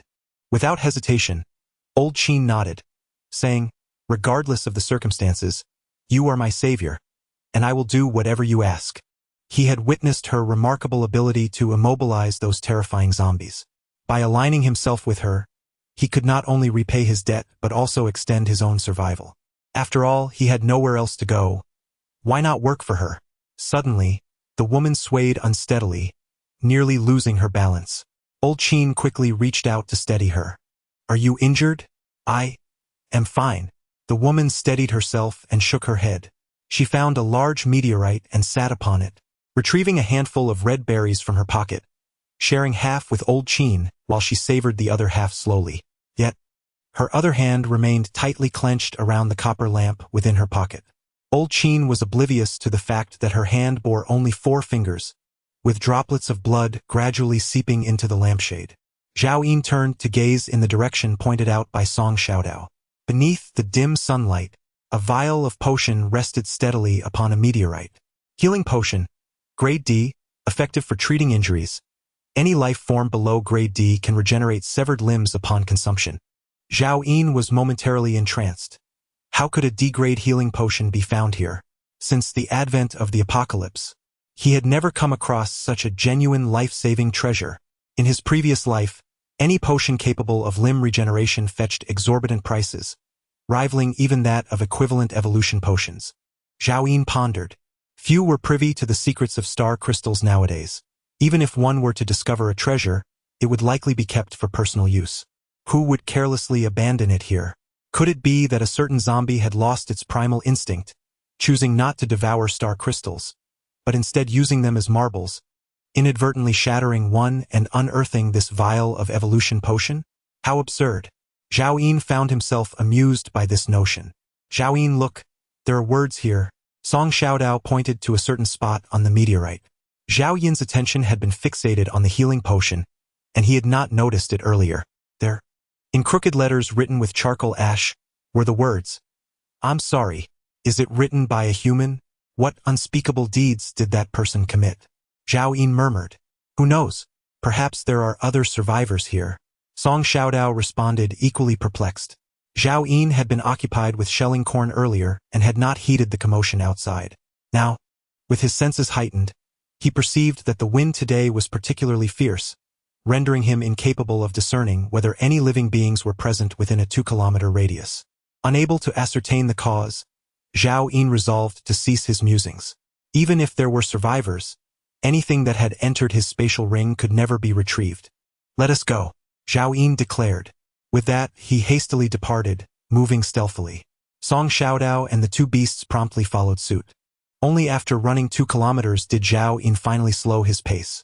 Song Xiaodao, with his short legs, struggled to keep up, panting heavily. "Zhao Yin, could it be that someone is attempting to apologize to you?" "Impossible. Aside from you, I know of no other survivor," Zhao Yin replied firmly. Recognizing Zhao Yin's conviction, Song Xiaodao chose to remain silent. Zhao Yin observed that the vegetation alongside the dilapidated highway had grown even more lush than it had been 2 days prior. While this ordinary flora could not be classified as mutated, it exhibited a vitality far surpassing that of the pre-apocalyptic world. Amidst the ruins, weeds and vines thrived, taking root directly in the concrete, with countless cracks appearing in the concrete blocks. Zhao Yin understood that it would not be long before these ruins vanished, completely decomposed by the encroaching plant life. In years to come, people might scarcely remember what their former homes had looked like. Once, Zhao Yin had encountered an audacious news article positing that, prior to humanity's dominion over this world, there had already been countless cycles of civilization's destruction and rebirth. No one knows why civilization crumbles or when it emerges. Perhaps the news is not merely conjecture, but rather a stark reality. In this apocalyptic era, we are witnessing the annihilation of technological civilization and the rise of extraordinary realms. Zhao Yin remains unaware of the ultimate role humanity will play. Will the zombies evolve into sentient beings, usurping humanity as dominion, or will humans eradicate all zombies in the end? Yet, none of this concerns him. His sole focus is to gather as many resources as possible to fortify himself. He will no longer establish any camps, nor will he be lost in the allure of power. All he desires is to amass sufficient supplies, grow increasingly formidable, and then, to live well with those he cherishes most, both human and beast alike. At that moment, a a fierce wind surged forth, howling and moaning. It tousled Song Xiaodao's long hair and clung to her dress, outlining the youthful contours of her figure. Guangzhou City lies approximately 500 kilometers from the Dawei mountain range, necessitating a journey northward. Zhao Yin opted for a shortcut, gradually entering the remnants of the once thriving forest. As they distanced themselves from Guangzhou City, the scattered zombies along the path became increasingly scarce. In the aftermath of the apocalypse, all forests were ravaged, leaving only a handful of mutated trees that sprouted overnight, while most areas remained overrun with weeds. The post-apocalyptic world has seen no rain, and the winds carried oppressive sands. Zhao Yin produced 2 gas masks, handing one to Song Xiaodao. As for the old cow and the little monkey, they would have to endure the elements. 3 days later, Zhao Yin and his companions gradually approached the Dawei mountain range.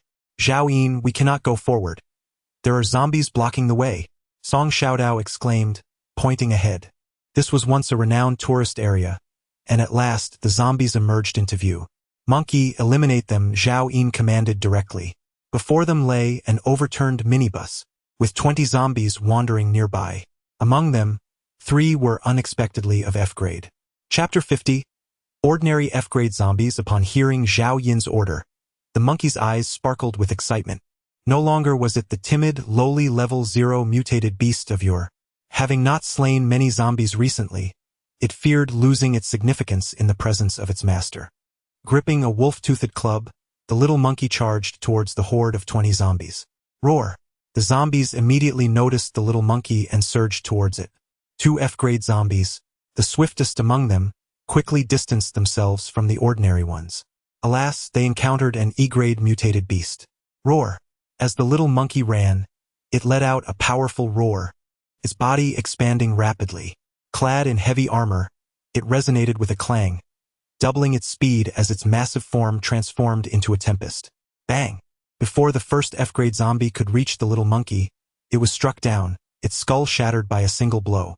The mangled corpse erupted in a shower of dark brown blood, hurtling away. The second F-grade zombie had now approached, attempting to bite. The little monkey swiftly pivoted. Crack! The edge of its heavy armor struck the zombie's face, disorienting it. Seizing the moment, the little monkey brought down the wolf-toothed club with ferocity. In merely 3 seconds, 2 F-grade zombies were vanquished. The ensuing battle was straightforward. The remaining ordinary zombies could scarcely approach the little monkey, and they were swiftly dispatched. Well done. Zhao Yin gently patted the little monkey's head and rewarded it with a chestnut. Reflecting on a few days prior, when he first arrived at Nanjiao village, he recalled the considerable effort it took to vanquish those 2 F-level zombies, even resorting to his handgun. Zhao Yin, I shall go and slice some watermelons, Song Xiaodao volunteered. In truth, even without her prompting, Zhao Yin would have instructed her to do so. Such trivial tasks hardly warranted his personal involvement.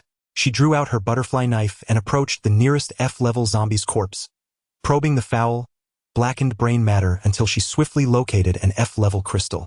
Song Xiaodao expertly cleaned it before continuing her search for Zhao Yin's most cherished star crystal. However, after rummaging for quite some time, dissecting nearly every drop of brain matter and fragment of skull, she found no trace of the star crystal. Zhao Yin, this is terrible. The star crystal from this zombie has been stolen. Song Xiaodao exclaimed anxiously. I cannot find the star crystal. She felt utterly inept, unable to accomplish such a simple task. Zhao Yin retrieved his mountain cleaver, made a few swift motions, and then proceeded to another F-level zombie's corpse. Like Song Xiaodao before him, he meticulously searched every nook and cranny, yet the outcome remained the same, only 2 F-level crystals, devoid of any star crystal. Little monkey, could it be that your strength was too great, causing the star crystal to be flung away? Song Xiaodao lamented, casting a reproachful glance at the little monkey. The little monkey, bewildered, could not comprehend why the star crystal had gone missing, as it had always dispatched zombies in this manner before. Both Song Xiaodao and the little monkey resumed their search nearby. No need to look any further, Zhao Yin interjected, sheathing his mountain cleaver. Are we to abandon the star crystal? Song Xiaodao inquired, her voice tinged with urgency. These are merely ordinary F-level zombies, which have not consumed any star crystals. Zhao Yin calculated the time, Nearly half a month has elapsed since the outbreak of the zombies, and ordinary zombies should have evolved to F-level days ago. It is simply that Zhao Yin and his companions have not encountered them while traversing the mountains and forests. By now, those zombies that have consumed star crystals should predominantly have evolved to E-level, and some may have even reached D-level. Can zombies that have not consumed star crystals still evolve? Song Xiaodao's expression changed. Zhao Yin replied, "Not only can they evolve, but they will continue to evolve." Although Song Xiaodao was unsure of how Zhao Yin knew this, she firmly believed his words. Currently, even though she had become an evolved being by following Zhao Yin, the thought of facing an F-level zombie alone still instilled fear within her. One can only imagine the dire circumstances of those ordinary survivors. It was difficult for her to fathom what her life would have been like had she not encountered Zhao Yin. Would she have been devoured by zombies or sold by Wang Quan to unscrupulous individuals, ultimately living a fate akin to that of old Qin? Song Xiaodao dared not think further. Suddenly, she threw herself into Zhao Yin's embrace, clinging tightly to his waist, her small frame trembling incessantly. Zhao Yin was taken aback. "What is the matter with you?" I'm fine," Song Xiaodao said, her face pale. "I just want to hold you, Zhao Yin. May I hold you for a moment?" Standing there, Zhao Yin felt the warmth of her small body pressed against him, provoking an unwelcome physiological response. After a moment of contemplation, he found himself unable to push her away. Song Xiaodao buried her face in front of Zhao Yin and said, if we encounter danger again, would you still abandon me and the little monkey? I will do my utmost to protect you, but if I face a crisis that I cannot handle, I will walk away alone." Zhao Yin hesitated slightly and replied earnestly, "Therefore, you must become stronger." Slowly, Song Xiaodao raised her head, pouted, and looked at Zhao Yin, saying, "Can't you say something sweet? Even if it's a little white lie. Do you enjoy being deceived?" Zhao Yin asked, gazing down at the young girl's clear yet somewhat innocent eyes. Song Xiaodao buried her face in front of Zhao Yin again. "Actually, I prefer your honesty. Didn't you say that in 7 years, I would be your woman? Once I grow up, I'll marry you, so Zhao Yin, you must do your best to protect your fiancée." Zhao Yin never expected the girl would utter such words. He raised his hand and pushed her away from his embrace, scolding, "Get to work." Song Xiaodao stood before him, her eyes wide with curiosity. "Zhao Yin, will you marry me in the future?" Zhao Yin turned away. "Monkey, go and remove her equipment, so she can realize her own limitations." "You scoundrel!" Song Xiaodao exclaimed, shielding herself with her hands. "Is it so wrong for me to go work?" With that, she walked away, feeling wronged, to cut the watermelon. After Zhao Yin gathered all the corpse crystals, he resumed his journey. Along the way, Song Xiaodao kept her head down, remaining silent. Unbeknownst to the moment, the sun, once a dim yellow in the heavens, vanished behind the encroaching dark clouds. Soon, the air was rent by the sound of thunder, and large raindrops began to descend. The wind intensified, whipping the rain against Zhao Yin's face in a relentless barrage. The chill was palpable. The evolver was not oblivious to the temperature fluctuations, yet Song Xiaodao, shivering uncontrollably from the cold, remained silent. Meanwhile, old Niu dutifully trailed behind Zhao Yin, occasionally seizing the opportunity to nibble on the grass by the roadside, his mouth continually engaged in the act of chewing. "We shall rest here for the night," Zhao Yin declared, as he discovered a clear patch of ground and deployed an invisibility tent. Song Xiaodao promptly burrowed inside, taking the initiative to kindle a fire and prepare a meal. Many survivors, having endured the hardships of a month and a half, would find solace in this rainfall. Concurrently, the surviving fauna began to stir, for the jungle was indeed a paradise for them. They hunted zombies, devoured star crystals, or captured live prey for sustenance, their prowess rapidly escalating, heralding the emergence of numerous pseudo-mutated beasts. In essence, this rain bestowed vital nourishment upon this desolate world of ruins. Life apart from the zombies finally bore the possibility of survival. As Zhao Yin reflected on many thoughts, he was unaware that it had slipped into the deep hours of the night. Suddenly, amidst the sound of rain, he discerned the urgent rhythm of footsteps, drawing ever closer. Chapter 51. The swarm of pseudo-mutated beasts. Song Xiaodao had succumbed to slumber, while the little monkey and old Nyo opened their eyes, both displaying a keen vigilance. Old Nyo, remain within the tent. Monkey, accompany me outside to investigate. Having communicated his thoughts, Zhao Yin stepped out of the invisibility tent with the little monkey. Boom! A thunderclap resonated from the horizon, and the torrential downpour soaked Zhao Yin in an instant. The little monkey, clad in gleaming armor, shimmered as it was drenched in water. Zhao Yin squinted into the distance. In the pitch-black night, four figures were sprinting towards him, approximately 300 to 400 meters away. 2 men and 2 women, all appearing youthful, with the women empty-handed while one man wielded a shovel and the other carried a crowbar. Their expressions were filled with panic, and occasionally one would stumble over the vines, only to be swiftly assisted by a companion. They were headed directly towards Zhao Yin. Zombies were ahead. As they drew nearer, a girl with disheveled hair and black-rimmed glasses pointed at Zhao Yin and the little monkey, shouting, "Quickly, take a detour." The other short-haired girl exclaimed in a flustered tone. A tall young man, after speaking, urgently addressed another young man with a buzz cut. "Xiao Hong, we must eliminate those 2 zombies." Kill zombies? The buzz-cut youth asked, his voice trembling. "There's no time. Hurry," the bespectacled girl urged. "Hong Xiaotian, are you not a man? Didn't you say you would protect us?" Upon hearing this, the young man gritted his teeth, his expression shifting from uncertainty to determination. Grasping the shovel, he followed the tall youth as they hastened towards Zhao Yin. As they approached, Zhao Yin discerned that the 2 young men's faces were gradually paling. Their clothes were tattered but had been washed clean by the rain, clinging to their bodies in a damp manner. The little monkey seemed to sense a threat and became agitated. Zhao Yin raised his hand and gently patted its head, saying, "Do not worry." The 2 young men were taken aback, halting in their tracks. "Why you? Are you human?" the buzz-cut youth stammered. On that pitch-black rainy night, their vision of Zhao Yin's face was obscured. "What is it that instills such fear in you? Is it the zombies?" Zhao Yin inquired. They were certain that Zhao Yin was not one of the undead, and a collective sigh of relief seemed to wash over them. Hong Xiaotian set down the iron shovel in his hands and anxiously urged, "Brother, we must flee. A horde of rats is pursuing us." "Rats?" Zhao Yin's eyes sparkled with intrigue. "Brother, these are no ordinary rats. They are the size of dogs." Before Hong Xiaotian could finish his thought, a thunderous sound erupted from behind, drowning out even the rain, akin to the thunder of 1,000 galloping steeds. "Xiaotian, stop talking and run," urged a tall youth beside him, as the 2 girls trailing behind had already surged ahead of them. At that moment, Zhao Yin focused his vision and discerned the swarm of rats, a dense mass of approximately 300 to 400, each the size of a medium dog. As they advanced, all the wild grasses and vines were trampled beneath them. "What are they after? Who do they blame for their demise?" remarked a girl with glasses.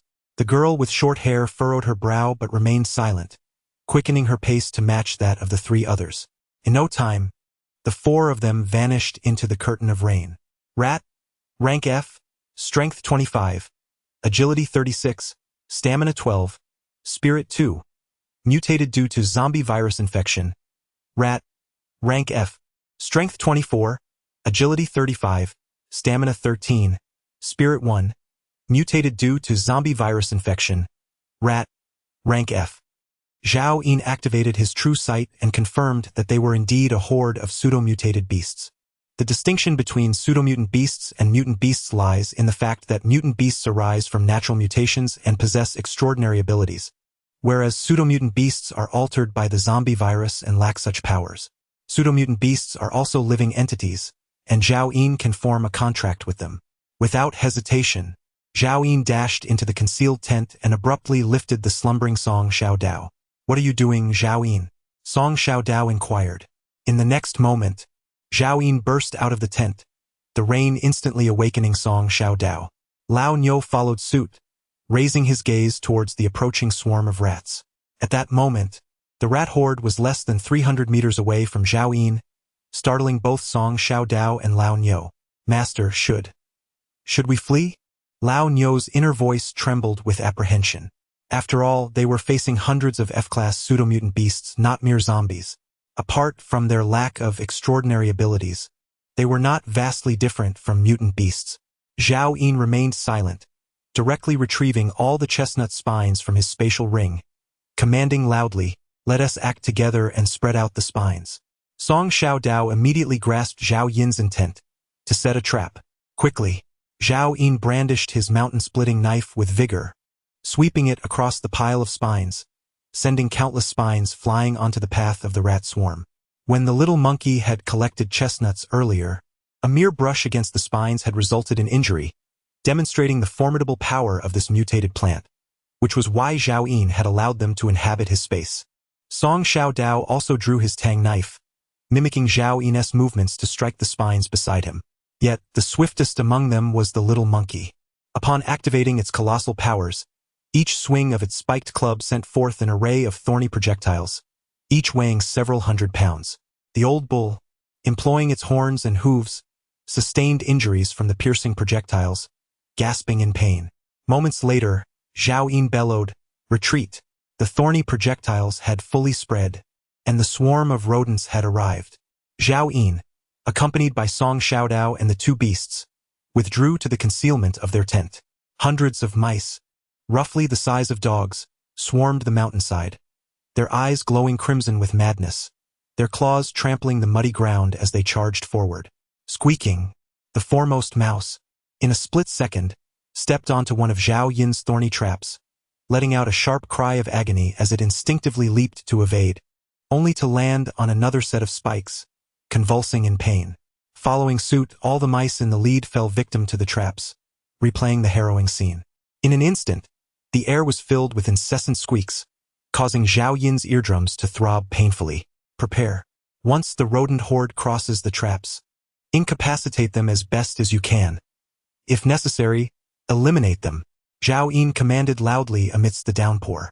Thousands of thorny projectiles could potentially ensnare each mouse with several spikes. While not lethal, their agility was significantly hampered, and their speed gradually diminished. At last, the first mouse emerged from the traps, its body riddled with a dozen spikes, blood streaming as it charged towards Zhao Yin's team, eyes ablaze with fury. Following closely were the second and third. It seemed they were aware that these traps had been set by the figures before them. In the blood-red eyes filled with animosity, Zhao Yin drew his compound bow and released an arrow. Thud! The nearest rat was immediately pierced through one of its hind legs, causing its body to lurch as it continued limping towards him. In response, Zhao Yin swiftly loosed a second arrow, which also penetrated the rat's other hind leg, rendering it no longer a threat to his team. Paying it no further mind, he aimed at another rat and unleashed a flurry of arrows. In the blink of an eye, 4 or 5 rats struggled to crawl on the ground using only their forelegs. Chapter 52. The giant rat with a loud snort, the old bull beat the little monkey to the punch, activating its powers first. Its muscles bulged, and scales resembling fish skin rapidly enveloped its hide. The bull charged through the muddy terrain directly into the swarm of rats, sending one flying. Upon impact, the rat's insides burst forth. "Take it easy, will you? I told you not to kill them." Zhao Yin cursed vehemently. Each one of those rats formed the foundation of his contracted beast legion. Losing even one was a significant blow. The old bull, eager to showcase its prowess, sheepishly replied, "Master, I was holding back, but I still ended up killing one." A sheepish expression crossed the bull's face. Meanwhile, the little monkey took delight in the chaos, baring its teeth and calling out, "Master, watch this." It swung its wolf-toothed club and with a resounding thud, struck down another rat, which was instantly flattened. Its head shattered, brain matter spilling out as it lay twitching on the ground. "Look at that." Zhao Yin jumped and cursed in frustration. Were these two rascals doing this intentionally? The little monkey appeared utterly bewildered. Was it truly so feeble? Now evolved to E-grade, it had completely forgotten its foundational strength had doubled. She had already incapacitated 2 mice with her sheathed tang knife. Zhao Yin felt somewhat relieved. Take a good look. Learn from Song Xiaodao, or else we'll have no food by morning. At that moment, over 100 mice surged out of the trap, and Zhao Yin, disregarding the 2 beasts, continued to knock her bow and shoot. Whoosh, whoosh, whoosh. In the blink of an eye, Zhao Yin had pierced the legs of 15 or 16 mice, while the little monkey managed to crush a large group, finally avoiding decapitation. As for their fate, only heaven knew. The method employed by the old bull remained brutal. It simply charged at the mice, toppling them, then raised its iron hoofs to trample, many mice having their limbs crushed underfoot. Soon, even Song Xiaodao had toppled the fifth mouse.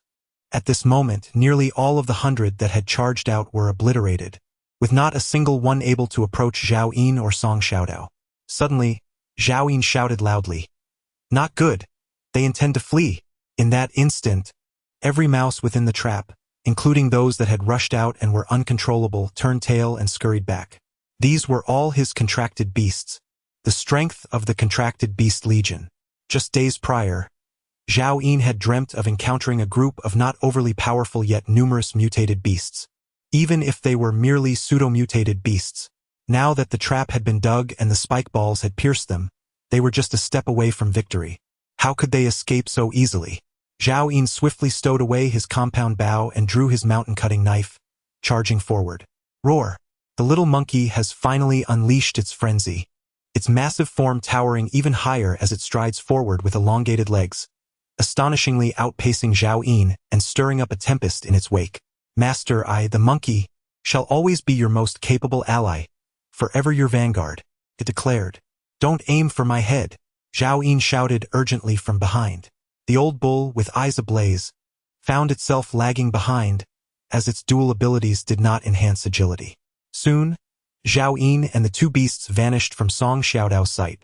Aware that her speed paled in comparison to the rodents, she returned to the tent, clenching her small fists. I must evolve to E-grade. I must evolve to E-grade. At that very moment, the two men and two women who had fled earlier suddenly halted. 70 meters ahead of them stood a colossal rat, several times larger than the rodents they had encountered before, quietly braving the downpour. Its greenish eyes fixed upon the quartet, brimming with mockery. The four felt their legs weaken, trembling in fear. So huge. I've exhausted my strength. I can't escape. It's over. They gasped, their faces drained of color. The giant rat appeared unhurried to attack them, swaying its 2-meter-long tail with a condescending gaze as it approached at a leisurely pace. A piercing screech erupted from its mouth, shattering their eardrums and causing their taut nerves to snap instantaneously. The two girls collapsed to the ground in terror. Wu, I don't want to die. Wu Hao, Hong Xiaotian, didn't you say you would protect me? The bespectacled girl sobbed. Be quiet. The tall young man, Wu Hao, admonished sternly. In this apocalyptic world, we are all doomed. How can I protect you? At that moment, among the four, the usually timid and conflict-averse Hong Xiaotian suddenly gritted his teeth and declared, Wu Hao, you take Tang Ting and Peng Jinjin and leave first. I will hold off this rat. The girl with glasses immediately ceased her weeping, while the short-haired girl turned her gaze towards Hong Xiaotian. Wu Hao, incredulous, asked, Xiao Hong, are you certain? You might die. If death is inevitable, then so be it. Hong Xiaotian trembled as he spoke. If no one distracts it, none of us will escape. It's better for one to perish than for all to meet the same fate. He suddenly turned his gaze toward the girl with glasses, his eyes softening gradually. Jinjin, do you know? Back in high school I developed feelings for you, but I was aware that I did not fit the mold of your ideal. I am from a rural background. My parents divorced when I was young, and I cannot compare to the affluence of most of my classmates. My introverted nature and poor academic performance made me unworthy of you. I had intended to keep the secret forever, but now that I face death, I wish to know.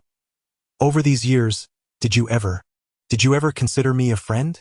The girl with glasses wiped her tears, stood up immediately, and without a moment's hesitation, replied, Xiao Hong, how could you be so foolish? Why didn't you tell me sooner? The truth is, before I dated those 6 ex-boyfriends, I actually liked you. Really? Hong Xiaotian smiled. For many years, we have been classmates, from elementary school to university, even sharing the same company during our internships. Would I deceive you? The girl with glasses said. Upon hearing this, Hong Xiaotian's smile blossomed ever more radiantly, as if he had just heard the most joyous news in the world. In the rain-soaked night, he revealed a set of pearly white teeth. Thank you. With a heart full of contentment, he turned to face the giant rat. stepping forward with calm and poise, as if he had never been the timid Hong Xiaotian. He was a hero, willing to sacrifice himself for the beloved girl and his dearest companions. Hurry! The girl with glasses abruptly pulled the short-haired girl up, changing direction to flee, while Wu Hao cast a final glance at Hong Xiaotian's back.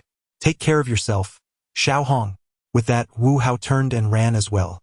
Hong Xiaotian slowly spread his arms, his face adorned with a smile, yet the moisture at the corners of his eyes remained indistinguishable between raindrops and tears. Jinjin, thank you. Thank you for still being willing to deceive me in the end, he murmured softly. In the next moment, facing the giant rat, Hong Xiaotian shouted, Come on, come and eat me. The rodent's greenish eyes suddenly expressed a human-like rage, seemingly infuriated that this human had disrupted its game. It abruptly accelerated, sinking its teeth into Hong Xiaotian's shoulder, and with a fierce shake of its head, his body flew away like a kite severed from its string. Moments later, anguished cries of women and the screams of men echoed from a nearby hollow. At that moment, two dark figures swiftly emerged from the nearby grass, approaching the spot where Hong Xiaotian lay. In the depths of the night, two silhouettes emerged, one tall and the other short. The taller figure bent down, probing for the faint pulse of Hong Xiaotian. There's still a breath of life, came the voice of a middle-aged man. Carry him on your back, and let's move swiftly. The speaker was a youthful female voice. The man hoisted Hong Xiaotian onto his back, and the trio quickly vanished into the curtain of rain. Chirp! Upon discovering Hong Xiaotian's disappearance, the giant rat let out a furious roar to the heavens, then sniffed the air, instantly locking onto the direction in which the two shadows had fled. Yet it had no time to pursue them. Chirp! Suddenly, a more piercing rat squeal echoed from a distance. At this moment, the rat swarm before Zhao Yin had dwindled to merely over 200. Coupled with the nearly 100 that had fallen to earlier traps, nearly half had been exterminated. In this instant, Zhao Yin and the two beasts left behind a trail of 100 or 200 injured and incapacitated rats. The remaining swarm consisted of those less severely wounded, their agility markedly heightened. Before them lay a vast thicket, and the rat swarm seemed to have found salvation, swiftly burrowing into the underbrush, vanishing from Zhao Yin's sight in the blink of an eye. Monkeys, Old Bull, split up and encircle them. Capture as many as you can. Chapter 53. The White Rat King. After silently communicating with the two beasts, Zhao Yin quickly plunged into the thicket. The two beasts immediately sprang into action, entering from two different angles. Bang! Bang! Bang! Soon, several more rats were rendered unconscious by Zhao Yin's strikes. Just then, chirp! A rat's cry pierced the air, and before Zhao Yin could react, darkness enveloped him, sending him sprawling backward. He tumbled out of the thicket, his head spinning and a dull ache radiating from his chest, as though he had been struck by a train. The bushes trembled violently, and from within emerged a colossal rat, its size akin to that of a calf. Unlike the previously encountered gray rodents, this giant rat was cloaked in a glossy black fur, impervious to the rain, leaving no trace upon its surface. Its blood-red eyes fixated menacingly on Zhao Yin, radiating a ferocious and cruel intent. As the giant rat emitted a series of high-pitched screeches, its enormous fangs, measuring a foot in length, were revealed, droplets of viscous saliva cascading down. This alone was insufficient to instill panic in Zhao Yin. However, his expression soon morphed into one of sheer horror. The agitation of the underbrush intensified, and soon another identical black giant rat emerged, followed by a second, a third, a fourth, until a total of 12 black giant rats materialized before him. Rat, Grade E, Strength 36, Agility 44, Stamina 27, Spirit 9, mutated through the zombie virus infection. Rat, Grade E, Strength 39, Agility 43, Stamina 31, Spirit 8, mutated through the zombie virus infection. Rat. All 12 were E-grade pseudo-mutated beasts. The very rat that had just knocked Zhao Yin over boasted an agility of 44, surpassing even the speed of a bull. Monkey, Old Bull, come save me. Zhao Yin thoughtlessly called out to his bodyguards. Boom! The Old Bull, closer to Zhao Yin, was the first to charge forth from the underbrush, violently colliding with one of the giant rats that had approached Zhao Yin. Its horns tore a gaping wound in the rat's abdomen. Yet, being an E-grade pseudo-mutated beast, instead of retreating from the injury, it was provoked to a fiercer rage, sinking its teeth into the old bull's foreleg. Regrettably, the old bull had already activated its armored abilities, and despite the sharp claws of the giant rat scraping against its scales, it sustained no injury. Empowered by its immense strength, the old bull flicked its hoof, sending the wounded giant rat flying, and one of its fangs was dislodged in the process. The cacophony of squeaks echoed as the remaining giant rats, incensed, swiftly surrounded the old bull. Their intelligence seemed to rival that of humans. They had observed the bull's armored abilities, and none dared to attack recklessly. Instead, they circled the bull, evading its strikes with agility while seeking out its vulnerable spots. The old bull charged wildly, yet it could not so much as brush against a single rat hair, its frustration evident as it panted heavily. Suddenly, with a swift motion, one of the giant rats seized an opportunity, launching its claws towards the bull's solitary eye. In an instant, the old bull closed its eye, the scales on its eyelid thwarting the rat's paw and sparking a shower of embers. The rat recoiled from the failed attack, but as the old bull furiously retaliated, it had already maneuvered behind the beast. In that moment, another giant rat seized the opportunity to strike at the bull's vulnerable rear. With only one eye, the bull's perception was significantly hampered, leaving it oblivious as it continued its charge towards the first rat. "Be cautious, old bull," Zhao Yin urgently conveyed through thought, leaping into action. Everything transpired in the blink of an eye, yet Zhao Yin was a moment too late. Instantly, blood erupted, painting the ground crimson as the old bull was grievously wounded. Zhao Yin felt a jolt of anguish in his heart, barely able to mourn for the old bull before suppressing the pain in his chest and wielding his mountain-splitting blade. With a decisive crack, he struck down. The claw that reached towards the old bull's chrysanthemum unexpectedly attempted a second strike, only to be swiftly severed by Zhao Yin's blade. Immediately thereafter, Zhao Yin found himself besieged by a horde of mice, forcing him to wield his mountain-splitting knife with relentless fervor. In comparison to the old bull, who possessed a formidable armor-like ability, Zhao Yin was even more perilous. Roar! The little monkey's eyes turned crimson in an instant. "Master, I am coming." The little monkey felt no need for excessive explanation. Indeed, it had only been a brief span of mere seconds since Zhao Yin was flung away by the giant rat, and the old bull had rushed forth to sustain an injury. Unlike the old bull, the little monkey boasted two abilities that enhanced its speed, allowing it to swiftly close the distance to a giant rat. Fueled by rage, it struck the creature with a mighty blow, shattering its skull. Zhao Yin finally exhaled in relief, deliberately positioning his body to shield the old bull's vulnerable spot, intending to instruct the little monkey to temper its force. In the next moment, a resounding crash echoed. The little monkey's massive form was sent flying. The shriek of the rat was potent enough to rupture the eardrums of an ordinary person. A larger, snow-white giant rat, standing nearly 2 meters tall and measuring 7 to 8 meters in length from head to tail, now loomed where the little monkey had been struck. Simultaneously, the remaining 11 black giant rats ceased their assault, swiftly forming a protective circle around the snow-white giant rat. The expression on the snow-white rat's face resembled that of an ancient emperor on a royal procession. Arrogant, disdainful, frigid, and imperious. Rat King. D-Class Mutated Beast, Strength 74, Agility 89, Stamina 57, Defense 82, Spirit 12, Bloodline Talent. Rapid speed. Upon discerning the Rat King's attributes, Zhao Yin's countenance instantly turned pale. Was there truly no hope for survival? This Rat King is no mere aberration.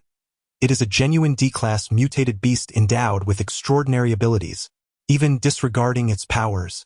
With a defense score of 82, Zhao Yin can barely graze its hide with the mountain-cleaving blade. After being knocked back, the little monkey quickly sprang to its feet, shaking off the heavy armor adorning its body, its eyes blazing with fury. "Master," it launched a sneak attack. The little monkey silently reported to Zhao Yin. "I shall crush it. Do not act impulsively. This is a D-Class Rat King," Zhao Yin urgently warned. Given the speed of Zhao Yin and the old bull, it was likely they could not even graze a single hair of the Rat King and would only be left trailing behind. Present, the only contender capable of battling the Rat King was the little monkey, provided the Rat King did not activate its rapid abilities. Once it did, how swift would it become? Zhao Yin could only speculate. Even the little monkey with dual abilities would be at a disadvantage. What should be done now? Zhao Yin's mind raced with thoughts. If only he had a bottle of iced red tea, the little monkey could match the Rat King. Alas, the iced red tea had long since been consumed, and he had not acquired any star crystals recently. Among the remaining extraordinary food and drink in his spatial ring, only a bottle of glutinous rice wine could bolster strength. However, it was a double-edged sword, capable of increasing strength by 80 points within 10 minutes but leaving one's thoughts in disarray for 3 hours thereafter. Moreover, what was truly lacking in their battle against the Rat King was not strength, but speed. Having lived through this life once, would he meet his end today? At that moment, the Rat King's gaze shifted toward the direction from which Zhao Yin had arrived. As it discerned the treacherous rodents and their progeny, incapacitated by Zhao Yin and the two beasts, it let out a furious roar. The 11 colossal black rats beside the Rat King surged forth in an instant, and with a series of thuds, the several gray rats that Zhao Yin had just rendered unconscious had their skulls crushed by merciless claws. Rather than attempting to save their fallen comrades, they opted for execution, as if an emperor were dealing with vanquished generals. At this moment, Zhao Yin could hardly concern himself with any notion of a contracted beast army. His sole desire was to survive. His only glimmer of hope lay within that concealed tent. Boom! Suddenly, the Rat King charged at Zhao Yin, having discerned that this human was the leader of the group. Be careful, Master. Chapter 54. The battle with the Rat King. At that moment, the old bull swiftly turned, its massive form shielding Zhao Yin as it prepared to collide with the oncoming Rat King. A thunderous sound erupted as the bull staggered slightly, yet the Rat King was sent flying. This encounter was merely a probe from the Rat King, which discovered that this E-grade bull possessed a strength far beyond its own level. The Rat King's form spun awkwardly through the air, and upon landing, it shook its head, regarding the water buffalo with newfound caution. It had previously underestimated the two mutated beasts before Zhao Yin, failing to realize they both possessed dual abilities. In the next instant, the Rat King charged again, activating its powers, moving so swiftly it appeared as a streak of white lightning. It nestled behind the two mutated beasts, retreating slowly. The old bull had no time to withdraw and could only adopt a stance for another charge. Boom! Crack! This time, the old bull charged forward but struck nothing but air. The Rat King nimbly evaded by twisting its form as it approached.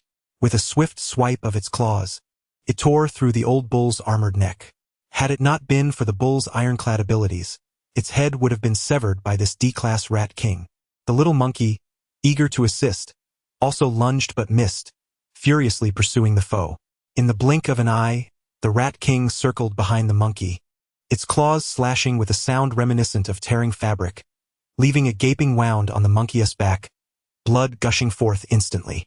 In the next moment, it appeared before Zhao Yin. He even caught a glimpse of the mocking glint in the Rat King's eyes and hurriedly raised his mountain-splitting knife. The knife, imbued with a speed enhancement, barely allowed Zhao Yin to intercept the Rat King's claws. With a loud clash, the claws struck the blade, sending sparks flying. At that moment, both the monkey and the old bull repositioned to attack, but the Rat King vanished before Zhao Yin's eyes.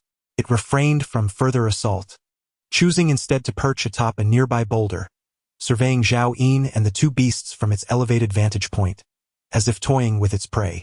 Zhao Yin felt a numbing shock in his hands and glanced at the monkey's shredded armor, then at the mountain-splitting knife with its newly formed gash, his expression growing increasingly grim. The Rat King's claws undoubtedly surpassed D-class equipment, reaching C-class or an even higher echelon.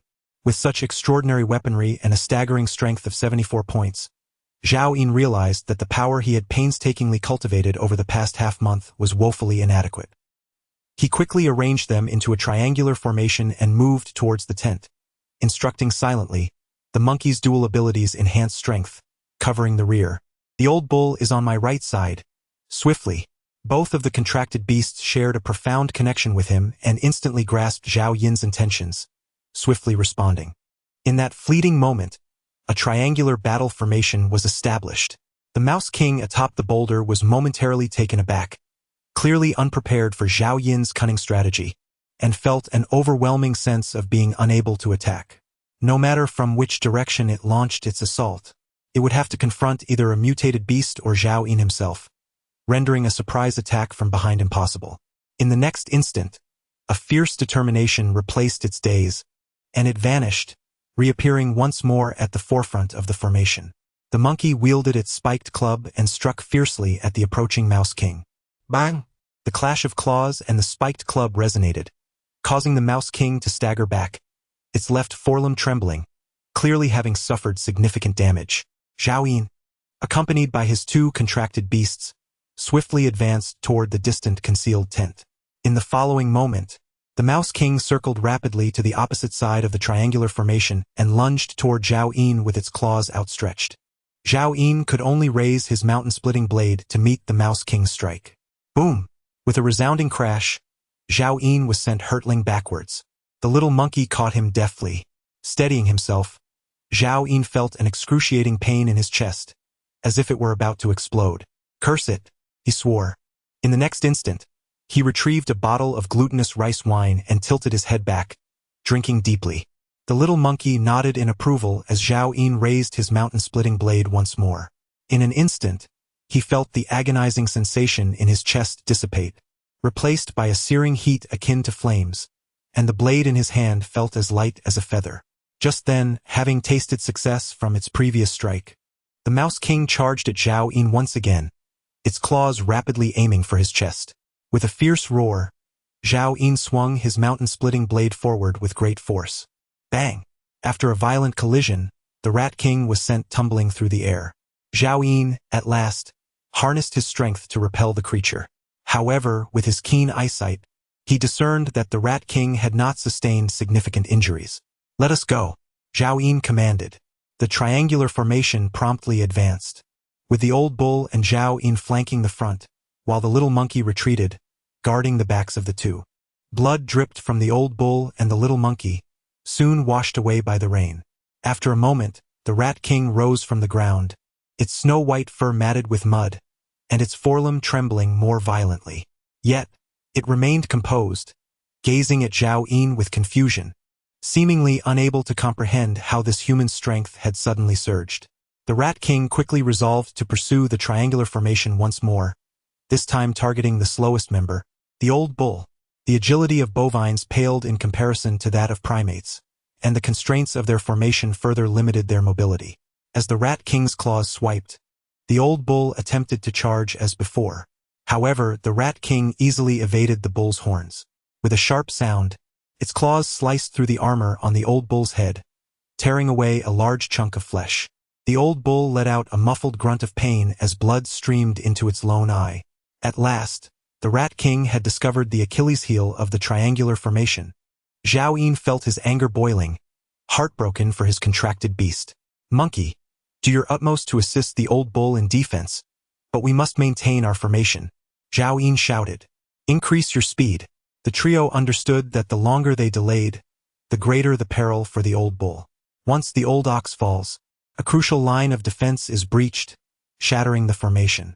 Amidst the torrential downpour, the triangular formation struggles onward, while the Rat King relentlessly assaults the old ox. Occasionally, the little monkey and Zhao Yin manage to intervene in time to provide assistance. Yet at times the old ox is directly severed, its flesh becoming a meal for the Rat King before their very eyes. Soon, the skeletal remains of the ox are exposed upon its head and neck, its pace slowing to a crawl. Were it not for its mutation, it would have succumbed to death countless times already. 5 minutes later, they are less than 500 meters from the concealed tent. "Just a little longer, we are almost there," Zhao Yin exclaimed, his eyes reddened. In the next moment, the Rat King charged once more. Zhao Yin brandished his mountain-splitting blade, but it merely grazed the Rat King's fur as it sliced through the air. The little monkey swung his wolf fang club, intending to thwart the Rat King's assault on the old ox. However, to his astonishment, with a resounding thud, the Rat King chose not to evade this time, absorbing the blow with one of its forepaws. In an instant, its other paw lunged forward, its sharp claws piercing the old ox's solitary eye, extracting the eyeball with brutal efficiency.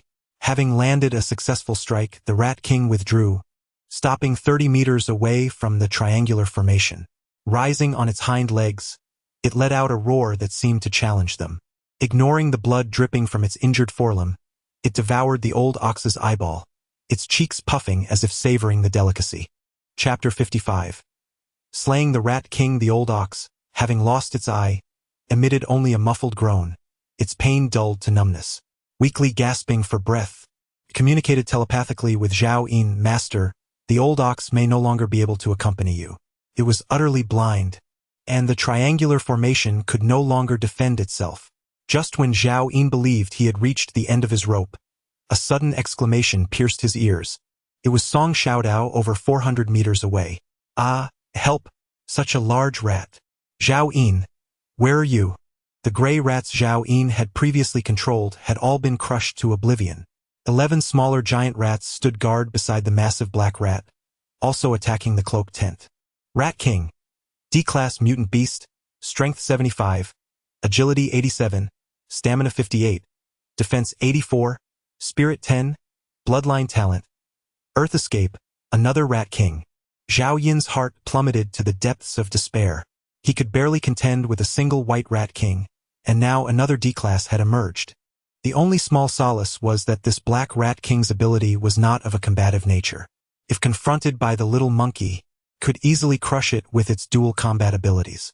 Yet, with the white Rat King present, Zhao Yin could only entertain such thoughts. The current situation was a double whammy, with the retreat route severed. At this moment, there was no means to alleviate the impending crisis. Zhao Yin had contemplated his demise in the apocalypse, but never anticipated it would come so swiftly. These two Rat Kings were the result of countless subordinates' offerings, reaching D-Class in just half a month, a feat Zhao Yin's resources could not rival. Damn it! In his despair, Zhao Yin's ferocity ignited.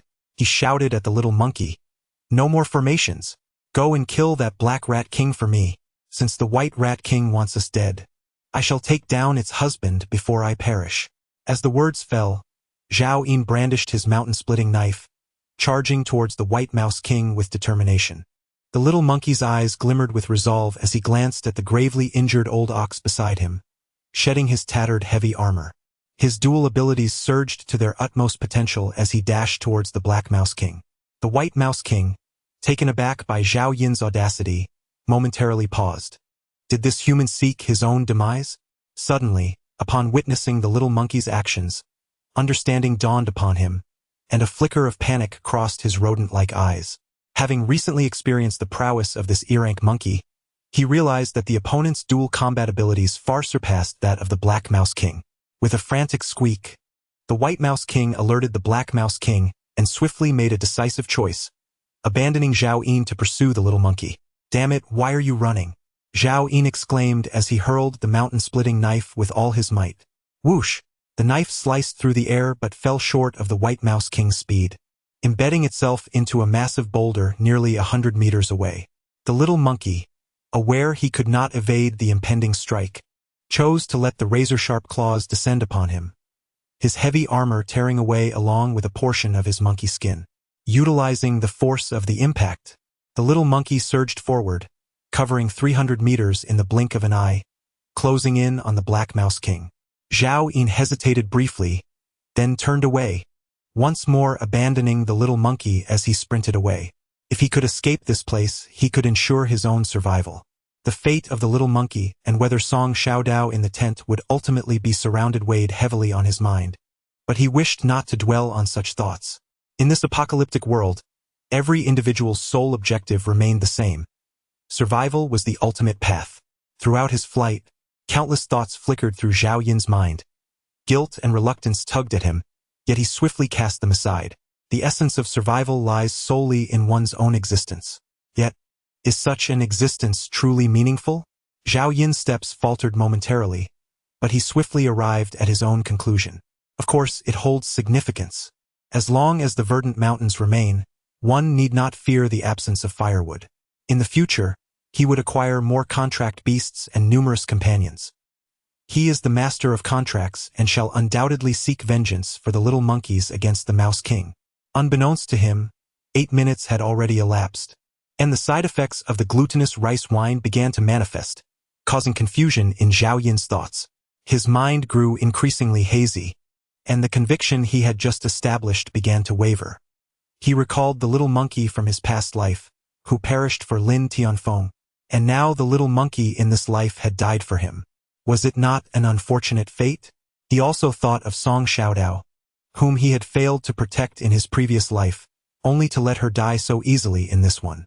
And then there was old Niu, who had never received his nurturing, yet felt remorse for not safeguarding his master at the moment of death.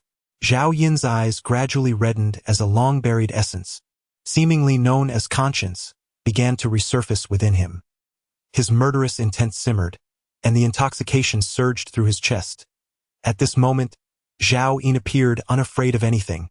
If death were to come, so be it, Zhao Yin roared. When man dies, the nest of birds falls. If not, it endures for millennia. The once ordinary gray rat swarm had shed their quills and gathered outside the thicket, awaiting the command of the Mouse King. Upon seeing Zhao Yin charge forth, all the gray rats began to squeak in unison. The two Mouse Kings were fully engaged in combat with the little monkey, entirely oblivious to the presence of these gray rats. In Zhao Yin's grasp appeared a sniper rifle, his eyes ablaze with fury as he unleashed a relentless barrage of shots, reloading and firing anew. With each pull of the trigger, a gray rat met its demise. The discipline of the gray rats exceeded all expectations. Even upon witnessing their comrades fall, they remained rooted in place, devoid of the command from their rat king. Soon, Zhao Yin had expended all his sniper ammunition, leaving only 30 or so gray rats, chattering anxiously in disarray. "You foolish creatures, perish," he bellowed. At that moment, the little monkey, its entire hide tattered, with its left arm severed, continued to valiantly swing its wolf-toothed club, compelling the black rat king to refrain from approaching. Only the white rat king, swift as the wind, attacked relentlessly, inflicting grievous wounds upon the little monkey. In truth, the white rat king could have easily slain the little monkey, yet it relished in torturing its prey bit by bit, a reflection of the cruel and malevolent nature of its kind. Eventually, the white rat king caught sight of Zhao Yin, who was brandishing a bull horn, having nearly annihilated the remaining gray rats. In a fit of rage, the white rat king was consumed by fury. Those gray rats represented the sustenance for both rat kings, and now scarcely any remained. It abandoned the little monkey and charged toward Zhao Yin, whose previous actions had incited its wrath beyond reason. At this juncture, Zhao Yin remained oblivious, the effects of the glutinous rice wine lingering, with merely a minute left, his thoughts a chaotic tangle. The desire to kill enveloped his entire being. With a swift motion, he plunged the bull horn into the head of the last gray rat, extracting it with a gruesome spray of brain matter. Zhao Yin, like a relentless machine, continued his pursuit of the next gray mouse, only to discover that not a single one remained. The white mouse king was drawing near, yet before it could extend its lethal claws, Zhao Yin abruptly turned, his blood-red eyes fixated upon the creature. The white mouse king paused, taken aback. This human, instead of exhibiting fear, regarded it as though it were mere prey. An inexplicable dread coursed through the white mouse king, causing its clawing motion to slow. It managed to tear a substantial chunk of flesh from Zhao Yin's shoulder, but in a swift motion, Zhao Yin seized its forelimbs. Squeaking in agony, the white mouse king, for the first time since the apocalypse, felt such searing pain that it emitted a cry akin to that of an ordinary rat. Enraged, it thrust a claw through Zhao Yin's chest, slicing open his ribcage and exposing his beating heart. Yet, Zhao Yin remained oblivious to the pain. The horn he wielded remained embedded in the white mouse king's forelimb, tightly restraining its form. With his other hand, he grasped the creature's scalp, forcing it down against his hip. In the next instant, he withdrew the horn and plunged it once more into the creature's neck, piercing through with a sickening squelch. Chapter 56. Survived at that moment, the Black Mouse King was not far from Zhao Yin. Upon witnessing the grievous injury inflicted on the White Mouse King, it let out a mournful cry. Its form transformed into a streak of black lightning, darting towards the rear of Zhao Yin and the White Mouse King. However, the White Mouse King, having completely lost its sanity, felt its life threatened by Zhao Yin and suddenly unleashed its rapid abilities, charging forward in a desperate bid to cast him off. Yet, Zhao Yin, seizing the opportunity, clung to its neck and mounted its back. The horn plunged once more, piercing the neck of the White Mouse King and creating a second wound from which blood gushed forth like a spring. In agony, it moved with even greater speed. Ha ha! Perish! Zhao Yin laughed maniacally. The poor Black Mouse King could only howl in frustration, trailing behind helplessly. Desiring to aid the White Mouse King, it found itself powerless as the latter brought ruin upon itself. At that moment, the little monkey arrived, witnessing its master's valor anew. Squeak! Master is incredible. Though it had but one arm remaining, it excitedly brandished its wolf fang club and exclaimed, Master is the most formidable in the world. Without delay, the little monkey summoned its energy, maximizing its dual abilities as it surged toward the Black Mouse King. With an agility score of 87, the Black Mouse King was formidable, but the little monkey's base agility of 40 was doubled by its growth ability and again by its berserk ability, allowing it to surpass the D-class mutated beast. In terms of strength, the Black Mouse King was no match for the little monkey. This was the might of a dual ability mutant. Had they not encountered the White Mouse King, whose powers countered the little monkey, Zhao Yin's group would not have been in such dire straits. Upon sensing the little monkey in pursuit, fear flickered in the Black Mouse King's eyes. It could easily escape using its Earth escape ability, leaving no one behind. Yet, its concern for the White Mouse King restrained it from fleeing. Ignoring the approaching little monkey, it desperately chased after the White Mouse King. At this moment, Zhao Yin steadied himself against the White Mouse King, extracting the horn from the Black Mouse King's neck and blindly thrusting it repeatedly. Hud hud hud. One blow after another. In his mind, only the notion of slaughter remained.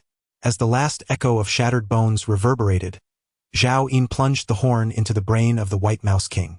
The White Mouse King's form continued its furious charge, yet it became rigid. Subsequently, it tumbled and crashed into a sprawling thicket. Boom! Simultaneously, Zhao Yin was flung away, landing amidst the underbrush. Ha ha! Ha ha! Blood continued to pour from Zhao Yin's chest, yet he lay on the ground, laughing heartily. His chaotic thoughts rendered him oblivious to time and place. Uncertain of the reason for his laughter, he simply felt an overwhelming joy. As Zhao Yin chuckled foolishly, the Black Mouse King abruptly halted, gazing at the corpse of the White Mouse King, sensing the absence of his beloved's life force. The Black Mouse King momentarily froze, and in the next instant, thud, a spiked club struck its head, plunging it into darkness. After toppling the Black Mouse King, the little monkey intended to check on its master's wounds but hesitated. The battle was not yet concluded. The remaining 11 giant rats, sensing the demise of the White Mouse King, abandoned their assault on the cloak tent and charged frantically toward this direction. Roar!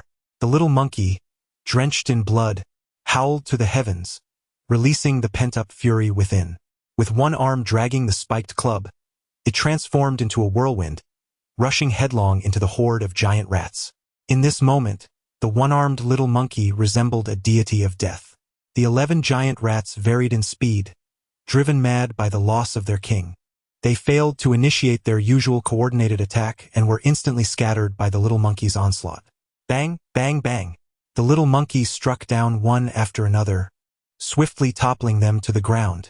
Zhao Yin remained foolishly grinning. Ah!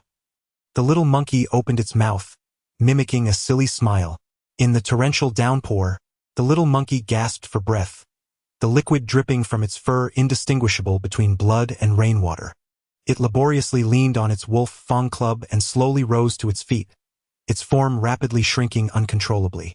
Once it relaxed, its extraordinary powers could no longer sustain it.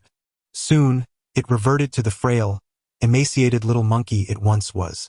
Yet now it was drenched in blood, with the gaping wound of its missing left arm exposing stark white bones. Trudged painfully towards Zhao Yin. Woo-woo. At that moment, a sobbing voice emerged from behind. Zhao Yin, Zhao Yin. There are so many giant rats. Where are you, Zhao Yin?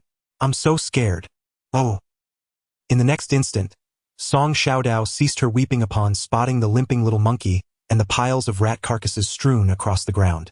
Even the frigid air was permeated with the metallic scent of blood.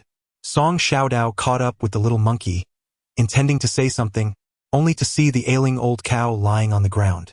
Nyo, what happened to you? Where is Zhao? Zhao Yin? Song Xiaodao's face turned ashen in an instant, grasping the little monkey's lone arm tightly. The little monkey pointed towards the distant thicket. Only then did Song Xiaodao hear Zhao Yin's laughter mingling with the sound of rain. Ha ha! Ha ha ha! Zhao Yin continued to laugh, the torrential rain washing over his face, cleansing him of bloodstains.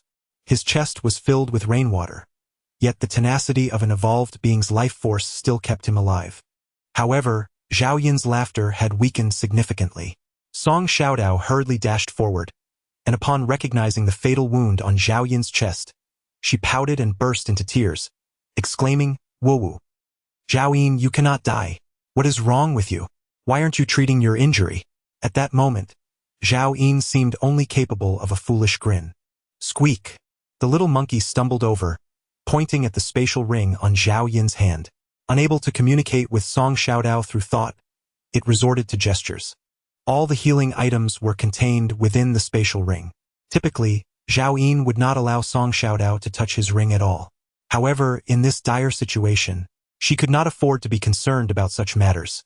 She sensed a disarray in Zhao Yin's mind, and only the contents of the ring could save his life.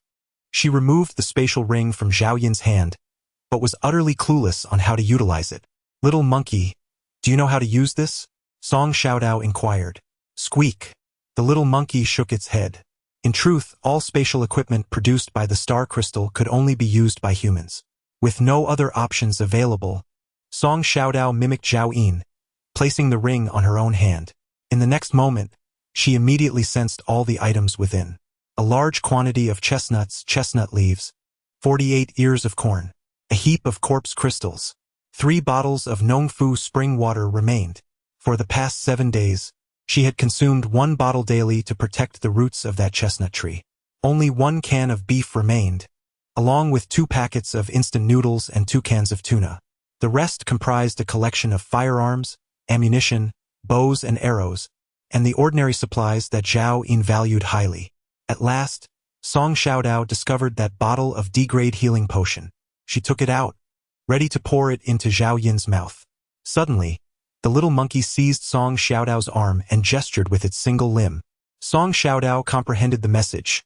It was instructing her to feed Zhao Yin chestnut tree leaves. Immediately afterward, the monkey pointed at the distant old cow, rolling its eyes and sticking out its tongue. Song Xiaodao understood once more. The implication was that the old cow was nearing death and required the soul D-grade healing potion to survive. Given Zhao Yin's severe injuries, this potion was originally his. What if the chestnut leaves failed to mend his wounds? Song Xiaodao's expression darkened. In her eyes, nothing was more crucial than Zhao Yin's life.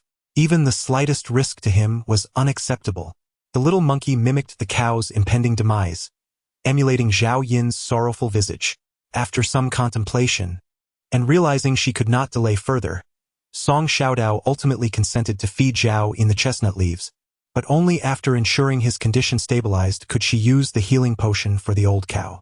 She retrieved a handful of chestnut leaves and, together with the monkey, stuffed them into her mouth. The monkey chewed them thoroughly before prying open Zhao Yin's mouth to spit the mixture inside.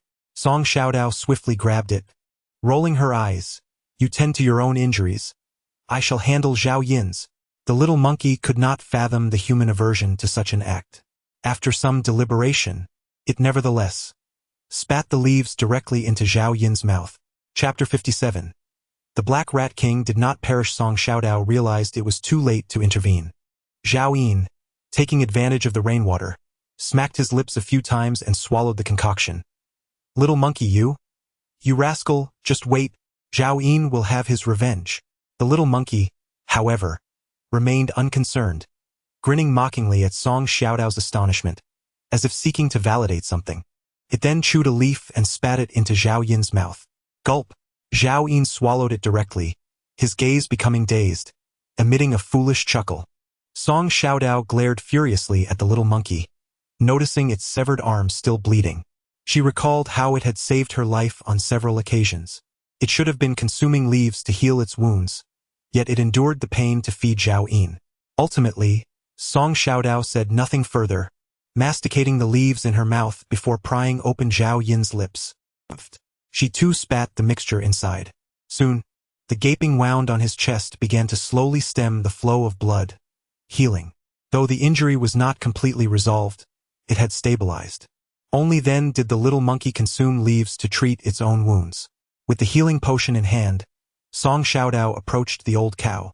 Observing its bones protruding from numerous places, both eyes blinded. An overwhelming sense of guilt washed over her. "Nyo, I am sorry. I was solely focused on Zhao Yin earlier and nearly squandered this precious potion." The efficacy of the chestnut leaves was now insufficient to heal the old cow. The old cow gasped for breath, its ears twitching slightly. Song Xiaodao bent down, pried open its mouth, and administered the healing potion. In the next moment, a soft white light enveloped the old cow. Flesh buds sprouted from its bones, followed swiftly by the emergence of hide, even the blind eyes rapidly forming eyeballs and eyelids. Ultimately, even the eyelashes on its eyelids began to grow. A lump formed atop the old cow's head, followed by the emergence of a lustrous black horn. The severed limb was reborn. Song Xiaodao, astonished, covered his mouth in disbelief. Zhao Yin had merely mentioned that it was a healing potion, yet he had never divulged its remarkable power to regenerate severed limbs. Soon, the old ox rose from the ground, all its ailments miraculously healed. It nodded in gratitude towards Song Xiaodao and swiftly made its way to Zhao Yin.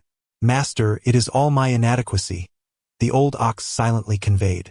Regrettably, Zhao Yin was unable to hear at that moment. The ox's expression did not reflect joy from its recovery. Instead, it was engulfed in profound melancholy. Today, it realized that it was the most useless of all. It had been subjected to relentless beatings, while it was the master and the little monkey who had shielded it. As Zhao Yin's body regained its strength, his spirits lifted as well. Suddenly, he sat upright and began to converse with the air. In his mind's eye, he envisioned his parents, who had perished in a car accident when he was 15.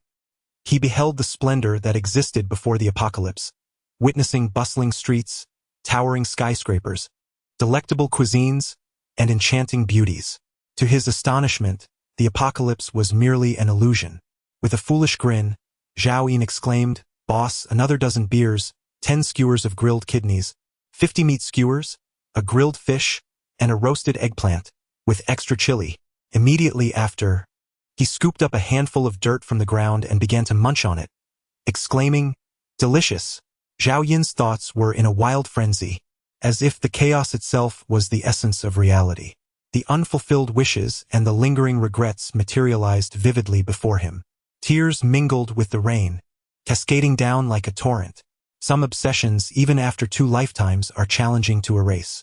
"Zhu Huan, do you know that I fell in love with you when I was just 16? Why did you choose to leave with that foreigner, whose complexion resembles a lump of excrement? Are you going to Africa to feed mosquitoes, or is it his impressive stature that attracts you? From this moment forth, I shall love no more. I, Zhao Yin, possess both wealth and good looks. Ha! Life is but a fleeting journey, and joy is paramount. I intend to indulge in every nightclub in Jiangzhou, embracing all the women. Ha! Zhao Yin laughed heartily, suddenly springing to his feet and tearing off his tattered women's suit and military jacket. He then discarded his trousers as well, leaving only a pair of fishnet stockings. He dashed through the storm, leaping and bounding with exuberance. Soon he paused, swaying his hips as he danced gracefully through the mud. At that moment, Song Xiaodao stood agape. At that moment, even the old ox was rendered speechless. At that moment, the little monkey recalled Zhao Yin's earlier words. "When my thoughts become chaotic, remember to bind me." The little monkey dashed forward, tugging at a vine, and swiftly approached Zhao Yin from behind, binding his hands and feet. However, Zhao Yin, being an E-grade evolved being, was not to be restrained by mere vines, even without the enhancement of glutinous rice wine. With a crack, as soon as the little monkey released his grip, Zhao Yin broke free from the vines and threw a punch at him. "You wish to compete with me for women?" Zhao Yin sneered sideways. The little monkey, small in stature, was sent tumbling away, followed closely by Song Xiaodao and the old ox, who rushed in to pin Zhao Yin to the ground. Bang! A tang saber, sheathed, struck precisely against Zhao Yin's occiput, rendering him unconscious. "Zhao Yin, I act solely for the preservation of your reputation. You are without trousers.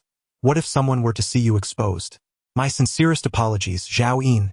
After uttering these words, Song Xiaodao chewed a handful of chestnut leaves and gently fed them to Zhao Yin, fearful that the earlier blow might have harmed him. Subsequently, she carried Zhao Yin into a concealed tent and dressed him in the garments stored within her spatial ring, before commencing to clear the battlefield alongside her two beasts. Zhao Yin's broadsword remained embedded in the mire. Upon retrieving it, Song Xiaodao observed dozens of nicks and imperfections scattered across its blade, a testament to the ferocity of the recent battle. The little monkey's heavy armor was also ruined, and the wolf's fang club had become somewhat deformed, marred by the claw marks of the Rat King. Nevertheless, it remained serviceable. Among their gear, only the bull's horn remained unscathed. Casting a glance at the old bull, which had regrown its twin horns, she made no effort to return it to Zhao Yin. Suddenly, out of the corner of her eye, she spotted the Black Rat King lurking nearby.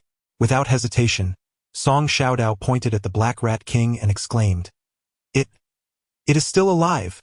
The little monkey, busy tending to its damaged armor and wearing a pained expression, immediately lifted its head upon hearing her words. At that moment, the Black Rat King, his coat glistening with oil and caked in mud, lay motionless. Yet, its abdomen faintly heaved, betraying its weak breaths. Chapter 58. 7 Contracted Beasts. In truth, the little monkey had previously exercised restraint in its strikes, uncertain of whether the Black Rat King had truly perished. He immediately went to inspect the 6 E-class giant rats, discovering with astonishment that they all possessed faint life forces. The little monkey was instantly exhilarated, thinking to himself, "When my master awakens and sees the grand merit I have achieved, surely a reward will be bestowed upon me." Song Xiaodao was equally elated, exclaiming, "Wonderful! When Zhao Yin regains consciousness, he will undoubtedly reward us." The little monkey paused, pondering the relevance of her excitement. After all, he had captured the rats himself. This girl only knew how to whimper. What merit could she possibly claim? Without hesitation, the little monkey hoisted the Black Rat King and strode purposefully towards the concealed tent. Meanwhile, Song Xiaodao tied the tails of the 6 giant rats with vines, instructing the old ox to drag them towards the tent. Soon, both the Black Rat King and the 6 giant rats were brought outside the tent. Song Xiaodao fetched a bucket and collected rainwater to thoroughly cleanse the 7 rats, then took position alongside the 2 beasts. Whenever the life force of any rat waned, he would promptly replenish it with a few leaves from the chestnut tree, and should their vitality surge excessively, the little monkey would swiftly deliver a strike with his stick. Zhao Yin found himself immersed in a lengthy dream, wherein he discovered that he too could relish the tender care of parents, enjoying the warmth of reminders to dress warmly when the chill set in, and finding companionship during moments of solitude, as someone would set aside their work to be with him. He was no longer alone, nor was he forced to sever ties with relatives who were preoccupied with inheritance, including his own grandparents. He was liberated from the burdens of being an undisciplined child, cast adrift since the age of 15, no longer the lonely soul who had gradually surrendered to a life of recklessness, becoming the debauched playboy of others' whispers. No longer was he the man who lingered in nightclubs every day, awakening each morning beside a nameless stranger. Zhao Yin dreamt of his 22nd year, a time when the apocalypse had yet to arrive. He married a woman named Su Huan, who bore him a pair of children after their union. In another dream, he envisioned himself in his prime, a successful entrepreneur renowned in Guangzhou, accompanied by 3 secretaries, much like many prosperous individuals: Jiang Xiner, Ningyu, and Song Xiaodao. He once purchased a monkey from the zoo and a water buffalo from the slaughterhouse. These 2 creatures were Zhao's most cherished companions. 3 hours later, Zhao Yin awoke from his foolish laughter, opening his eyes to the familiar azure ceiling, a look of bewilderment crossing his face. A sharp pain throbbed at the back of his head. It turned out to be merely a dream. Zhao Yin offered a bitter smile, momentarily accepting reality as he turned to sit upright. He vaguely recalled the aftermath of the side effects from the glutinous rice wine. Glancing down, he noticed scars on his chest that had yet to fade completely. He was alive, saved undoubtedly by the monkey and Song Xiaodao. Stepping out of the tent, Zhao Yin beheld the old buffalo standing steadfast in the torrential rain, while Song Xiaodao and the little monkey sheltered beneath its massive belly, finding refuge from the storm. A row of giant rats lay quietly nearby. The little monkey, ever so perceptive, instantly spotted Zhao Yin and leapt towards him. Master, master, you're finally awake.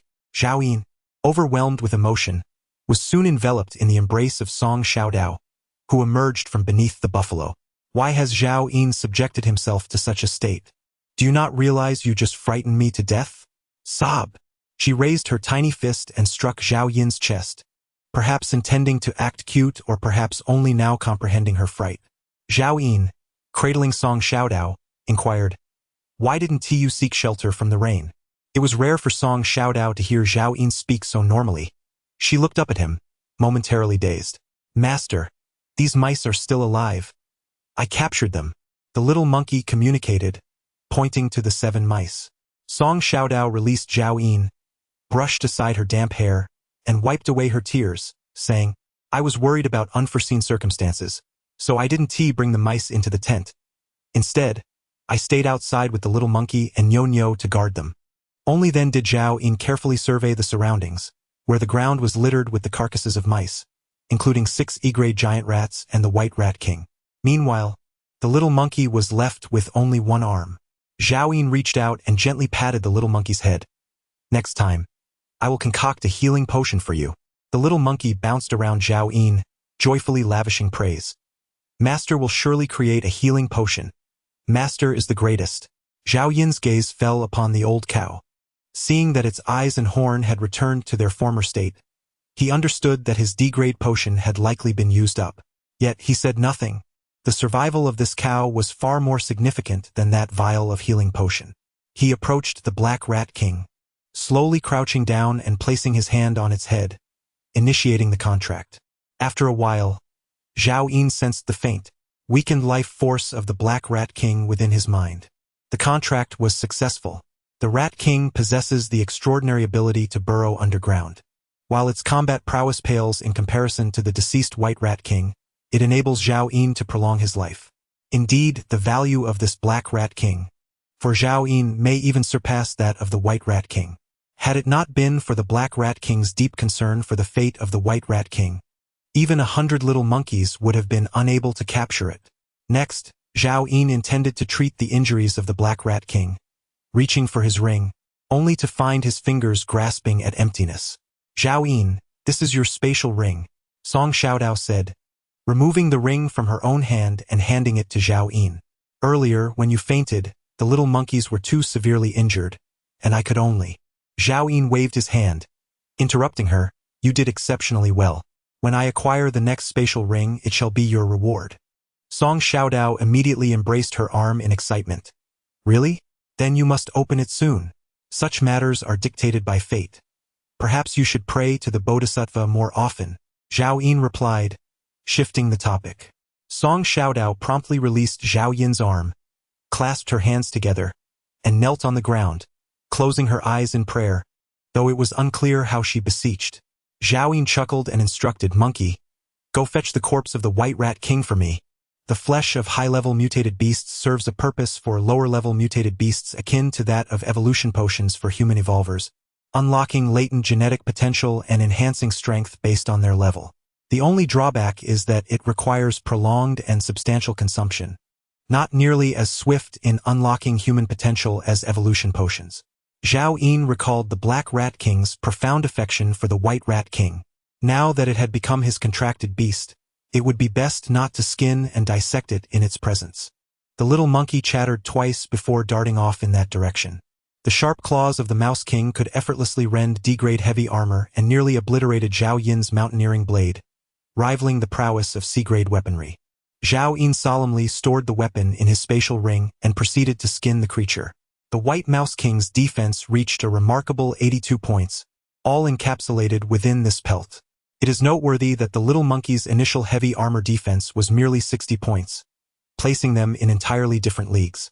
Zhao Yin meticulously skinned the creature, ensuring the entire pelt was intact. The pristine white skin measured nearly 8 meters in length, with its widest section nearing 5 meters, while the narrowest part, the tail, still boasted a width of over a foot. The most valuable section of the hide, the torso, measured 4 meters long and 3 meters wide, resembling a colossal blanket. This was more than sufficient for Zhao Yin and Song Xiaodao, allowing them to fashion 2 or 3 sets of leather armor each with plenty to spare. After storing the mouse hide, Zhao Yin began to meticulously carve the meat from the carcass, dismantling the bones for storage in his spatial ring.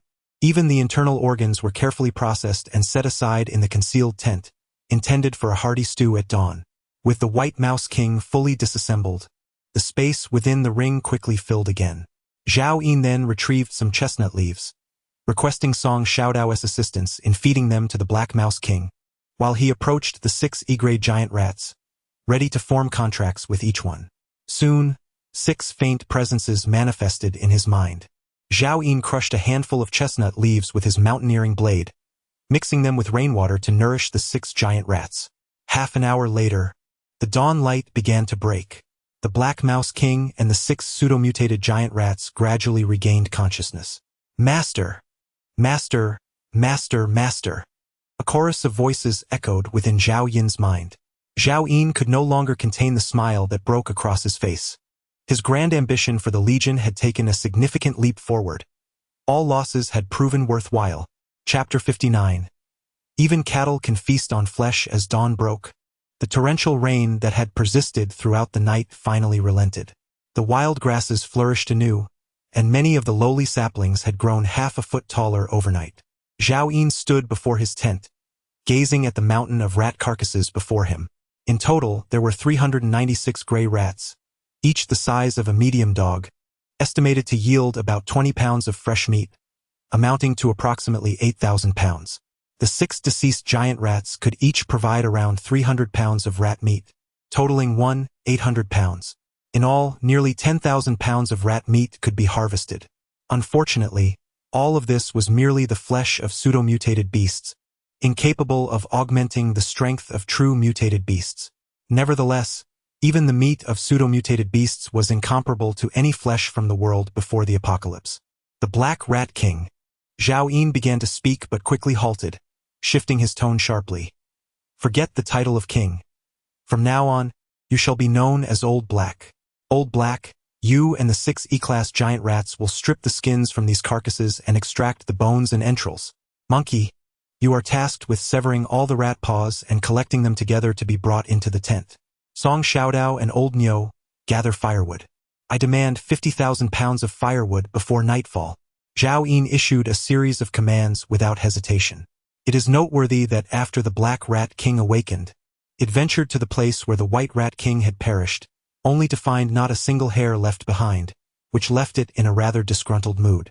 At this moment, upon receiving Zhao Yin's command, the Black Rat King hesitated, memories of its former subordinates, the gray rats, flooding its mind. The giant rats were offspring born of its union with the White Rat King. Bang! Zhao Yin kicked the Black Rat King forcefully, causing it to stumble. Have you finally awakened? The Black Rat King, startled, quickly prostrated itself at Zhao Yin's feet, trembling uncontrollably. Since becoming Zhao Yin's contracted beast, it retained its memories but felt an affection for its master that far surpassed its former loyalty to the White Rat King. From this moment forth, I strip you of your identities as rodents. You shall no longer harbor any sentiments towards your kin. Your sole identity is that of my contracted beast, my servant. Upon these words, the Black Rat King and 6 giant rats screamed in anguish, rolling on the ground in torment. The collar, born of the contracted soul, began to tighten around their spirits, igniting fierce flames that blazed intensely. In this instant, their understanding of their race gradually faded from memory. To them, Zhao Yin's words were akin to divine retribution. After a pause, once the awareness of their lineage dissipated, the contracted soul returned to its normal state. The 7 rodents lay prostrate on the ground. Master, I acknowledge my error and beseech your forgiveness. I implore the great master for clemency. Nearby, the little monkey and the old bull quivered at this sight, silently grateful that they had never dared to oppose their master. In truth, once bound by the contracted soul, it is exceedingly difficult for a contracted beast to harbor thoughts of defiance towards its master. Only a being as deeply entrenched in obsession as the Black Rat King could dare to question its master's commands. Yet Zhao Yin needed merely a thought to strip it of everything. The other 6 giant rats were merely unfortunate followers of the Black Rat King. Obey me and labor diligently, and in time, you shall become the most formidable of all mutants. Zhao Yin initially intended to paint a grand vision for the Black Rat King, but then he caught sight of the little monkey and the old cow, recalling that he had once uttered similar words to them. He quickly amended his statement. You shall become the mightiest of rats. As a contract beast, the Black Rat King harbored no doubts about his master's words and was instantly filled with excitement. Master, Old Black will work hard and will now go hunt for rat meat. Zhao Yin nodded in satisfaction. Go ahead. The Black Rat King and the 6 giant rats possessed exceptionally sharp claws, and within moments, they had eviscerated a gray rat, extracting its innards and swiftly revealing its skeleton. Finally, they stripped off the hide, presenting a complete carcass of rat meat, even discarding the gray rat's claws without the need for the little monkey's assistance. Their skill was far beyond that of Zhao Yin from earlier days. Observing this, Zhao Yin felt completely at ease and decided to send the little monkey to gather firewood alongside the old cow and Song Xiaodao. Often, high-quality ingredients require only the simplest of cooking methods. Soon, a rich aroma of meat wafted through the air. Outside the tent, dawn was breaking, and the once damp earth began to show signs of dryness. Many meteorite craters had been filled with mud washed away by rain, rendering the world still desolate, yet markedly more level. At the very least, it no longer appeared riddled with countless wounds. Ah, what is that delightful scent? Song Xiaodao sniffed the air. Zhao Yin had not concealed the tent, allowing the enticing fragrance to permeate the surroundings. With a soft chirp, the little monkey swallowed hard, pointing towards the tent to remind Song Xiaodao. She immediately dashed towards it, while the little monkey hastily set down the wood and followed closely behind. Only the old cow remained indifferent, but after a moment's reflection, realizing there was no one to assist it in loading the firewood onto its back, it too shook off the timber and ambled into the concealed tent. At that moment, Zhao Yin was wielding a mountain knife, skillfully shaping a massive wooden stump into a modest table. Beside him, a large iron basin, typically used for bathing Song Xiaodao, was filled to the brim with a hearty stew of assorted scraps, while a pot continued to simmer, sending up fragrant steam. What is that? Song Xiaodao exclaimed, her eyes widening in astonishment as she gulped. How's the firewood coming along? Zhao Yin inquired. Approximately 3,000 to 4,000 pounds, replied Song Xiaodao. Let us eat the stew first. Gradually, Zhao Yin placed the crafted table beside the fire, setting out 2 sets of bowls and chopsticks, along with 2 basins for washing. I'll serve the rice, Song Xiaodao exclaimed, eagerly grabbing a wooden ladle from the iron basin and filling a sizable bowl, which she placed in front of Zhao Yin, followed by large portions for the old cow and the little monkey. Finally, she filled a bowl for herself. The ladle, too, was freshly made by Zhao Yin, albeit rather crude. Everyone, it's time to eat, Zhao Yin announced. Previously, he had not been so particular, perhaps due to the dream he had experienced the night before, which seemed to have shifted his perspective. Song Xiaodao and the little monkey stepped forward, eagerly lifting their bowls and devouring their meal with great gusto. It had been far too long since they had savored fresh meat. Zhao Yin, too, was tempted to swallow his own tongue in anticipation. Suddenly, he noticed the old cow still standing there and remembered that it was an herbivore. Old cow, how about switching to meat from now on? Zhao Yin casually remarked. The old cow appeared utterly bewildered, confronted with the absurdity of consuming meat. Yet, it dared not defy Zhao Yin's command and slowly approached, lowering its head to sip from the bowl of awful soup. In the next moment, a wave of nausea surged within it, but its eyes widened in shock instead. Zhao Yin chuckled softly. Whoever said herbivores could not partake in meat?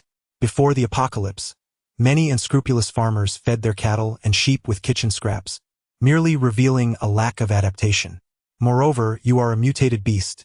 Your digestive system surpasses that of ordinary cattle and sheep. This is your finest nourishment. Understanding dawned upon the old cow as it finally grasped the situation. Eat, Zhao Yin gestured encouragingly. Soon, the old cow, much like the little monkey, began to devour the food voraciously. Witnessing this, Song Xiaodao hurriedly attempted to snatch food from the 2 beasts.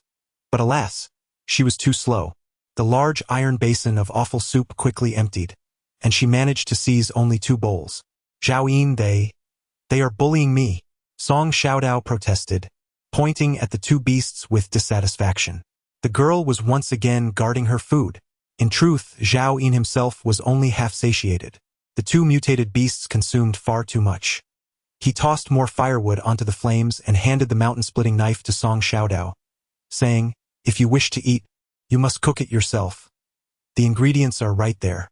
After processing the intestines of the Rat King, there were 200 to 300 pounds, yet Zhao Yin had only cooked less than 30 pounds previously. Since his spatial ring could not accommodate more, he planned to consume it all within the next few days. Song Xiaodao directly placed the large iron basin over the fire, added water, and chopped nearly 30 pounds of entrails, combining meat and broth to create over 100 pounds of offal soup. Zhao Yin added salt, and the two humans and two beasts resumed their feast. Soon, Zhao Yin and Song Xiaodao could no longer eat, yet the two beasts continued their feast. They consumed the entire bowl of mixed meat soup, while the little monkey gazed at Zhao Yin with lingering desire. "All right, let's take a break before we return to work. We can continue eating tonight. Even though we have become wealthy now, we haven't opened a mine. Where can we let them keep producing?"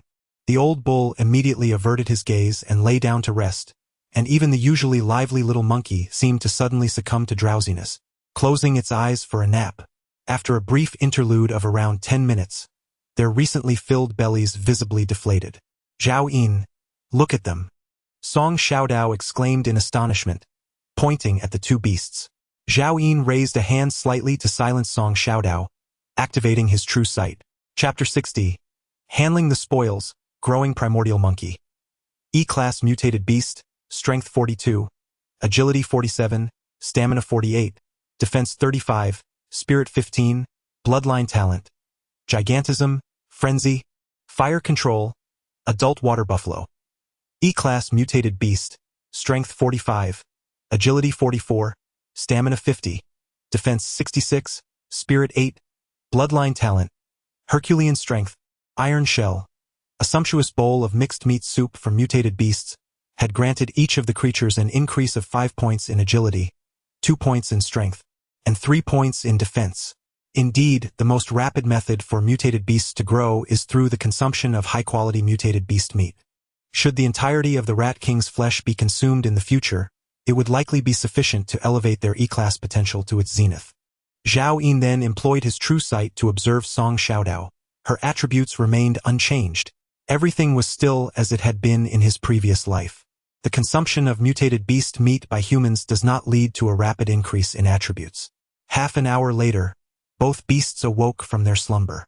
"Get to work," Zhao Yin commanded. He promptly rose to follow Song Xiaodao in continuing to gather firewood, leaving only himself in the tent. Suddenly, he recalled that he had a can of beef. Thus Zhao Yin retrieved it. With the scarcity of meat no longer an issue, it seemed unnecessary to keep this can any longer. After opening it and finishing the contents, he checked his attributes, noticing a slight increase in strength. Subsequently, Zhao Yin tidied up the utensils and took out the pelt of the White Mouse King, cutting it into smaller pieces to hang inside the tent for drying, preparing to craft leather armor afterward. Throughout the morning, the remains of 400 gray mice and 6 giant rats were efficiently processed by a few other mice. Lao He entered the concealed tent, transmitting silently, "Master, the work is complete." Zhao Yin acknowledged with a brief sound while continuing to cut the mouse skin. Upon noticing the item in his hand was the skin of his own wife, Lao He paused, though his emotions remained largely unchanged. The once-cherished obsession had been thoroughly stripped away from Zhao Yin. "Take me to see," Zhao Yin stated, stepping out of the concealed tent. A small mountain of nearly 10,000 pounds of rat meat lay before him, cushioned by banana leaves washed by rainwater, alongside an even larger pile of rat bones, as well as a collection of rat pelts and claws. "Master, the meat, pelts, and claws of the 6 giant rats are all here." Lao He gestured Zhao Yin to walk past the mound of rat meat. Behind it lay a heap of disassembled E-grade giant rat corpses. "Well done," Zhao Yin praised, retrieving 30 chestnuts from his spatial ring and tossing them to Lao He. "Take these and share with them." Old He was immediately filled with excitement.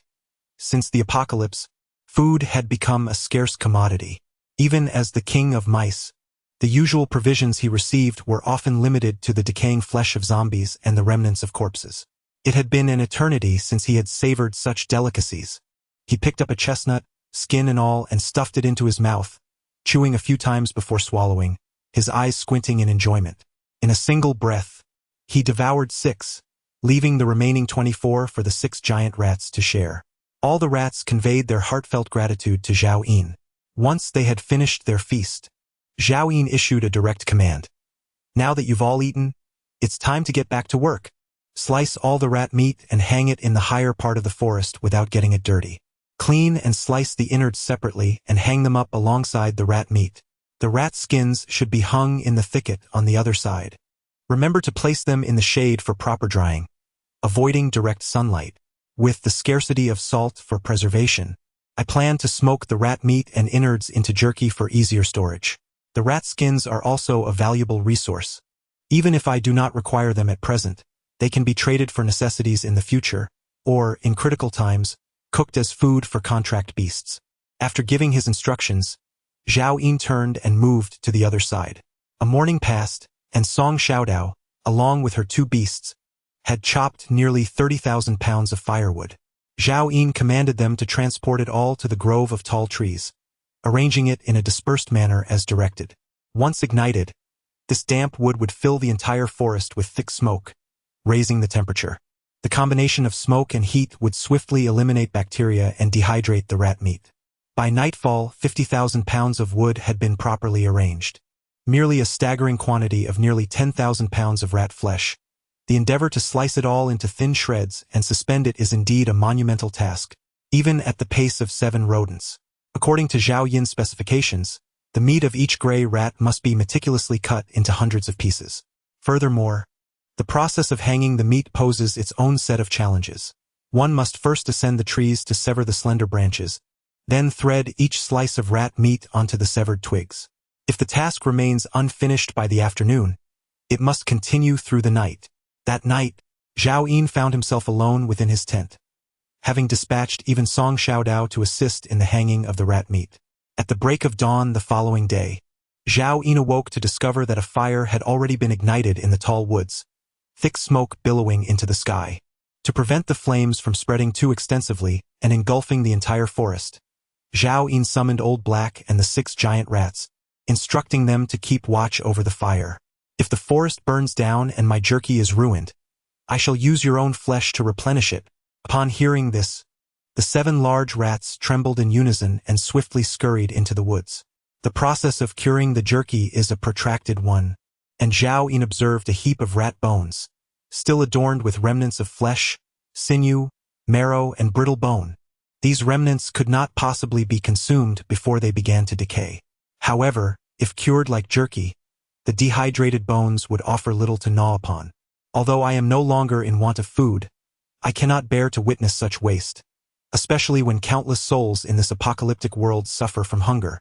Therefore, Zhao Yin called upon Song Xiaodao, Little Monkey, and Old Niu, saying, "Since you have nothing pressing to do, gather all the bones and move them to the tall woods for curing."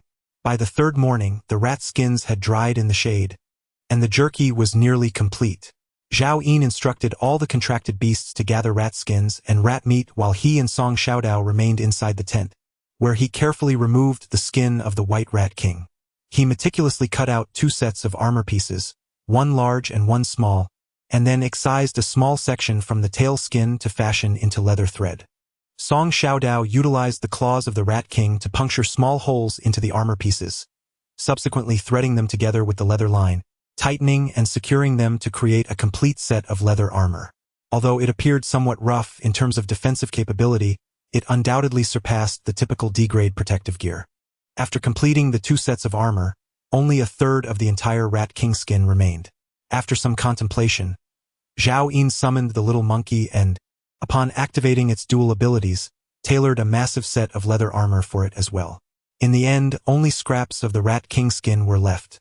Zhao Yin then had Song Xiaodao piece these remnants together, crafting a large pocket on the chest of the little monkey's armor to create a backpack for Song Xiaodao.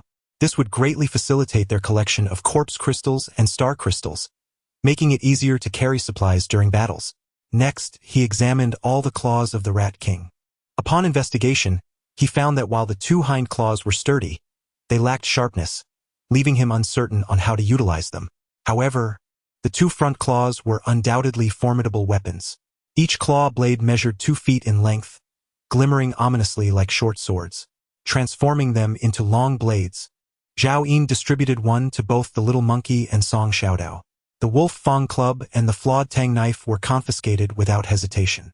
Subsequently, Zhao Yin crafted 2 long blades for himself as reserves, while the remaining 2 rat king claw blades were designated for use as short swords.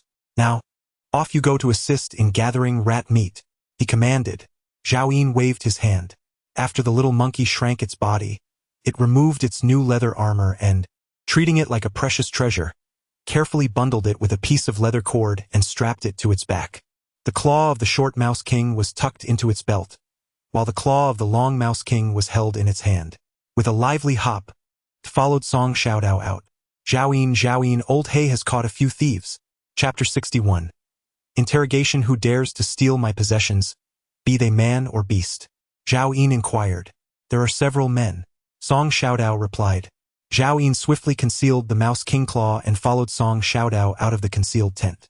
In the distance, he spotted 3 men squatting with their hands on their heads beside a tall grove, surrounded by a group of contract beasts, all trembling in fear. Zhao Yin approached them slowly. Master, they have just consumed a considerable amount of jerky and were preparing to pack some to take away. Old Niu communicated telepathically upon Zhao Yin's arrival. Zhao Yin kicked one man to the ground with a thud, followed by a sharp slap across the face. Damn it! Did you think I went through hell to slay those rodents for you to feast upon? Zhao Yin scolded. In his 2 lifetimes, aside from his disdain for trivial matters and troublesome relatives, nothing irked him more than thieves. The man, clutching his swollen face, looked up at Zhao Yin. Upon realizing he was human, his fear lessened slightly. I'm sorry, brother. We truly didn't know these jerky pieces belong to you. Didn't know? Does ignorance grant you the right to eat at will? Do you expect jerky to grow on trees? Zhao Yin retorted, kicking again. Crack. Several of the man's ribs broke from the force of the blow. Now, tell me, how did you come here? Zhao Yin demanded. His brutality is not a facade, but rather a habit honed over 7 years in a previous life. We reside in a cave located a kilometer away. Earlier, our leader noticed thick smoke rising from this place, prompting us to investigate. Please, do not harm me. We did not intend to steal. We were simply famished. The man stifled his pain and spoke hastily. Are there others? Zhao Yin inquired. Yes. There are a few more. The man seemed to be concealing something. How many more? Zhao Yin bent down and grasped his ear, applying slight pressure, causing the man's ear to tear, eliciting a scream. Please, do not strike me. I beg you, elder brother, grandfather. I will divulge everything. Zhao Yin released his grip and instructed Song Xiaodao. Take the other 2 away and interrogate them separately. Whoever speaks untruths will be turned into jerky to feed the rats. After Song Xiaodao enlisted the help of Little Monkey to escort the 2 men away, Zhao Yin found a stone to sit upon, retrieved a cigarette, lit it, and took a drag. Speak! The man, no longer daring to be deceitful, revealed everything. Before the apocalypse, they were employees of a lending company, and on the day the world ended, they were engaged in a team-building trip to Mount Dawei. When the meteor shower struck, their hotel happened to be in close proximity to a natural cave. Consequently, the majority of their company perished in the meteor rain, leaving only 45 young individuals who managed to escape and ultimately sought refuge in the cave. Inside, there is a small pool that houses numerous ornamental fish, allowing this group of youths to survive. However, they have recently exhausted the supply of fish and are now fearful of venturing too far, as the area is rife with zombies. This morning, their leader noticed the smoke rising from this direction and speculated that the recent heavy rains would prevent wildfires. Thus, it was presumed that human activity was responsible, prompting him to send a few men to investigate. Consequently, an incident of theft ensued. We were merely famished, brother. We beseech you to spare us this time. The man knelt on the ground, clutching his ribs in pain, his face contorted. Upon realizing that the truth had been uncovered, the man's expression shifted dramatically, and he hastily protested, Brother, you misunderstand. We were merely taking advantage of the fall breeze. How could we dare to be greedy? Zhao Yin merely smiled and turned to walk towards the concealed tent. At that moment, Song Xiaodao had completed the interrogation of the other two men, and their accounts were largely consistent with Zhao Yin's understanding. Zhao Yin, how should we deal with these three? Should we turn them into dried meat for Dehe? Song Xiaodao inquired. They still have over 40 others. They have likely learned about the dried meat, and leaving them behind could pose a future threat. Zhao Yin narrowed his eyes and replied, let the monkeys and Dehe gather all the dried meat, entrails and bones, and pack them in rat skins. We shall rest in their cave tonight. Do you truly believe everything those three said? Zhao Yin countered. A smile graced her face as she continued, Zhao Yin, do you think there might be girls in that cave, adorned in beautiful garments? They had just revealed that all 45 individuals were men, but such statements could not be entirely trusted. I shall instruct the contract beasts to gather the supplies immediately, Song Xiaodao declared before dashing outside. After the fresh meat was reduced in size, approximately 4,000 pounds of jerky was produced, with an additional 300 to 400 pounds made from the internal organs. It is noteworthy to mention the pile of bones. While still fresh, they bore traces of meat and connective tissue, but once dried, the edible portions significantly diminished, rendering them nearly indistinguishable from mere bones. Zhao Yin found a leg bone and cracked it open. The marrow inside had transformed into a thin layer of oily substance. Indeed, everything unfolded as anticipated. With a bit more boiling, the meat and connective tissue should rehydrate, and the marrow would still be consumable. My future legion of contract beasts requires sustenance. Zhao Yin instructed his contract beasts to bundle up all this waste, using rat skins. The collection included rat skins, rat bones, rat jerky, dried organs, and all the rat paws, totaling approximately over 8,000 pounds. Zhao Yin ordered Old Black to carry 2,000 pounds, with each of the 6 giant rats bearing 800 pounds. At that moment, each rat was engulfed by a mountain of supplies, their necks and heads burdened by packages crafted from rat skins. Even Old Black's tail was tied with 200 pounds of rat bones. If it weren't for Zhao Yin's concern about potential accidents, the black charcoal stick would have faced dire consequences as well. Ultimately, over 1,300 pounds of the least valuable rat bones remained. Zhao Yin turned to Old Bull and commanded the little monkey to load them onto its back. Old Bull lamented, Master, I have already carried thousands of pounds of supplies. Any additional burden will hinder my movement. Old Bull, you must understand, once my legion of contract beasts is established, you will be the greatest contributor. Not only will all the contract beasts express their gratitude, calling you elder brother and recognizing you as a righteous father, but I shall directly appoint you as the legion commander. Zhao Yin painted a grand vision.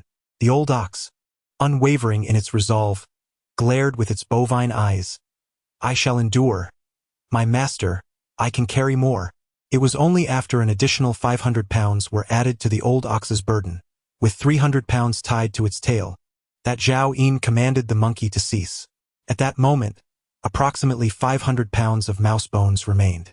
Zhao Yin then summoned the 3 recently captured men, instructing each to bear a load of 100 pounds, with Song Xiaodao shouldering 150. As for the remaining 50 pounds, Zhao Yin could not possibly carry it himself. The agile monkey, being the primary combatant, could not maintain its transformation indefinitely, and given its size, could not carry much.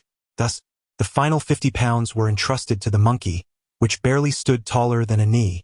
After organizing everything, Zhao Yin directed the 3 men to lead the way back to where they had come. Chapter 62. Yang Mountain. At this time, a kilometer away, a man dressed relatively cleanly stood guard at the entrance of a cave, one hand resting on his holstered pistol, the other holding a lighter. A half-burnt cigarette dangled from his lips, which he hesitated to ignite. Suddenly, the sound of footsteps echoed nearby. The man immediately became alert, swiftly stowing the cigarette and lighter in his shirt pocket, drawing his gun and aiming it at the only muddy path leading into the cave. At that moment, a diminutive figure came into view. Why is that monkey running so fast? It startled me. The man exhaled in relief, holstering his weapon with a chuckle. Phew! Yang Mountain. Phew! Where is the boss? Gasped the youth referred to as Monkey. The boss and the others just went toward the great cave. What exactly did you and Huang Si discover? Are there truly people there? Is there food? Yang Mountain inquired. How splendid! If that soldier perishes, the inhabitants of the cave will disperse like a scattered pile of sand. We can simply eliminate all their men. I recall that there are numerous female students residing there, some of whom are of the flower of the school. Before the monkey could finish speaking, Yang Shan interjected with a laugh. Even if we conquer the cave, the female students will first be enjoyed by the boss, and then by the leading few. You should not harbor any illusions. By the time it's your turn, they will have already been thoroughly exhausted. The monkey's breath gradually steadied, and he chuckled in response. Indeed, we are only worthy of sipping the leftover broth from the boss and his crew. We ought to focus more on the newly discovered jerky. Zhao, can you not assist me in carrying a bit? Song Xiaodao, now an F-rank evolver, possesses strength equivalent to that of 2 robust men. Yet, at this moment, she pouted, feigning exertion. If I help you carry it, I must also assist old Nyo and the others. How could I possibly favor one over the other without being crushed? Zhao Yin chewed on a piece of jerky, trailing at the rear of the group. I am to be your future wife. How can you compare me with old Nyo and the others? Song Xiaodao protested with dissatisfaction. Future wife? Did I agree to that? Zhao Yin rolled his eyes. Are you looking down on me? Song Xiaodao retorted, discarding her backpack. One hand gripping the long-handled Rat King's claw, the other resting defiantly on her hip as she glared at Zhao Yin. Song Xiaodao's petite face flushed crimson as she bit her small teeth. Zhao Yin, once I become stronger, I will certainly make you regret it. Zhao Yin chose to ignore the increasingly brazen girl before him. He quickened his pace to reach the front of the line and kicked the man, who had long since suffered broken ribs and was now burdened with over 100 pounds, in the back. Hurry up! What are you dawdling for? The man stumbled but dared not retaliate, a flicker of resentment hidden in his eyes. After several minutes of marching, suddenly, 3 men uniformly dropped their burdens and swiftly dashed towards a nearby muddy path. As they ran, one shouted loudly, Boss! Help! We've brought your jerky. Zhao Yin, they are deceiving us. Song Xiaodao hurriedly pursued them, pointing at their retreating figures in anger. They are merely engaging in what everyone does in the apocalypse. To be precise, they aim to betray us. Zhao Yin's expression remained calm.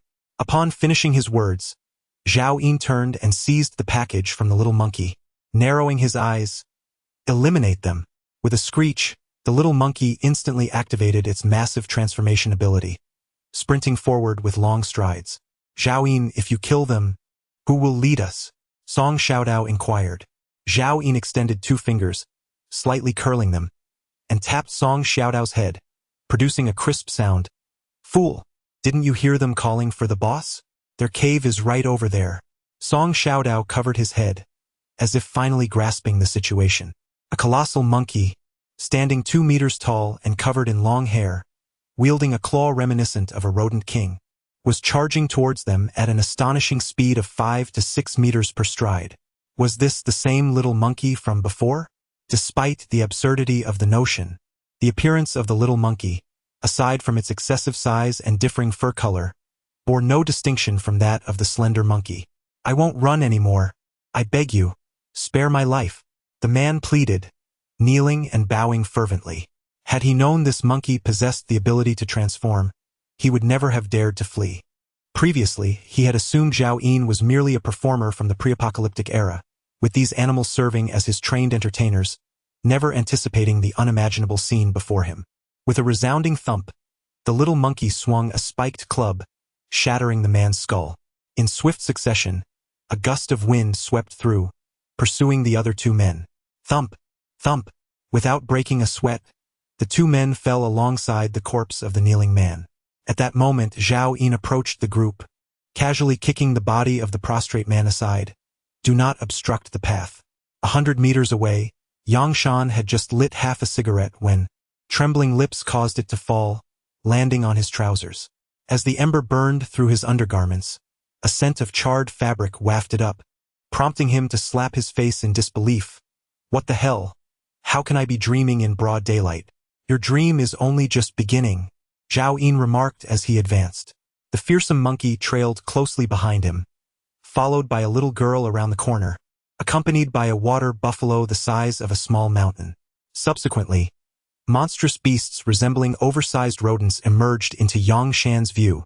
With a resounding slap across his own face, Yang Shan exclaimed, "How can you still be dreaming? Summon your leader." At last, Zhao Yin stood before Yang Shan, halting his steps, his gaze calm yet piercing. "Damn it!" Yang Shan cursed as he drew his pistol from his waist. Yet, in the blink of an eye, he found himself empty-handed. He hadn't even registered how Zhao Yin had seized the weapon, which was now firmly in the latter's grasp. Zhao Yin glanced at the firearm, a wretched, makeshift piece capable only of firing single rounds of iron sand. Any gun from his spatial ring would far surpass this pitiful instrument. He turned the barrel languidly, aiming it at Yang Shan's head. "I shall repeat myself once more. Summon your leader." Thud. Yang Shan fell to his knees, fervently bowing his head to Zhao Yin, breaking the skin on his forehead and drawing blood. "Brother, please spare me. I meant no offense. Our boss is truly not at home." "Yang Shan, could you possibly exhibit a modicum of dignity?" At that moment, the commotion attracted the attention of several individuals from within the cave, who rushed out in droves, young men in their 20s. Some wielded steel pipes, others brandished shovels. Yet none possessed firearms. The foremost among them, clad in the cleanest attire, a somewhat worn suit, had barely taken stock of the situation before he bellowed, "Who dares to cause a ruckus here? Let them know who I am." Zhao Yin murmured softly. Upon finishing his words, he pulled out a cigarette, placed it between his lips, and lit it with a lighter. Song Xiaodao dropped his bundle and, alongside the little monkey, charged towards the opposing group. As they finally discerned the terrifying 8-headed beasts flanking Zhao Yin, their faces turned ashen. The leader, now in a state of panic, shouted, "Stop! Wait!" In the next instant, the little monkey plunged into the throng, delivering a resounding slap that sent the leader hurtling through the air. It did not resort to the use of a mace, charging through with reckless abandon, and in the blink of an eye, a significant portion of the people were slain. Some fell with their chests caved in, while others were left with half their bodies shattered. Ultimately, only 5 remained. Sensing Zhao Yin's intent, the little monkey ceased its killing spree, delivering a few slaps that resulted in severed hands and feet. By the time Song Xiaodao rushed over, all had collapsed to the ground. Pouting in discontent, she remarked, "I came all this way. Couldn't you spare one for me?" The little monkey, shrinking back, sheepishly scratched its head and emitted a few timid sounds. Zhao Yin, cigarette in mouth, seized the kneeling Yang Shan. "You know what I wish to hear." Yang Shan's trousers were soaked, a faint yellow liquid dripping down, his entire body trembling uncontrollably. "BB brother, to which faction do you belong? And how many factions are there?" Zhao Yin paused, taken aback. However, as Yang Shan elaborated, he quickly grasped the situation. Chapter 63. The great cavern nearby this cavern. There were several smaller ones where survivors sought refuge post-apocalypse. They were predominantly robust young men, and with humanity stripped away, the women could hardly withstand the torment, leading to the demise of most. Yet, a few women managed to escape to a vast cavern 5 kilometers away. It was then that Yang Shan's leader discovered that the great cavern housed a congregation of 700 to 800 survivors. The 2 leading veterans possessed the knowledge to fabricate firearms. The gun in Yang Shan's possession was salvaged from a corpse during a skirmish. Luo Chong had long coveted the resources within the cavern, as they could sustain 700 to 800 lives. Such a prospect was tantalizing, yet opportunities had thus far eluded him. This morning, as Luo Chong prepared to lead a group to the Grand Cave, he noticed smoke rising from the forest where Zhao Yin was located, prompting him to instruct a few individuals, including Monkey, to investigate. Thus Zhao Yin arrived. "Brother, those past deeds were all the work of the boss." "No, it was Luo Chong and his men. I was merely a gatekeeper, truly unconnected to it." "I beg you, Sobi," Yang Shan exclaimed, tears streaming down his face. "I have no concern for what you have done, but your people consumed my dried meat, and they must compensate," Zhao Yin declared. Yang Shan stared at Zhao Yin in astonishment, observing a face devoid of any sorrow or anger, as tranquil as if he were merely hearing about someone else's meal or a mundane bathroom visit. The man before him was unlike most he had encountered, appearing to possess even less humanity than they did. Yang Shan's heart trembled. "Be brother, whatever you desire, please speak, take anything that is here." At that moment, his only wish was to survive. "That depends on what you have to offer." Zhao Yin exhaled a puff of smoke. Upon hearing this, Yang Shan stood frozen. For the past few days, the cave had been devoid of food, leaving only the ransacked remnants of daily necessities and some clothing taken by Luo Chang's group. He glanced at the dried meat and roasted bones carried by the 7 large rats behind Zhao Yin, then at the pristine animal skins worn by Zhao Yin and Song Xiaodao, as well as the mountain of supplies on the back of the old ox. They would hardly be interested in those tattered items. "Brother, there is water. There is a small pool in the cave. Feel free to take from it." Yang Shan forced himself to say, "It rained just 3 days ago. Do you think I lack water?" Zhao Yin, growing increasingly impatient, declared loudly, "Whoever can present me with satisfactory provisions shall be granted their life today." Among the fallen, those who had not succumbed to the small monkey's wrath fell silent, their previous wails extinguished. "Elder brother, spare us. There are still many garments within the cave." "Elder brother, I know Luo Chang has hidden 2 fish. Though somewhat spoiled, they are still edible." "Elder brother, there are 2 taels of salt in the kitchen and half a bucket of cooking oil." The individuals clamored, as if engaged in a frantic quiz game, yet none of their offerings met Zhao Yin's approval. Turning to Song Xiaodao, Zhao Yin commanded, "These individuals hold no value. Eliminate them." Understanding the directive, Song Xiaodao approached the remaining few, wielding the Mouse King's claw with a swift motion, severing a head instantaneously. The sharpness of the Mouse King's claw surpassed that of an ordinary blade, slicing through flesh with remarkable ease. Song Xiaodao's eyes sparkled with delight, feeling it far superior to the shabby Tang knife. She continued her swift actions, reducing several of them to mere pieces in no time. Zhao Yin observed with satisfaction. Pleased that the child had matured, even the act of killing had become more efficient. Finally, as Song Xiaodao approached Yang Shan, she remarked, "Please step aside. I am about to splatter you with blood." Zhao Yin took a step back, shaking off the dust from his pristine white mouse fur. Though it would inevitably become soiled, he appreciated that a new garment could remain clean for at least a day. "Wait, I just remembered something." Yang Shan suddenly shouted. The claw of Song Xiaodao, the Mouse King, had just descended when, in the blink of an eye, Zhao Yin seized her delicate wrist, coldly addressing Yang Shan. "You had best not deceive me." Yang Shan felt as though he had locked eyes with the Grim Reaper. This group consisted of perverse behemoths and twisted little girls. The man before him was the leader of these deviants, an old pervert. His heart raced, uncertain if that thing would even pique the other's interest. "Big brother, please follow me," he stammered, rising unsteadily as he stepped through the steaming blood, entering the cave. Zhao Yin did not follow. Instead, he instructed Song Xiaodao, "You and the little monkey go inside."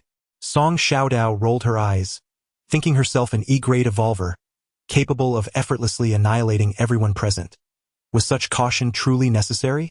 Zhao Yin stood firm, watching as Song Xiaodao and the little monkey ventured into the cave. The cigarette in his hand had dwindled to a mere stub, which he discarded on the ground, extinguishing it with his shoe. Soon, Yang Shan emerged, cradling a tattered cloth bundle, with the little monkey and Song Xiaodao closely behind him. "Big brother, the item is here." Yang Shan forced a smile as he extended the bundle to Zhao Yin. "Open it," Zhao Yin instructed softly. Yang Shan immediately understood the underlying concern that the other might have set a trap, and he hurriedly placed the bundle on the ground, layer by layer unveiling its contents. As he peeled back each layer, the bundle shrank from the size of a human head to a mere walnut, wrapped in a layer of tissue paper. Zhao Yin's brow furrowed slowly, while Yang Shan's legs trembled uncontrollably. Ultimately, he dared not unwrap the tissue paper, exclaiming, "Be big brother, this is the only thing I could bring forth. Open it," Zhao Yin urged. Yang Shan could only grit his teeth and unwrap the toilet paper, revealing a blood-red crystal glistening in the sunlight. Zhao Yin's gaze sharpened. It was a star crystal. This was what I had found in front of the cave during the meteor shower, nestled among the fallen meteors. Fearing Zhao Yin's disbelief, Yang Shan earnestly insisted. "I saw it fall from the sky with my own eyes. It is certainly not some crafted ornament. Do you not understand what this is? Zhao Yin inquired, seizing the star crystal in his hand. Brother, although I am unaware of its purpose, Luo Chang claimed it to be an extraordinary treasure, possibly linked to the apocalypse. Yang Shan spoke with fervor. Zhao Yin nodded slightly at this. They were still oblivious to the secrets of the star crystal. After a moment's contemplation, Zhao Yin asked, "Do you know where that cave is?" The man named Luo Chang had commanded a group from the onset of the apocalypse, dealing with others with ruthless cunning. Zhao Yin would not rest easy until he was dealt with. Yang Shan quickly nodded. "I know. Brother, if you wish to go, I will lead the way." Leading the way, Zhao Yin guided the group directly towards the great cave. Along the journey, he squeezed the star crystal, which produced a bottle of iced red tea. If only he had been able to provide the little monkey with a bottle of all-attribute doubling iced tea when confronting the rat horde the other day, perhaps Zhao Yin would have gained a white mouse king as his contract beast. Alas, time cannot be reversed. At that moment, 5 kilometers away, outside a massive natural cave, SSS Han was crouched atop a stone wall, shouting down at the 30-odd armed men below. "In the previous encounter, you implored on your knees, and our Captain Wang spared your life. Now, what audacity compels you to seek death once more?" Chapter 64. The Farmer and the Snake. Luo Chang, standing at an imposing height of nearly 6 feet 3 inches, towered over the emaciated men surrounding him. At that moment, he positioned himself at the center of the crowd and remarked, "Thank you, my brother. I have come expressly to express my gratitude for Captain Wang's mercy. Where is he? Why does he not come forth for a meeting? Our Captain Wang is too preoccupied to entertain you. Be gone, or else, despite his good temper, should you provoke him, I fear that this time you, Luo Lauda, shall not escape." Laughter erupted from Luo Chang, infectious and boisterous, as those around him joined in merriment. At this juncture, confidence surged within Luo Chang. He gestured, and 2 of his subordinates promptly brought forth a man in his 50s, bound and presented before the group. "Brother Xie, do take a look. Is this man one of yours?" "Vice Captain Xie, I had no intention of betraying the cave, but they beat me mercilessly. I could not withstand it." He Jinping, bloodied and battered, with both arms shattered, hung limply at his sides. In that moment, SSS Han comprehended the undeniable truth. The disappearance of Captain Wang and all the able-bodied men could no longer be concealed. Luo Chang, even without that group of young men, there are still 500 to 600 individuals within the cave. You possess merely 30 or so subordinates. Do you truly believe you can seize control of the cave? SSS Han rebuked. "Ha! 500 to 600? You speak of women, children, and the elderly, who have now lost their guiding force. They must be filled with trepidation and doubt. I suspect they no longer place their trust in you," Luo Chang retorted, his laughter echoing. As SSS Han fell into a contemplative silence, realizing Luo Chang had struck at the heart of his worries. Ever since Captain Wang led that group of young adults into disappearance, numerous dissenting voices have emerged within the cave, casting doubts on both his and Captain Wang's capabilities. Even if you still possess some degree of influence, that group of women and children has been coddled by you and Captain Wang to such an extent that any discussions of humanity have rendered them oblivious to the perils of the apocalypse. A collection of elderly individuals, accustomed to being offered seats on public transport in the pre-apocalyptic world, a group of female students idolized by men, and infants still reliant on milk. Ha! How many among them possess the courage to wield a weapon? Upon finishing his statement, Luo Chang observed that Xie Jinshan's complexion had turned ashen. "Brother Xie, let us do this. Open the door and allow us entry. It would be far preferable to follow me and enjoy the bounties of life than to desperately seek the approval of a bunch of useless individuals, only to end up being blamed," Luo Chang proclaimed with conviction. "Never," SSS Han retorted, his eyes reddened. He had once been a soldier, serving alongside Captain Wang in the same unit. After their discharge, the two, being fellow townsmen, ventured into the pharmaceutical business together. This year, their company turned a profit, prompting SSS Han and Captain Wang to lead several high-ranking officials from the company on a team-building retreat in the Dai Mountains. Little did they anticipate the meteor shower that would soon alter the course of their lives. On that fateful day, he and Captain Wang, along with their team, took refuge in this cave, where hundreds of other survivors had already gathered, many of whom bore injuries of varying severity. Coincidentally, Xie Jinshan's team was well stocked with medical supplies, and adhering to the soldier's creed of protecting the populace, he and Captain Wang resolved that saving lives was of utmost priority. The meteor shower persisted for an entire month, during which hundreds of strangers congregated, inevitably encountering numerous challenges. They elected a leader, and due to the heroic actions of Xie Jinshan and Captain Wang in rescuing others, they garnered substantial support and votes, thus naturally ascending to the role of leaders within the cave. After the meteor shower ceased, several groups of survivors sought refuge in the cave, revealing that a mere 5 kilometers away, a gang of thugs from a mortgage company, led by a man named Luo Chong, had resorted to brutal plundering for supplies, resulting in numerous fatalities. Upon receiving this intelligence, Captain Wang promptly summoned all able-bodied individuals to form a cave guard, appointing himself as the captain and Xie Jinshan as his deputy. With Xie Jinshan's adeptness in weapon crafting, he fortuitously discovered materials for gunpowder within the cave and proceeded to smelt iron, creating a rudimentary single-shot pistol. Soon, Luo Chong made his appearance, only to be soundly defeated, further elevating the standing of Xie Jinshan and Captain Wang within the cave. In a bid to sustain the group, Captain Wang ordered the preparation of several large pots of broth from the meat of deceased rats. The survivors experienced the taste of the pseudo-mutant beast meat for the first time, leading to a frenzied scramble for the limited supply. Regrettably, the rat meat was scarce, allowing each person only a sip of the broth. Consequently, some encouraged the guard to venture out in search of more rats, and the clamoring grew louder. Observing the emaciated children within the cave, Captain Wang and Xie Jinshan consented to the expedition. Xie Jinshan chose to remain behind to continue crafting firearms, while all other able-bodied individuals followed Captain Wang outside. In retrospect, Xie Jinshan deemed this a fatal error. At the very least, he should have retained a portion of the able-bodied individuals. Then you may as well perish, he thought. Luo Chong suddenly raised a makeshift iron bow, aiming it at Xie Jinshan before releasing the arrow. Xie Jinshan swiftly recoiled, the arrow embedding itself within the crevice of a nearby stone. At that moment, behind Xie Jinshan, within the confines of the wall, over 100 men, all aged 60 and above, gathered. The group of elderly gentlemen bore expressions of palpable tension. These were the individuals who, within the cave, could still be considered a semblance of combat strength. All of you, take your positions atop the wall and prepare for defense. With a commanding voice, Xie Jinshan issued the order, promptly drawing his pistol from his waist and firing towards Luo Chong. The homemade firearm had an effective range of less than 50 meters, its barrel uneven and flawed. Coupled with Xie Jinshan's years of inactivity in marksmanship, the shot predictably veered off course, yet it struck a man beside Luo Chong in the thigh. "Oh, damn it!" the man cried out in agony, collapsing to the ground, clutching his bleeding leg and wailing in despair. "Scatter, retreat, quickly," Luo Chong immediately commanded, showing no concern for the injured man's fate.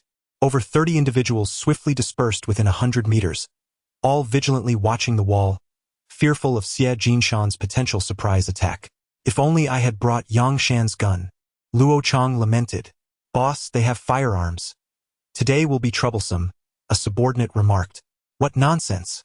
The materials for manufacturing guns and ammunition within the cave cannot be plentiful. Most of it has likely been taken by team leader Wang. Xie Jinshan possesses only a few firearms, so worry not," Luo Chong stated confidently. In truth, as he had surmised, team leader Wang had mobilized all resources within the cave for the sake of procuring rat meat. In recent days, Xie Jinshan had only managed to fabricate a single gun and accumulate enough gunpowder for 3 shots.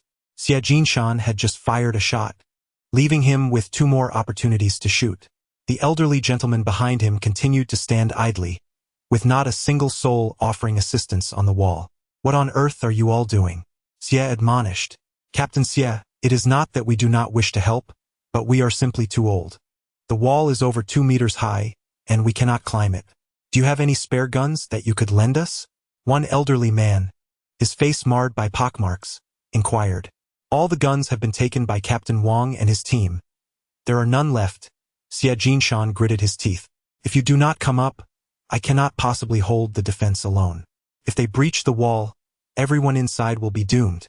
Yet, the crowd remained unmoved. Even if the sky were to fall, there would still be those tall enough to hold it up. It is far too dangerous for men of our age to contend with the young. Captain, my legs are not what they used to be. I truly cannot climb up. I will guard here in your stead. Old Lu, you have just turned 60, full of vitality. You should go up. Nonsense. I just had prostate surgery 6 months ago. My condition is hardly comparable to yours. A cacophony of voices erupted, with each individual unwilling to sacrifice themselves. Their own lives were of utmost importance. At that moment, Zhao Yin's team of mutated beasts had arrived a kilometer away. He listened intently for a moment, unable to suppress a smirk of derision. Chapter 65. Faith Zhao Yin, what did you hear? Song Xiaodao inquired with curiosity. I heard a foolish pig tending to a pack of wolves much like someone from the past. Zhao Yin sighed. Humans, once elevated to a position of power, one becomes susceptible to the blinding allure of authority, surrounded daily by sycophantic flattery, making it increasingly challenging to discern truth from falsehood. That individual, is he truly your friend? Inquired Song Xiaodao. Zhao Yin pondered briefly before nodding. I suppose so. You actually associate with such a fool. Song Xiaodao scoffed. Humph, imbecile. Zhao Yin furrowed his brow and remarked. Indeed, he is rather foolish. Meanwhile, outside the walls, a subordinate queried, Boss, they are truly in disarray. What shall we do next? All that transpired within the confines of the wall was overheard by Luo Chong and his companions. With a smirk, Luo Chong called out loudly, Those within the walls, heed my words. I have over 300 brothers en route, armed with guns and cannons. The cave will undoubtedly fall, and when it does, Xie Jinshan shall perish, and you shall all meet the same fate. Men will be turned into jerky, while the women shall be toyed with before their demise. Upon hearing this, a wave of terror washed over the assembled crowd within the walls, causing many elderly men to tremble uncontrollably.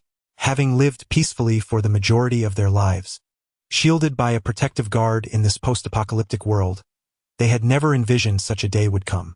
What? Over 300? We are finished. And with cannons, how can we, these old men, possibly defend ourselves? It's over. Xie Jinshan, you have doomed us all.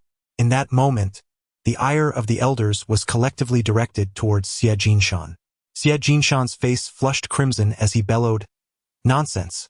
Do not heed his words. It is mere bluster. If we unite our efforts, we can defend the cave as we did last time.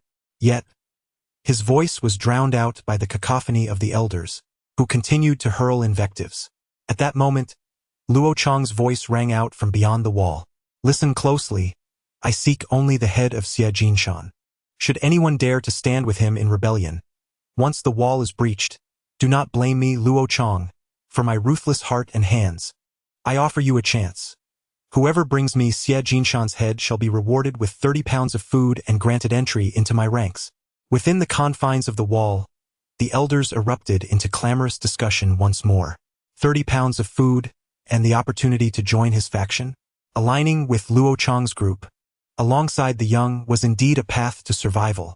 Captain Xie, you have forced Luo so fiercely that you've left no room for retreat. Not just for him but for us as well. Zhao Yin had already positioned himself 300 meters away, absorbing every word. He chose not to intervene immediately, as if observing a grand spectacle. Such is human nature. When confronted with peril, many will opt to sacrifice others for their own gain.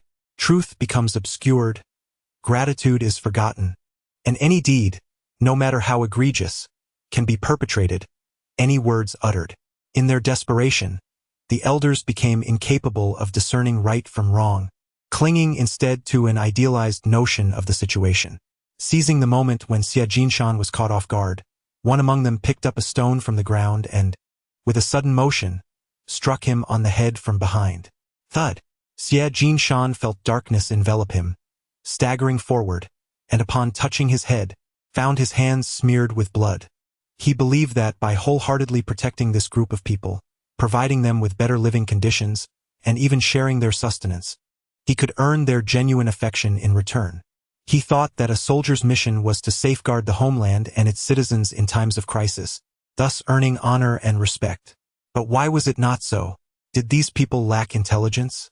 Xie Jinshan slowly collapsed in the midst of those he had endeavored to protect, his eyes wide open as he gazed at the sky.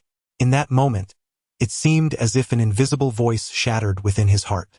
That was faith. It was not that he lacked the strength to rise, but rather that his spirit had perished. Zhao Yin sighed. Never underestimate the greed and folly of human nature. Hadn't he, Zhao Yin, been akin to Xie Jinshan in his previous life? At this moment, Luo Chang overheard the infighting within, a mocking expression appearing on his face as he loudly commanded, "Why have you not opened the gate?" The sturdy wooden door was gradually pulled open by several elders working together. Many of them eagerly approached Luo Chang, all wearing sycophantic smiles. "Welcome, Brother Luo. From now on, you shall be our leader. We kindly ask for your guidance. Please, come inside." With large strides and a broad smile, Luo Chang advanced. Suddenly, he swung his makeshift iron bow, instantly knocking the first elder who approached him to the ground. "Bah!" He spat contemptuously and bellowed, "Kill them all." This group of feeble old men could barely fend for themselves. Keeping them alive would only waste precious provisions. Kill. Though his followers numbered only around 30, each wielded a weapon, and facing a group of selfish old men felt as effortless as slicing through vegetables. The crux of the matter lay in the fact that upon witnessing Luo Chang's sudden change of demeanor, the elderly men promptly scattered in disarray, with many making a hasty retreat into the cave, resembling a disbanded assembly. Zhao Yin, smoking a cigarette, emerged from the thicket and squinted towards the outer walls of the cave, where a scene reminiscent of a hellish nightmare unfolded. "Old Nyo, you guard the supplies here. Song Xiao Dao, monkey, old Hey, mouse 1, mouse 2. Drop the supplies and stretch your legs," Zhao Yin declared, discarding the cigarette butt and brandishing his mountain-cutting knife. With a swift motion, he cleaved the head off a nearby Yangshan, blood gushing forth. Before the decapitated body had even collapsed, Zhao Yin surged forward. It had been a considerable time since he had engaged in combat personally, and seizing the rare opportunity to confront a group of ordinary survivors, he felt compelled to loosen his stiff limbs. In a flash, his blade glimmered, severing one of Luo Chang's minions in twain. A rain of crimson sprang upwards, yet not a drop marred Zhao Yin's pristine white mouseskin armor. He darted past, advancing towards another target, and with a swift stroke, another head fell to the ground. At that moment, Monkey and 7 colossal rats joined the fray, trailed closely by Song Xiao Dao. In mere moments, the crowd was decimated. Whether they were the elderly men or Luo Chang's followers, anyone who encountered the contracted beasts met their demise, utterly devoid of resistance. He had never laid eyes on such a massive monkey, its size more terrifying than that of a gorilla, nor had he witnessed such gargantuan rats, or such a fearsome little girl. In his final moments, Luo Chang spotted a tall youth approaching, dripping with blood from his weapon, and quickly stammered, "Brother, please."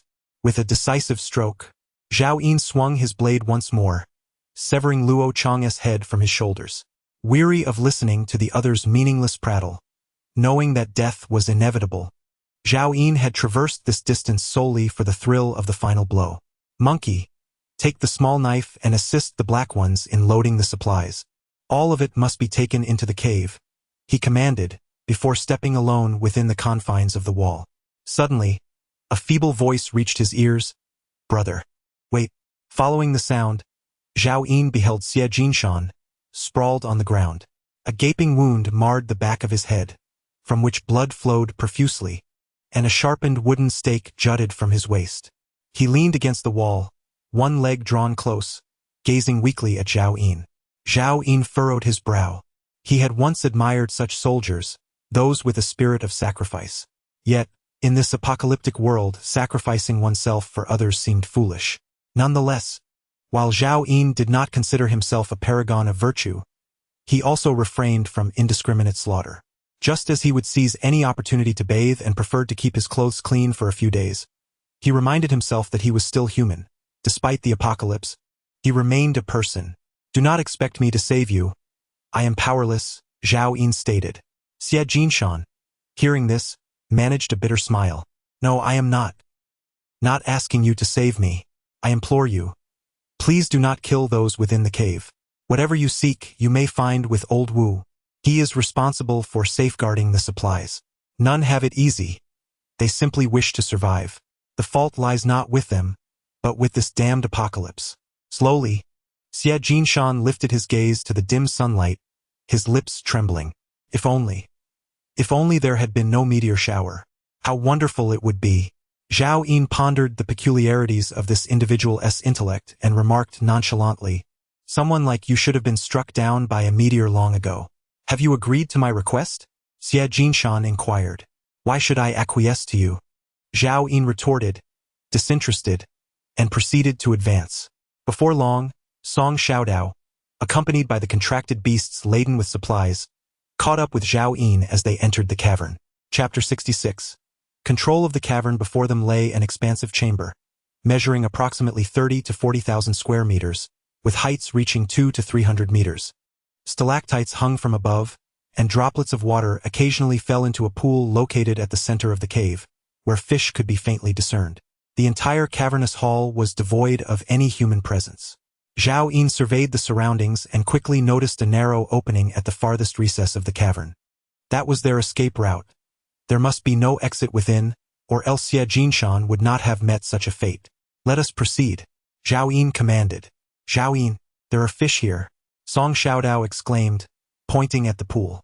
"We shall have fish soup tonight, but first we must locate the individuals within," Zhao Yin replied, instructing the little monkey to lead the way. This area had once been developed by merchants into a tourist attraction before the apocalypse, with many sections having undergone artificial restoration, resulting in well-maintained pathways. However, litter was scattered everywhere, and human waste, both solid and liquid, was prevalent, accompanied by a nauseating stench that permeated the air. "Ugh, what is this? It's feces, how disgusting." Song Xiaodao suddenly stepped on a fresh pile of excrement, his face contorting in revulsion. She tiptoed and bounced in front of Zhao Yin, grasping the hem of his garment. "Zhao Yin, I've stepped on something." Zhao Yin shrugged off her small hand. "Go tend to it yourself. Don't dirty my leather armor." Song Xiaodao scrubbed the soles of her shoes against a stone and hurried to catch up with Zhao Yin. "It's disgusting. Can't they at least provide a few toilets?" "It's quite normal for the leader to neglect proper management," Zhao Yin replied with an impassive expression. In this apocalyptic world, many individuals were solely preoccupied with the struggle for survival, no longer concerned with the quality of life. The darker aspects of human nature were evident everywhere. The narrow entrance descended, lined with railings and stone steps, yet it bore the marks of deliberate destruction. After a while, the stone steps continued to extend downward. "Are we going to reach the depths of the earth?" Song Xiaodao inquired again. Zhao Yin shook his head. He had never been here in his past life, so how could he know? Soon, the steep stone steps began to level out, and the passage widened. Eventually, they arrived at a hall larger than the previous one, where Zhao Yin finally beheld the crowd. Approximately 500 to 600 individuals, comprising the elderly, the young, and women, all clad in tattered clothing and appearing disheveled, were crammed into a corner deep within the cavern. Though water was plentiful in the cave, these people, living in such squalor, often neglected even the most basic hygiene. Even the most beauty-conscious women before the apocalypse were now so dirty that their features were unrecognizable. In truth, there was another reason. In the apocalypse, a woman's attractiveness could be a liability. Sometimes, being unattractive served as a form of protection. Upon seeing Zhao Yin and the mutated beast behind him, all present exhibited expressions of terror. They had never encountered such a large rat, one that was even bigger than a cow. No, there, indeed stands a cow. It resembles a mountain of flesh, and there's that emaciated monkey, brandishing a claw knife taller than itself. At the forefront of this terrifying assembly stands a young man, clad in white leather armor stained with fresh blood. It is he who, alongside Luo Chong, slaughtered Team Xie. Everyone is determined to confront him. An elderly man, his hair a stark gray, pointed at Zhao Yin. "I witnessed with my own eyes as he took down Team Xie. This man is a demon," another elder shouted loudly. "Let us all unite and eliminate this demon, or we shall perish." The elders, burdened by their guilty consciences, were acutely aware that Zhao Yin would show them no mercy. At this moment, their only escape lay in inciting others to confront Zhao Yin, allowing them the opportunity to flee amidst the chaos. Thus, Even before Zhao Yin's arrival, they had already begun their incitement. Bang! A gunshot rang out, and the last speaker, an elder, felt a sudden hole burst forth from his forehead. His eyes widened in disbelief, as if still unwilling to accept his demise, before he collapsed with a thud. In the crowd, women screamed, children cried, and elderly lamented. The gun remains humanity's most formidable deterrent. No elder dared to step forward again. Zhao Yin lowered his handgun and proclaimed loudly, "Enough of this cacophony. Keep it up, and I shall feed you to the rats." In an instant, the cave fell silent. The sound of a pin drop could be heard. Even the crying children were silenced by the hands of their guardians. If Xie Jinshan were present, one wonders what thoughts would cross his mind. Zhao Yin, having taken but one life, proved infinitely more effective than his 100 words. Now, I declare that everything within this cavern is my spoils, including the lives of each and every one of you. Before I depart, my words shall be the law. Anyone who dares to defy my decree shall meet the same fate as that unfortunate soul. Do you all comprehend? The crowd trembled, their eyes fixed in terror upon Zhao Yin, yet no one dared to utter a word. Should they acquiesce to Zhao Yin's authority or desperately seek an opportunity to escape? It was a dilemma, and they awaited the choice of those around them. Do you all understand what I said? Zhao Yin demanded once more. Still silence prevailed, as if only Zhao Yin's voice echoed within the cavern. Bang! Another gunshot rang out as Zhao Yin fired indiscriminately. A bald elder crumpled, his skull shattered, brain matter scattering everywhere. In the next moment, chaos ensued once more. "Ah! Please don't kill me, I don't wish to die." Sob. "Don't shoot, I beg you, my child is only 3 years old. I cannot leave them motherless." Those near the periphery desperately pushed inward, suffocating those within who in turn shoved outward. Bang! No one anticipated Zhao Yin would fire again at that moment. Another elder fell. "So you dare to defy my rules?" Zhao Yin scolded. At last the crowd fell silent once more. They realized that wasting that man's breath could indeed lead to death. It became evident that he killed without a second thought, entirely at his whim. Soon, murmurs began to arise within the throng. "Listen. We understand. We understand. We understand. Listen closely. All women over 50, step forward and form a line. Women under 50, accompanied by children aged 5 and below, stand separately in a line. Children over 5, gather in this direction. As for you men, move to that side." Zhao Yin directed with the muzzle of his gun, indicating various positions. In the next instant, everyone promptly complied, the sound of hundreds of footsteps resonating like thunder within the cavern. Once 4 elongated lines were established, a few children under 5 remained behind, wailing loudly. Whose children were they, and why was no one tending to them? Zhao Yin's gaze shifted towards the group of young women. Previously, some of these women had stayed behind to care for their children. Hence no one was willing to take them. It was Team Xie who had been looking after them, but now Team Xie. The women looked at Zhao Yin in terror, hesitating to speak further. Clearly, they still believed that Zhao Yin was responsible for Xie Jinshan's demise. Zhao Yin offered no explanation, instead raising his hand to point at the group of elder women, selecting a few who appeared vigorous. You. Each of you take one of these children away, by any means necessary. I do not wish to hear their cries again." The selected elder women immediately approached, each gathering a child in their arms and covering their mouths. The composition of the crowd finally became clear. 4 lines formed, comprising over 300 elder women, 74 elder men, 49 children under 5, 37 children between 5 and 12, and 42 young women. Zhao Yin had 2 primary reasons for arranging them in separate lines. Firstly, the target was that group of elderly men. By dividing them, it would facilitate their elimination. Although the elderly had aged, many still possessed considerable strength. Given Zhao Yin's character and their previous actions, it was unlikely he would allow them to remain and cause further trouble.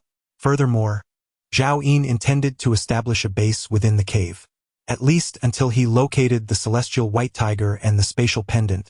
This place would serve as an excellent refuge.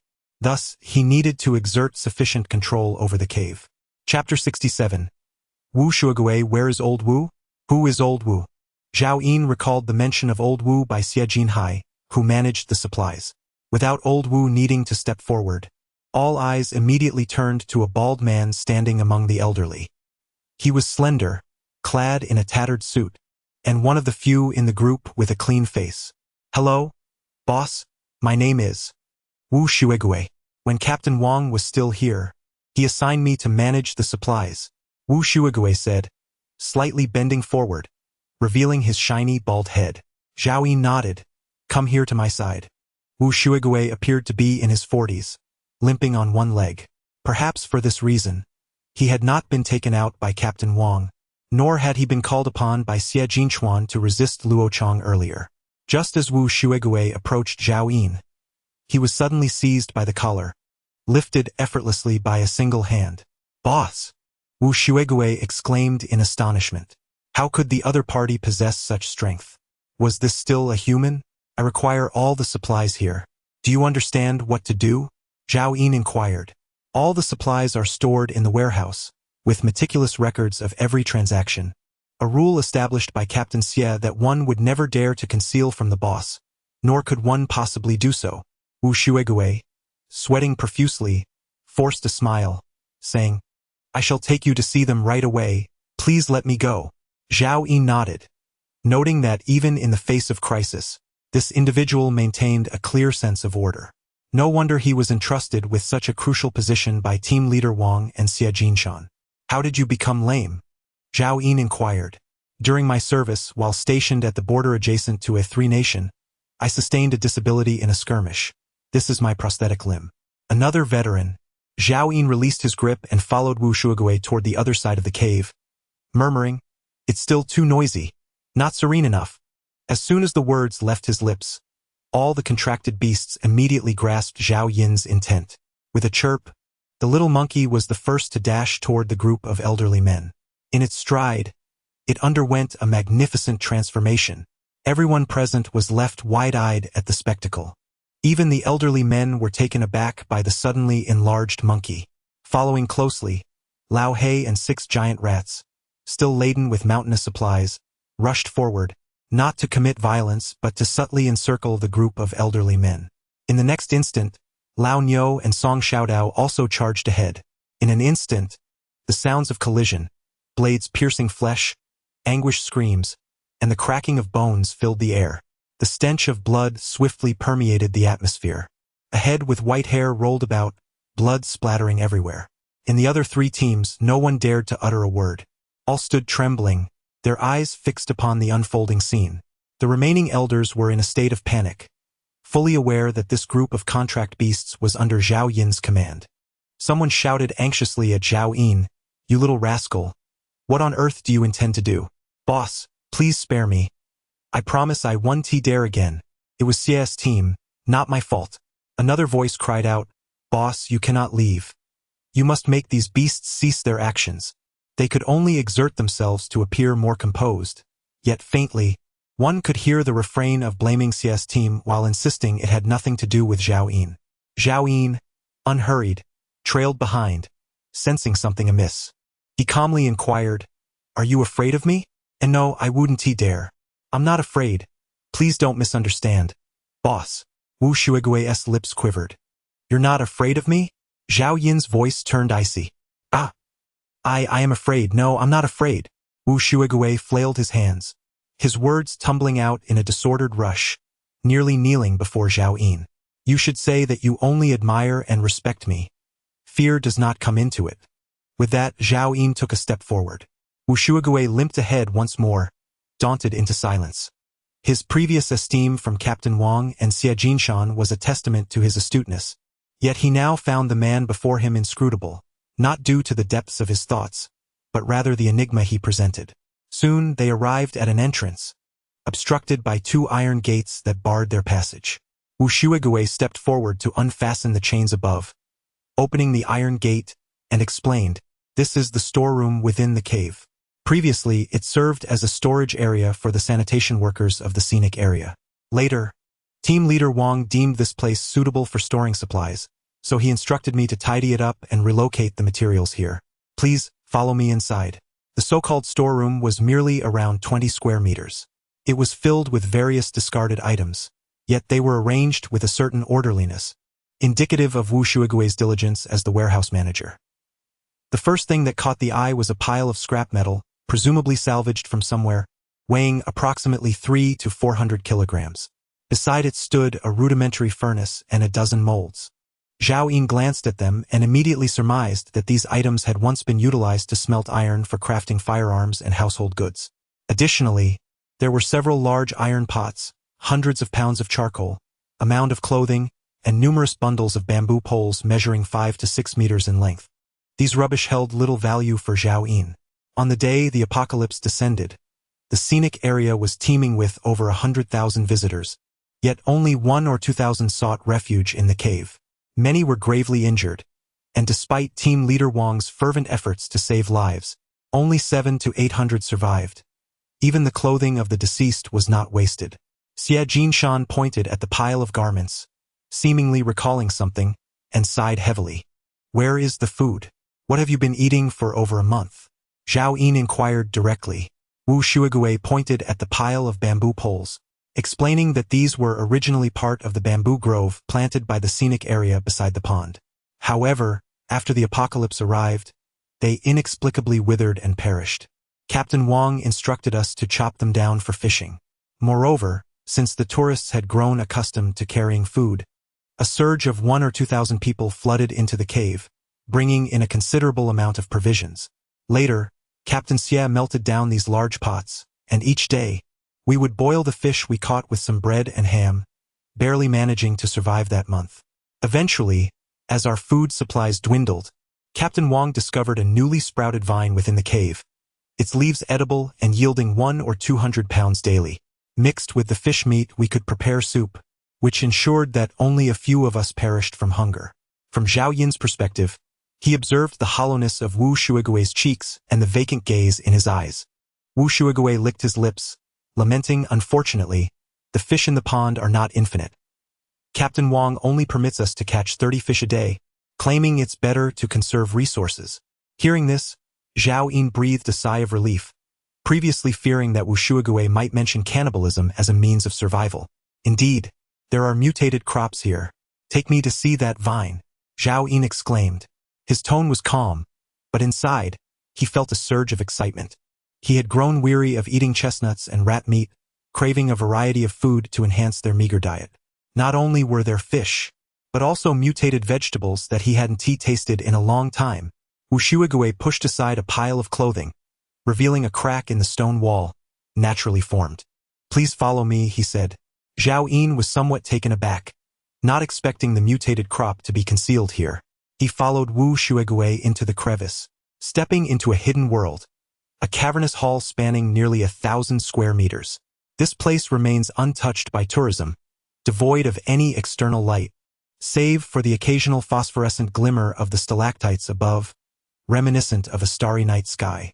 A vine, as thick as a thigh, takes root on a nearby rock face, sprawling across an expanse of 70 to 80 square meters, adorned with round, thick and succulent leaves. Crisp ear vegetable, E-grade mutated plant, rich in nutrients. Effects: cures stubborn ailments. Special effect: rebirth after 24 hours of harvesting. Zhao Yin paused, astounded to discover an E-grade mutated crop.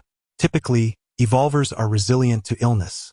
However, when they do fall ill, recovery becomes a formidable challenge. In this post-apocalyptic world, where medical resources are virtually non-existent, the benefits of this crisp ear vegetable could indeed be life-saving. Zhao Yin has a particular affinity for anything that ensures survival. Moreover, the unique characteristic of this vegetable, its ability to regenerate, sheds light on why Wu Shuigui claimed one could harvest 200 to 300 pounds daily. It explains why the elderly, though emaciated, seldom appear to suffer from illness. Beyond mere sustenance, medicine is the most scarce resource in this world. Even if Zhao Yin does not require it for himself, he could trade it with other camps for much-needed supplies in the future. "From now on, no one shall enter without my permission, including you," Zhao Yin stated while locking eyes with Wu Shuigui. Wu Shuigui, wearing a forced smile, replied, "Understood, boss. I will secure the warehouse and hand you the key." Yet, A flicker of melancholy crossed Wu Shuigui's gaze. Has this territory already been claimed? How will the 400 to 500 souls within the cave survive henceforth? Chapter 68. Blood-red stones, will they all resort to fishing? Wu Shuigui was taken aback. Is he planning to deplete the fish from the pond? Zhao Yin narrowed his eyes, seeking clarity. Wu Shuigui was taken aback and promptly bowed his head, saying, "Understood, boss. I shall make arrangements immediately." After speaking, he exited the room and soon returned with a dozen robust women, who effortlessly carried all the bamboo poles out of the warehouse. Zhao Yin chose not to observe how they distributed the bamboo poles. Instead, he gestured towards several large cauldrons. "Later, I will have Old Hay deliver some rat bones for you. Those who catch fish today will enjoy bone soup, while those who do not will go without." Zhao Yin understood the principle that to have a horse run, one must feed it hay. The rat bones, which he had previously deemed unworthy, were brought along only to avoid waste. Although the bones contained little meat, they were quite heavy, thus becoming a burden for Old Hay and the others. In the face of unforeseen circumstances, the contract beasts, already at their weight limit, would possess little combat capability. Utilizing the bones here was indeed preferable to wasting them. Wuxuigi, momentarily perplexed, inquiret, Rat Bohne Soup? You mean the bones of those large rats? They are similar to beef bones, but even more flavorful. Zhao Yin replied. At this, Wu Shuigui's excitement surged. It was precisely because that large rat was so delicious that Team Wang had paid a hefty price. Now, however, there was the prospect of rat bone soup. "Boss, I will convey your words to them. Many will be eager to work hard for you," Wu Shuigui joyfully declared before limping out. Zhao Yin had not anticipated the profound allure of rat bones for these individuals. From his perspective, rat bones were far from a delicacy, even inferior to the fish in the pond. Yet, for those living in the cave, they had not had a satisfying meal in ages, especially not one they had longed for. After Zhao Yin emerged from the warehouse, she made her way to the designated assembly area. Song Xiaodao and the contract beasts had already dealt with the group of elderly men, leaving a few elderly women to attend to the corpses. Not far away, hundreds of individuals wielded bamboo poles, many of whom had already unraveled the threads from old garments, preparing to twist them into makeshift ropes. Their next task was to bend the wires from the heap of scrap metal into hooks and attach them to the lines, thus creating rudimentary fishing rods. I have retained 10 elderly ladies to care for the children under 5, while 30 able-bodied women have been dispatched to gather tender ear vegetables. The remainder of our group has all been equipped with fishing rods, reported Wu Shuigui. Is this how you used to fish? Zhao Yin inquired, her brow furrowed. Forgive me for the simplicity, but this is our only option. Despite the rudimentary equipment, it is quite feasible for dozens of us to catch 30 fish in a day, Wu Shuigui replied. Zhao Yin hesitated briefly before calling out, Song Xiaodao. Zhao Yin. Song Xiaodao approached. Distribute a piece of jerky to each of them as bait for fishing. Anyone who dares to steal a bite shall be executed, Zhao Yin commanded. Song Xiaodao acknowledged and sought the assistance of the little monkey to help distribute the jerky. Soon, a multitude of individuals, armed with their fishing rods, made their way toward the pond in the front hall. Zhao Yin trailed behind the crowd to observe. Before long, the relatively small pond was encircled by 500 to 600 people. Some, unable to contain their excitement, cast their lines, and within minutes, there were bites. Shortly thereafter, someone reeled in a fish weighing over a pound. Wu Shuigui's eyes widened in astonishment. Boss, what kind of meat have you used as bait? We have spent half a day fishing here, yet not a single fish has taken the bait. The fish here are far more reticent than those outside. Why is it that you? It's merely the meat of large rats, Zhao Yin casually remarked. The notion that the boss was employing rat meat to catch fish was quite astounding. Such meat was considered a delicacy, and even before the apocalypse, such extravagance seemed implausible. Zhao Yin, in a rather jovial mood, approached the elderly woman who had caught a fish, deftly removing the fish from the hook. Upon inspecting the bait, he noted that she had simply torn a small strip of meat to thread onto the iron hook, with no waste at all. Zhao Yin nodded approvingly. Tonight, you shall enjoy rat bone soup.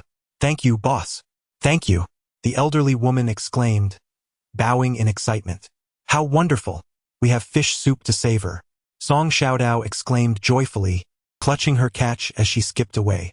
However, once she evaded Zhao Yin's gaze, she retrieved a frying pan from old Nyo's back and approached a group of elderly women who were tending to their children, her demeanor turning serious. Who among you can cook fish soup? I can.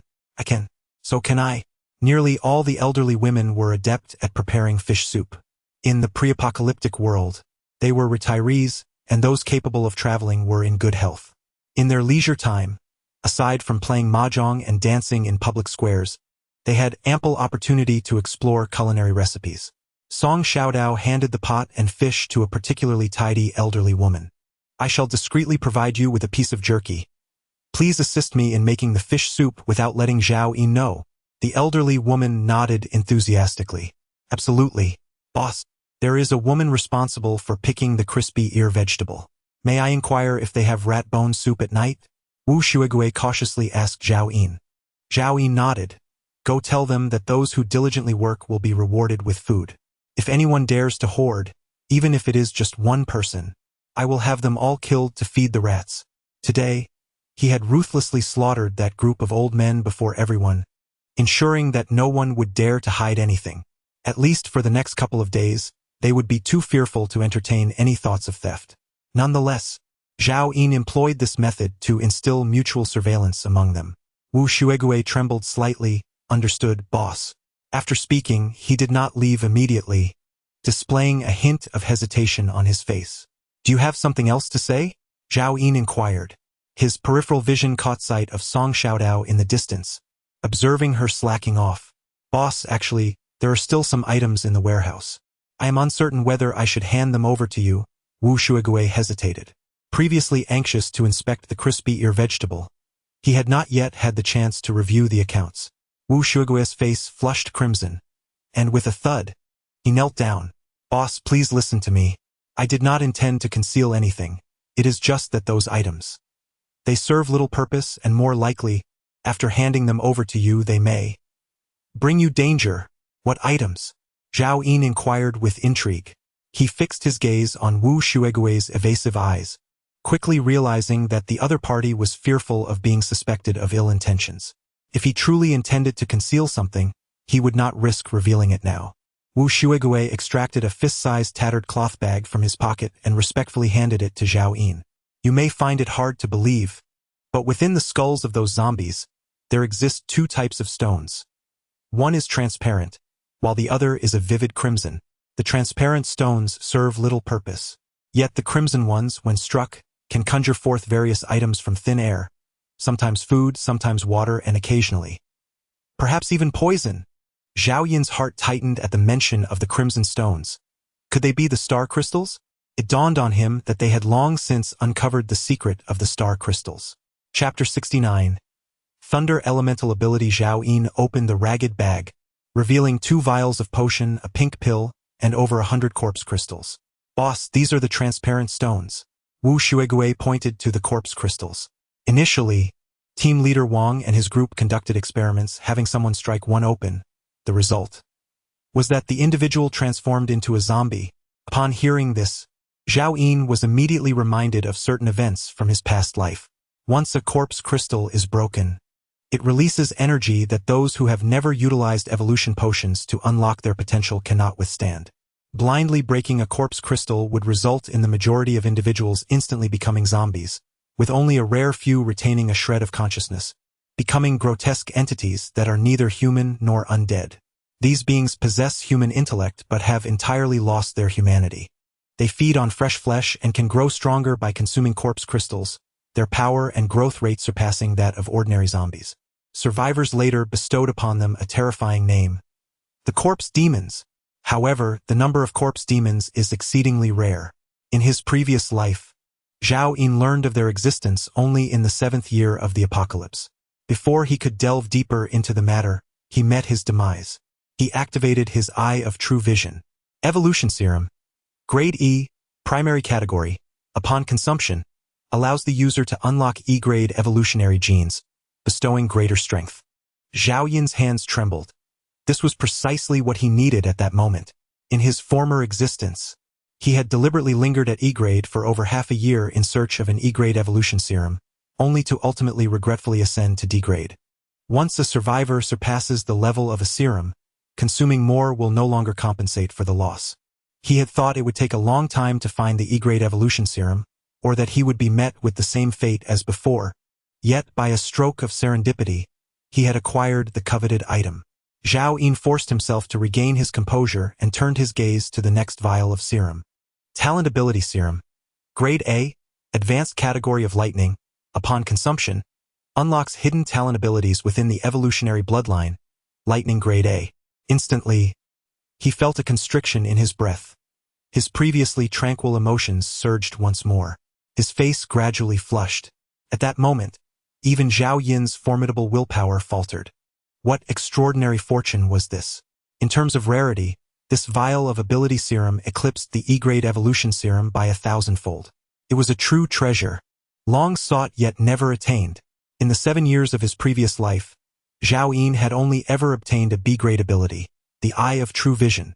Even Lin Tianfeng only acquired a second ability after becoming a contract master, and it was merely a B-grade power type. From this, one can discern the rarity of the ability-enhancing potions. Acquiring them is not merely a matter of resources or influence, but rather a matter of fate. No one in possession of such potions would dare to sell them. Zhao Yin never anticipated that he would obtain a third ability in this lifetime, and one of A rank at that. He hastily stored the 2 vials of potion in his spatial ring before turning his attention to a single pill. Crimson Pill, B rank. A medium-level auxiliary elixir. Upon consumption, it will cause eternal infatuation with the first opposite sex encountered. Is this not an upgraded version of the love potion? In the pre-apocalyptic world, it would have undoubtedly been revered by those seeking affection. However, for Zhao Yin it held little significance. He mused silently as he quickly stowed it away in his spatial ring, his speed nearly matching that of securing the ability potions. As for the remaining corpse crystals, they were of no rank. This led Zhao Yin to infer that the cave guard team had ventured out to exterminate the zombies right after the outbreak, relying on sheer numbers. Having walked 5 kilometers, he noticed the absence of large hordes of zombies along the way, likely a result of their efforts. Otherwise, given the cave guard team's capabilities, without any evolved individuals, it would be exceedingly difficult to contend with zombies of F rank or above, let alone acquire star crystals. At this moment, Wu Shuigui, noticing the sudden disappearance of the items in Zhao Yin's possession, was only slightly taken aback before reverting to his usual demeanor. This young man exuded an air of mystery at every turn, something Wu had grown accustomed to. Boss, those potions are perilous. You must exercise utmost caution. We once had another vial, but after team leader Wang administered it, the individual bled from all orifices and perished in an instant. Since then, team leader Wang ordered that any newly acquired potions be stored in the warehouse, forbidding anyone from using them recklessly. At this moment, Zhao Yin comprehended the gravity of the situation. It was likely that the vial contained an evolutionary agent of at least E-grade. The individual, not even an evolved being, would be courting death by recklessly consuming such a potent substance. In truth, the evolutionary agents produced by Star Crystal predominantly comprised F-grade variants. Otherwise, those without the true sight would have perished long ago. While Zhao Yin lamented the loss of that vial, he inwardly mused whether to deem the guard's misfortune as sheer luck or an extraordinary stroke of fate. To describe their luck as divine would not be an exaggeration. Yet, possessing a treasure trove without the wisdom to utilize it had inadvertently favored Zhao Yin. Are there any other items? Zhao Yin inquired, then swiftly added, the items derived from the blood-red stones. Wu Shuigui handed a ledger to Zhao Yin, stating, shortly after the meteor shower subsided, the food within the cave began to rot and emit a foul odor. Captain Wang organized a group to venture out in search of supplies, ultimately acquiring 12 blood-red stones. The food and water produced from them were distributed as rewards to the survivors. All that remains are these harmful transparent stones and a potion. Did you consume the food? Zhao Yin asked, his eyes widening. Yes. Wu Shuigui replied, his nervousness palpable. They consumed it all. I didn't eat a single bite. At that time, the guard had not yet officially formed, and Captain Wang distributed the food to motivate them to work hard. It is said that it tasted exquisite. Upon finishing, Wu Shuegue instinctively swallowed hard. Zhao Yin felt a pang of regret. These rascals had dared to treat extraordinary sustenance as mere common fare, and it was no surprise they met their demise at the hands of the agent. The individual known as Team Leader Wang should consider himself fortunate to have perished outside. Otherwise, Zhao Yin would have subjected him to a most excruciating fate. Extraordinary sustenance? Wu Shuegue was momentarily taken aback. Zhao Yin, disinterested in elaborating, waved his hand dismissively. Go and check on the fish. Once it exceeds 100 pounds, we shall commence organizing the staff to smoke it into dried fish. Furthermore, those crispy ear vegetables must be transformed into vegetable chips. Having spoken, Zhao Yin turned to leave. Yet, he found himself lacking in Nongfu Spring. In recent days, he had exhausted the remaining supply to safeguard the life of the chestnut tree roots. He planned to resolve his current matters and embark tomorrow in search of the flying white tiger, while also hunting zombies to collect corpse crystals and star crystals. As for the spatial pendant, the only information Zhao Yin possessed was that it resided upon a corpse king. Zhao Yin located an open area, deployed his cloaking tent, and instructed his contracted beasts to stand guard outside before stepping inside. Zhao Yin, the fish soup is ready. Come and see, it is a milky white color. Taste the culinary skills of your fiancé. Song Xiaodao exclaimed, holding a pot of fragrant fish soup, swallowing in anticipation. Where is Zhao Yin? She asked, glancing at the little monkey, who pointed towards the vacant space. Song Xiaodao quickly understood that it was the cloak tent and began to fumble for the entrance. The little monkey grasped her clothing, shaking his head vigorously. What is Zhao Yin doing? She inquired. The little monkey chattered, gesturing to indicate that he sensed his master growing stronger. Is he evolving again? Song Xiaodao's eyes widened in realization. Did he not just evolve to E-level? An hour passed. 2 hours elapsed. Until darkness enveloped the sky, Zhao Yin's silhouette finally emerged from the concealed tent. Chapter 70. The White Cat, Human Male, Awakener of Extraordinary Abilities, E-Class Evolver, Evolution Degree 100. 26. Strength 62. Agility 69. Stamina 50. Spirit 95. Talent B-Class Shooting. Life Countdown 109. 963 days at this moment. Zhao Yin had unlocked his E-Class potential, causing all attributes to nearly double. His senses had sharpened to an extraordinary degree. He could hear faint sounds from 5 kilometers away, and if obstructing barriers were absent, he could even discern a mosquito flying across that distance. Additionally, Zhao Yin had mastered A-Class lightning abilities, albeit unable to probe them with his true sight. Monkey, come here and let me test your strength, Zhao Yin declared with a cheerful demeanor. In truth, Zhao Yin had never possessed combat-oriented abilities, often hesitating in his actions. Now he felt as if he had finally stood tall. Master, are you truly certain? The little monkey inquired anxiously. I fear I might unleash too much power and inadvertently harm you. I have chestnut leaves for healing. If you defeat me, I shall reward you with 5 F-class corpse crystals, Zhao Yin assured. Squeak. The little monkey was instantly exhilarated. Now, the master's rewards transcended mere resources, symbolizing recognition and affection. Master, please proceed. Allow the little monkey to experience your formidable prowess. Zhao Yin ceased his chatter and delivered a punch towards the little monkey's shoulder, exerting 7/10 of his strength. Bang! The little monkey stumbled back a step, eyes wide in astonishment as he gazed at Zhao Yin. It recalls that its master had never possessed such strength before. Unleash your extraordinary abilities and strike me with all your might, Zhao Yin commanded. In the next moment, he launched a powerful punch towards the little monkey. Roar! Master, be careful. The little monkey instantaneously activated its ability to grow in size, retaliating with a punch aimed at Zhao Yin. It had come to realize that its master had undergone a significant evolution in strength and could not afford to be underestimated. Boom! The collision of the 2 fists, one large and one small, created a sonic explosion. Just as the little monkey believed that its newfound powers would surely surpass those of its master, suddenly, an arc of electricity erupted from Zhao Yin's fist. The little monkey felt a jolt coursing through its entire body, each pore tingling, as the force behind its punch was abruptly halted. Subsequently, it was sent flying with a resounding bang. In that moment, all the contracted beasts and Song Xiaodao were left astounded, gazing at Zhao Yin in disbelief. Activate your dual abilities. Zhao Yin commanded the little monkey. Master, I was careless before and did not evade. The monkey, inherently stubborn, felt its competitive spirit ignited by the recent defeat. It understood it must secure its place in the heart of its master. Next, I will demonstrate my true strength to you. Excellent. Zhao Yin replied. The little monkey then unleashed its second ability, entering a state of frenzy, its towering figure nearly 3 meters high, charging towards Zhao Yin and stirring up a tempest. Zhao Yin comprehended that, with the activation of its dual abilities, the little monkey's power and speed were likely to 5 times greater than his own. He chose not to confront the little monkey head-on and summoned another arc of electricity at his fingertips. The little monkey grinned widely, seemingly amused, the speed far surpassing that of Zhao Yin. Before the electric arc could be unleashed, it erupted into a burst of unparalleled velocity. In an instant, it darted behind Zhao Yin, its large hand reaching for his collar.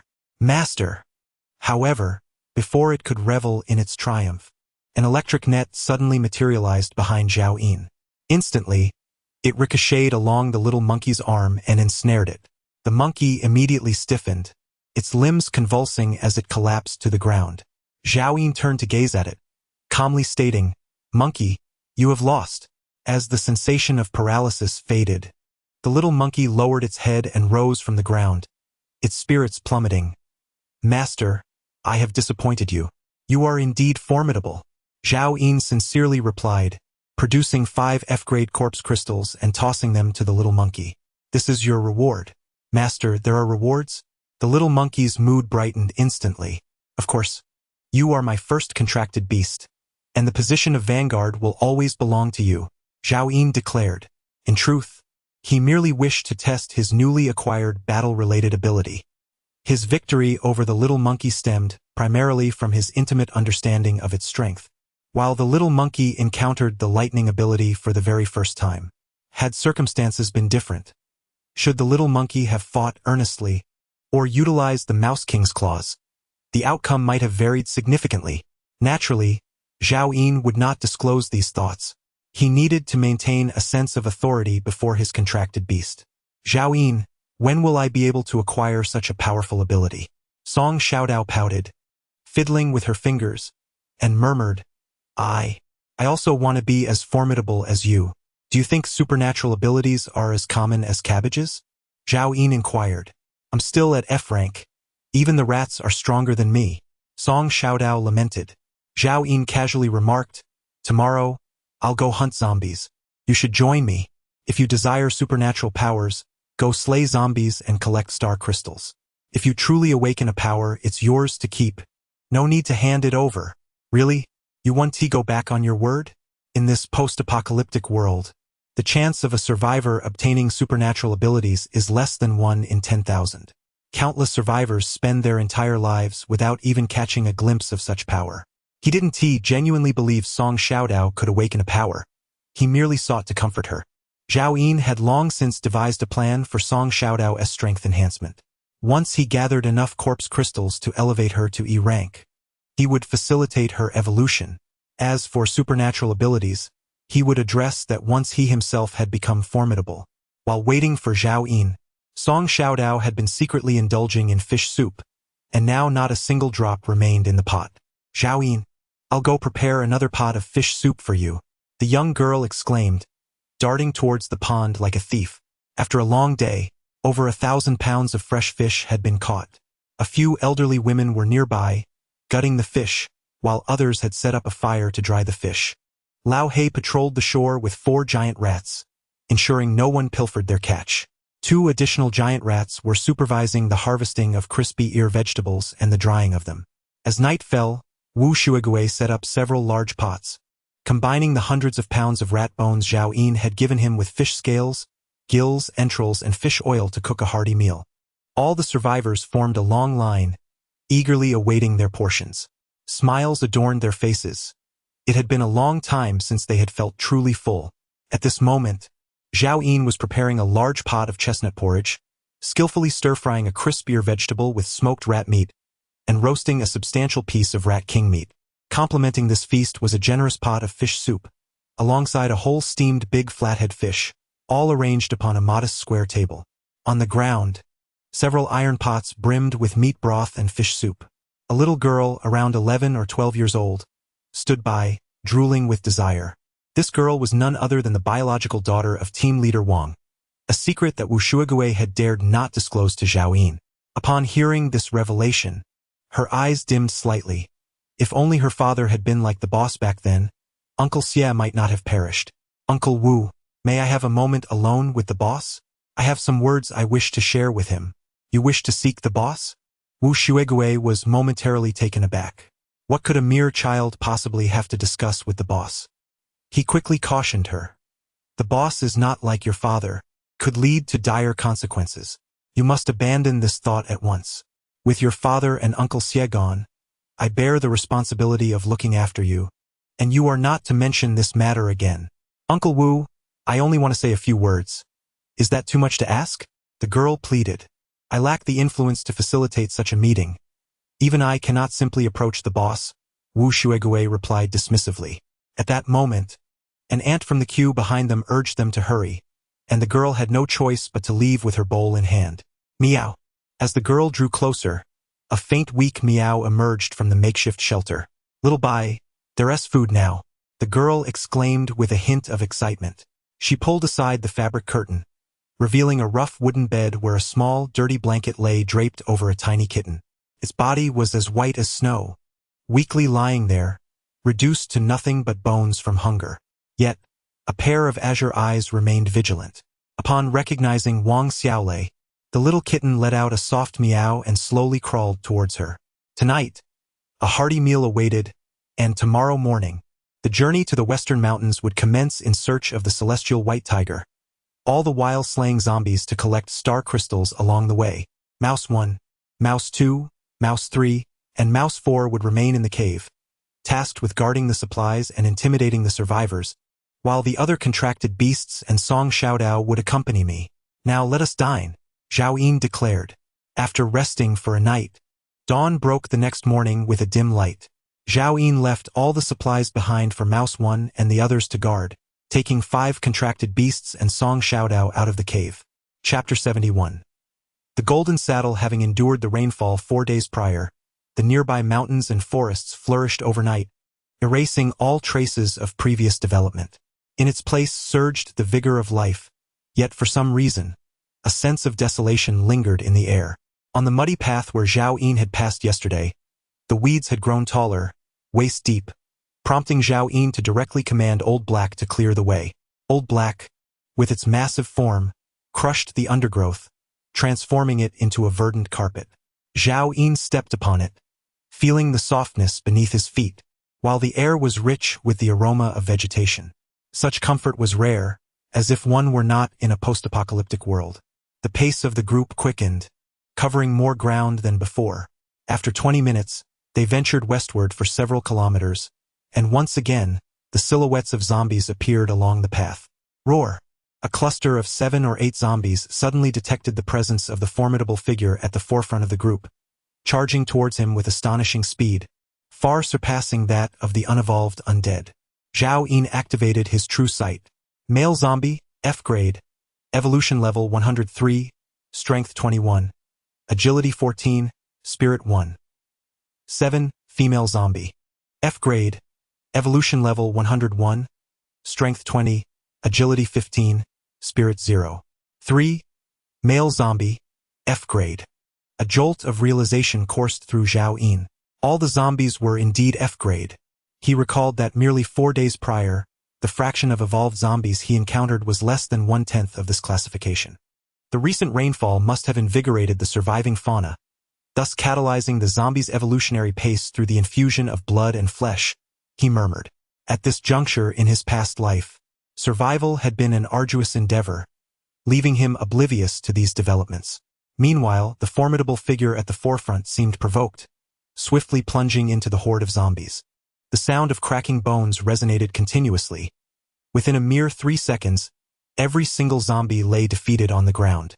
4 of them had been cleaved in half by the creature's razor-sharp claws, while the remainder met their demise with severed heads. Throughout this encounter, Zhao Yin did not falter in his stride.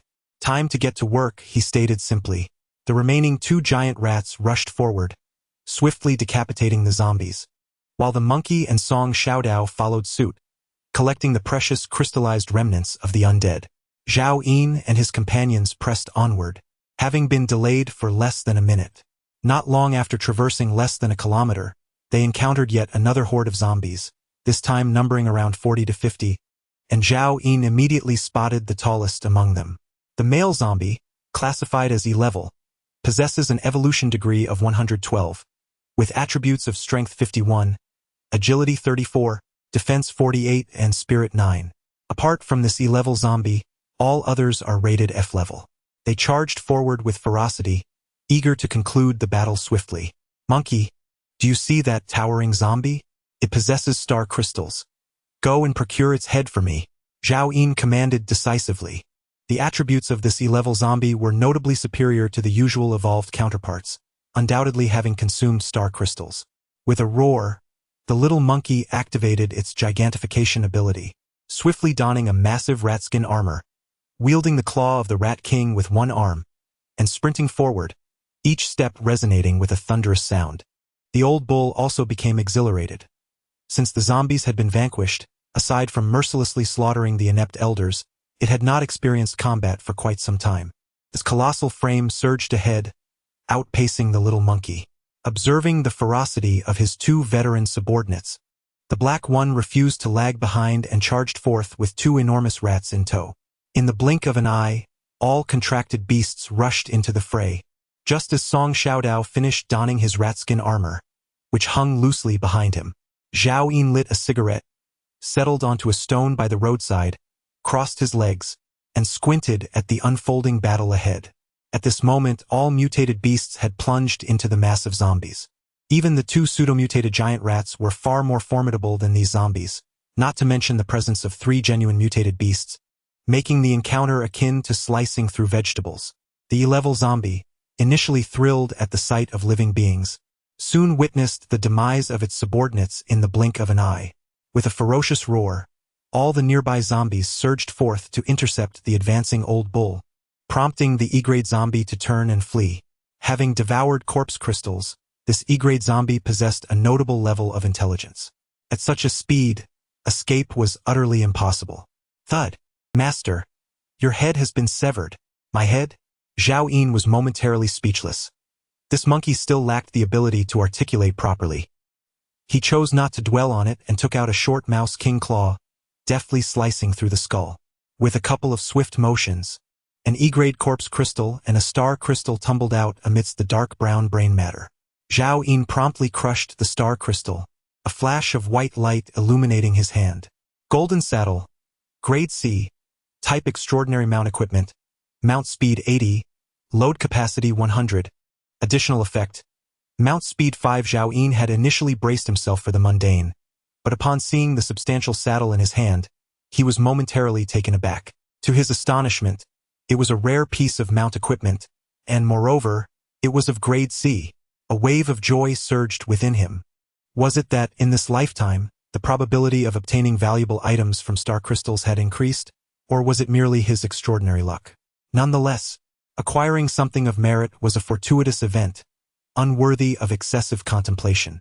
At that moment, the mutated beasts and Song Xiaodao had concluded their battle, with all 47 F-grade zombies reduced to mere corpses. In fact, the time spent extracting the corpse crystals exceeded that of vanquishing the zombies. Zhao Yin had collected all the corpse crystals here, yet no star crystals were found. Approaching Zhao Yin with a handful of corpse crystals, Song Xiaodao soon noticed the gleaming object in his hand. What is this? Is it for me? This is a saddle. Do you wish to equip it? Zhao Yin, having taken his last drag of the cigarette, extinguished the butt and finally rose to his feet. Song Xiaodao hastily shook his head, declaring, I do not wish to equip it. Zhao Yin's gaze fell upon a group of mutated beasts, and soon thereafter, it zeroed in on Old Black. It is the most suitable to serve as a mount. Old Black, come here. Zhao Yin beckoned with a flick of his finger. Instantly, Old Black perked up, trotting eagerly towards Zhao Yin. Master, Its eyes sparkled with excitement. Every time the master called upon the little monkey and old cow in such a manner, it had always been for a reward. Zhao Yin promptly placed the saddle upon Old Black's back, leapt into the air, and mounted. His feet rested comfortably in the stirrups, feeling far more stable and comfortable than he had anticipated. This mount equipment shall belong to you from now on, Zhao Yin declared. Old Black's spirit soared. Master, I feel significantly lighter with this equipment. This item has granted you an additional 100 points of carrying capacity. Even if you were to bear an extra 1,000 pounds, you would not feel any more fatigued than usual, and it has nearly doubled your speed of movement. Zhao Yin patted Old Black's shoulder. Thank you, Master. I shall carry you into battle in this apocalypse from now on. Old Black exclaimed with joy. Nearby, Old Cow and the two giant rats displayed envious expressions. They had all heard Zhao Yin's words, realizing that this equipment was tailor-made for quadrupedal mutated beasts. Sensing the emotions of the three contracted beasts, Zhao Yin reassured them, do not worry. In the future, more mount equipment will be available, and you shall all have your turn. Zhao Yin, I too wish to ride Old Black, Song Xiaodao exclaimed, cradling a corpse crystal and tilting his little head upwards. Zhao Yin bent down to lift her onto the back of the mouse, concerned she might fall, and decided to hold her in his embrace. He addressed all the mutated beasts, saying, let us proceed. We are merely 10 kilometers away from Shishan. Along the way, they encountered several waves of corpses, all of which had evolved to F-grade, yet they did not encounter any E-grade zombies. Zhao Yin effortlessly collected over 200 F-grade corpse crystals. At this moment, the total number of corpse crystals within his spatial ring could be converted into the equivalent of 4 E-grade crystals. Finally, he reached his destination, where a vast valley lay ahead. Chapter 72. Song Xiaodao's Evolution. Shishan was once one of the most significant attractions in the Dai Mountain tourism area, boasting over 30 renowned ancient temples, with the illustrious Tianlong Temple being famous nationwide, attracting countless visitors daily to offer incense and pray. The valley before him had once been a vibrant commercial hub within the scenic area, constructed with hundreds of hotels, resorts, large shopping malls, and various luxury boutiques. However, now, all of this has vanished. The ruins are overgrown with weeds and trees, and standing outside the valley, one could occasionally glimpse zombies wandering aimlessly in the desolation. They were ragged, with lifeless eyes and pale skin, the veins beneath visible, all classified as F-grade, moving with alarming swiftness. Riding atop the back of the Old Black creature, holding Song Xiaodao in his arms, Zhao Yin closed his eyes to listen, noticing that the deeper they ventured into the valley, the more densely packed the sounds of shuffling feet became. It was estimated that at least tens of thousands of zombies were gathered here. Zhao Yin, there are zombies inside, he remarked. Song Xiaodao peered into the valley and whispered, it seems there are a few hundred. Should we go and slay them? Not just a few hundred. There are tens of thousands deep within the valley. Zhao Yin replied. Upon hearing these words, Song Xiaodao immediately recalled the industrial park, her complexion paling in an instant. We should leave quickly. This is the place I was searching for. Zhao's voice was somber. In his previous life, Zhao had captured the celestial white tiger here for Lin Huafeng. However, by that time, the celestial white tiger had matured, annihilating the nearby zombies. When Zhao arrived, the area had transformed into a dense forest, with only the celestial white tiger reigning supreme. Do not worry, although there are many zombies, we are no longer the same as before. Are you truly intent on exterminating all these zombies? Song Xiaodao still felt trepidation, as the image of the industrial park had left an indelible shadow in her heart. Zhao produced an E-grade zombie crystal and offered it to Song Xiaodao. Evolve to E-grade now. It will grant you greater strength for the battle ahead. Taking the crystal, Song Xiaodao dared not utter another word and promptly crushed it in Zhao's embrace. A faint white light dispersed from her palm, swiftly entering her body. A shiver coursed through Song Xiaodao. For an evolver, enhancing their level with a zombie crystal was different from their initial experience with evolution potions. Soon, she felt a surge of formidable power manifesting within her, her entire being becoming buoyant, as if she had suddenly cast off hundreds of pounds. A sense of comfort and ease enveloped her. After a while, Song Xiaodao opened her eyes. Zhao, have I truly evolved to E-grade? Zhao activated his true sight. Human female. E-grade evolver. Evolution degree 100, Strength 29, Agility 36, Stamina 23, Spirit 19, Life countdown, 60,102 days. All right, descend and prepare for battle. Upon concluding his words, Zhao Yin unceremoniously cast Song Xiaodao from the back of the rat, silently commanding, "Monkey, draw the horde of corpses out, but remember, do not exceed 500 at once. The rest of the contracted beasts, prepare for battle." Despite the formidable strength of Zhao Yin's current legion of contracted beasts and his own enhanced capabilities, he remained cautious about venturing recklessly into the valley. Even with tens of thousands of zombies standing idly, it would be impossible for the contracted beasts to eradicate them all in one go. Once their energy waned, they would become the zombies' next meal. His strategy was to lure the zombies out of the valley in waves, eliminating them one by one. He estimated that upon obtaining the corpse crystals within the valley, both he and his contracted beasts would ascend to D rank. The little monkey, receiving the order, promptly activated its growth ability and dashed towards the valley. With a thunderous roar, several zombies near the valley's edge immediately detected the little monkey and lunged at it. The little monkey, indifferent, transformed into a gust of wind, swiftly darting past the zombies, and shortly thereafter, it sprinted 200 or 300 meters, the sounds of the undead growing increasingly dense around it, with nearly 300 zombies drawn to its presence. Turning on its heels, the little monkey fled, pursued by a throng of zombies, including a towering E-rank specimen. Prepare. Zhao Yin extracted the long-handled claws of the Rat King, maintaining his position atop the back of the old black rat. The two giant rats, the old bull, and Song Xiaodao swiftly dispersed, readying themselves to encircle the horde. Once the little monkey reached Zhao Yin's side, it halted, having gathered nearly 300 zombies that were now rushing towards them with frenzied roars. In the distance, a few sparse zombies continued to be attracted. "Keep the noise down and eliminate them swiftly," Zhao Yin declared, tightening his legs, as he boldly advanced towards the horde of corpses surging out of the valley. Behind him, Song Xiaodao and the contracted beasts swiftly encircled the undead. Lao He approached the foremost zombie, and in an instant, Zhao Yin brandished the Mouse King's claw to strike. However, before he could land a blow, the zombie was already cleaved in two by Lao He's powerful paw. At that moment, Lao He plunged into the mass of corpses, his claws flailing, and before the nearby undead could draw near, they were ruthlessly slaughtered. Zhao Yin suddenly realized that riding Lao He was a miscalculation, as it impeded his efficiency in dispatching the zombies. Thus, he leaped off the back of the mouse and retrieved the mountain-cleaving blade from his spatial ring, replacing the Mouse King's claw. With the blade's sharpness, it was more than adequate to deal with the zombies, and its 15-point speed attribute would enhance Zhao Yin's lethality. As for his lightning-based abilities, they required energy, which was unnecessary at this moment. Just then, a zombie approached him with a stiff gait yet surprisingly swift. He swung the newly acquired mountain-cleaving blade casually. With a splatter, a head soared into the air, vanishing from sight. Without the luxury of time to observe, 4 or 5 more zombies closed in on him. Zhao Yin's movement speed was 5 to 6 times that of the undead. He deftly sidestepped the encirclement, and with another swift motion, another zombie's head flew off.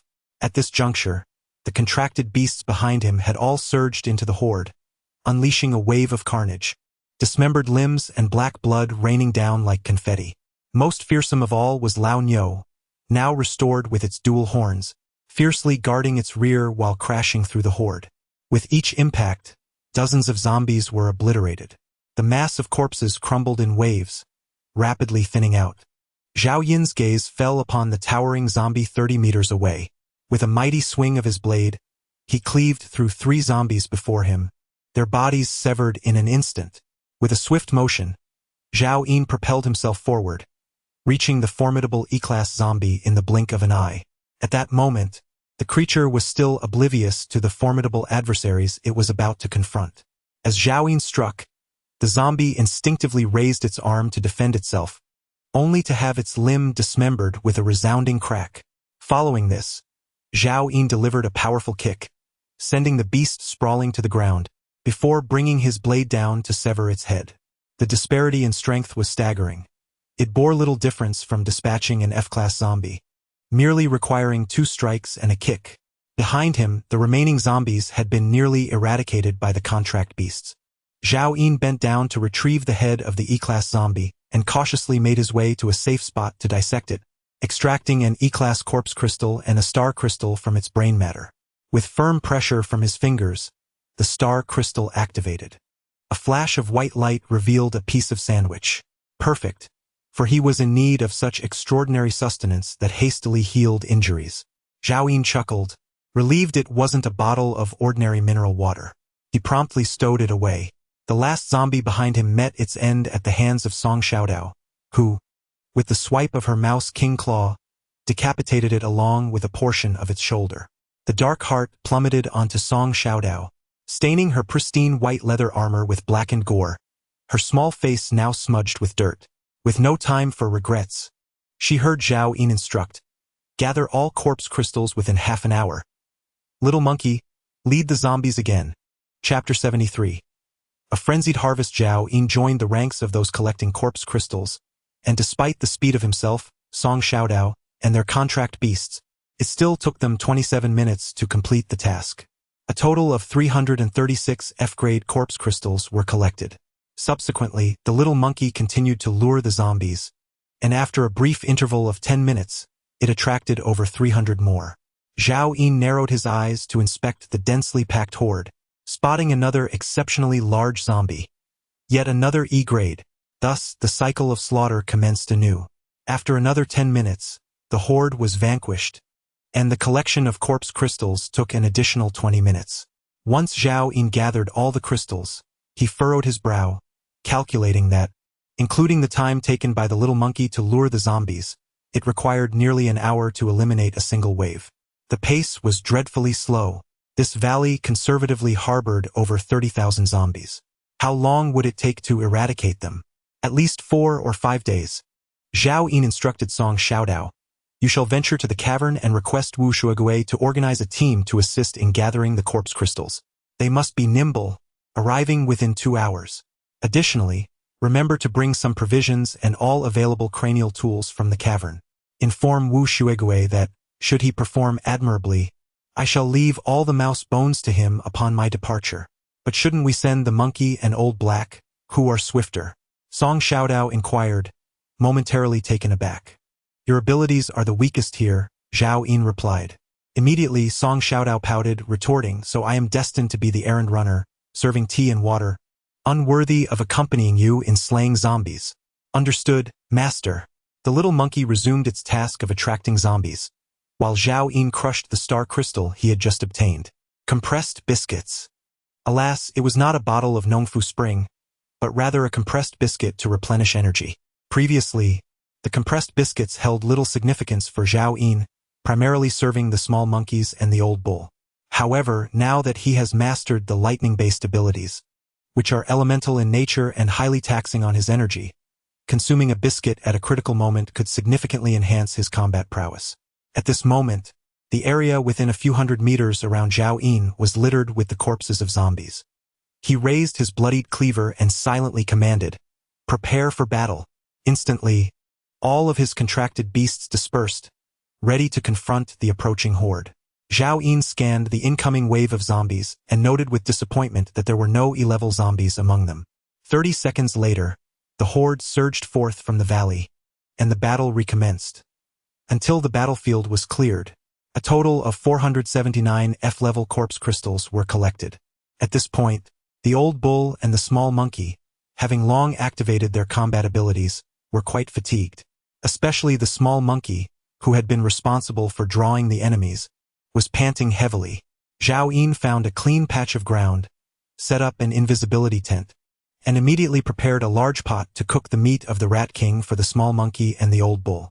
As for the old black and the 2 E-level giant rats, lacking combat abilities, their energy expenditure had not been excessive, so Zhao Yin still offered them chestnuts. Once the 5 contracted beasts had their fill, they sprawled on the ground to rest. Meanwhile, Zhao Yin was not idle.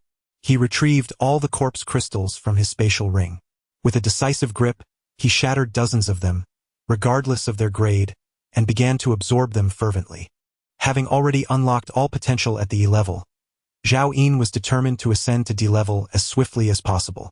Half an hour later, he completed the absorption of all the corpse crystals. Human male, awakened with supernatural abilities, E-class evolver, evolution degree 113. 26, strength 62, agility 69, stamina 50, spirit 95, talent B-class shooting, life countdown, 109, 963 days. He still required over 8,000 F-class corpse crystals, or 83 E-class ones, to evolve to D-class. At this moment, a cacophony of footsteps could be heard outside the tent, comprising entirely of ordinary humans, numbering over 100. Zhao Yin need not speculate. He understood that Song Xiaodao had arrived, accompanied by Wu Shuigue and others. Have they all regained their energy? Zhao Yin mused internally. All 5 of his contracted beasts indicated that they had recovered well. Zhao Yin led them out, promptly dismantling the invisibility tent. Wu Shuigue, limping slightly, approached cautiously, a smile akin to that of a sycophant gracing his face as he hurried towards Zhao Yin. Boss, I heard you needed manpower, and I have brought some for you. Zhao Yin's gaze fell upon the group of women.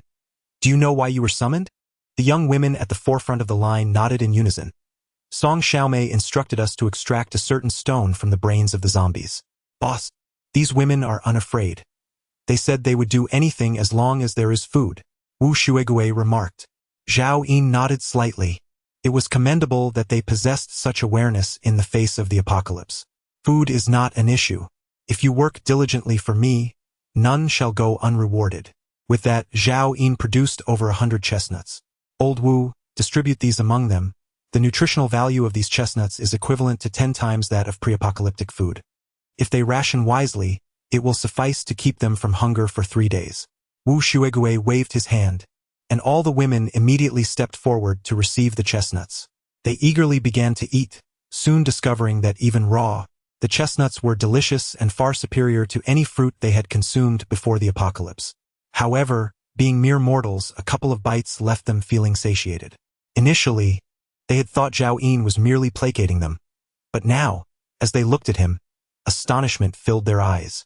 How could he possess such delectable and sustaining food? If this apocalypse was akin to hell, then this man before them was a miracle within it. Unbeknownst to them, the crispy ear vegetables they typically consumed were not inferior in value to the chestnuts. It was merely that they could only afford to eat a few boiled leaves each day, thus rendering them oblivious to their worth. 5 minutes later, everyone had received their share of chestnuts. Zhao Yin commanded, everyone step back 300 meters and return only when needed. Song Xiaodao, remain with them and take charge of slaying any wandering zombies. Subsequently, the little monkey once again ventured forth to attract the zombies. Soon, 400 to 500 zombies were trailing behind it out of the valley. Zhao Yin glanced over and was surprised to see 2 E-level zombies among them. Another 2 star crystals were within reach. Zhao Yin issued the order. Prepare, disperse, and in 30 seconds, we shall encircle and hunt. 30 seconds later, the zombies had breached the safe zone. Zhao Yin confirmed that killing here would not attract the undead from within the valley, and he plunged into the throng of corpses wielding his mountain-cleaving blade. In an instant, the battle reignited. Chapter 74. Allow Song Xiaodao to extract star crystals, Farmer Spring. Grade F, extraordinary beverage, replenishes 24 hours of water consumption upon consumption. Stuffed bread. Grade F, extraordinary food, replenishes 24 hours of energy consumption upon consumption, with additional healing properties. Once this wave of zombies was eradicated, Zhao Yin personally approached the remains of 2 E-grade zombies and extracted 2 star crystals before activating them. At last, he obtained Farmer Spring. The benefits of the stuffed bread were substituted by chestnut tree leaves, which was not Zhao Yin's primary desire at this moment.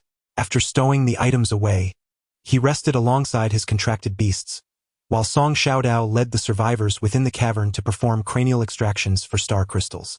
5 minutes later, 493 corpse crystals were successfully gathered. Next, let old He lure the zombies. Zhao Yin commanded as he stood up. Once saddled, old He's speed surpassed that of the little monkey with dual abilities. It was imprudent to allow the monkey to exhaust itself continuously. 15 minutes later, Old Hay led a horde of zombies out of the valley. Song Xiaodao promptly directed the survivors to retreat, while Zhao Yin and his contracted beasts continued their harvest. Everything proceeded in an orderly fashion. Until nightfall, Zhao Yin had slain 9 more waves of zombies, acquiring 11 star crystals, 4,238 F-grade corpse crystals, and 11 E-grade corpse crystals. He commanded the survivors to cook in place, setting up several large pots to prepare dried fish, leaving Mouse 5 and Mouse 6 to guard them. Then Zhao Yin released the invisibility tent and stepped inside with Song Xiaodao and 3 contracted beasts. "What are we having for dinner tonight?" Song Xiaodao inquired. "Just a little something," Zhao Yin replied, tossing out a generous piece of rat king meat along with 200 pounds of chestnuts. While Song Xiaodao busied herself with cooking, Zhao Yin took out the corpse crystals to absorb them. The contracted beasts rested nearby, utterly exhausted from the day's exertions.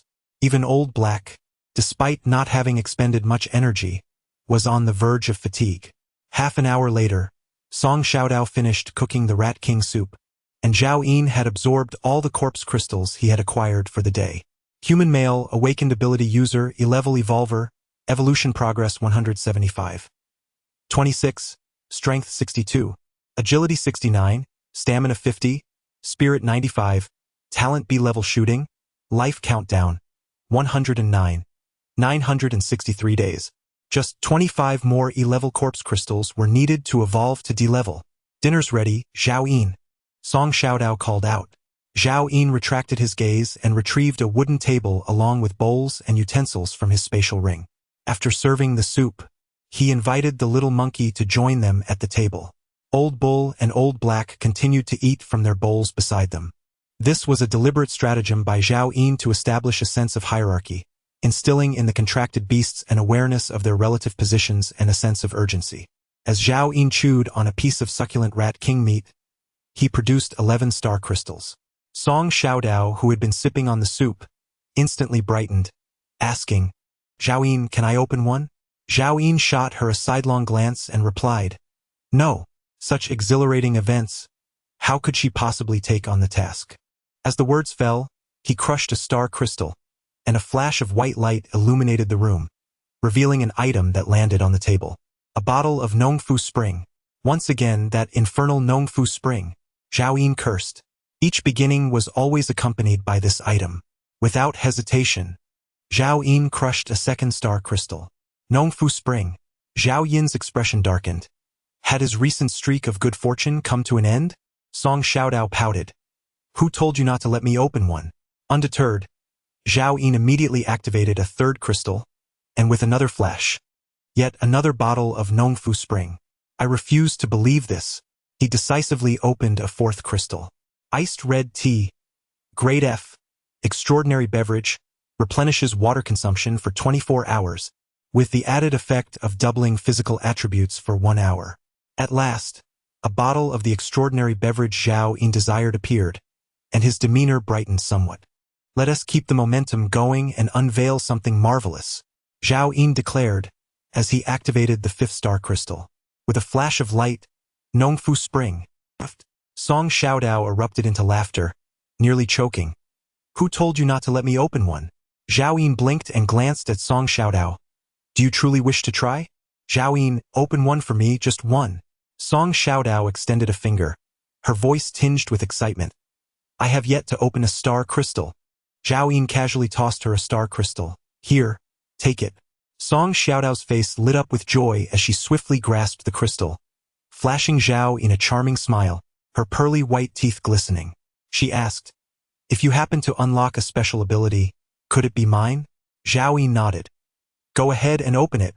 Song Xiaodao held the star crystal, closed her eyes, and offered a brief prayer. With a determined effort, a crisp crack echoed through the air. A brilliant white light flickered in her hands, and something began to pry her hands apart. It was a pair of pink children's oversized shoes. Zhao Yin's eyes widened in astonishment. Despite having opened countless star crystals, he had never encountered clothing or footwear before. Yet here was Song Xiaodao having merely opened one, and it had produced shoes seemingly tailored just for her. Was there no sense of fairness left in the world? Oversized shoes. Grade D. Type. Extraordinary defensive equipment. Durability 45. Speed 52. Special effect. Never stink. Upon realizing it was not a potion of supernatural abilities, disappointment crossed Song Xiaodao's face as she presented the shoes to Zhao Yin. Zhao Yin, it's your favorite color. You should wear them. Zhao Yin paused, sensing a misunderstanding from the girl. This was a matter that warranted clarification. In the past, his choices had been dictated by poverty, necessitating gear for survival. He held no particular preferences, did he? If you do not desire them, might I keep these shoes? Song Xiaodao pleaded, clutching the shoes with an innocent demeanor. Zhao Yin gently tapped her on the head. In the future, if you wish for something, do not play tricks on me. With a playful giggle, Song Xiaodao swiftly removed her current footwear and donned the oversized shoes. Rising to her feet, she twirled before Zhao Yin, her legs slender and fair beneath the mouse-hide armor, exuding the charm of a prairie girl. She then approached Zhao Yin, her face beaming with joy, and inquired, "Are they pretty? They fit so well. I'll lend them to you, and you can pay me back with your labor in the future." Zhao Yin replied, "In the present moment, the individual most in need of enhancement within the team is Song Xiaodao, who is responsible for crafting her own shoes, and naturally, Zhao Yin will support her." In truth, Zhao Yin's prior explanations were heartfelt. He had donned women's attire out of necessity in the past, but now, with 9 contracted beasts and a plethora of equipment at his disposal, his perspective has undoubtedly shifted. "Zhao Yin, this can be considered your engagement gift to me." Song Xiaodao intended to elaborate further, but Zhao Yin interrupted, exclaiming, "Time to eat." Her delicate face momentarily froze, followed by a haughty snort, as she obediently approached to partake in the meal. "I'll take it as your engagement gift, you insufferable Zhao Yin." The little monkey, having finished the meat soup, wandered off to nap. Meanwhile, Zhao Yin and Song Xiaodao indulged in the hearty broth, and he casually pushed the remaining 5-star crystals toward Song Xiaodao. "You should be the one to open these." While Song Xiaodao, still sulking, was eating, her mood instantly brightened upon hearing this. "Really? Indeed," Zhao Yin affirmed with a nod. Song Xiaodao promptly set down her chopsticks and earnestly began to pry open one of the crystals. To her surprise, out came a bottle of iced red tea. However, her expression fell immediately. "Zhao Yin, there's no equipment, nor any special abilities." "Not bad," Zhao Yin replied. "Obtaining equipment and abilities is not as simple as one might think." The iced red tea was among the items he most desired from the F-grade food category. With 4-star crystals remaining, Song Xiaodao cautiously opened them one by one. Chapter 75. Human connections aside from a bottle of spring water, the other 3 items are truly remarkable. The beef can food can permanently enhance strength attributes, representing a sustainable growth item. Theoretically, as long as one can acquire more, attributes can continuously rise, unaffected by levels. Although such items seemed of little value in the early years of the apocalypse, after 3 years many evolved beings have emerged, and as one progresses, leveling up becomes increasingly arduous. Thus, items that permanently augment attributes become exceedingly precious.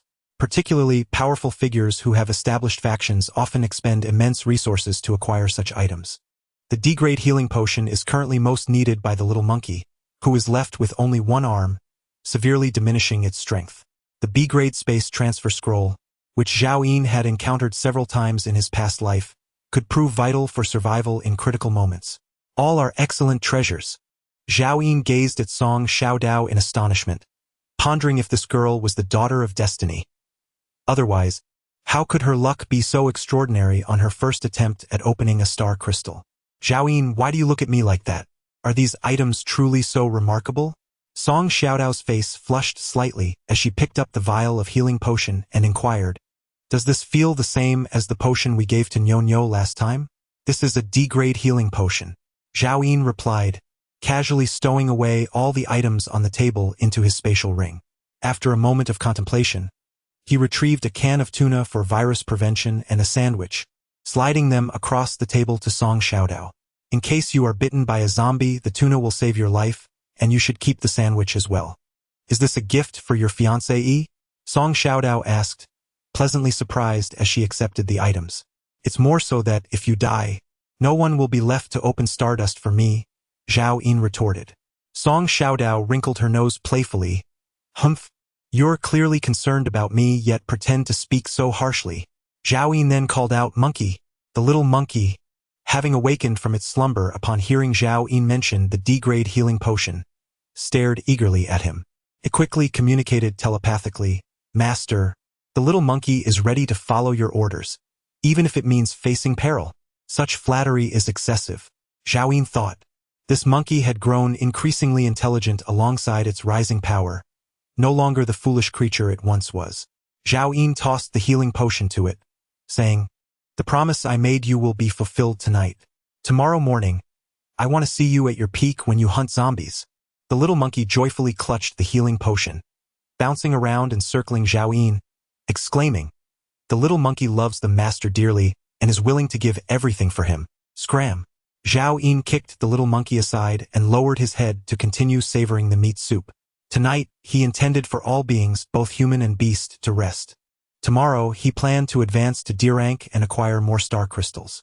In the dead of night, a dark red moon emerged in the sky, appearing at least 10 times larger than before the apocalypse, resembling a bloodshot eye gazing down upon the earth.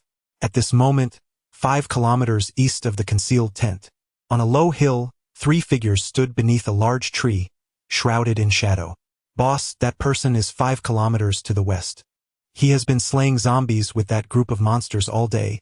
At least 1,000 have perished. Old Qin pointed in Zhao Yin's direction. In the darkness, the woman's eyes sparkled like stars, and a charming smile graced her lips. Hong Xiaotian inquired, Boss, what exactly do you owe him? Old Qin nearly lost his life for that fishing net. Are you truly going to give it to him?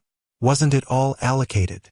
The woman finally spoke, her voice as hoarse as ever.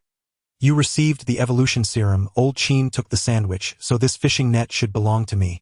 The net can ensnare zombies, and with it you will ensure your safety, so why? Enough, Xiaohong. I understand the balance. The woman calmly interrupted. Hong Xiaotian and Old Qin fell silent. Their lives had been saved by this woman. Among the 3, her strength surpassed the others. It was she who led them in slaying zombies and unveiled the secrets of the star crystals. Both men regarded her as their closest kin, resolved to protect her for a lifetime. Yet, she remained unaware of his whereabouts.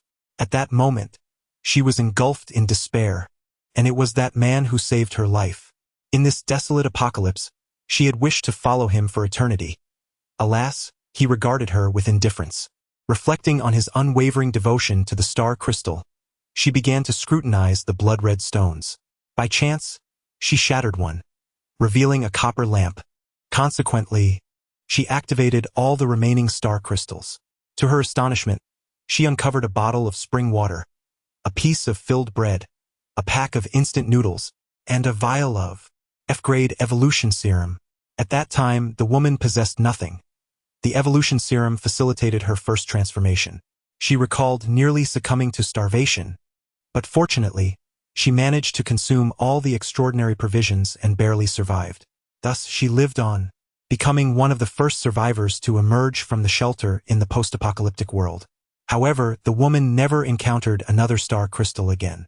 Associating their absence with the emergence of zombies, she began to eliminate them in her attempts. Perhaps by divine favor, a few days later, she discovered that her suspicions were confirmed. The zombies had indeed devoured the star crystals. Those zombies that had consumed the crystals were extraordinarily powerful. She gradually realized that the spring water could sustain her thirst throughout the day. The filled bread healed all her wounds, and the instant noodles kept her warm during the cold nights. From that moment on, she comprehended that the star crystals were humanity's last hope. In truth, she did not possess the spatial or temporal abilities that Zhao Yin had imagined. The woman merely experimented with the copper lamp and discovered that by using her own blood and flesh as lamp oil, she could stabilize a 100-meter radius. The more she sacrificed, the longer the duration of stabilization. Since then, she began to harness the power of the bronze lamp, selectively slaying formidable zombies to obtain star crystals. Eventually, she crafted a garment capable of concealing her presence. The woman was aware that within the entirety of Guangzhou, the industrial park housed the most zombies. So she decided to take refuge within its confines, cloaked by the fabric of her creation. She dared not sacrifice too much blood at once. fearing her body could not bear the strain. Thus, she utilized the bronze lamp to eliminate a few powerful zombies every other day. Later, she encountered a father and son, who had sought shelter in the sewers. The zombies were oblivious to how to open the manhole covers, and the iron lids were beyond the strength of the unrefined undead, allowing the duo to survive. Reminded of her deceased child, the woman resolved to rescue them. In an act of selflessness, she offered her concealing garment to the man, wrapping the child within her own clothing, thus enabling both father and son to mask their presence. However, upon learning of the lamp's capabilities, the man betrayed her, plunging a knife into her back. Wounded, she fled alone, leaving the father and son trapped within the industrial park. That day, she had already utilized the bronze lamp thrice. Any further exertion could lead to excessive blood loss and fainting, compelling her to hide on the outskirts of the industrial area to tend to her injuries. Eventually, Zhao Yin arrived at the industrial park, having drawn a horde of zombies due to the man's actions. The cacophony startled the woman, who was concealed among the ruins, and she caught sight of Zhao Yin in a desperate state, as well as the father and son, along with the torn remnants of the concealing garment. By the time she summoned the strength of the bronze lamp to intervene, Zhao Yin had already escaped, leaving only the little monkey ensnared amidst the encirclement. She realized that the monkey must undoubtedly be connected to him. Thus, the woman, in a desperate act of sacrifice, severed one of her fingers to assist the little monkey in its escape. Subsequently, she traced the bloodstains left by the monkey and discovered an underground tunnel. By that time, Zhao Yin had already arrived. Overcome with guilt, the woman penned an apology and left behind the only vial she had, aside from food, containing a potion whose effects she remained unaware of. Chapter 76. Farewell to the granary. She soon realized that the zombies were growing increasingly formidable, making the pursuit of advanced zombies within the horde a daunting task. She rescued Old Qin, and together they formed a formidable alliance. The woman immobilized the zombies while Old Qin swiftly dispatched them, significantly reducing her reliance on the copper lamp. For days prior, they had inadvertently encountered Hong Xiaotian, who had narrowly escaped a fatal encounter with Lao He. Thus, their team was augmented by one more member. However, the zombies had become increasingly challenging to eliminate. Even with the second vial of evolutionary potion, which elevated Old Qin to an F-class evolver, he had nearly lost his life the previous day. Despite the zombie being immobilized, Old Qin struggled to breach its defenses with a kitchen knife. Each strike merely grazed the zombie's skin. As the lamp oil dwindled, Old Qin sustained severe injuries. It was only when the woman once again sacrificed a finger that she managed to save his life. Inside that zombie's body, a star crystal emerged, revealing a fishing net. On the night of the rat tide, she witnessed Zhao Yin deploying an invisibility tent, recognizing it as a treasure born from a star crystal. At that moment, a group of survivors gathered outside Zhao Yin's invisibility tent, confirming to the woman that he was indeed present there. Her auditory aberration was terrifying. The woman clutched the bronze lamp tightly with her left hand, which was reduced to 3 fingers, as drops of blood trickled through the grooves and into the lamp's body. A faint glow enveloped her, and she seemed to traverse into another realm. By now, she had garnered a deeper understanding of the bronze lamp. By slowly dripping her blood, it would emit a protective aura, concealing her within an alternate space, thus allowing her to endure for an extended period. Before long, she approached the mouth of the valley, where she spotted a sparse gathering of survivors forming a circle to rest, with a vast expanse of empty ground in the center. That space must be the hidden tent. The woman revealed her form and produced a palm-sized octagonal fishnet, which resembled a child's toy. Inside the tent, Zhao Yin suddenly opened his eyes. In truth, he had heard footsteps of humans from 4 kilometers away earlier, but they had abruptly vanished, stirring his alertness. At that moment, within his auditory perception, amidst the 147 breaths outside the tent, a new one emerged. Zhao Yin swiftly exited the concealed tent, wielding a broadsword, and without a glance, rushed toward the source of the breath, striking fiercely with a single slash. Ah! A piercing female scream shattered the stillness of the night. The woman was caught off guard by Zhao Yin's discovery, and, in her panic, was unable to promptly utilize the bronze lamp. Zhao Yin's reaction was so swift that she could scarcely comprehend it. Her legs weakened, and she fell to the ground. Zhao Yin halted his blade mid-air, fixating on a face that felt vaguely familiar. Is it you? Granary. Zhao Yin was astonished to find that she had miraculously survived. This woman, whom he had almost forgotten, had reappeared. Please don't kill me. I harbor no malice, she hastily explained, raising the fishing net in her hands. Zhao Yin's heart contracted. Even without activating his true sight, he was unmistakably familiar with the object before him. Was it not the beast-catching net that had surfaced in his previous life? Beast-catching net. Grade B. Type. Extraordinary auxiliary equipment. Resilience 280. Function. Capturing and confining. Additional effects. Size alteration. Camouflage. Zhao Yin narrowed his eyes at her. Why are you giving this to me?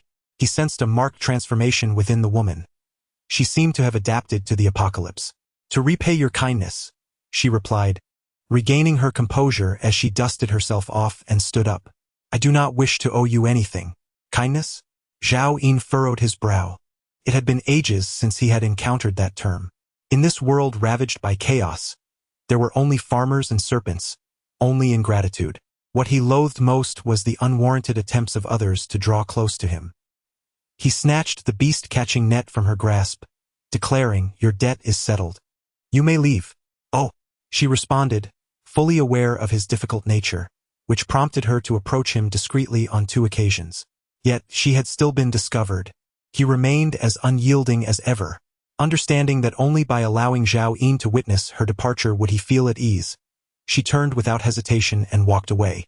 Zhao Yin observed her retreating figure, activating his true sight. Human female. F-level evolver. Evolution degree 100, Strength 14, Agility 18, Stamina 13, Spirit 9. Life countdown, 145 days. Zhao Yin's pupils constricted. This woman had already become an evolver, yet her life remained limited to a mere 145 days. Wait, Zhao Yin spoke. Are you injured? He inquired. The woman instinctively concealed her left hand, which had only 3 fingers remaining, behind her back, smiling as she shook her head. No, I'm fine. I've always been fine. Zhao Yin had already discerned the 2 missing fingers and glanced down at the beast-catching net in his hand, instantly forming a suspicion. Was that bottle of healing potion you gave me last time? The 2 men from the industrial park were saved by me, yet they nearly caused your demise. The potion was my compensation to you, but I only learned it was a healing potion from your words. The woman fixed her gaze on Zhao Yin, her eyes unwavering. Did you survive by relying on the food produced from star crystals? Zhao Yin asked again. The woman nodded. Yes. Zhao Yin's heart already held the answer. Her evolution degree remained at F level with 0%, indicating her ignorance of how to utilize corpse crystals. It was utterly impossible for her to possess such a bounty of star crystals unless, in a previous life, there existed a malevolent artifact that, upon sacrificing one's vitality, could grant immense power. Those who possessed such an artifact were akin to being cursed, ultimately meeting a grim fate. Yet, during the apocalypse, they were all too aware of the dire consequences, yet still flocked to it, each one appearing maddened. The flesh and blood you sacrificed to that thing were, in truth, your very vitality. Zhao Yin offered a reminder. Is it vitality? The woman's expression shifted momentarily, but she soon found solace. What of sacrificing vitality? She responded, thank you. My initial intention was not to save you. It was merely a matter of circumstance. The food I provided was compensated for with the star crystals you gave me, so you owe me nothing. Zhao Yin raised the beast-catching net in his hand. This net is quite useful to me. Allow me to impart another piece of advice. Elevate your evolution level as swiftly as possible at the very least, to prolong your existence. Though Zhao Yin was not bound by principles, he adhered to his own set of rules. Thus far, this woman had only brought him benefits, so he had no qualms about allowing her to live a little longer. Are you familiar with corpse crystals? The woman reached into her bra, retrieving a piece of corpse crystal. She preferred to conceal items in such places. She opened her palm to show Zhao Yin. Is this it? This object was not derived from star crystals but generated within the bodies of zombies. Hence, she had been cautious about experimenting with it. Nevertheless, she had retained all the corpse crystals she obtained. Zhao Yin's gaze flickered with surprise as he regarded the woman. The corpse crystal was surprisingly of E grade. He nodded. Indeed, this is a corpse crystal. When crushed, it releases energy that only an evolver can absorb, thereby enhancing your strength and consequently increasing your vitality. The woman's eyes sparkled with newfound hope. Although she was unaware that her vitality was diminishing, she had long sensed something amiss with her body. Thank you. May I come to seek you out again in the future? As she spoke, a radiant smile graced her face. Chapter 77. Evolution D-Level. Next time, I shall not freely share information with you. However, should there be star crystals or corpse crystals, I can inform you of what you wish to know, Zhao Yin said. Hesitating slightly. How shall I find you? She inquired. Let fate decide. In this apocalyptic world, everyone was a wanderer, devoid of any means of communication. Many separations were eternal goodbyes. With that, Zhao Yin's expression turned cold. You may leave now. The smile on the woman's face gradually faded as she nodded. Oh, Zhao Yin. Zhao Yin furrowed his brow. A rather striking name. Tang Tang chuckled softly, turning to depart, her silhouette slowly vanishing into the encroaching darkness. He lay upon the soft quilt, observing the hunting net in his hands, when he suddenly noticed a drop of her blood stained upon it. Disdainfully, he wiped it away with a finger before storing it in his spatial pocket. The next morning, before dawn had broken after breakfast, all contracted beasts had returned to their peak state. Zhao Yin emerged from the concealed tent, gazing intently into the valley. In the dim light, the zombies were significantly more active than during the day, shadowy figures stretching endlessly. He needed to locate the flying white tiger swiftly. Acquiring another formidable contracted beast would undoubtedly expedite their efforts in exterminating the undead. If only a legion of contracted beasts could be formed. Zhao Yin refrained from further thoughts. There remained a long journey ahead. Prepare as before, he commanded, with the monkey and the old black dog alternating in luring the zombies, while the other contracted beasts stand by. Song Xiaodao, you are responsible for eliminating any stray zombies and ensuring the safety of the survivors assisting in extracting corpse crystals. The scene from yesterday unfolded once more. Luring zombies, eliminating them, collecting their crystals, and repeating the cycle. Throughout the day, from dawn until dusk, Zhao Yin amassed a total of 22 star crystals, 107 F-grade corpse crystals, and 22 E-grade corpse crystals. As night fell, Zhao Yin began to absorb the corpse crystals he had gathered. When he had 681 F-grade corpse crystals remaining in his spatial ring, a sudden tremor coursed through his body, followed by the familiar surge of potent energy boiling within him. His already well-defined muscles swelled further, enhancing his vision and hearing to an impressive range of 10 kilometers. Once tranquility resumed, Zhao Yin felt a buoyancy enveloping him, his mind clearer than ever before, a sensation of unparalleled comfort washing over him. Human male, awakener of abilities, D-grade evolver, evolution level 100, strength 93, agility 101, stamina 82, spirit 125, talent B-grade shooting.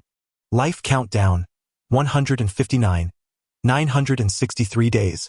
His aura transformed yet again, radiating vitality. Remarkably, Zhao Yin was projected to live for another 430 years. Having tapped into the peak potential of E-grade, his attributes far surpassed those of an ordinary D-grade survivor. With the surge in energy, he sensed that his lightning-based abilities could now be sustained for a longer duration. Zhao Yin, have you evolved again? Song Xiaodao inquired, sensing the change in him. Zhao Yin nodded. I have reached D-grade. The remaining corpse crystals are insufficient for a contracted beast's evolution. I shall assist the monkey in advancing to D-grade tomorrow. I too wish to evolve swiftly, so that I may fight alongside you. Song Xiaodao pouted. Zhao Yin, in a cheerful mood this evening, patiently explained. For human evolutionists, if one cannot attain the potential for developing an equivalent evolution serum, hastily advancing will lead to irreparable consequences. Unlike monkeys, mutated beasts can elevate their capabilities at any time through the consumption of advanced mutated beast flesh. Do you not aspire to become a more formidable evolutionist? Song Xiaodao quickly shook his head, saying, let the little monkey evolve first. I shall await your creation of the E-level evolution serum. Zhao Yin took out 22 star crystals and pushed them all before Song Xiaodao. Go ahead. If you uncover an E-level evolution serum or any special abilities, they shall be yours. Song Xiaodao's face lit up with joy, his eyes narrowing into crescent moons. You said it. No backing out. Zhao Yin's gaze remained fixed, unwavering, as Song Xiaodao crushed the first star crystal.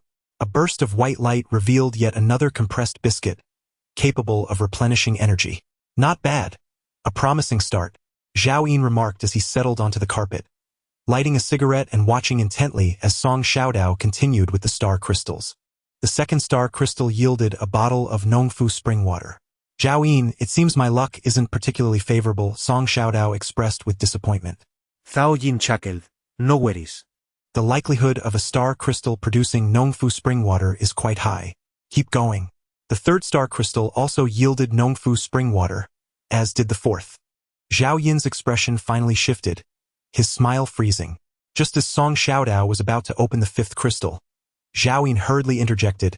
Wait, let me do it. He swiftly snatched the star crystal from her hand. Zhao Yin, just let me open one more. I am certain I can uncover a special ability. Song Xiaodao insisted, undeterred by the streak of misfortune. Your hands are jinxed. What more is there to open? Zhao Yin retorted.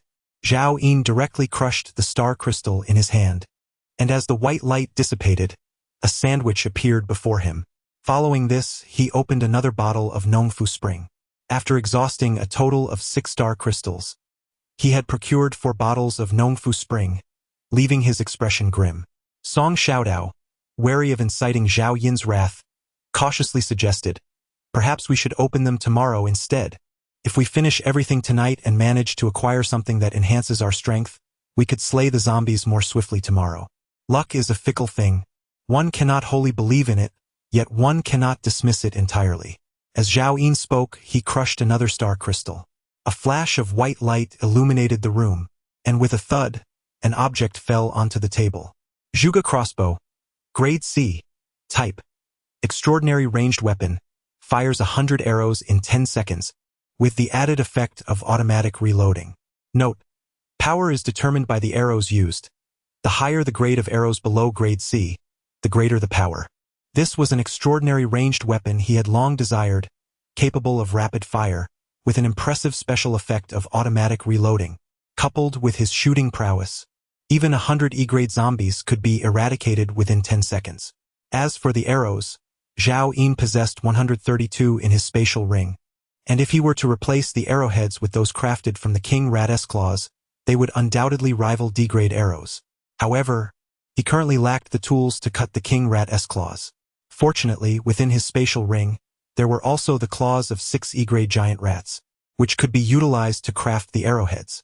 Producing over 100 E-grade arrowheads would be no issue at all. Subsequently, Zhao Yin proceeded to open all the remaining star crystals. Once again, 4 bottles of Nongfu Spring, 2 bottles of iced black tea, 2 packs of instant noodles, 1 can of tuna, 3 pieces of sandwich bread, and 1 piece of compressed biscuit were acquired. Additionally, there was a yellow peach and a piece of mount equipment.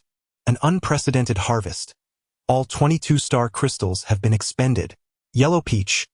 Grade E, supernatural food. Replenishes 24 hours of energy consumption upon consumption. With the additional effect, permanent agility 1. Mount helmet. Grade D, supernatural mount equipment. Increases mount movement speed by 50, collision force by 45, with the additional attribute. Spirit 20. Zhao Yin picked up the mount helmet, which gleamed in an elegant silver hue, crafted from extraordinary metal and adorned with intricate hollow patterns. At its center, there was a fearsome 3-foot-long horn, menacing and formidable. Zhao Yin had always wished to equip Old Bull, yet suitable gear was scarce. This mount helmet not only enhanced spirit and collision force but also provided the crucial additional 50 points in movement speed that Old Bull required. Its method of attack involved charging after accumulating momentum. No other contracted beasts possessed the same pressing need for speed as Old Bull. It was truly tailor-made for him. Chapter 78. The monkey's promotion. Zhao Yin immediately summoned Old Bull to his side. Old Bull, I once promised that you would become one of the most powerful mutated beasts in the post-apocalyptic world. Do you remember? Zhao Yin affectionately patted its head. Very good. As long as you fight diligently for me, I shall not treat you unjustly. Old Bull was instantly moved to tears, internally vowing, "I am willing to die for my master." Zhao Yin personally placed the mount helmet upon Old Bull, praising, "You look magnificent and imposing." Upon hearing these words, the old cow's heart leaped with joy, though it struggled to articulate its feelings, gazing tearfully at Zhao Yin. In that moment, the old cow's eyes reflected nothing but boundless admiration and gratitude towards its master. Zhao Yin gently patted the cow's head and said, "Tomorrow morning, showcase your prowess and allow everyone, both man and beast, to witness your might." "Yes, master." The old cow slowly rose and ambled to the side to rest. Zhao Yin then arranged the mount's helmet and promptly set about crafting arrows. His strength remained feeble. Only through diligent effort could he ensure his safety in this post-apocalyptic world. He extracted a claw from one of the 6 giant rats and began to carve it according to the proportions of an arrowhead. Throughout that night he did not sleep. At dawn, he finally completed 100 arrows. After everyone finished breakfast, Zhao Yin summoned all to prepare for battle. With the Zhuge crossbow and 100 arrows at his disposal, the monkey's strength had returned to its peak, and the old cow was now equipped with new gear. Thus, Zhao Yin resolved to enhance the speed of their zombie extermination. He commanded, "Monkey, for the first wave of zombies, lure 700 to start." "Yes, master." The little monkey immediately turned and dashed towards the valley. 20 minutes later, the little monkey emerged, bouncing joyfully with enthusiasm, a horde of zombies trailing behind. Zhao Yin's gaze swept over the scene, estimating around 700 to 800 zombies, and he noted with satisfaction that the little monkey had performed reliably, even bringing along 3 E-grade zombies. 3 E-grade zombies meant 3 more star crystals soon to be within reach.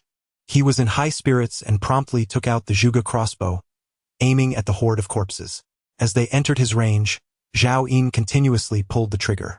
Instantly, arrows whizzed through the air like shooting stars, plunging into the massive zombies. Thanks to his extraordinary marksmanship, each arrow accurately pierced the skull of a zombie. In the blink of an eye, 100 arrows were released, and a multitude of zombies fell. "Old Bull," Zhao Yin commanded loudly. With a low roar, Old Bull transformed into a terrifying shadow, eagerly charging into the throng of corpses. With a resounding crash, 4 or 5 dozen zombies were obliterated upon impact. Old Bull surged into the heart of the horde, and as its momentum waned, it activated its armored ability.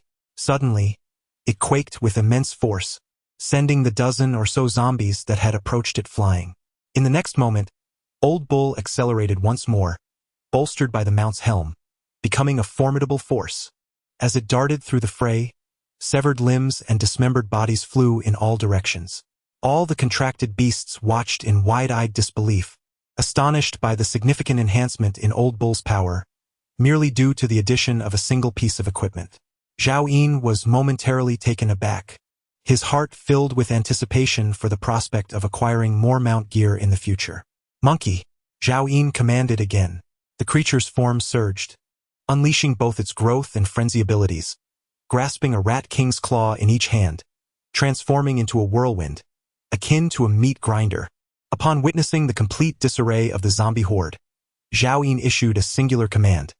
"All contracted beasts, attack!" Old Black and the 2 colossal rats plunged into the horde of corpses. At this moment, the majority of the undead had already been vanquished by the monkeys and the old ox, leaving less than 300 remaining. Without the need for Zhao Yin to intervene personally, the addition of Old Black and the 2 gigantic rats swiftly ensured their complete annihilation. Zhao Yin felt a surge of excitement, as the pace of their extermination exceeded his expectations.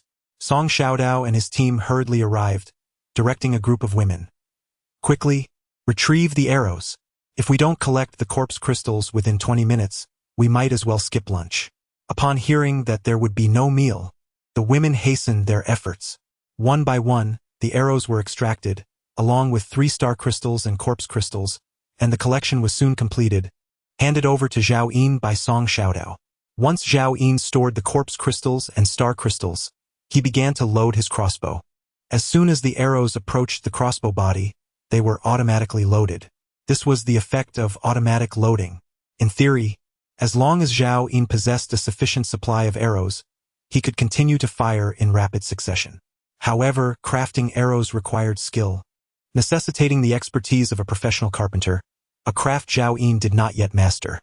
He could only attempt to learn gradually or seek out a specialist among the survivors. For the next wave, he would lure 1,000 zombies. With the arrows loaded, Zhao Yin immediately issued commands without delay. Understood, Master. Old Black communicated inwardly, ready to attract the enemies. Moments later, the second wave of zombies approached, numbering around 1,000, including 2 E-rank undead. Roar! Roar! Roar! Zhao Yin had never faced such a large group of zombies head-on, and he could not help but adopt a serious demeanor, aiming at the horde and squeezing the trigger. The familiar sequence of events unfolded once more. After launching a volley of arrows to eliminate 100 zombies, the contracted beasts charged forth. However, this time, due to the overwhelming number of zombies, Zhao Yin himself brandished the claw of the Rat King and joined the fray. All the contracted beasts, witnessing their master taking to the battlefield, felt an unparalleled surge of excitement. Before long, the morning passed, and they had vanquished a staggering 529 F-level zombies and a remarkable 19 E-level ones. After ensuring that everyone and every beast were well-fed and hydrated, Zhao Yin waved his hand grandly and produced 10,000 F-level corpse crystals. He turned to the little monkey and said, "Monkey, these corpse crystals are sufficient for you to ascend to D-level. I seek to enhance our efficiency in exterminating zombies." The little monkey, astonished that its master thought of it first upon acquiring ample corpse crystals, gazed eagerly at the pile before it. "Master, I shall dedicate myself to slaying zombies, even if it may be painful." "Stop!" Zhao Yin promptly intervened, urging it to ascend quickly. At that moment, Lao He and the 2 giant rats gazed enviously at Lao Niu and the little monkey, one having received equipment as a reward from their master, while the other was directly elevated by the corpse crystals. "Do not rush. One by one, it will soon be your turn." Zhao Yin astutely sensed the fluctuations in the emotions of the contracted beasts and immediately offered words of reassurance. "Thank you, Master." At this point, the little monkey began to absorb the corpse crystals. As it consumed the last 100 or so, its body trembled violently. In that instant, the little monkey felt an immense power within it that could no longer be contained. Boom! At that moment, a terrifying aura erupted from the little monkey, sweeping upwards with ferocity. All the contract beasts and Song Xiaodao felt a sudden shock. With a roar, the monkey grew to nearly 3 meters tall in the blink of an eye, its muscles rippling with power. Its eyes gradually transformed into a golden hue, and its fangs became sharper and more menacing. Even the little monkey's physique had increased significantly since its E-rank days. Zhao Yin, however, was not taken aback. He recalled that in his previous life, this monkey had reached B-rank before its demise, boasting an even larger stature. With a thunderous roar, the little monkey activated its second ability, Frenzy. Its fur blossomed anew, turning a dark golden shade, while its height surged by another half-meter, reaching around for meters, rivaling even the formidable size of the old bull. Yet, this was not the end. The little monkey let out a pained howl, and in the next moment, it unleashed a torrent of searing flames from its mouth. The meticulously crafted table before Zhao Yin was instantly engulfed by flames, reduced to ashes in an instant, with even the pots and bowls atop it melting away. The third ability, Zhao Yin nearly forgot that the little monkey possessed a fire-related power. Was it only when it reached D-rank that it could unleash the full might of its third ability? As the thought crossed his mind, he suddenly felt a wave of scorching heat rushing towards him. After stowing away the remains of the little monkey's crystal, he grabbed Song Xiaodao, pulling him back while shouting, "Stop! Do you want to burn down the house?" It was only then that the little monkey regained its senses and hastily retracted its fire abilities. As it beheld the remnants of what it had incinerated, the little monkey stood in a daze, its anxious voice imploring, "I beg your pardon, Master. My internal energy was overwhelmingly potent, and I failed to control it. May I compensate through my labor?" Zhao Yin exhaled in relief, his expression returning to a tranquil demeanor. Ultimately, the self-control of mutated beasts pales in comparison to that of humans.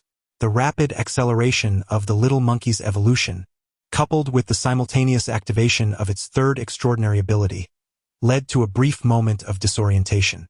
He surveyed his surroundings, grateful that the defenses of the invisibility tent boasted a formidable 430 points, rendering it impervious to flames.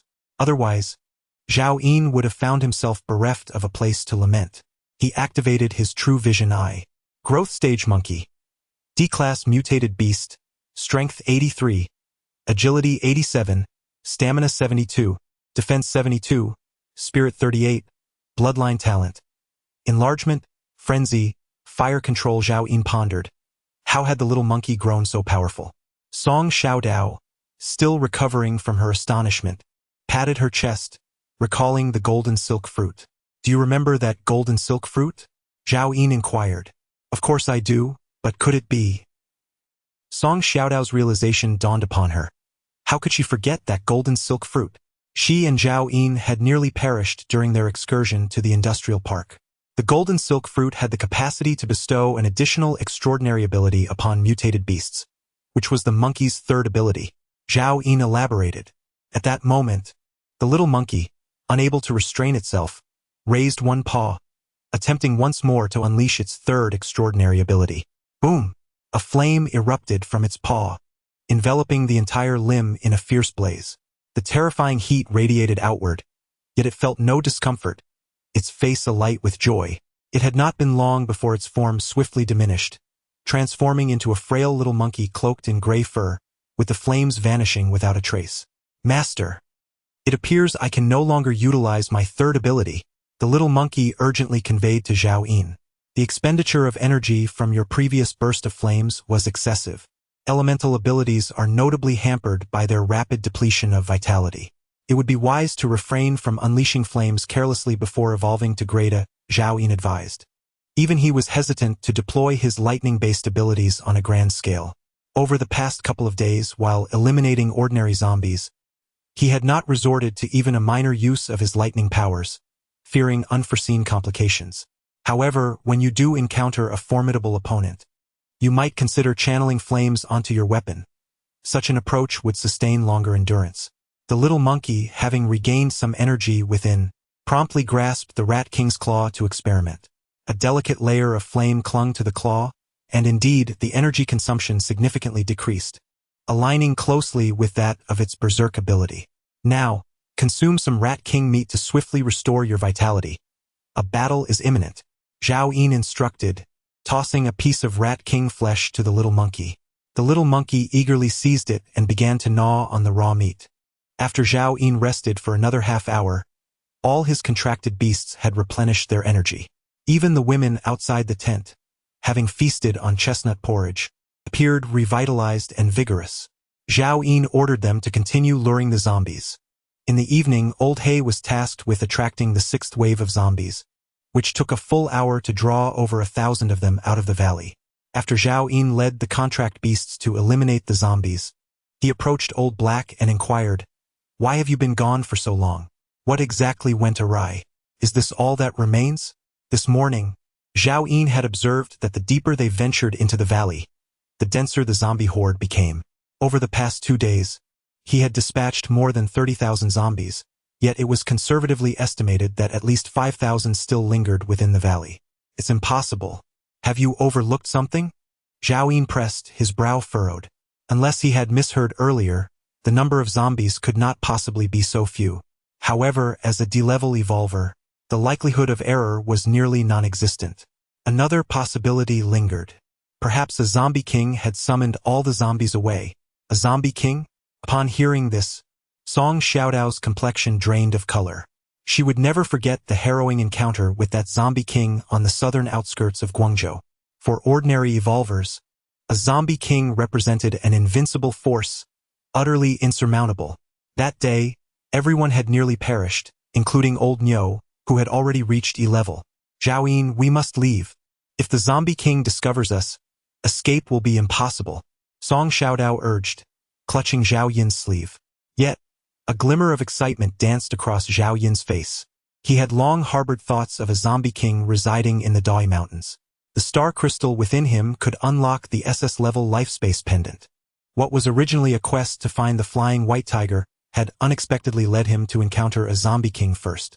Fear not, Zhao Yin declared, ruffling Song Xiaodao's hair with a smile. Now that I possess combat abilities and Little Monkey has also ascended to D-level, today's star crystals will be sufficient to elevate Old Nyo to D-level as well. A D-Class 3 combat type mutant beast, a D-Class dual ability combat type mutant beast, combined with my prowess as a combat type ability user, is more than sufficient to overpower any zombie king of the same rank, even if it possesses royal potential. Furthermore, we have Old Black, who can facilitate our escape. Before our arrival at Shishan, Zhao Yin lacked such confidence, but now he is brimming with assurance. After the Little Monkey's promotion, there remain 6 110 F-class zombie crystals within the spatial ring. This afternoon, after vanquishing 6 waves of zombies, he acquired an additional 7 452 F-class zombie crystals and 11 E-class crystals. Subsequently, Zhao Yin promptly presented 10 000 F-class zombie crystals to Old Nyo, urging it to commence its advancement without delay, while he retained the remaining 3 562 F-class and 11 E-class zombie crystals. He then entered the concealed tent and extracted a total of 30 star crystals obtained throughout the day. He continuously pinched, and a series of white lights flashed. 6 bottles of Nongfu Spring, 4 pieces of sandwich bread, 3 pieces of compressed biscuits, 3 bottles of iced black tea, 2 yellow peaches, 3 cans of beef, 1 can of tuna, 3 packets of instant noodles. Military jacket. Rank F. Butterfly knife. Rank F. Healing potion, rank D. Efficacy in healing injuries, can restore any life below rank D, instantly regenerating severed limbs upon consumption. Healing potion. Rank C. Efficacy in healing injuries, can restore any life below rank C, instantly rejuvenating severed limbs and returning to peak condition upon consumption. Energy ring. Rank B. Extraordinary auxiliary equipment, Spirit 25. Special effect. Can store spiritual energy, retrievable at any moment during combat, with a maximum capacity of 200 points of spiritual energy. Reusable a total of 25 items of food supplies, 3 pieces of equipment, and 2 bottles of healing potions emerged. The 2 pieces of F-rank equipment are worthless to Zhao Yin at present. However, the 2 bottles of healing potions and the energy ring are precisely what he needs most. Currently, Zhao Yin possesses only 95 points of spiritual energy. If he fills the ring to its maximum capacity, it would be equivalent to an additional 200 points of spiritual energy. In the future, the time he can utilize his lightning abilities will more than triple. Zhao Yin directly adorned the energy ring on his finger and began to store his spiritual energy within it. Only after reaching the full capacity of 200 points did he step out of the concealed tent. No one noticed the additional ring on his hand. At that moment, Old Nyo had absorbed all the corpse crystals, and Zhao Yin activated his true vision. Adult Water Buffalo. D-Class Mutant Beast. Power 100. Agility 75. Stamina 80. Defense 130. Spirit 30. Bloodline Talent. Great Strength. Iron Armor. Chapter 80. Entering the valley, all contracted beasts and Song Shoutao. Follow me into the valley to slay the zombies. The boss exclaimed, "We will guard this place diligently. We shall not wander elsewhere." Wu Shuigui asserted solemnly, "Should anyone dare to flee, I shall be the first to eliminate them." Over the past 3 days, Wu Shuigui had witnessed the formidable strength of Zhao Yin and his contracted beasts. Deep down, he harbored his own agenda. With hundreds trapped in the cave, survival in this apocalypse seemed bleak. If he could secure the protection of Zhao Yin, a towering figure, there would be hope for the future. Thus, Wu Shuigui was genuinely committed to serving Zhao Yin. Zhao Yin produced a handgun, accompanied by 30 rounds of ammunition, and handed it to Wu Shuigui. "Take this. It is more than sufficient to deal with F-class zombies and can also serve well for other purposes." Upon receiving the firearm, Wu Shuigui was astonished by its superior quality compared to the makeshift weapon crafted by Xia Jinshan. This revolver, produced by a legitimate military factory, filled him with elation. "Thank you, boss." Zhao Yin led the contracted beasts deeper into the valley, advancing against the setting sun. The mountain winds were fierce, swirling around the monkey at the forefront, whose fur was a dusty gray. Song Shoutao, her hair tousled like a bird's nest, stood at a height of 1.5 meters, closely trailing Zhao Yin, who shielded her from the gusts with his towering presence. It had been a week since the torrential rain. The vegetation across the world had burgeoned beyond pre-apocalyptic levels. Within the valley, many trees had grown as thick as barrels and soared to heights of 20 to 30 meters. Although not mutated plants, they had, in some respects, undergone a transformation. The ruins within the valley have vanished, their concrete and steel dismantled by nature, transformed into sand, stones, and rust, ultimately washed underground by the torrential rain. The world has been in a perpetual state of renewal, gravitating towards a different civilization. Perhaps the Creator's true intention was to forge a zombie civilization. Yet the surviving humans refused to acknowledge it, striving against fate itself. Venturing deeper into the valley, it became evident, as Old Black had asserted, that not a single zombie was in sight. Zhao Yin grew increasingly convinced that a zombie king resided here. Old Black had managed to divert the last wave of zombies, presumably because the zombie king had not yet summoned them. However, Zhao Yin pondered why, upon noticing his presence, the zombie king did not take immediate action. Could it be that its intelligence had already sensed the impending danger? As Zhao Yin contemplated, he gradually advanced to the innermost recesses of the valley. Subtle traces, often overlooked by ordinary individuals, were easily discernible to his keen eye. Soon, he identified trampled grass roots, broken branches, and faint footprints etched into the stones, all indicating that the zombies had headed southwest. Move towards the southwest, Zhao Yin commanded. An hour later, as night fell, Zhao Yin led his team to the entrance of a cave.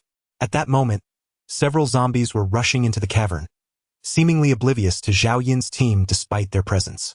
The zombie king is right here. Zhao Yin halted his steps and closed his eyes to listen intently. A surge of joy filled his heart. He had earlier been contemplating a scenario where, if the zombie king commanded all zombies to charge, he would have to risk a confrontation with the zombie king and swiftly retreat with his team.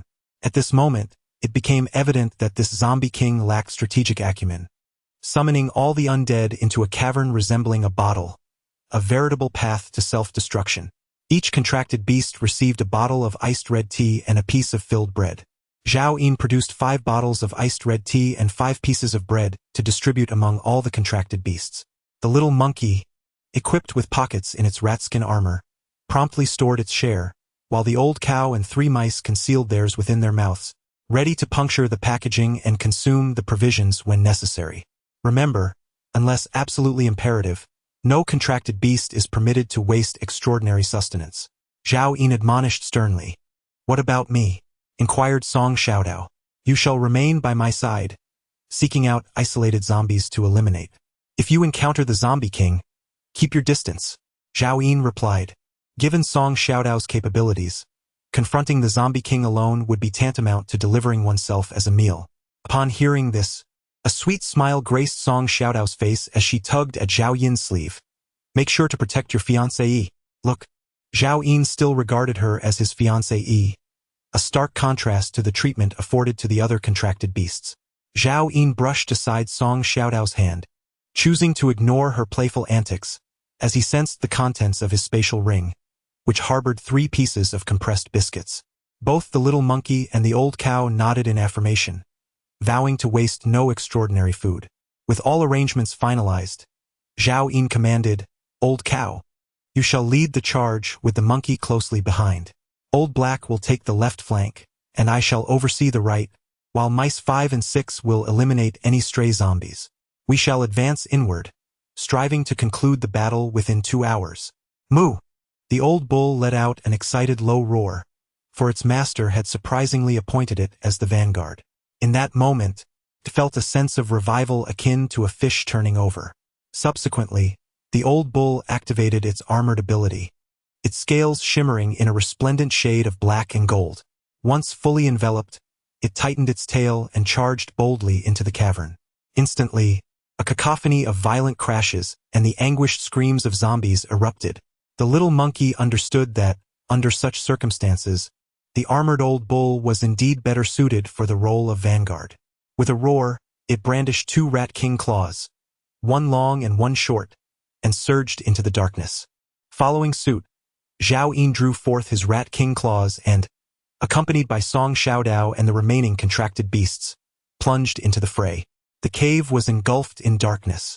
By now, the old bull had penetrated over 100 meters within, leaving a trail of dismembered zombies in its wake. The little monkey followed closely behind, dispatching the few remaining zombies with ease. Lao He and two colossal rats quickly resolved any lingering threats, while Zhao Yin and Song Xiaodao trailed behind them. In truth, Zhao Yin's earlier strategy had been overly cautious. In the absence of a surrounding horde, even a multitude of zombies would falter against the might of the little monkey and the old bull. Everything was proving to be far easier than anticipated. Even when confronted with ear-rank zombies, none could withstand a single strike from the old bull or the little monkey. After half an hour of relentless advancement, Zhao Yin had traversed 2 kilometers, only to find the horde ahead suddenly dissipated. "Master, is this it? Have we slain them all?" The little monkey silently pondered. The old bull, rarely lively, inquired in a deep, resonant tone, "Master, are there any more zombies? Since I ascended to D rank, everything feels exceedingly effortless, and this helmet is simply delightful." Zhao Yin listened intently and discovered that within a kilometer ahead, there were no zombies present in the corridor. Only in the hall at the end of the passage were there approximately over 1,000. The Zombie King was likely there as well. Knowing oneself and knowing the enemy ensures victory in 100 battles. Zhao Yin aimed to ascertain the situation within before proceeding. Chapter 81. The second Zombie King after Old He departed. Zhao Yin severed the head of a deceased zombie with his blade, using it as a makeshift seat. He extracted a cigarette, biting it between his teeth, and with a snap, ignited his lighter. Hiss! Zhao Yin inhaled deeply. In the darkness, the flickering flame illuminated the contours of his face, beads of sweat trickling down, his eyes deep and inscrutable. "Zhao Yin, are you going to slice some watermelons?" Song Xiaodao inquired. She had accompanied Zhao Yin inside but had not slain a single zombie, thus reminiscing about her former expertise. Zhao Yin shook his head. "No need. We will eliminate the Zombie King, then allow Wu Xuegue and the others to come in and collect." In his past life, Zhao Yin possessed only 1 B-rank non-combat ability, allowing him to survive the apocalypse for 7 years, a testament to his caution. Countless powerful ability users had met their demise due to a moment's carelessness, a fate Zhao Yin had witnessed countless times. Suddenly, the ground erupted, revealing a large chasm, from which Old He swiftly emerged. The chasm then rippled like water, vanishing in the blink of an eye. It was Zhao Yin's first encounter with earth manipulation abilities, stirring a wave of emotion within him. Fortunately, Old He had a connection with the White Mouse King,